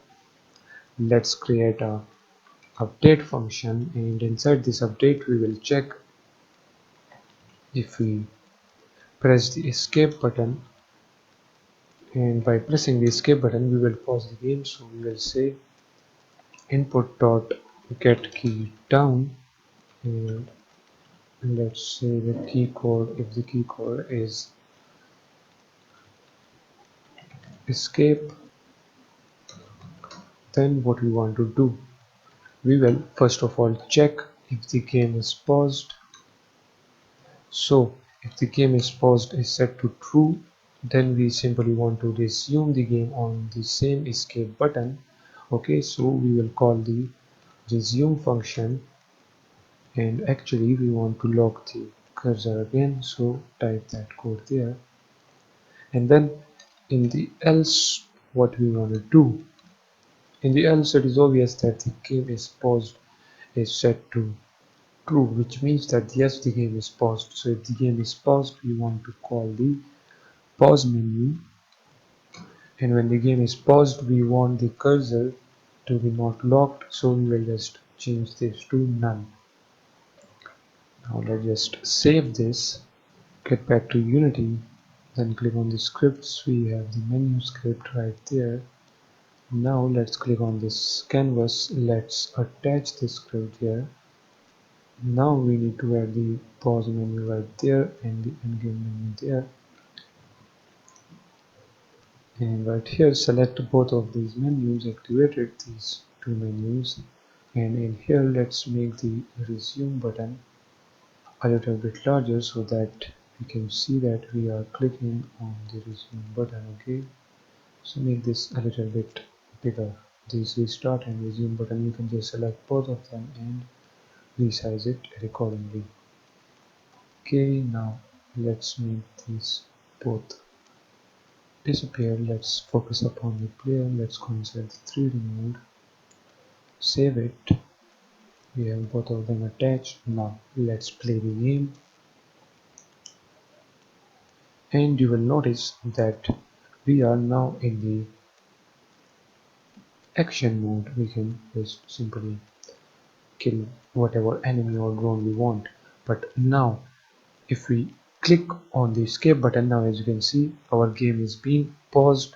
Okay, our enemy is stopped, our player is stopped, and as you can see right here we have this menu, and now you can see the effect. Okay, when we hover our mouse on the resume button, you can see it backgrounds changes to a dark color, as you can see. But for now this button will not work because we didn't add the functions to this. So click on the resume button, and if you scroll down, let me just minimize that. Okay, maximize the button. Right here we have this on click, so at the on click right here we need to simply drag and drop our canvas, and from here go inside menus, and since this is a resume button, so we will call the resume button on this. And okay, we have done this for the resume button. Let's create this, select this menu button, quit button, and these three buttons as well. Let's click on that, and let's drag and drop the canvas in all of them. Now let me click the menu button, quit button, menu button, quit button. Okay, because these are the same. And actually, first of all select these two menu button. Okay, and click on menu, and we will select this load menu function. Now as you can see in both of them we have added the load menu. Now let's select these both, quit button, and I am doing this to save our time, and this is basically a shortcut for this. Now for the quit button, the both of the quit button, we will select the quit function, and now for the restart, since it is a different, so we will select on the restart and select the restart function. And now as you can see on all of the buttons we have the function added. Now this button will work. Now let's play the game, and you will notice that when we click on the escape button, now we have this resume button. Let's click on the resume. We are now back in the game. We can shoot and do whatever we want. And now if we click on this menu button, we will be redirected to the menu button. And if we click on this quit button, as you can see right here, it shows that quitting game, and it is being pressed. So that's why its color is changed to a lot more darker color. And now if we click on this menu, as you can see it launches the empty menu scene. And the reason we didn't saw the endgame menu, because when our player died, then we want to activate this endgame menu. Okay, because as you know we have the restart menu and quit button on this one. So now what we can do in order to make this work, open up the player script, and in the player script camera right here we will need a reference to the endgame menu, and then we will assign the endgame menu. So in the player type we will show that menu, but we will do that in the next video. So catch you guys in the next one. Hello and welcome back. So now in this video we will show the end game menu, and also we will show the death game. In most of the game you saw that when the player die it shows the death game. So first of all open up or add a new camera, and let's name this camera as death camera. And basically we can move this camera up right here. Let's move it to this side to our mission area. Let's rotate this camera. Whoops, not on that side. We want to rotate it like that. Okay, and a little bit like there, and then there for example. So this will be our death camera, and then right here we will show the endgame menu. So we have the death camera. Let's simply disable the death camera. Let's click on the player and open up the player script. Now in here we will create a reference to our death camera. So we will say public game object death camera, and after this we need a reference to our endgame menu. So we will say public game object, let's name this as endgame menu. Let's assign this. So click on the player, let's assign the death camera there and the endgame menu right there. Okay, back to the script, scroll down in the player type function. In the player type, what we want to do, we want to show the endgame menu. So we will say endgame menu dot set active, and let's set it to true. And then we want to unlock the cursor, and after that we want to show the death camera. So we will say death camera dot set active, and let's set this to true. Now simply save this, and let me go inside the menu. So let's see the restart function. Okay, right here we will simply load the mission 1 scene. Check the scene. Okay, its name is mission 1.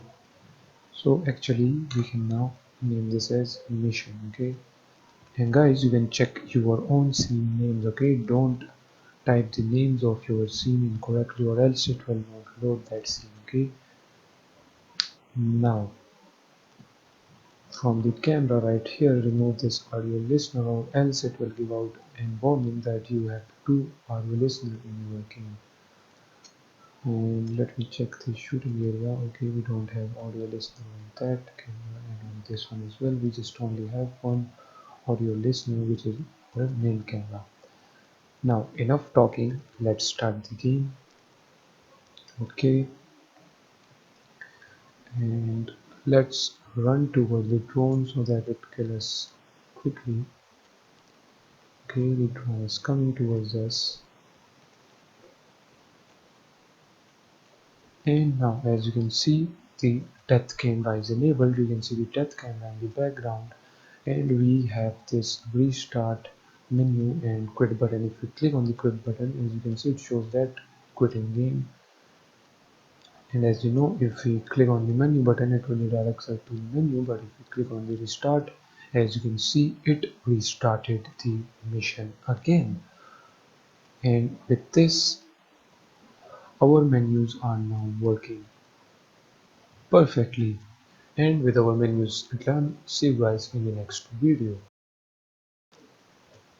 Hello and welcome back. So our pause menu and end cam menu is completed. Now in this video, let's quickly create our main menu. So right here I have this empty scene which is by the name of menu, and if you don't have this menu scene, then you can create a scene from right here. And also in the build setting, make sure that your menu is on the top and the mission is on the second one. Okay, now double click on the menu. Right here we have this main camera and directional light. Let me delete the directional light, and then we will create a canvas, and inside this canvas we will create an image. Let's name this as main menu, and in here we will drag and drop our background sprite. So right here, first of all, let's change this to sprite 2D and UI. Click on apply. Okay, now it's a sprite, so we can add it right there. So just simply drag and drop it, go inside 2D mode. Now we have this whole canvas, this image. On this image, click on set native size. And now in the game screen, as you can see, here is our game, and if we play it in the full screen, it will look like this. With this done, we now need to add the buttons and the game logo right on the top. So if you click on the scenes again, let's go inside the mission. Okay, and click on this canvas. Let's go inside prefabs, drag and drop the menu there. Okay, and we can actually click on unpack completely because we will make changes in this menu, so we don't want it to change this pause menu. Okay, and then go back in the menu scene again. In here, inside this main menu, we will drag and drop our pause menu prefab, and let's click on unpack completely. And now as you can see, we have the menu right there. What we can do now is simply drag and drop these three buttons inside this menu game object and delete this pause menu. Now we have these three buttons, as you can see. Let's click on this menu, go to UI, text, and let's name this as nameplate. Let's move this above. We will show that text there. In here we will type our game name. For example, I will name my game as Ghost. Let me change the font. Let's make it bold. Let's make the font size as 50. Now click on this react tool. Let's make it bigger like that. Okay, make the color of this fully white, and if you click on this, click the alt button and then double click on this top center, then drag this somewhere right here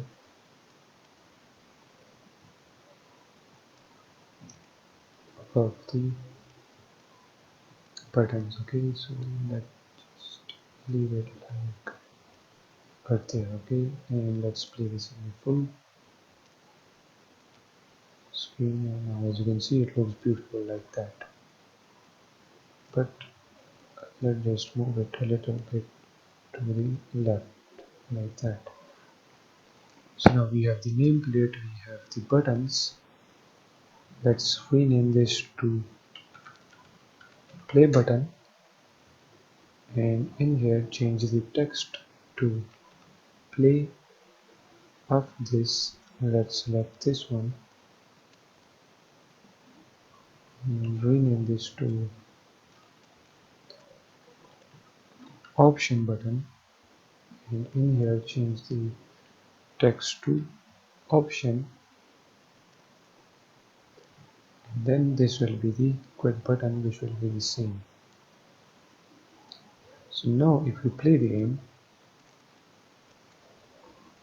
you can notice we have these buttons. Okay, now let's add a script to this menu. So if we go inside the scripts, let's create a new C# script by the name of main menu. Let's attach this script to the canvas and then open up the main menu script right here. Let's remove that, and right here we will create a public void on play button. This will be the function name, and when the user click on the play button, we want to play the mission 1, so we can basically copy this from there, paste it right here, and we are dealing with the scene management, so we will say using Unity engine dot scene management at the top. And after this we have a quit button as well, so let's create a function for that. So we'll say public void on exact button, or you can say on quit button. So we will simply say application dot quit, and then we want to show a text, because as I told you, this application dot quit doesn't work in Unity. It only works if you build the game and then try to run it. And let's change this to on quit button, okay, because it matches our button in this application dot quit. So simply save this, head back to Unity, click on this canvas. Now we have the script right there. Now click on this play button and also on this quit button. Let's assign the canvas there. Now select the play button. Right here we need the on play button function, and on this one we need the on quit button. Now let's play the game, and here is our menu. If we click on this quit, as you can see, it shows that quitting game, but if we play on play, okay, now as you can see we are redirected to the mission, as you can see, and from here we can shoot and we can do and complete our mission. So now we have all of the menus completed. We have the pause menu, we have the exec menu, and now we have the main menu as well. So if we play the game from here, and now if we click on this menu, as you can see we are redirected back to the menu. So all of the menus are now fully functional and completed. With this done, see you guys in the next video.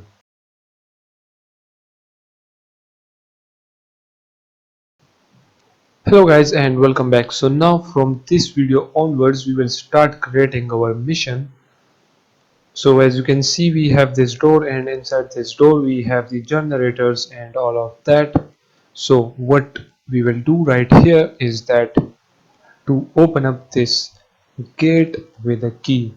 So for that we will use this asset, which is key and lock. You can visit the Unity asset store and search for key and lock and you will find this asset. This is actually a free asset created by CG Cell, and as you can see it has a file size of 129.6 MB.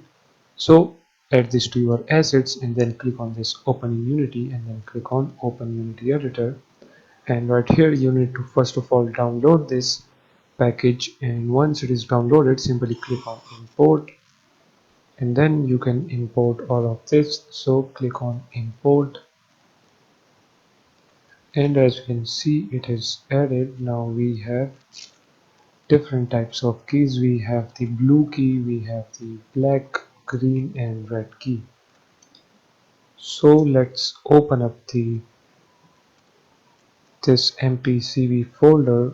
In here inside this props we have this weapon shelf, so just simply drag and drop that there, and here it is. This is our weapon shelf. Let's make this 0, and let's put this weapon shelf somewhere right here. Let's attach this with the wall like that,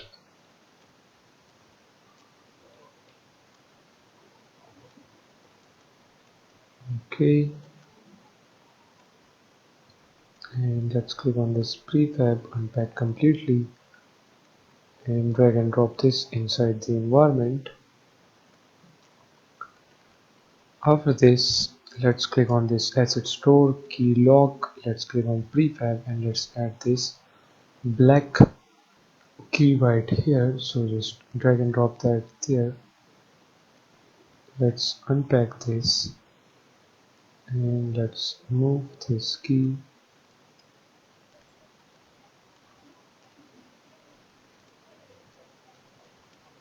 there.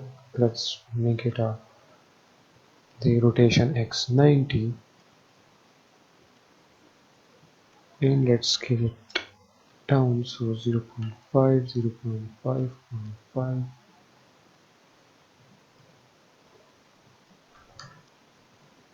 Okay, now we have the key right here. Let's move it down, and if you click on it, we have the key in there. Let's rename this to key, and now we will be needing this key to open up this gate. Okay, so now let's create the scripts for opening the gate with the key, and hence we will be having more scripts for our gate. So what we can do, we can actually delete this script, and let's create a folder and name this folder as gate script. Now inside this gate scripts, let's create a C# script by the name of key list. Let's open this up, and in here what we will do, we will simply say public bool has key and set this to false. And guys, for this whole door scripts, we want to use a single namespace for all of the scripts which we will be using for the door. So what we can do, we can type namespace, and let's use the namespace as key network. Okay, and then in here we can paste our class like that. And as you know that namespace is simply a collection of classes that are referred to using a chosen prefix on the same name. So we will be only using this namespace key network, and in this key network we will combine all of the scripts. So once we have the key list, now what we want to do, we want to create a script for raycasting. Okay, so for example, when the player come closer to this key, then we will cast a ray. So if that ray catches this key, then we will press any button, for example the E button or the F button, and then the player will pick up this key using the raycast. So for that right here, we will create a script, and let's name this as key raycast. Open the key raycast, and right here we want to use the namespace, so we will say namespace, and it is key network. In here we will paste the class.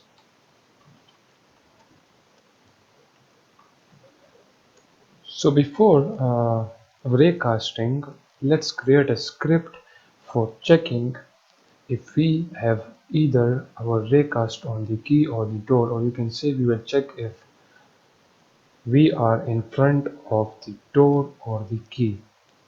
For that right here, let's create a new script and name this as key gate regulator.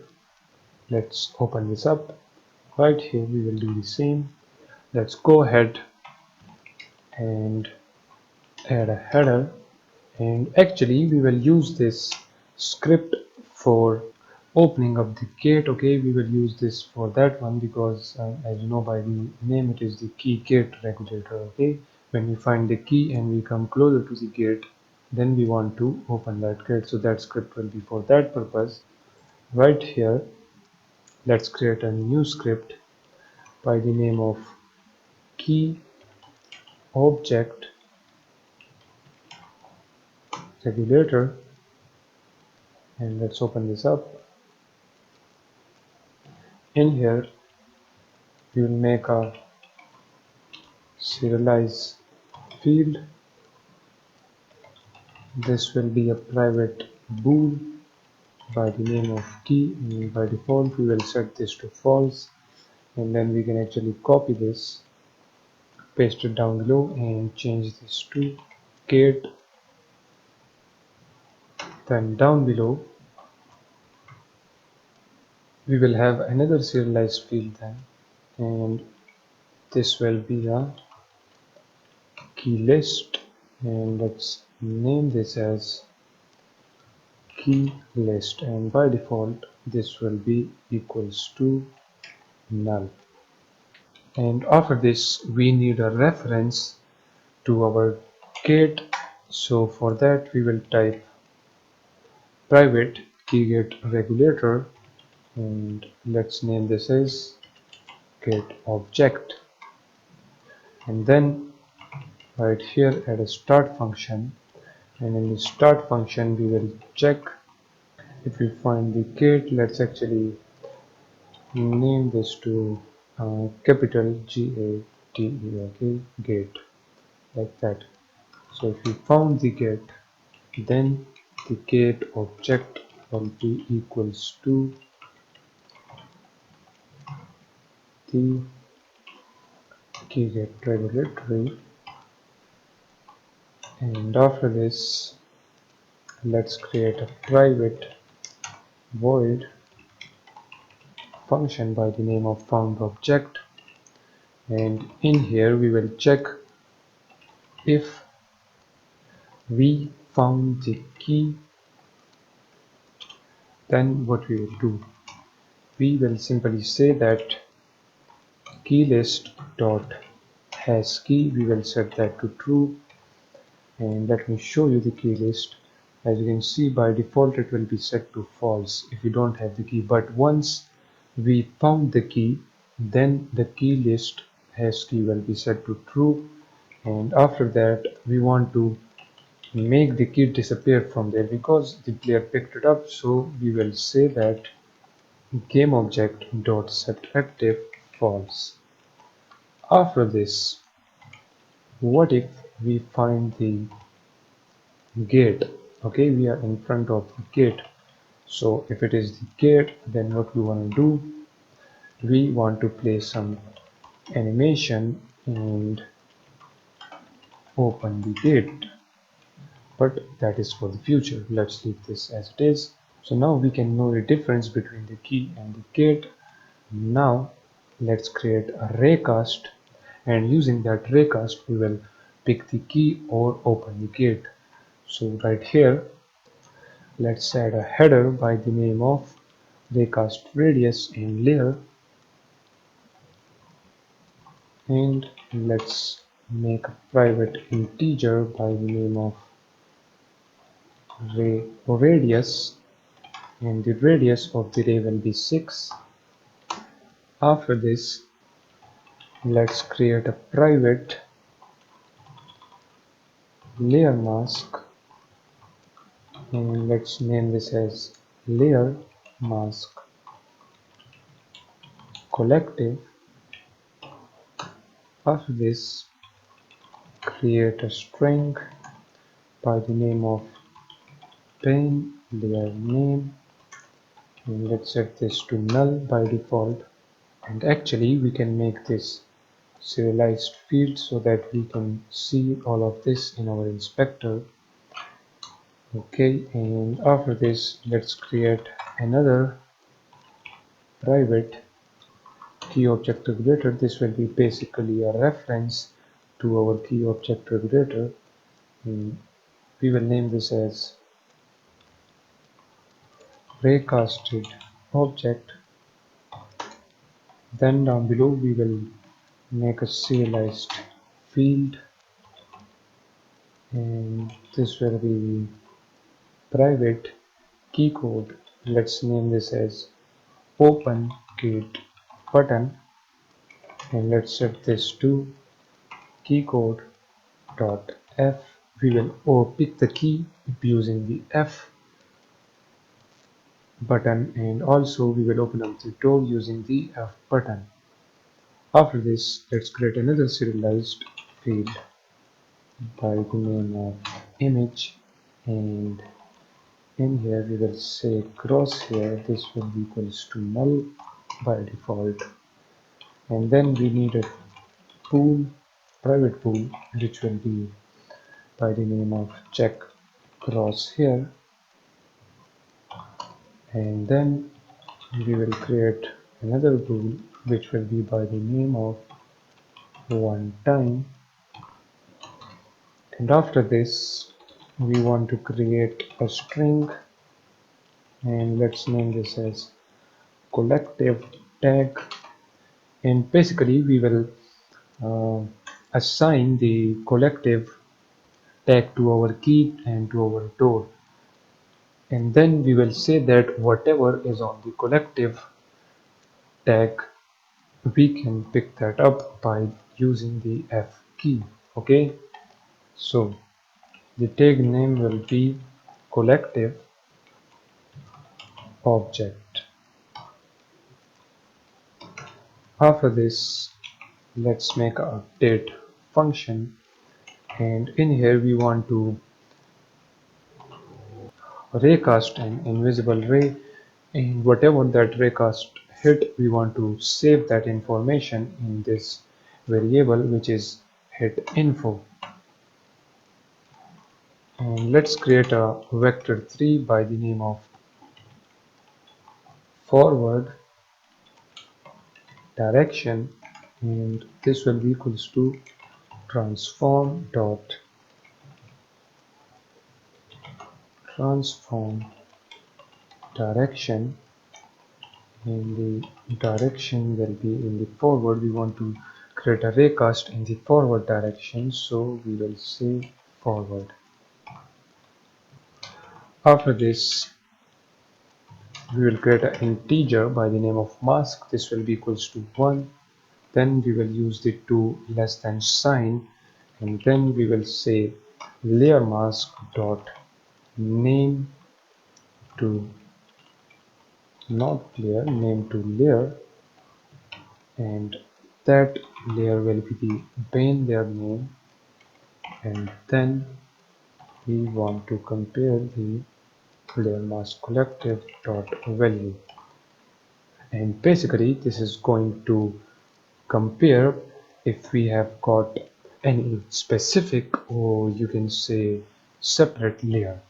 So what this actually means is that, for example, this is our gate, okay, and then at the sides of the gate we have the walls, and as you can see these walls are tagged with, you can say, environment or whatever, and this gate is tagged with interact, okay, which is this one, this collective tag, or you can say interactive tag.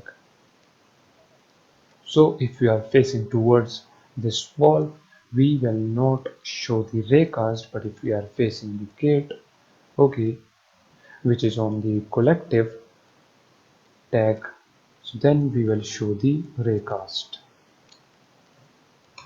After this, let's go ahead and create a raycast. So we will say physics dot raycast,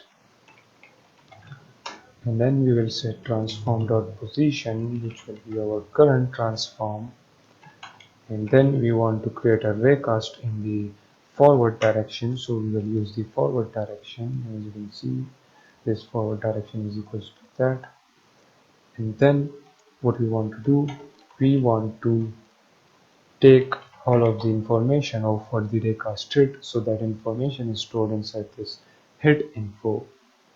Okay, so we will get all of that information, and then we will say we want to actually add a restriction to that tray. As you can see, we only want to create a raycast restricted by this radius, so we will create a raycast in 6 units. So we want to create a raycast to 6 units, and we did this raycast all of thing in our player script where in our rifle script where we create a raycast to 100 units for the shooting. Okay, so for this we will just create a raycast only visible to 6 units, and after this we will pass the mask. Then in here we want to check if we hit whatever that is tag with the collective tag.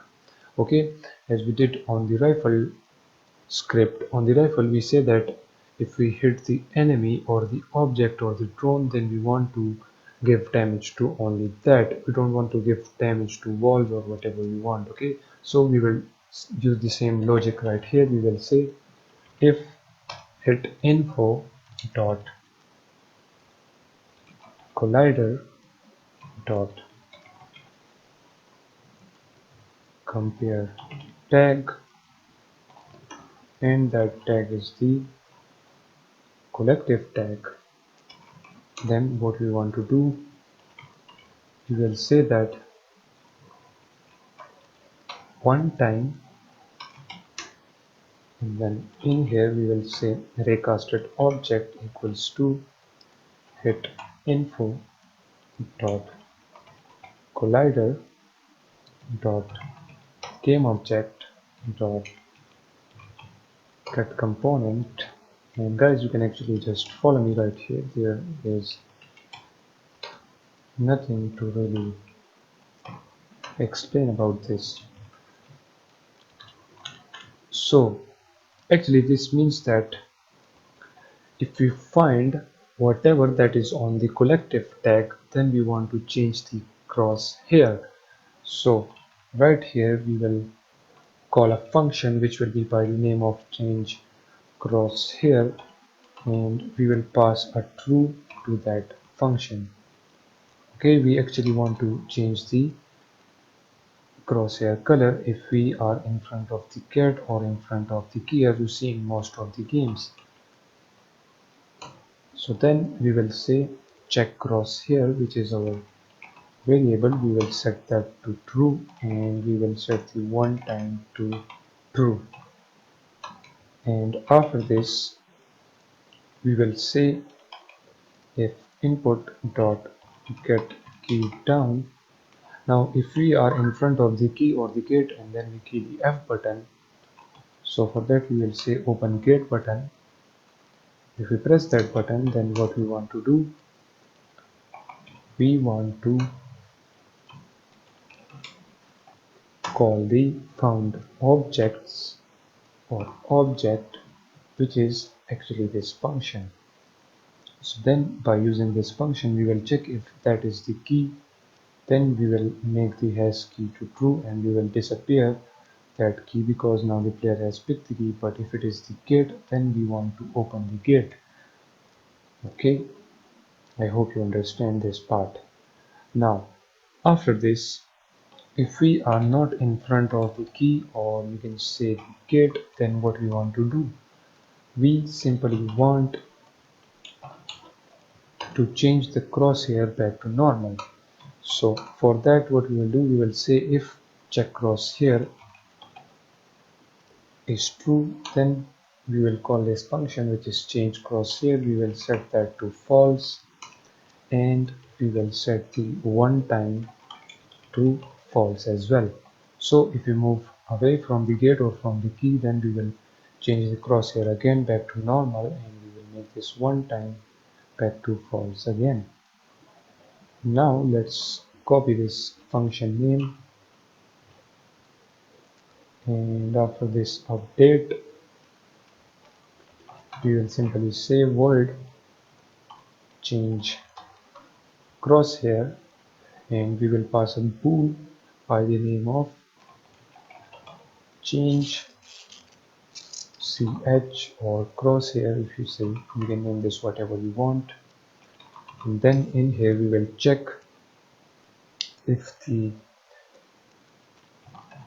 change crosshair and the one time is false, then what we want to do, we want to change the crosshair, so we'll say crosshair dot color, and this will be equals to color dot blue. It means that if we are in front of the key or the gate, then we want to change the crosshair color to blue.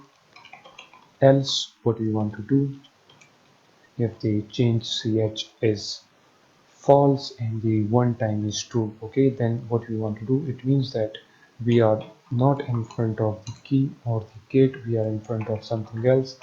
Then what we want to do, we want the crosshair color to be normal, so we will say color dot white,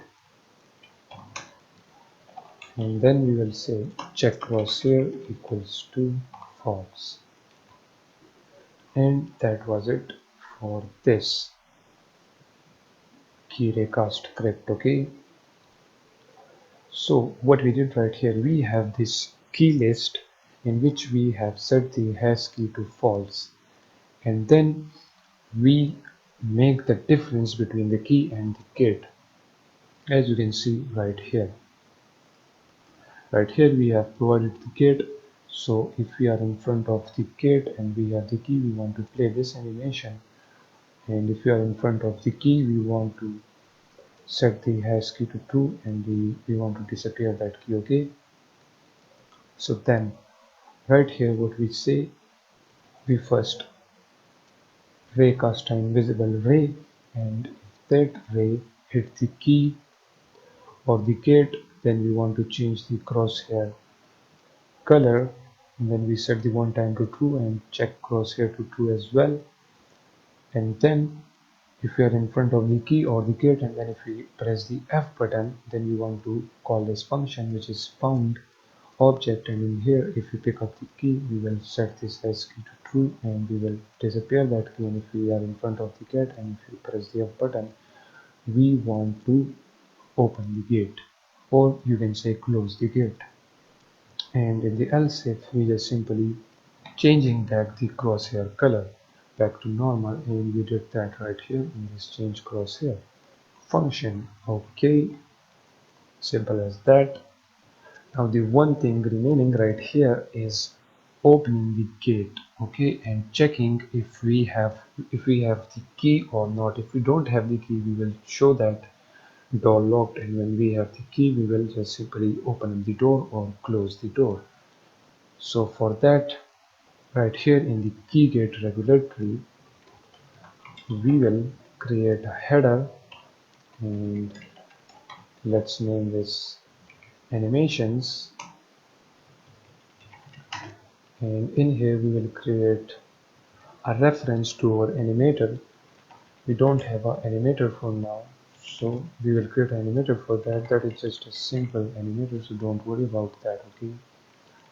Let's name this as get animation, and after this we will create another private pool. Let's name this as open gate. This will be by default set to false, and then we will create a serialized field. Then we will say private string open animation name. Let's set this equals to get open. After this, create another private string, and this time we will name this as close animation name, and let's change this to get close. After this, create a header by the name of time and UI. And guys, in here we will have many private integer game object and a reference to our key list. So let me just paste all of them. Okay, let me move them like that. So the first one will be this time to show UI. This is the same logic as we did for the ammo out.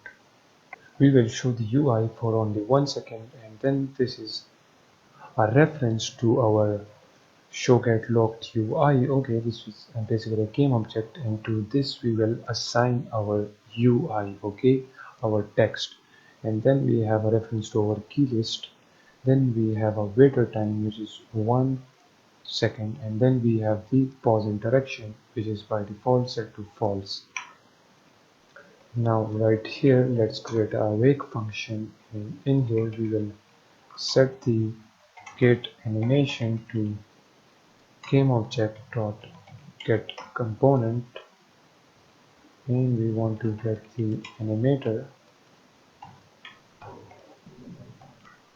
After this, let's create a function by the name of open underscore gate, and now in this function we will open the gate.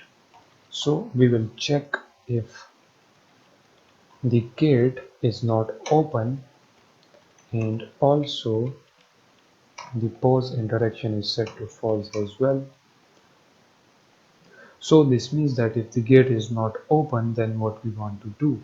We want to play the gate open animation. So we will say get animation dot play, and let's call the open animation name.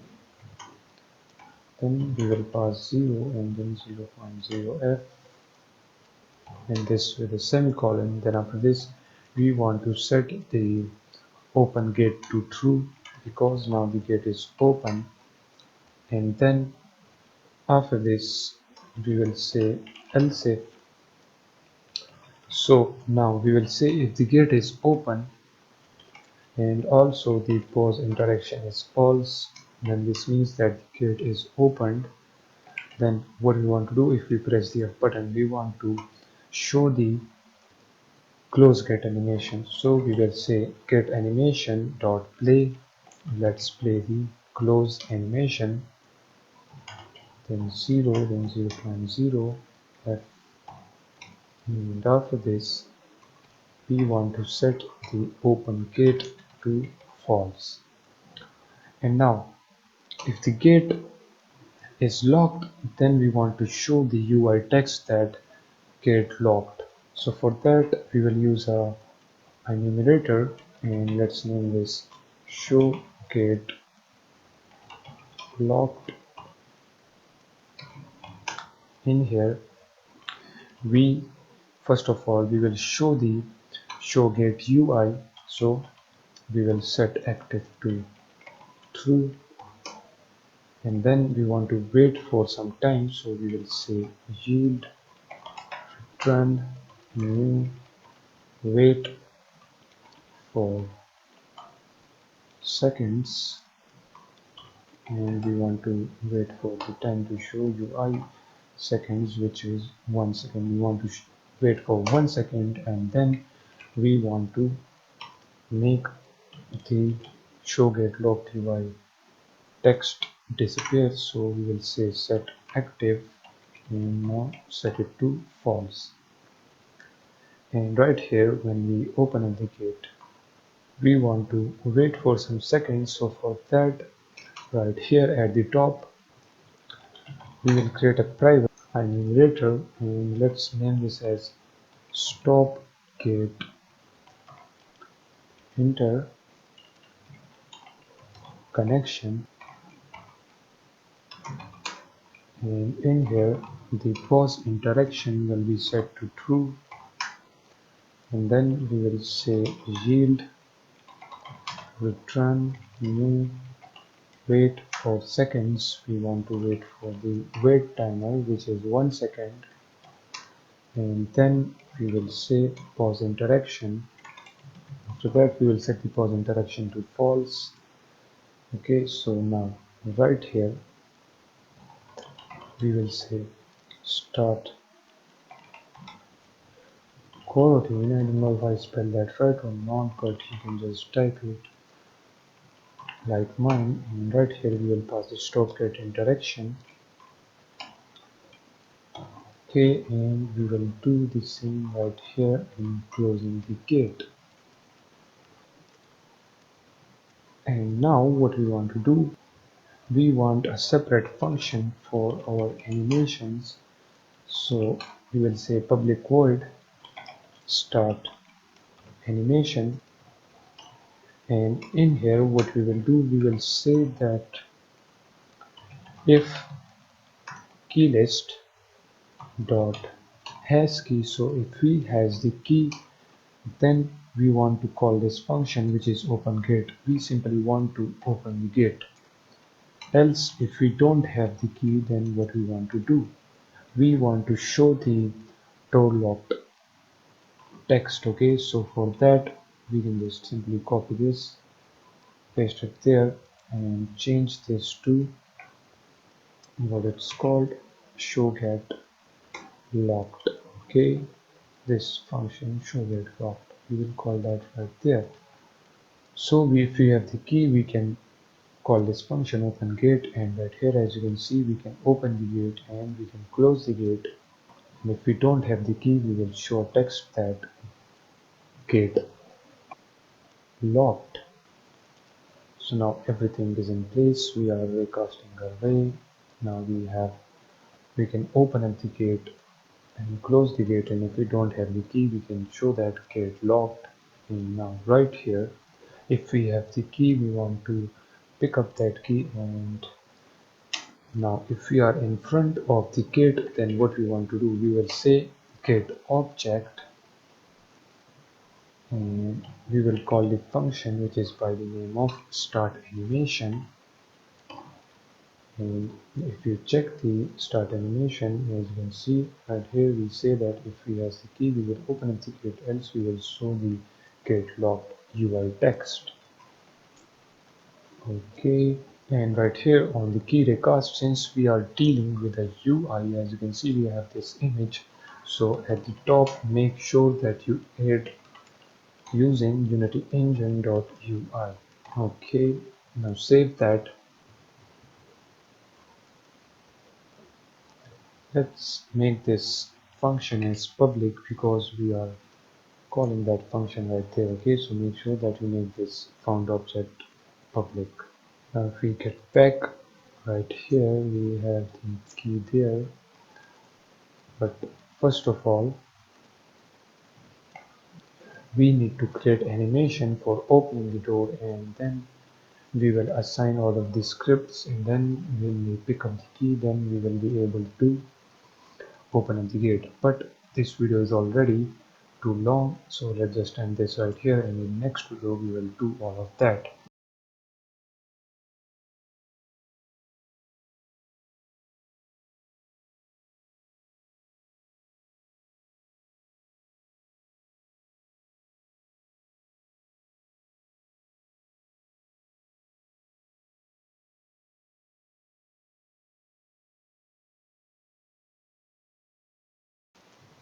Hello and welcome back. So now let's quickly create animation for our door. As you can see, it already have a animator. Let me just set this to none. Let's click on this animations right here. We will click on create. Let's add an animator controller and name this as gate. Now let's click on that, and let's simply drag and drop that in there. Now if we click on the gate, we click on the animations right here. Let's create an animation for this. So we are already in the animation tab, and right here we can create an animation for the open gate. Click on save. Now right here you can click on this record, and now let's open up this gate. So actually at first we will leave the door as it is, so just right here type 3. Let's just move a few seconds, and now set this to 7, and now let's move up right here. Now let's change this to 2, then change this to 4. Oops, we got that. Let me delete that. Right here let's change this to 3, and I think this animation will be accurate. Actually, I go ahead and change the animation. Now as you can see, this will be our animation. Right here I leave the value as it is, then right here I change the value to 2, and right here I change the value to 3. So this will be our animation for this door. Now if I click on this project, right here we have this open gate animation. Okay, let's go inside the animator, select the door, okay, and then go inside the animator, and as you can see we already have the open gate animation right there. So what we will do, let me move all of this right here, and first of all let's create an empty state. Let's name this as idle gate. Okay, and make this transition as the default, and name, okay, we have this open gate which we created right now, and we can actually duplicate this open gate, and now change this to close gate, and right here we can make the speed -1, so it will play the open gate animation in the reverse form. Okay, now we have the animations. Now let's just quickly go ahead and add the scripts to where which is required. Let's click on the main camera, and right here we will assign this key raycast, so just drag and drop it. Right here the layer mask collective will be a collective layer, and to that layer we will assign this door and the key. So right here click on that, add a layer, and let's add a layer by the name of collective. Now select the door, set this to collective. Okay, and let's go down, click on the key and set this to collective. Let's change children.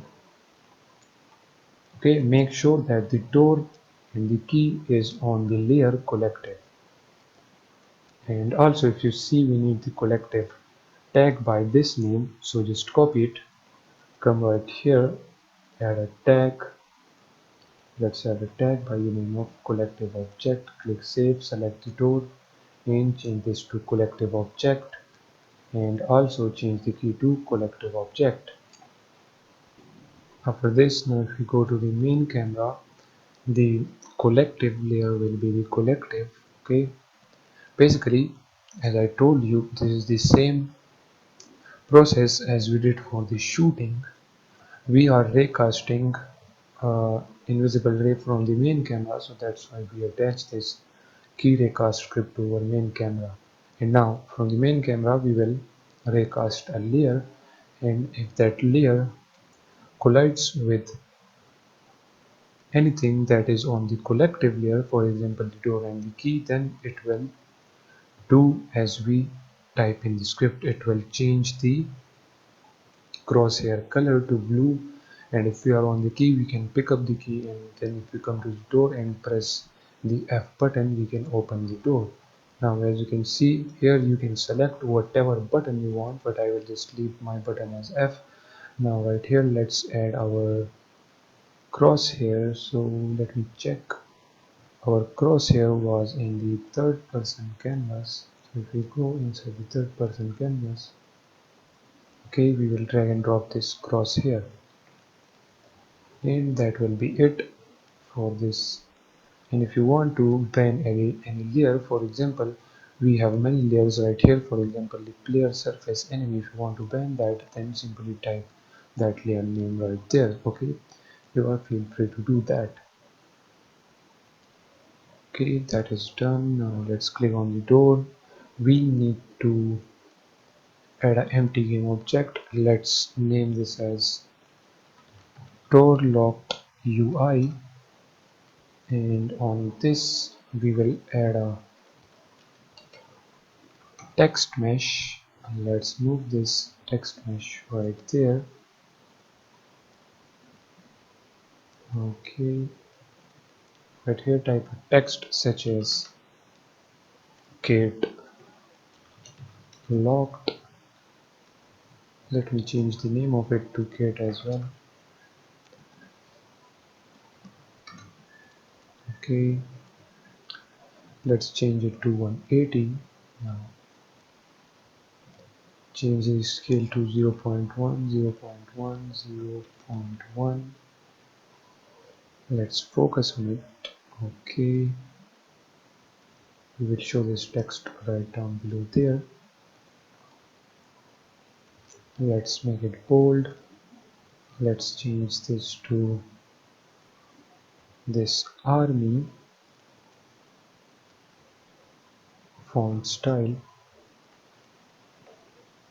and let's make the color a little bit, or we can leave the color as well because we will then not see it correctly. And actually we can change the font size to, for example, 40, or we can actually leave it as 0. Okay, so now we have the door lock text right there, and let's just disable that. After this, let's open up this player, and in here we will create an empty game object. Let's name this as keylist, or you can actually name this as backpack if you want. This will be actually a backpack for our player, in where we will store our key. So I will just name this as keylist. Okay, and now if we select our door, right here we have the gate controller now, and basically we will add the key gate regulator. Where is it? Key gate regulator. Okay, attach that script to the gate. We have both of the animations. Okay, gate open and gate close. Let me just rename this to gate open and gate close. Okay, let's go ahead and click on the gate. Now we have the animations. Right here we need to provide the key list. So we have created the key list right now in the player. Drag and drop the key list. Okay, we can't drag and drop that because we need to provide the key list script right there. So in the gate scripts, let's add the script there. Okay, and now if we click on the door, now we can add the key list there. And right here we need to provide this gate locked UI text. And now we can provide the gate object regulator. So where is it? Key object regulator. I think this is the script. Okay, and right here we will tell the script that yes, this is the gate, and we need to provide the key list right there. So drag and drop the key list in here as well. Now we have everything set up for the gate. Now let's click on the key, and to this key we will add the key object regulator. We will now tell this that this is the key, and right here let's provide the key list up there. Okay, we are now all set up. Okay, we have added the tags there. Only thing which is left now is to add the colliders on the gate. As you can see, it already has a collider, but if you are using some other gate, then guys, make sure that you have attached a box collider to the gate. Okay, and also you have attached a box collider to the key. So we don't have any box collider on the key. Let's quickly add that. Okay, box collider. Let's make this is triggered. Whoops, let me now do this. Okay, and do that. Now we have a box collider on our key. Disable the enemies, and actually what we can do, let's create, whoops, let me go back, let me click on that enemy right here. Create an empty game object by the name of enemies, because we will have different enemies in the future videos. Okay, so we need all of the enemies to be in here, and let's activate both of the enemies now, and let's deactivate the main enemy game object now. So we have the collider added. Now let's click on the player and move this player inside our mission area because we are just testing our game, so we don't want to run towards the gate or the key again and again. So we will just simply leave our player right here, and now let's simply play the game. Okay, we have the pause menu and everything. Let me lock the cursor now. Let's come closer to our key, and as you can see, when we come closer, the crosshair color changes when we are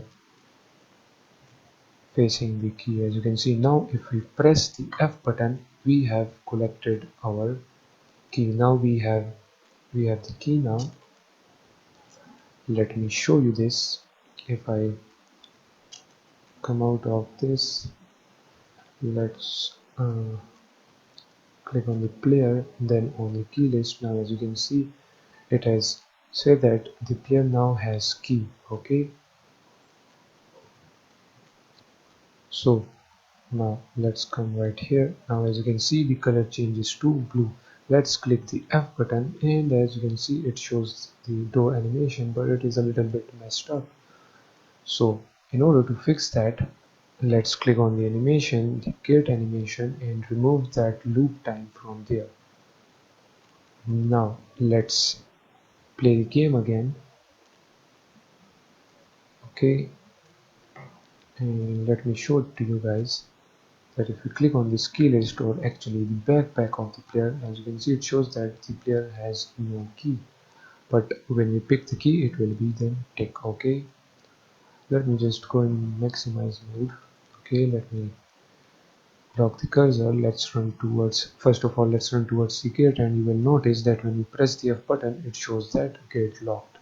But now if we come right here and press the F button, pick up the key, now we have the key. Now let's run towards the gate, and now let's press the F button. Now as you can see, the gate is being opened, and now we can go inside the gate. But I think our box collider doesn't move with the gate, so let me fix that. Let's go in the scene view. Let's scroll on this gate. Let's make this as triggered. Okay,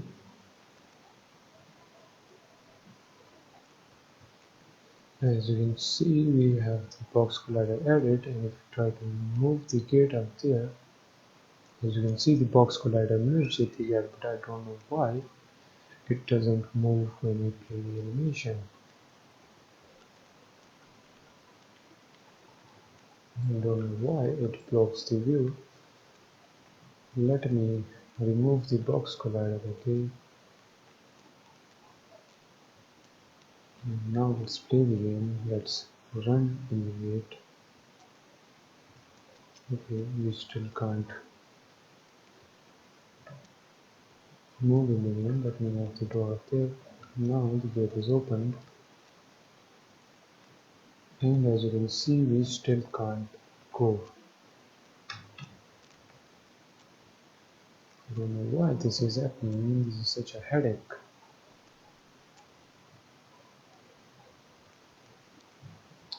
Let me reverse this gate back there. Let's check this wall. Okay, on this wall we have a box collider, and we don't want a box collider on the wall. Okay, and if you click on the door, we need a box collider on the door now. Let's add a box collider. Let's set that to as triggered. Now let me take the key.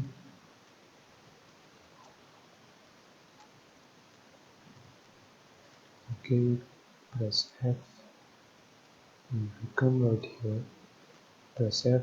Okay, we had a box collider on our whole board. You need to remove that box collider. Okay, in order to go inside the gate. And on this wall we need a mesh collider because we don't want to go between the walls. Okay, and on this gate we need a box collider. And also let's select the gate.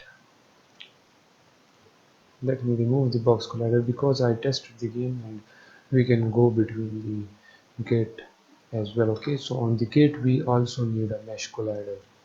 We have a mesh collider on this wall and we have a mesh collider on this gate. You can try different ways. I mean, you can try the box collider for your own game if you have different types of building and gate. Okay, you can try the box collider for that, but my one in my game the mesh collider worked just fine. Let me show you. If I go in contact with the wall or with the gate, as you can see I can't go inside the building and it shows that gate is locked. Now let's open up the key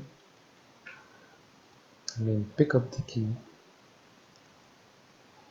and let's click on F. Now the door is open. Now we can go inside the door. And now since we can open up our gate, the next thing will be the objectives. We will come right here and complete our objective. We will turn off this machine and then when we come right here we will deactivate both of these generators as well and then we will escape from the facility. Okay, so let's do that in the next video.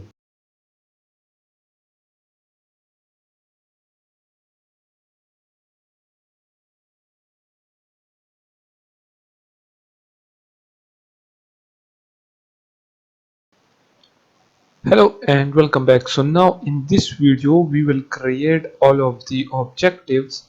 As you saw in the introductory video, the first object was to find the key and then to open the gate, and then the next one was to turn off this computer, and then after that the next objectives were to turn off these both generators, and then the last one was to escape from this facility.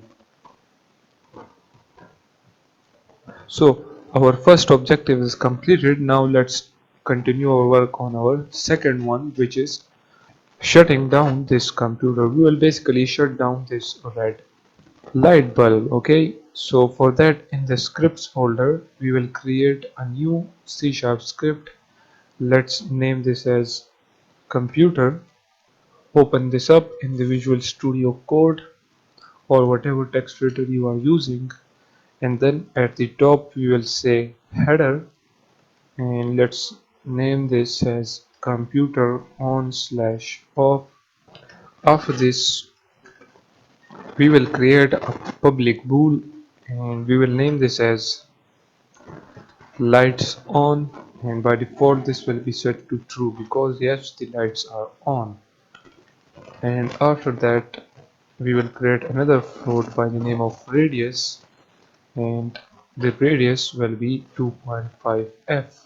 So if we are in the range of 2.5 units towards this computer, then we will be able to disable this computer. Okay, so you can set the radius to whatever you want, but for now I will leave it as 2.5f. After that I need a reference to the light, so I will say public light lights, and then after this create a new header and name this as computer assign things or whatever you want. In here we need a reference to our player, so for that we will say public player script and let's name this as player. After that we want to also show some UI that the computer is turned off, as we did for the gate and for the ammo out. We want some UI for that. Okay, so right here we will create a serialized field. Let's create a private game object and let's name this as system UI After this, we will create another serialized field, and let's make this as well private integer, and we will name this as show system, or you can name this as computer if you want. Let's actually change this to computer, okay, because that suit our script. And yep, so right here we will also say show computer UI for, and we will show that for 5 seconds. Now simply right here in the awake function we will get our light, so we will say lights equals to get component light, and after this in the update function we will say if vector3 dot distance, then we will get our current position of the computer or system if you say, and then we will check the player position, so we will say player dot transform dot position, and if that two are less than the radius, then what we will do, we will say if input dot get key down, and if we press the, let's just set this to Q, if we press the Q button, then what we will do,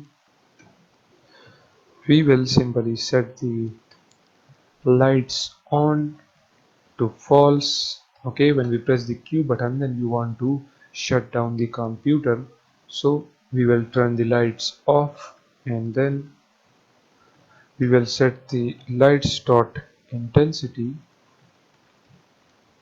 we will set that to 0 because we want the light to be completely gone, and then right here we will complete our objective, but that is for the future. And now for the UI, we also want to show some UI text that computer, or you can say system, is turned off. So for that we will do the same as we did for the door for the ammo out. Okay, we will create a enumerator, and right here we will name this as show system UI, or actually show computer UI, and then in here we will say computer UI dot set active, we will set that to true, and then we want to show that UI for 5 seconds, so we'll say we'll return new wait for seconds, and we will wait for seconds, which is 5, so we will call that integer right here. After this we will simply disappear the UI, so we will say computer UI dot set active, let's set this to false. And now let's call this function right here when we press the Q button. So we will say start coroutine, we will call that function in there, and that's it. And right here when we completed the objective, we want to also play the complete object sound, so for that right here we will type sound effect. Okay, so in the later videos we will complete these both. Okay, now as our script is completed, we can simply save this. Okay, and get back to the Unity, and right here click on this machine. Okay, and inside this machine we have this lamp, and then we have this point light, and inside this point light let's create an empty new object. Let's name this as system UI. Okay, here it is, the system UI, and on the system UI You will create a text mesh, and right here you will say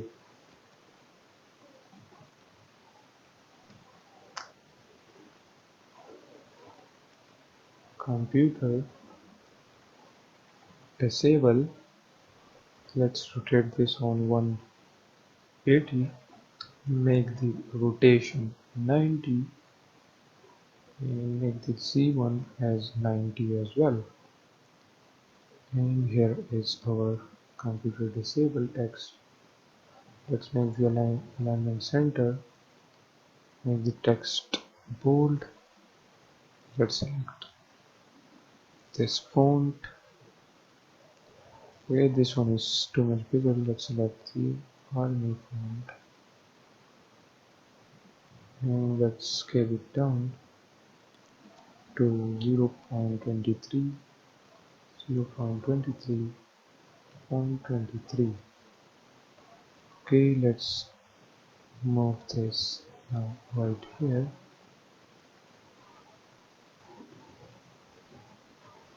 Okay, and when the computer get disabled, we will show this text.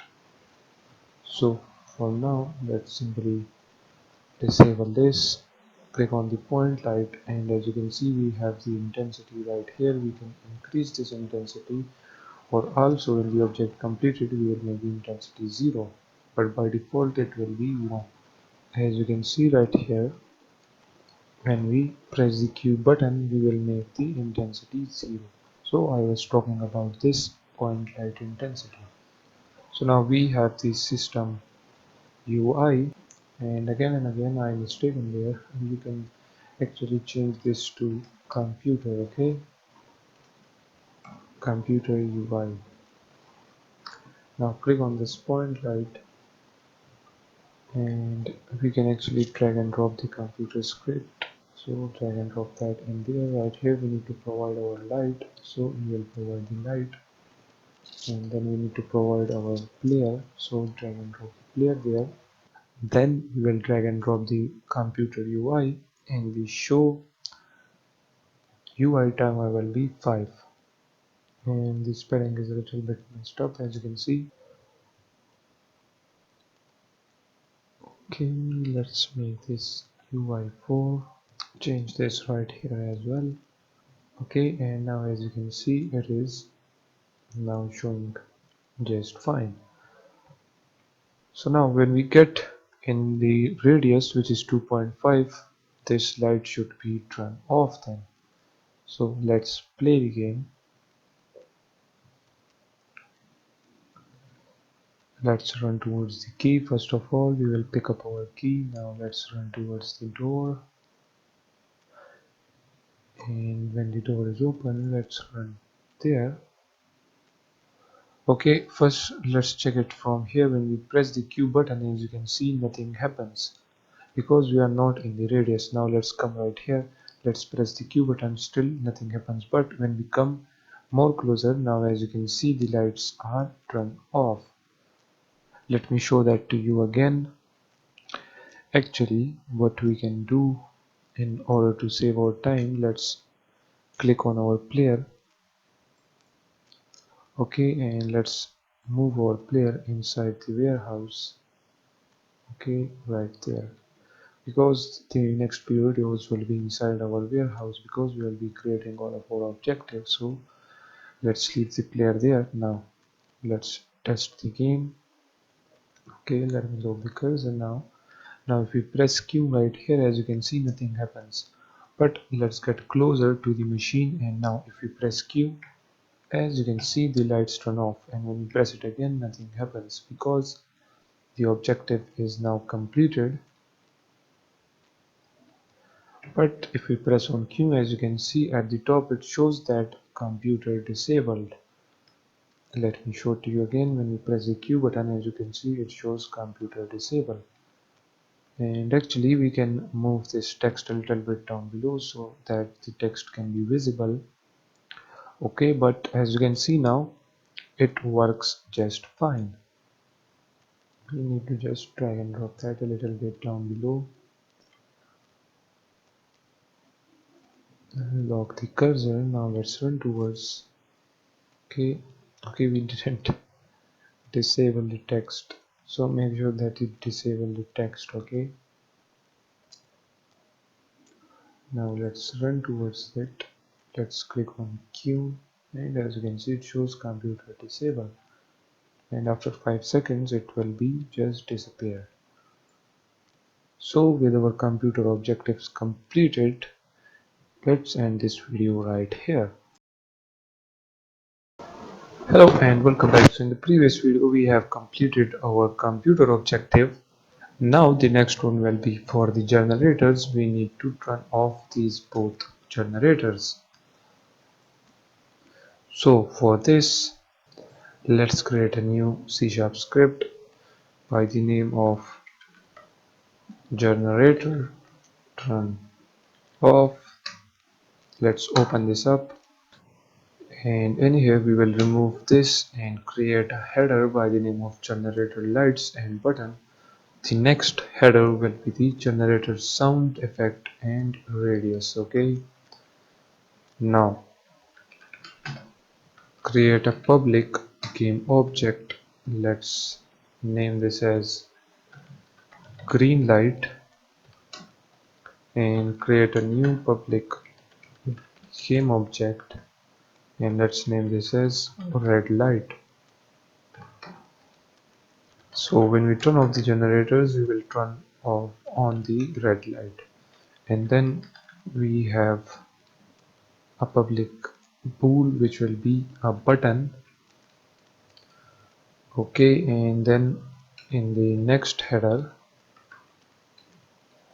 we will create a private float by the name of radius, and for the generators the radius will be 2f, and then we will say public player script. We need a reference to our player. Okay, and then we need a reference to the animator of the generator.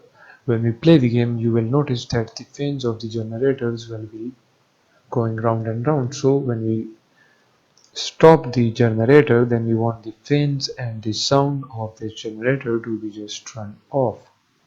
So that's why we need a reference to the animator. So for that we will say public animator, and let's name this as animation. Then also we want to turn off the generator sound, so we will say public audio source, and let's name this as audio source as well.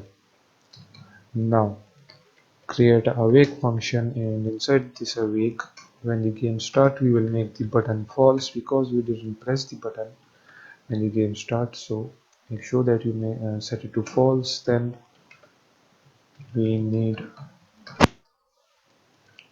our audio source, so we will say audio source, and after that in here we will create an update function. Inside this update we will say that if we press the Q button, and also we will check for the button position, so we will say transform dot position. We will also check the player position, so we will say player dot transform dot position, and if that two are less than the radius, then it means that we are close to the button. So when we are close to the button, we will, and if we press that button, okay, as you can see, if we press that button, then what we want to do, we want the button to be true, that yes, we press that, and also we want to stop the animations. So we will say animation dot enabled. Let's set this to false. After this we want to disable the green light, so we will say green light dot set active false. Okay, and we want the red light to appear, so we will make the red light appear, so we will say red light dot set active. Let's set this to true. After this, we want to stop the audio source of the generators, so we will say audio source dot stop, and after that we will complete our objective. So right here we will for now leave a comment for objective complete. And now let's create a else if. So in the else if, we will say that if the button is equals to false, then what we will do, we will simply do the vice versa as we did in the if condition. We will make the green light true and the red light false. Okay, and that was the script for the generator. Now save the script. But right here we need to type vector3.distance. Okay, make sure to type that or else it will give out an error. Get back to Unity. Now let's first of all assign everything to our generator, this first generator. So if you go inside the environment, then warehouse, then inside the generators, that is our first generator, here is our second one. In here on the generator fan, as you can see, we have this animator and also mesh collider and everything. And right here we have this button. So on this button we will provide our generator turn off. So just simply drag and drop the generator turn off right there, and then we need to provide our red light right there and our green light right there. Right here we need to provide the player, so simply drag and drop the player. Then we need to provide the animator, so the animator is right there.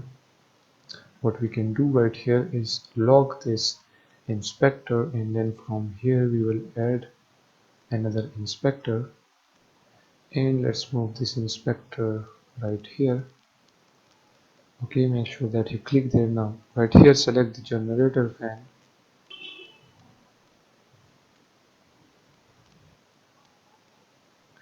audio source. Okay, so this is just a simple thing which we did right here.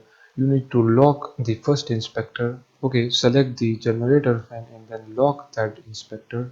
From here click on add tab and create open up a new inspector, then drag and drop that inspector there, then select the button and then drag and drop the animator there. Okay, then close the tab, unlock this. Now if we click on the button, as you can see, the animator is already now assigned. Now we need to provide the audio source. So from here on the button we will add our audio source. Okay, so add the audio source, and in the audio source we will provide the generator clip. Right here is the generator clip, so just add that. Okay, and make sure that it is a 3D sound, and let's make the volume downer because it will be louder if we play the game. Okay, let's make the volume this. Okay, and just simply drag and drop the audio source in there.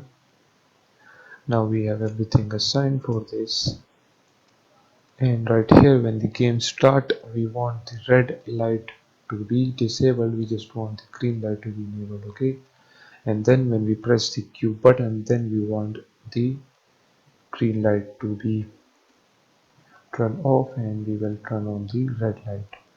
Okay, and now we can do the same for this generator. So as you can see, here is the animator. Click on this button, add the script, and right here we need to provide our red light, then our green light. Right here we will provide the player and the animator. So close the tab, click on add tab, add the inspector tab. Now click on this fan, let's provide the animator right there. Let's close that tab, let's unlock it, click on the button, we have the animator. Now let's add the audio source, And basically we need the same audio source as this one, so we can just copy component from there, click on the generator, and right here we need to click on that and click on paste component as new, and as you can see everything is already set up. Now drag and drop the audio source there, and it is now completed.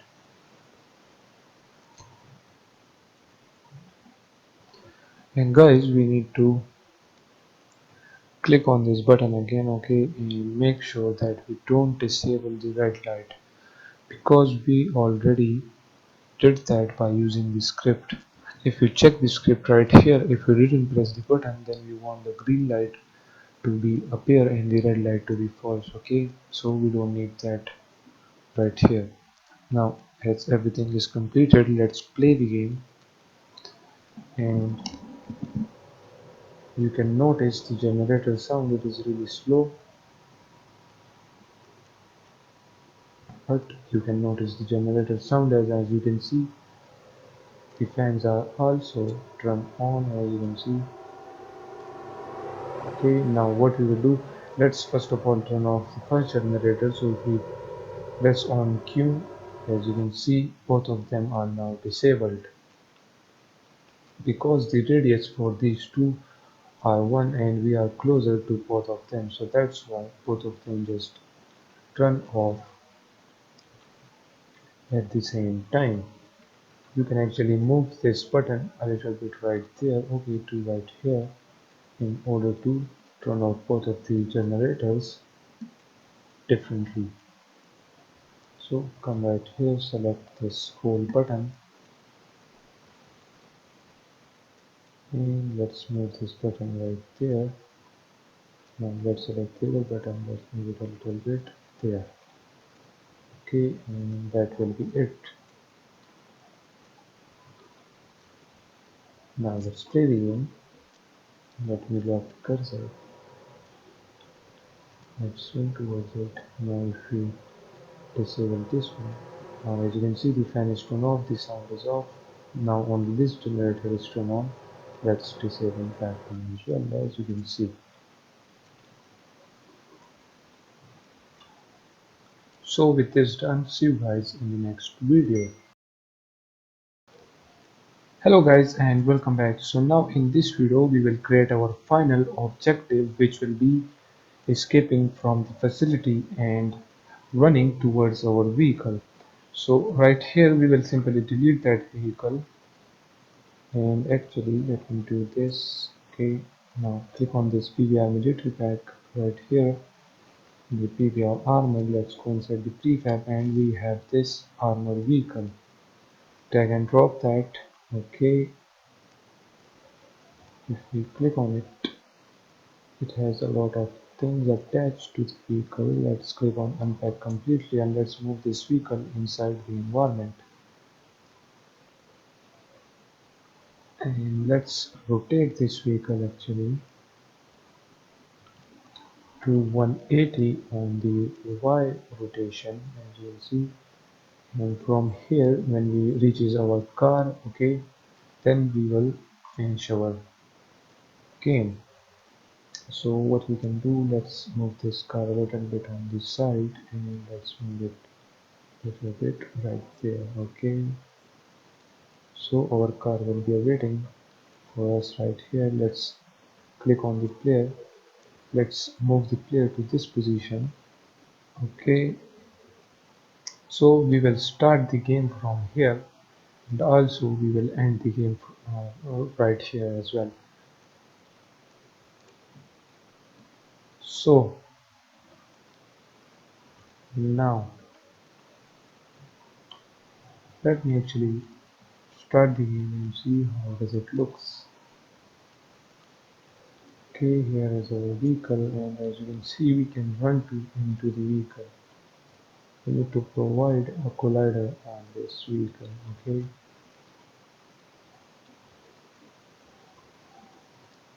let's close the game, let's click on this vehicle, let's simply add a box collider, or we can actually add a mesh collider.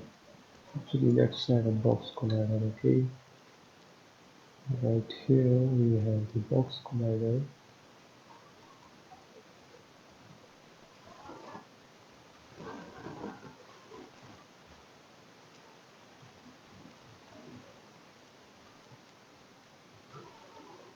So now we have a box collider, and now if we try to run in the vehicle, as you can see, we can't run inside the vehicle. Okay, now let's create a script for this. So if we go inside the assets, let's open up the script and create a C# script by the name of final objective. Let's attach this to our vehicle as well.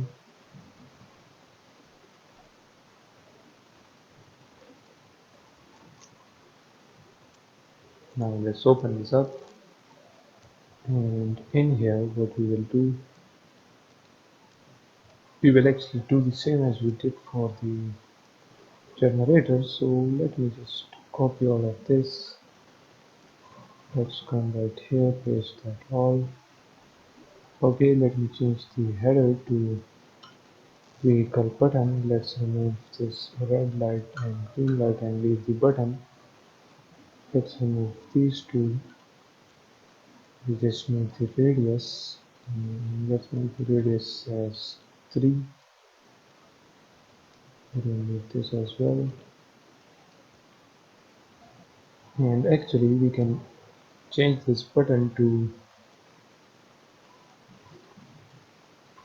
this. Okay, create a serialized field private key code, make the vehicle button to keycode.f. Okay, and then in here what we need to do,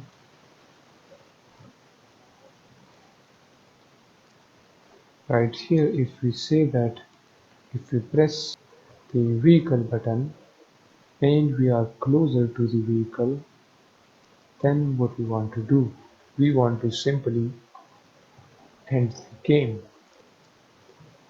And when we end the game, we want to redirect the player back to the main menu screen. Okay, so for that we will use the scene management. So right here at the top we will say using Unity engine.scene management, and then if we press the vehicle button, then we want to go back to the main menu. So for that we will say time.timescale equals to 1f, make the time of the game normal, and then we will say scene manager.load scene menu. Okay, save this. Now if we play the game, let's press the F button. Okay, it shows an error because we didn't assign anything to our vehicle. So let's click on the vehicle. Okay, and right here we need to provide the player. So let's drag and drop the player. Let's play the game. Now, as you can see, we are redirected back to the main menu. Let's click on the play button again. And as you can see, we are in the mission again. But we want the player to move away from the vehicle. We will make the player position somewhere else in the map. Because if we start the game from here and when someone press the F button, then the mission will be simply passed. So we don't want that. So actually we will move the player to some other position. For example, right there. We will start the game from that position from here. Okay. So let's move the player in there. Now if we play the game, and as you can see, we will start the game from here, and then we can continue our mission. So with this done, now we need to create a objective menu, okay, so that when the player wants to know which objective to complete, okay, we will create a menu as we created our pause menu and our entry menu. So when the player press the M button, we want to then show the objective menu, and from there he can see his objectives, and when we complete the objective we will show that yes, this objective is completed. So we will end this video right here and see you guys in the next video. Hello and welcome back. So now in this video we will create our objective menu. So right here in the canvas you can actually duplicate the pause menu. Let's enable the duplicate pause menu, as you can see, and let's name this as objectives, and let's go inside the objectives now. Let's move this text outside and let's now simply delete all of the buttons. Click on this text, rename this to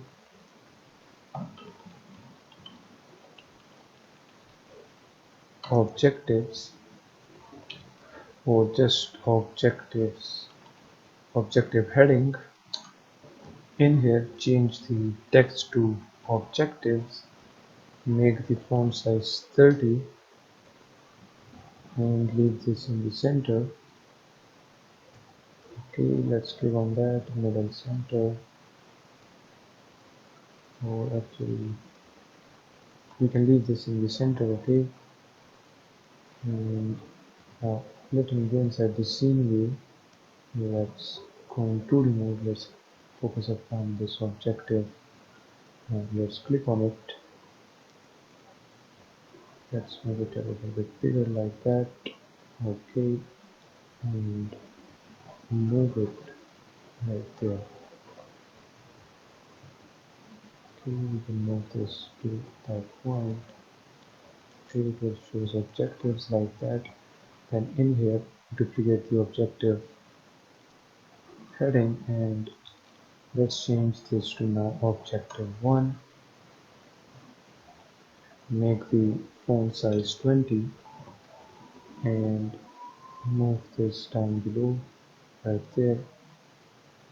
Okay, so our first objective will be find key to open the gate. Let's resize this like this. Okay, so this will be our first objective. Now let me move this right here. Okay, find key to open the gate. This will be the first objective. Now let's duplicate this, move it down below and change the text to dot shut down the computer system. This will be our second objective. Okay, and make sure that you change the name as well right here to objective 2.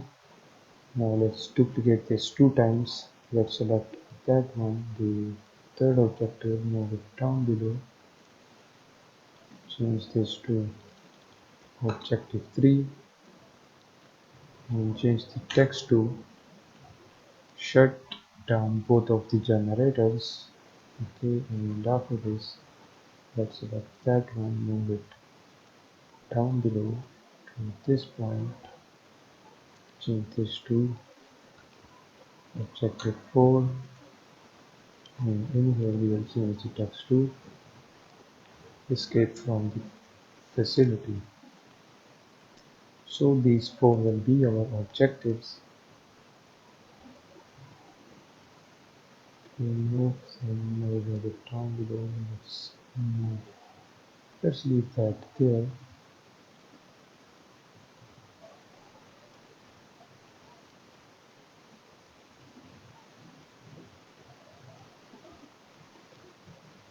Okay, it looks good like that. So now its default color will be white like this.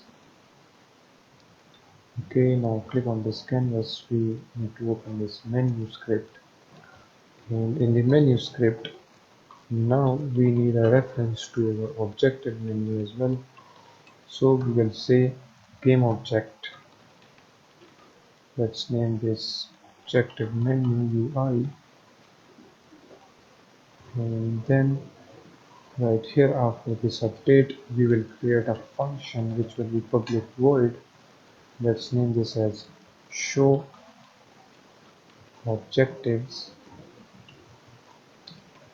and inside this function we will call this function actually when we want to show the objective menu. So for that we will say objective menu UI dot set active, and let's set this to true.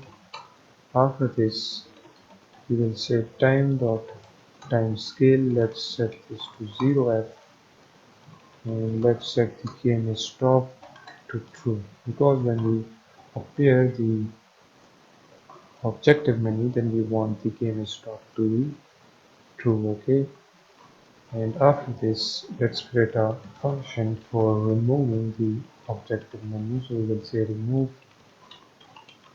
objectives. Inside this function let's actually copy all of that, paste it down below, set this to false, and when we remove the objective menu we want the time to be normal then, and also we want to lock the cursor. So lock the cursor and set the frames to false. That's it. Now right here, after this if, we will say else if.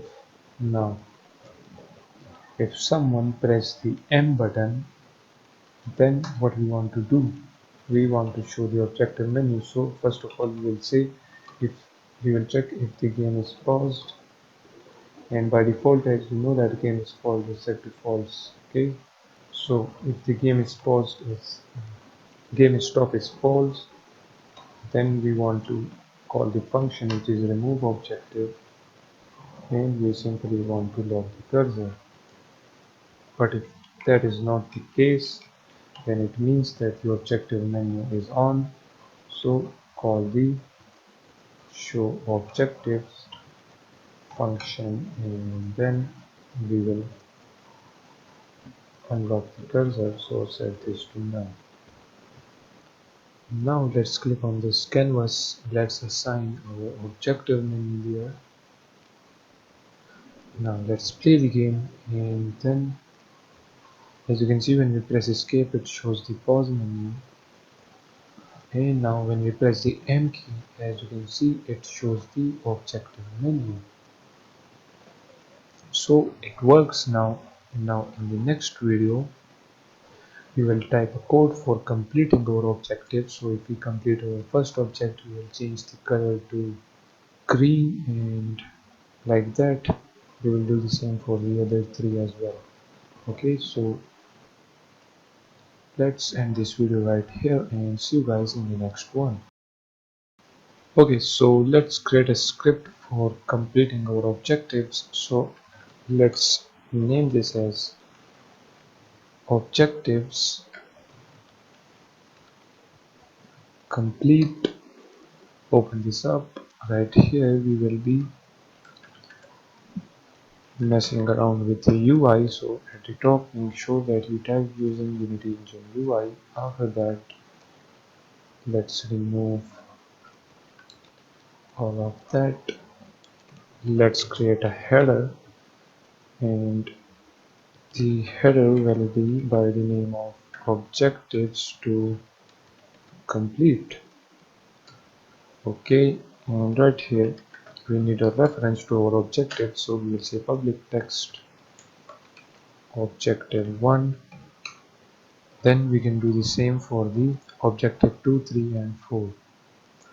After this we will call this objective complete on different scripts. Okay, so we need occurrence for this. So we will say public static objectives complete occurrence, and now in the awake function we will say occurrence equals to this.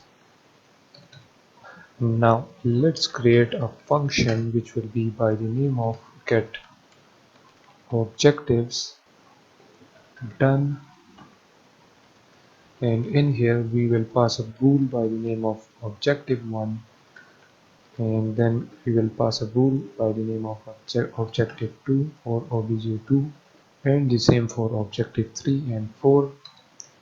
After that, we will say that if the objective 1 is set to true, okay, if that is set to true, then what we want to do, this is basically this first objective. So if that objective is complete, if we find the key and open the gate, then what we want to do, we will say that objective1 dot text. We will first of all change the text, so we will say 1 dot key picked up. We will change the text to this. As you can see right here, the text is find key to open the gate. So when we find the key and then we open the gate, we will change this text to this one, and also we want to change the color of it. So we will say objective1 dot color, and we will change the color to green. After that, we will add a else condition, and in the else, it means that if we didn't complete that objective, we didn't pick up the key or open the gate, so then we want to show the same text and we want the text color to be white. Okay, this as it is. So as you can see, it shows right here that find key to open the gate. So when the object is not completed, we will show the same text in the same color. So let's type objective1 dot text, and the text will be equals to 1 dot find key to open the gate. Okay, and let's change the color of the objective1. So we will say objective1 dot color equals to color dot white, and in the same manner we can do the other one. Then we will say that if the objective or obj2 is equals to true, then what we will do, if the object 2 is being completed, then the object 2, we will change the text to computer is offline. We will set the color to green, and it is basically an indication that yes, this object is completed. And else, if that object is not completed, then we want to show the same text and the same color. So the text was shut down the computer system and the color was white. Now we can do the same for the objective 3 and 4.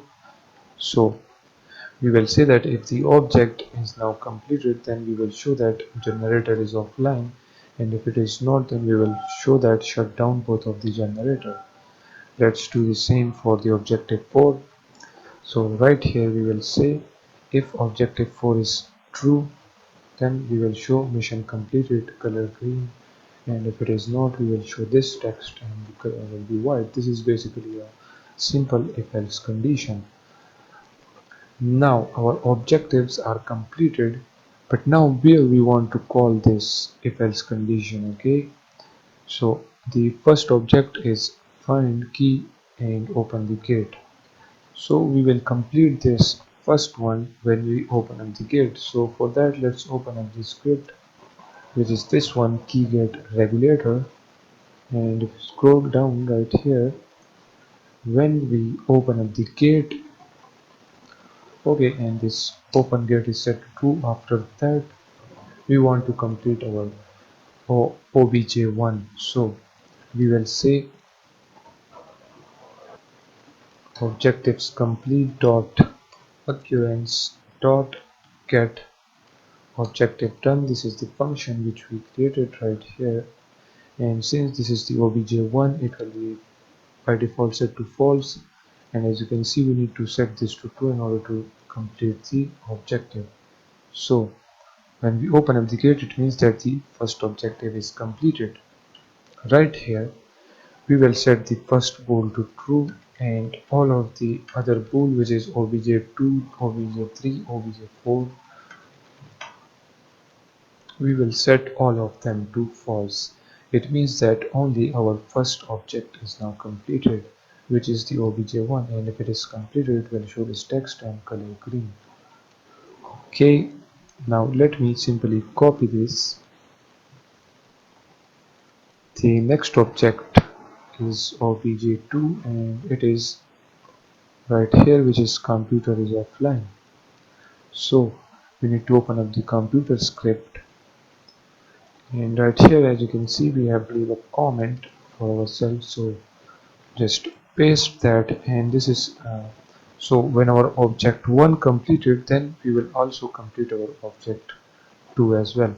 So now the obj2 is set to true, and if it is set to true it will show this text and the color will be green. Okay, now our second object is completed. Now let's check the third one. It is the generator is offline. So let's open up the generator, turn off. Right here we leave a comment for ourselves, so just paste that, and okay, I mean the second one true. Now let's set the third one true as well. So now three of our objects are now completed. Now let's move towards the fourth one, which is the obj4, which is find vehicle and escape from the facility. So if we open up the final object, right here we leave a comment for ourselves, paste that. Second object is completed, third one is also completed. Let's complete the fourth one. Now four of our objects are completed, and when the fourth one complete, we will simply end the game. Okay, so now let's save all of this. Click on this objectives. Let's attach the script, which is objectives completed. Let's provide our four objectives. So right here, this is the first one, there is the second one, here the third, and the fourth. Okay, provide all of the fourth objectives, or how many objectives you have in your mission, and let's disable that. Now let's play the game. Let me lock the cursor. Okay, now the cursor is locked. Now let's run towards the key, pick up the key and open up the gate. So let's run towards the key now.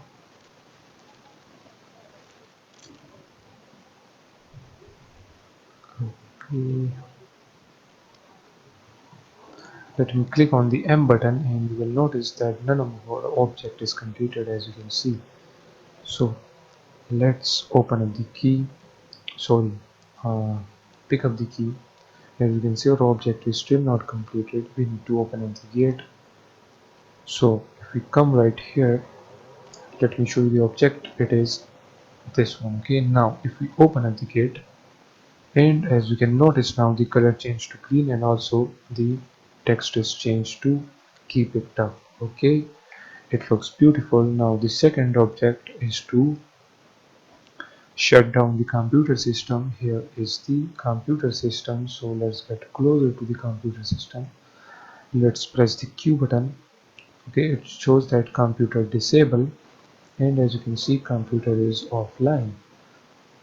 Now our next objective is to disable both of these generators. So let's run towards these generators. Let's press the Q button, and let's press the Q button right there. And now as you can notice, it shows that generator is offline, and yes, the generators are offline, the animation is stopped, and also the sound effect. Now let's close the door. Okay, the door is closed now. And if we see the objectives, three of them are now completed. Now let's complete our fourth one. And actually when we complete our fourth objectives, we will be simply redirected back to the main menu. And actually we will create an end game menu for our game. So when we come right here, and when we press the F button like that, okay, then we want to create some other menu, okay, and which will be our end game menu. And in that menu we will give an option to play this mission again. And if you guys have many missions in your game, then you can play simply the next mission.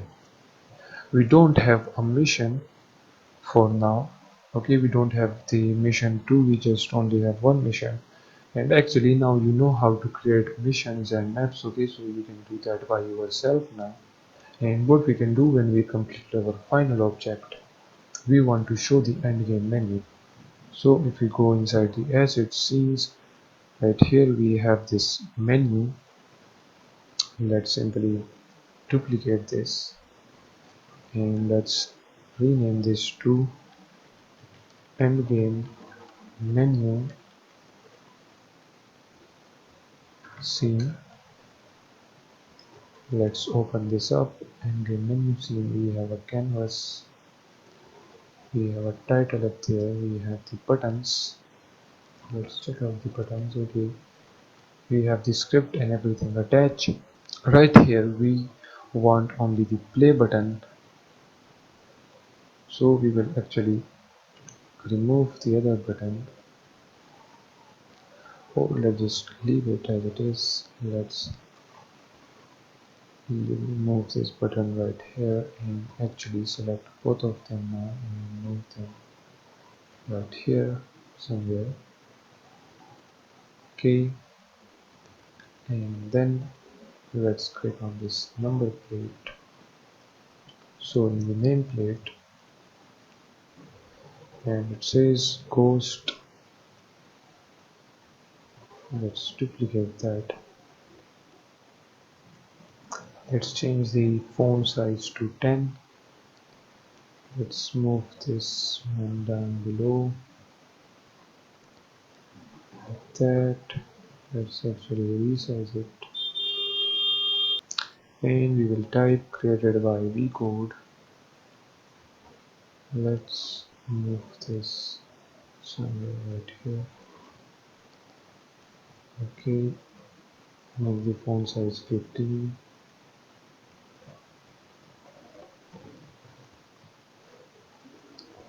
Let's move it to bottom center, and now let's move it up here.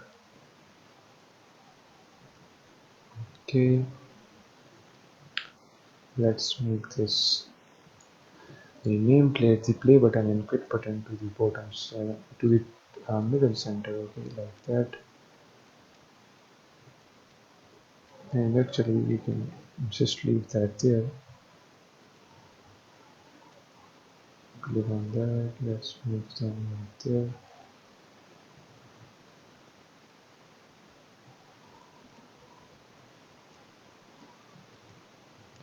Okay, and now it looks good. And the last thing which we can do right here is to add animation to our this ghost text. Okay, so first of all let's open up the menu. Okay, the menu. In here let's go on the nameplate right here. We will create an animation for this. So click on the animation. Let's go inside the assets, then animations. Let's create an animation for the nameplate. Click save. You can see the nameplate controller is added. Now let's record an animation. And what we will do in this animation, the first one we will leave the color as it is, and then when we move right here we will change the color to black, and that's it. Okay, it will show the animation like that. Let's stop it. Let's move this to right there, and now it will play the animation slowly like that. Okay, you can actually move this to 3 seconds if you want the animation to be more slowly like that. Okay, now you can actually now copy this, copy component, open up the endgame menu right here, click on the nameplate, and actually you can click right there and click on paste component as well. we have the nameplate on this as well now, the animation actually, and it will play like that. And now you can click on this build settings. We have the menu, we have the mission. Now let's add the end game menu. Okay, now let's go inside the mission. Actually, let's open up the menu now. Let's play the game, and you will notice the animation will be playing. As you can see, if you click on play, we are inside our mission now.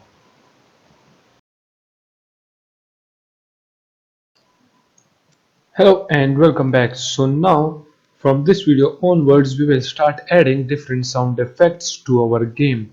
We will add the footsteps to our player and to our enemies and also to our drone. We will add a sound so that it will show that yes, the drone is moving in the air, okay? And also we will add different sound effects for completing the mission, actually the mission objects, and for opening the door, etc, etc. So let's start from the player. The player needs few sound effects like the footsteps and the shooting and also the reloading sound effect. So if we check the audio folder right here, we have the footstep, we have different types of machine guns, we have the player gun sound effect as you can see, and we have this reloading sound effect. So click on the player. Let me minimize all of this. Right here, let's add an audio source. Make the volume of it a little bit down below, somewhere right here, and make this 3D sound. After that, let's add a footstep sound to our player. So in the scripts right here, we will create a new script by the name of footsteps sound. Let's click on the player. Let's attach the script there. After this, let's click on the player. Let's come right here, and we have this walk animation. So double click on it, and as you can see, it's open up this walk animation. Now right here in the events, click on that, and right here now we will add our events. Okay, so let me just make this a little bit bigger, and if we play the animation, as you can see, he is taking some steps. So what we need to do right here is let's just play the animation. Okay, let me move this from here. Okay, so when he take that step right there, as you can see, he take the step. So now right here we will click on this add event, and let's name this event as step. This is the first step. Click on apply. We have now the first event there. Now let's move forward, and right there he take the second footstep. So we will add an event, and let's name this as step. Okay, click on apply, and now we have two events on this walk animation. And guys, let me tell you one thing, that make sure that you remember your function name, okay, because we will be calling this function in our script, and in our script we will say that whenever this function comes we want to play some certain footstep sound. Okay, so now we have the steps on the walk animation. Now let's open up our run animation, and let's start adding events on our run animation. So if we play it, let me go back. Right there he take his first step, so I will click on add, and let's name this as step as well. Okay, click on apply. Now let's move forward. Right there he takes the second step, so what we can do, we will add an event. Let's name this as step again. Okay, so now we have two events on running as well. And after this we have this shoot walk, and let's add the animation on this one as well. On this animation, sorry, we will add the footsteps. So right there he takes his first footstep, so add event, name the function as step. Then let's move forward. Right there he takes the second step, so let's name this as step. Okay, we have added that in there as well. Now let's click on this aiming walk, and if you check this aiming walk, it's basically these two are the same animation. As you can see, aiming walk and aiming walk, so we don't need to provide that on this one because on this one we already have the event set. Now let's click on this jump, and when he comes down to the ground, right there we will add an event there as well. So in the events, click on event right here, and actually you can name this as jump, but then we will have to create another function for that, so we don't want that. We want to just simply name this as step as well. Okay, so when he comes down we will play the step sound effect. Now for our player everything is set up, and as you know, for the enemy we use the same sound effect, so we don't need to, we use the same animation, sorry, so we don't need to add events there. Okay, now let me close that. In the scripts, let's open up this footstep script now, and right here we will remove these two default functions, and at the top we need a reference to our audio source, so we will say private audio source. Let's name this as audio source as well. After this we will create a header, and let's name this as step sources, or you can name this as footstep sources. Right down below we will create a serialized field, and then we will create a private audio clip,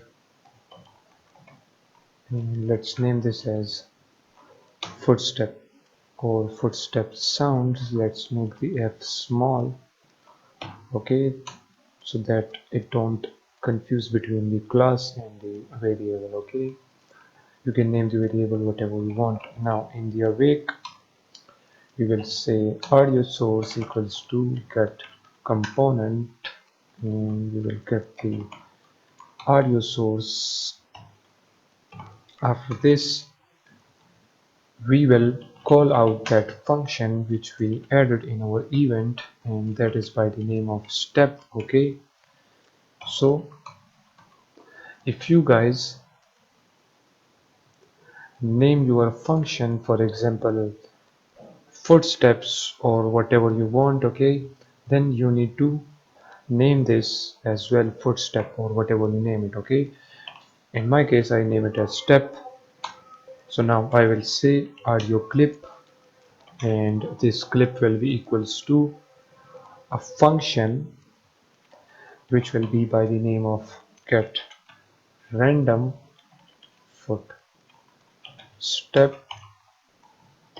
and in this function we will simply get random sound effect. Okay, so let's make this a private audio clip function, and in here we will simply return the footstep sound.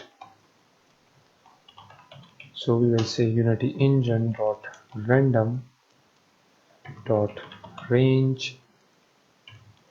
Let's set the first one 0, and then we want to play the footstep sound, and we want to play that sound fully, so we will say dot length, and after this we want to play that sound only one time, so for that we will type audio source dot play. I think it was one shot, and in here we will pass the clip, and this clip will basically be this one, which is equals to this get random step, and in this get random step we will get a random footstep sound effect. Okay, with this done, let's go ahead and click on the player. We have a footsteps array, footstep sounds array. Okay, and in here we want to play two sounds because the player has 2 foot. Okay, which is a basic thing about human. Okay, so for example, if you are using any animal, then you can add 4 or 5 or how many legs the player has. Okay, in my case it has only 2, so I will select 2. And then in the audio, let's drag and drop this footstep there, and again let's drag and drop that footstep in there. And guys, as I told you that we use the same animation for the enemy as well, so we need to provide this same script to the enemy as well, or else it will give out an error. Okay, so right here just simply copy this footstep script from there, and in the enemies we have only, okay, let's go to the scene, let's double click on the enemy now. Okay, he has the same sound effects, so what we will do, we will simply click right there and click on this paste component as new. So now both the player and the enemy will play the sounds effect, but for the enemy we need to add an audio source as well. So add an audio source, make the sound 3D, and let's move it like that. Okay, the maximum distance to which we can hear the enemy footsteps will be 20. Okay, so make the maximum distance 20. Okay, now let's just do that. Now let's play the game. You can hear the enemy footstep sound, as you can see. Now let's make the player walk, and as you can see he can now play the footstep sound. Now let's try to run. As you can see he can play that. Now let's aim and walk. As you can see it plays the footsteps now in slow duration. As you can see, now if we try to walk, now it is a little bit faster, but now if we run, it is now more faster, as you can see. And now let's try to jump. As you can see it plays the sound. And guys, if you didn't notice a thing for this Cinemachine camera, as you can see the camera moves a little bit, as you can see, and it gives the effect that the player is moving as well. As you can see the camera moves a little bit. Okay, you can notice it. Okay, now let's get closer to the player and listen the player footsteps as well.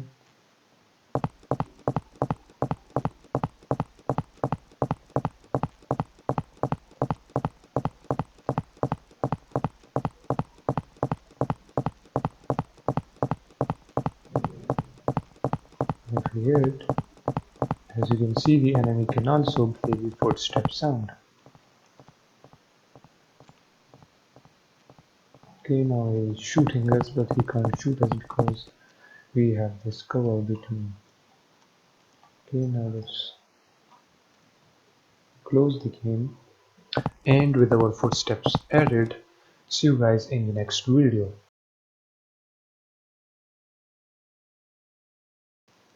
Hello and welcome back. So now in this video we will add a shooting and reloading sound to our player rifle.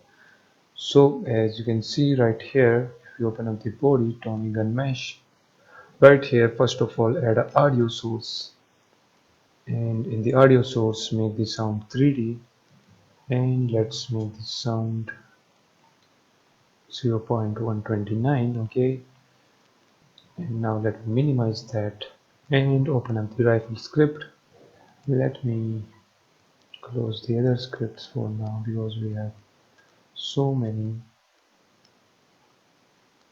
scripts. Okay, now on the rifle script, in the sounds and UI right here, we will create a public audio clip, and let's name this as shooting sound. After this, let's create another public audio clip. Let's name this as reloading sound, and then let's create a public audio source, okay, because we need a reference to our audio source.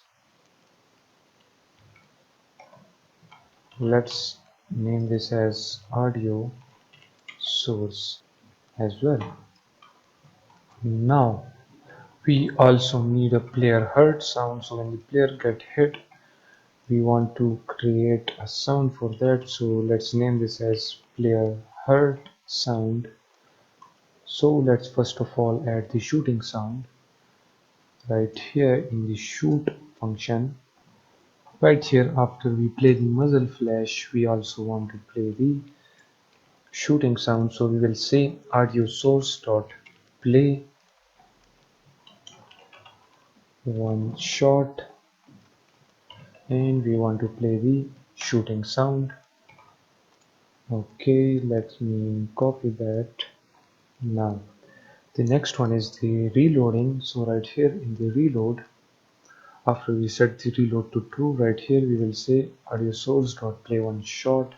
We want to play the reloading sound. Okay, and actually let's move this player hurt sound to our player script, because right there we have the function for the taking damage. So let's open up the player script right here at the top. Let's add that in there. Okay, we already have I think we don't have an audio source for this, so we need to add an audio source as well. Let's copy that and paste it down below, and then what we can do, we will do the same as we did for the shooting. So let me copy that from there. Let's come right here, we have the audio source, we have the player hurt sound. Okay, player move, player sprint, player hit damage. Right here, when we decrease the player damage and also the health bar, we also want to play the sound. So right here we will play the player hurt sound. Okay, save this, get back to Unity. Now let's assign the shooting sound and the audio source and all of that to the rifle. So add the audio source there. Let's come right here, we have this player gun sound, so add that in there. And then we need the reloading sound, so add the reloading sound there. Okay, and with that done, let me just close that in. Let's click on the player, then the player script. Right here, provide the audio source and then the player hurt sound. Okay, player hurt. Okay,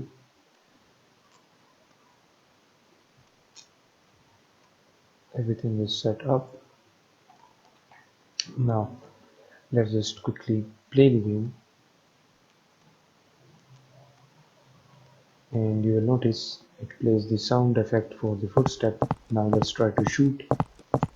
As you can see, it plays the shooting sound. Let's now finish up the bullets, and you will notice the reloading sound as well. As you can see, the reloading sound matches our own reloading animation, as you can see. So now shooting sound and reloading sound works. Now let's take some damage from the enemy, and you will notice the player hurt sound as well. Let's come closer to the enemy.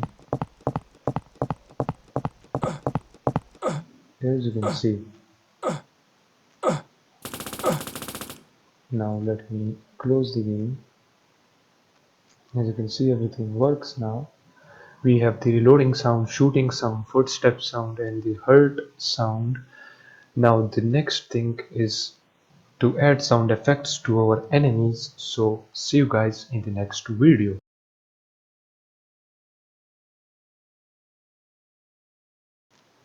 Hello and welcome back. So now in this video we will add sound effects to our enemy and to our enemy drone.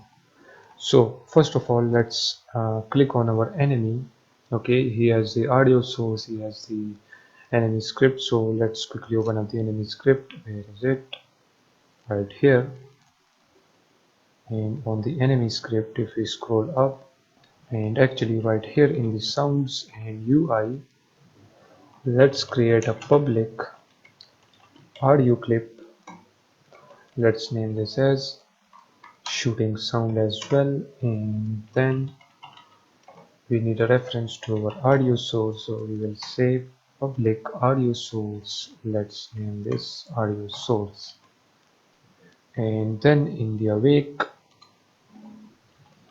let's say audio source equals to get component, and let's name this audio source. Okay, now let's quickly add the shooting sound. So in the shoot player function, after we play the muzzle flash, we want to play the shoot sound. So let me just copy that because the variable names are same for the enemy, so we can just copy and paste that in here. And if you come right here, let's click on the enemy, let's open up this. Right here, let's provide our audio source and now the shooting sound for the enemy. So in the audio for the enemy, I think it was this sound, this gun machine. Okay, you can add your own as well if you have any sound effects. So I will just simply drag and drop that in there. Now let's play the game and see how does it works.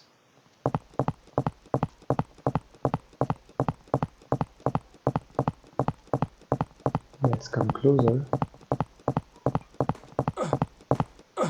As you can see now, it plays the shooting sound and the hurt sound as well. And let me now stop the game. Now the enemy can shoot. Now let's focus up on the enemy drone. So when the drone is moving in the air, we want to play this sound. Okay, and when the drone is shooting, we want to play the machine gun sound, which is this one, or actually this one.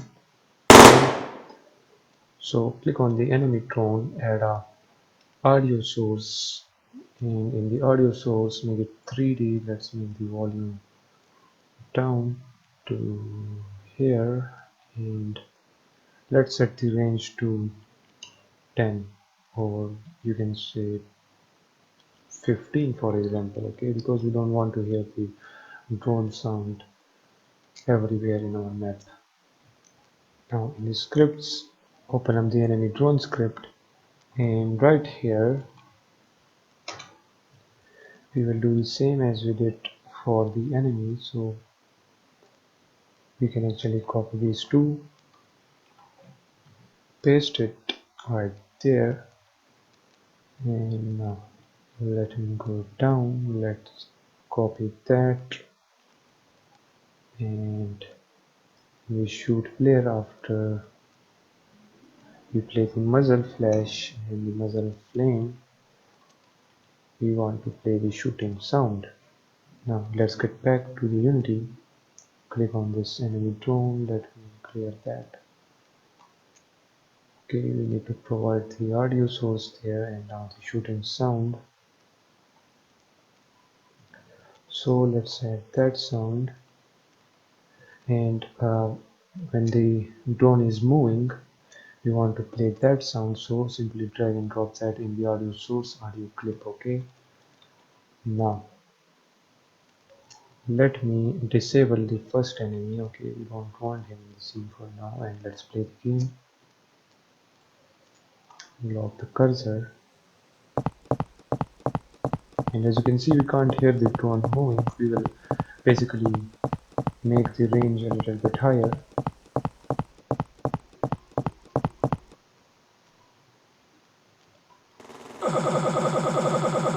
Okay, we are dead. It plays the shooting sound but it doesn't play the audio. source right here, check the loop. Okay, now if you play the game,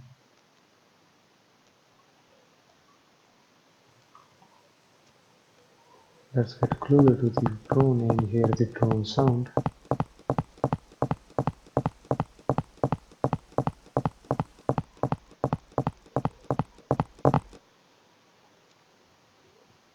It actually plays the shooting sound only. Let's make the max distance to 500. Now let's play it. We have a volume. Let's increase the volume actually. Let's increase it. If we play it,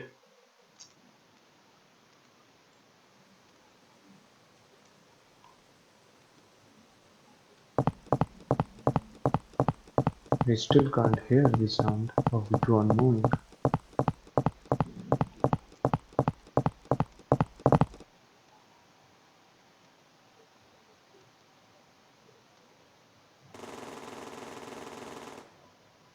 And this is because we are making changes on the enemy. Okay, let's just go back. Let's make it 20. Let's click on this enemy drone. Okay, and right here increase the volume a little bit and set the max distance to 500, and now you will surely hear the drone sound. As you can see,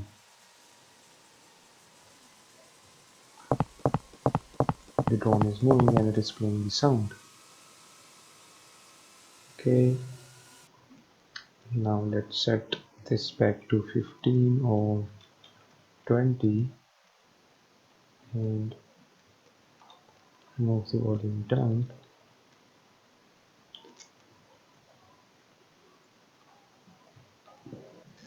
And the next thing which we need to add is the flamethrower sound. Okay, so on the enemy drone we added the shooting sound. Now let's add that sound as well. So right here we will say public audio clip. Let's name this as flame sound. Let's go down below right there.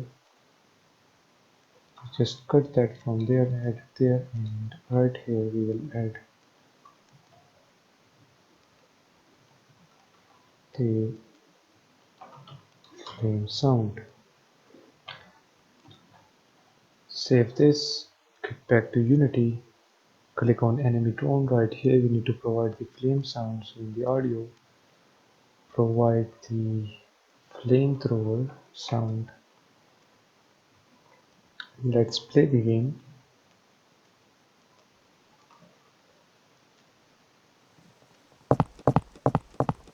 Let's run towards the drone.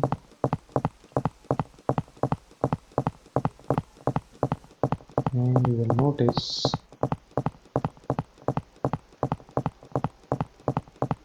plays the drone sound as well.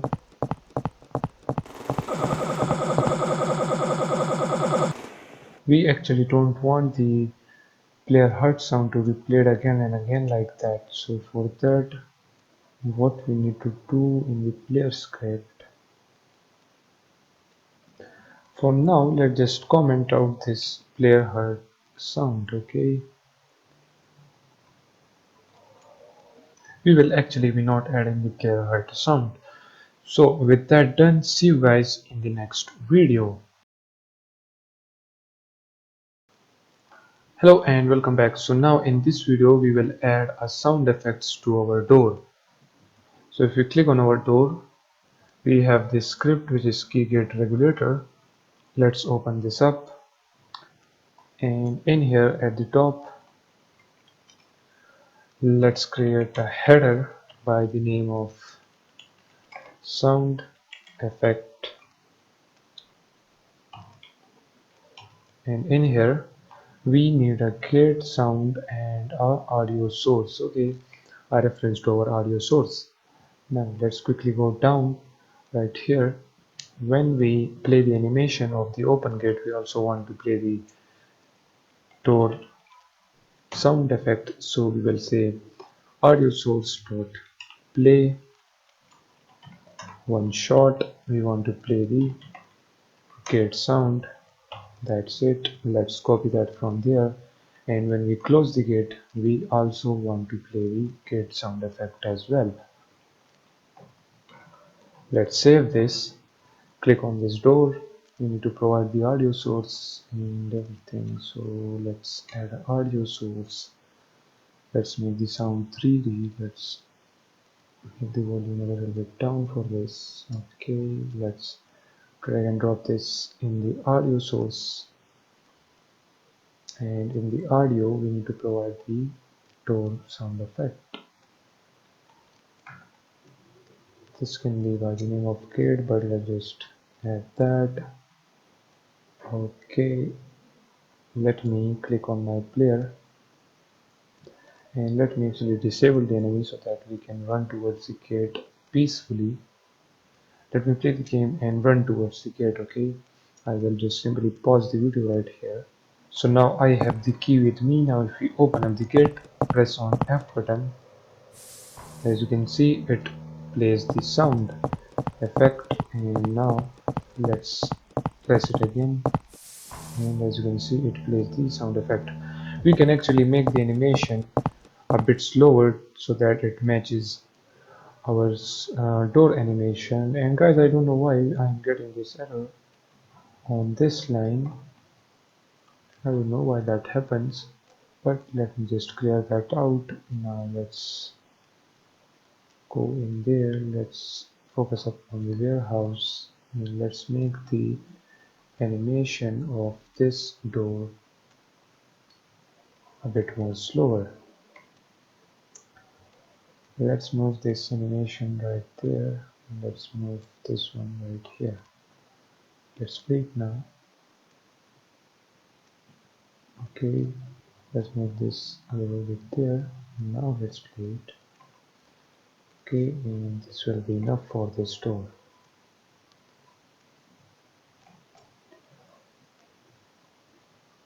Now let's play the game again. Okay, by the way, it didn't show the error right now. I just close the Unity and open up the Unity again. Now let's pick up the key and then open up the gate.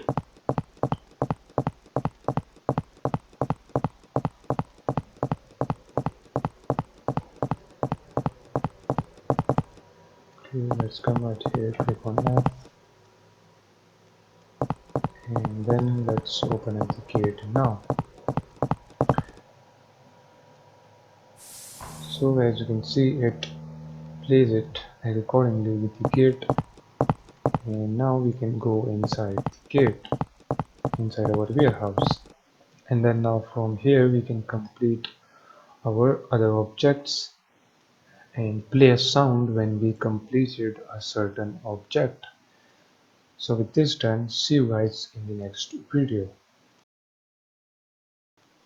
Hello guys and welcome back. So now in this video we will add the objectives complete sound. So when we shut down this computer, we will play this objective sound, and also when we shut off these two generators, we want to play that sound as well.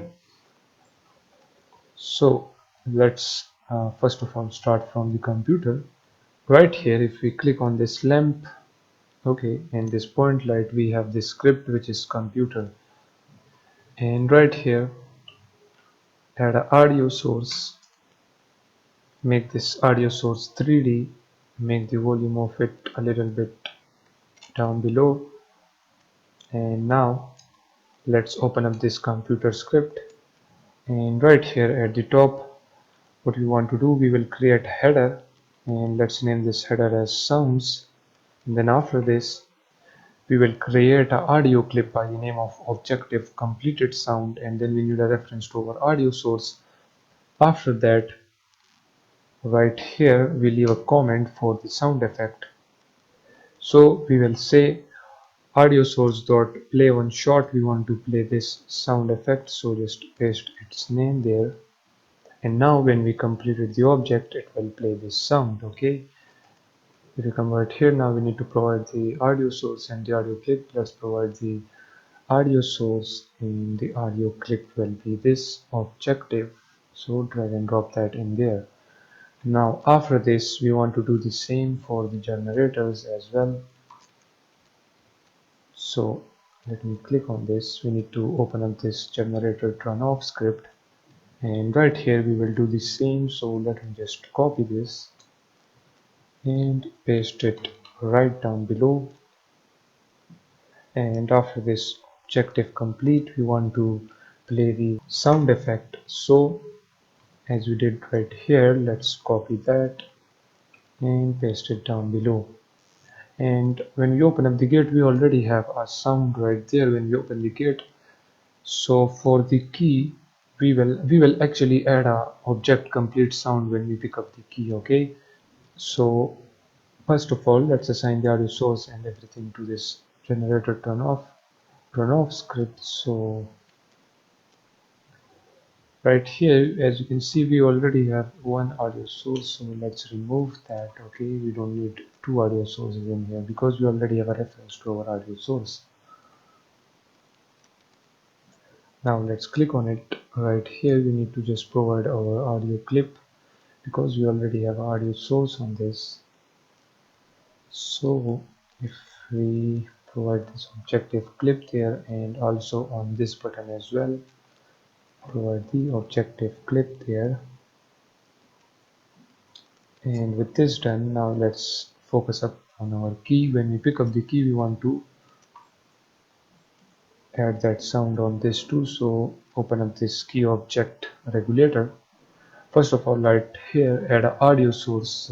Okay, and let's make the audio 3D. Let's make the volume a little bit down like that. Okay, now open up the script, and right here we will do the same as we did right here. So let me copy that, paste it down below, and then when we pick up the key, we want to play that sound. So right here, when we disappear the key, then we want to play the sound effect, so we will play the sound effect right there. Okay, now save this and click on this key. You need to provide the audio source there, so drag and drop the audio source, then the clip, so right here.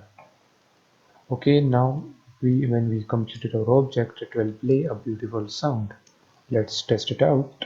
Let's go ahead and pick up the key and see how does it looks. Let me destroy the zone from here. The drone, actually, I set zone.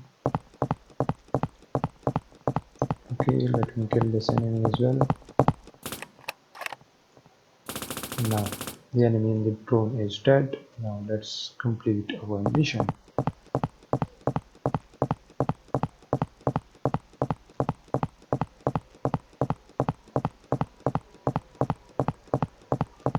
Come right here, let's pick up the key, and you will notice the sound will play.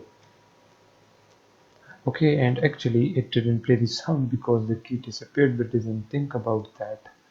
When the key disappeared, we then can't play the sound. Okay, so let's just ignore that. Let's complete our other objects.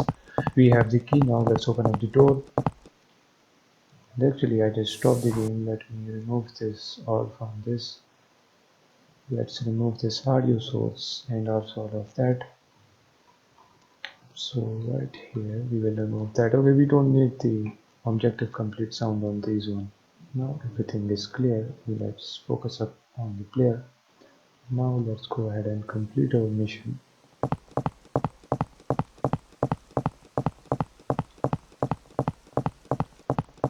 Let me destroy the drone. Let me kill him too. Okay, both of them are dead.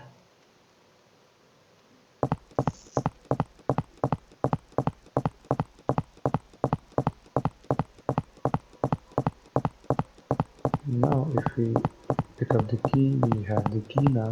Now let's close the door, open up the door. Okay, now if we go right there, let's complete this object. As you can see, it plays the sound, and if we press M, as you can see, both of our objects are completed. It plays that beautiful sound. Now let's come right here, let's complete the other object as well.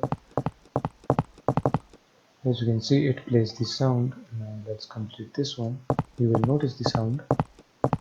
As you can see, now our third object is completed as well. Now if we get out from here, let's close the door and let's escape from the facility, and with that our mission will simply ends. We have this error on gate script. I tried many solutions for this, but I don't know why it just didn't solve this issue. And the only solution I find for this is to just restart your game, okay, and it will not show that error. And if you guys find any solution for that, then let me know as well. But with that, our game fully completes. We have a fully functional player controller, we have an enemy AI, and we have a mission area, and in there we can complete our objectives. So with all of this done, let's end this session right here.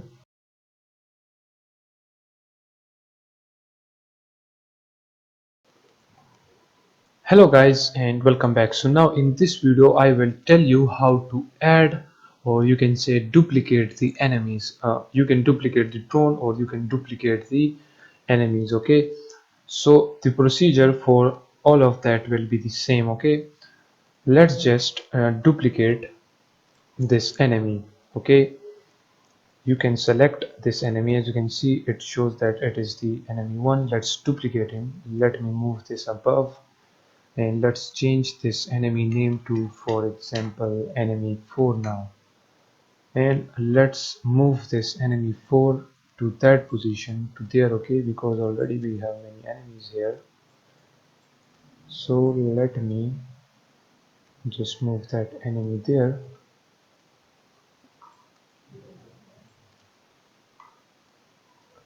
To this point, he will walk from here to there. And also let me move, or actually we can delete this home from there. We can actually, okay, let's go back. Let's make the scale of this home as 0 0.5, 0 0.5, 0 0.5. No, let's make it 1. Let me focus up on this home, okay, and let me move it right there, okay. Now let me move that in there, like that. Let's move the key as well.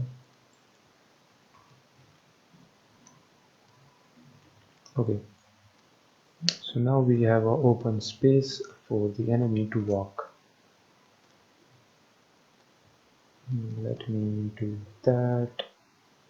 And now let's click on this. Now we have the enemy, everything is assigned. Just change the name to enemy 4, and then we need a walking point for this, because we don't want the walking point as same as the enemy 1, okay. So what we will do, let's click on this walking point. Let's select any walk point closer to this enemy. For example, let's select that one, duplicate that walk point. Now we have that walk point right here. Let's change the name of this walk point to enemy 4 walk point, okay, and let's move this walk point right here to this enemy. Let's leave it right there, and now let's duplicate that walk point and let's move this walk point there. Okay, we have now these two walk points for the enemy 4. Let's drag and drop the walk points. Okay, and now if we play the game, you will notice this enemy will walk towards that walk point. Let me go inside the scene view, okay, so that we can see them. Okay, they are not moving because we paused the game. Let's not pause the game, and as you can notice, he is walking towards the walk point and the other enemies are walking to their specific assigned walk points, as you can see. So like this you can duplicate any enemy, and in the same manner you can duplicate the drone as well. Just make a duplicate copy of the drone and create a specific walk point for the drone, okay? And we just need one drone in this game, and we have different types of enemies. As you can see, they have their specific walk points. So I hope now you understand how to add many enemies in your game, and actually we are simply duplicating them. So with this done, see you guys in some other course.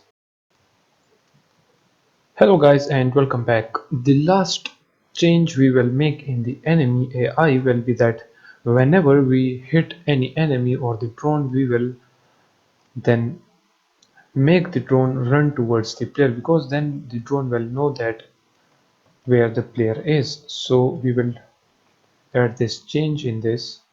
Open up the enemy script and write down below. As you can see, we have done that right here. When the player pursues, then we increase the radius and the shooting radius as well. So we will do the same when we attack the enemy. Okay, so right here, when the enemy health becomes decrease, then we will increase the vision radius and the shooting radius as well. For example, let's make the vision radius as 40 then, and let's make the shooting radius as 19. Okay, so when we hit the enemy, we will increase the vision and the shooting radius. You can save the script, and this change is now done to all of the enemies. Now let's give the same change to the drone as well. And I added some few enemies. I have added an enemy inside the warehouse as well. I told you how you can add different enemies in the previous video, so go ahead and watch that video.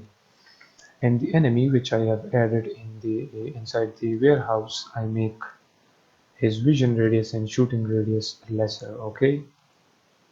And the other enemy's vision radius is 11 and 5. Okay, now let's do the same for the enemy drone. So let's open up the script. Right down below, when we give damage to the drone, we want to increase the vision radius and the shooting radius. Now with this done, save the script, get back to Unity, and guys, you can see we have this warning. Okay, it says hide inverted member component dot animation. Use new keyword if hiding was intended. Okay, and let's solve this. So if you open up the generator turn off, right here we need to change the animation. Let's change this to anime. Okay, don't name this as animation or else it will give out that warning. Now get back to the Unity, and now you will notice this error will be gone now, as you can see. So in this way you can solve that problem. Now let's go ahead and test the enemy. Okay, so for example, if we try to hit some enemy, let me hit that one. As you can see, he will not follow us because we are really far away. But if we try, as you can see, we have hit it. This enemy's health was down, and as you can see now, he can shoot us. And if we try to run away from him, he will follow us. As you can see, he is now following us. As you can see. So now the player can also, sorry, the enemy can also follow the player now when we try to shoot the enemy. Now with this done, let's end this video right here. Hello and welcome back. So now in this video we will build our application, or actually you can say our game. In this tutorial I will tell you how to build your game. You can watch many videos on how to build your game, but let me show you the very simple way. So first of all, you need to check that you have added all of your scenes right here accordingly. Okay, our first scene will be the menu, then we will have a mission, then we will have a end game menu scene, and these are all right here in my scenes folder. Once you have added all of them, then you can simply click on this build setting right here. You can build this for Android or for iOS or whatever you want, for the WebGL if you want. But for now, as you can see, this is a PC game and it has the PC inputs. So we will create this for PC, Mac and Linux standalone. Right here you can select the target platform. There are so many options, but we will leave that as default. And from here you can change the player settings. If you click on it, it will show you this. Right here you can write your company name. For example, I will type vcode IT, and right here you can type the name of the game or the product, as you can see, and right here you can type the version, and then you can add an icon for this as well. So for example, let's add an icon to our game as well. So if you click on this sprites, right here we will add this icon to it, so it will now show this icon, and you can add a cursor to it. As you see in most of the games, when we play it, there are a cursor, okay, attached to that game right here. As you can see, this is for the icon, and if you click on resolution and presentation right here, you can make different changes. Let me make this as full screen window, or actually, okay, let's just leave that as it is. Right here you can select different options. Let's make this a resizable window, and then we have the splash screen. You can actually add your own splash screen right here if you want, and then you can click on preview and it will show the splash screen right there, as you can see. Okay, and you can add the animations, and then you can choose the splash screen style. Let's select dark on light. As you can see, now the splash screen color is changed. Let's select the light on dark, and there are many options to change the background color of the background image. For example, let's add the background image as our main menu one. Okay, so just simply drag and drop that in there. You can set the overlay opacity. As you can see, let's make it fully visible like that. Okay, let's click on preview. Now as you can see, there is the screen. Okay, let's make it 1 again. Okay, like this, it is fine. You can remove this blur background image if you want, and then it will show the background image like that. Then we have some other settings. Okay, you can leave this as it is. We have set all of the things up. Let me now close that, and right here we can click on this build, and we are inside our folder. Let's create a new folder in the TPS military style. Let's name this as game setup. Let me refresh it. Now let's select that folder, and it will build the game. As you can see, it will now take a minute or two to build our game, so just wait for it. As you can see, let me make the size bigger of this, refresh it. Okay, I close that up. Let me now do that. We have a clear console. Let me now open this game setup. Now as you can see, we have the icon right there. This is our game icon, and now if we click on it, it will play our game. So let's just simply double click on it, and as you can see it shows the splash screen and we are on our main menu. As you can see it shows the animation ghost nameplate. We have options right here: play button, option, quit. Let's click on this play, and as you can see we are redirected to our mission. Okay, now if we press the escape button, here is our pause menu. And guys, you will not see the rifle fully because I recorded the screen half, so that's why you can't see the ammo and the magazine, but I can see it on my screen. Okay, so don't worry about that. Let me now click on this quit, and as you can see I told you before that the application.quit will not work in Unity. When we build our game now, as you can see, when we quit the game it just exits the game and close the application down. Let me play again. As you can see here is the splash screen. Now let's click on this quit. As you can see it shut down the application.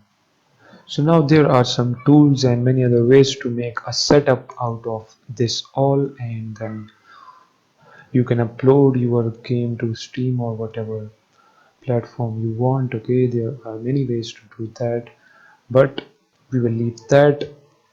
I just show you how to build your game, and now you know how to build your game, how to set the splash screen and all of that. Okay, so with this done, see you guys in the next video.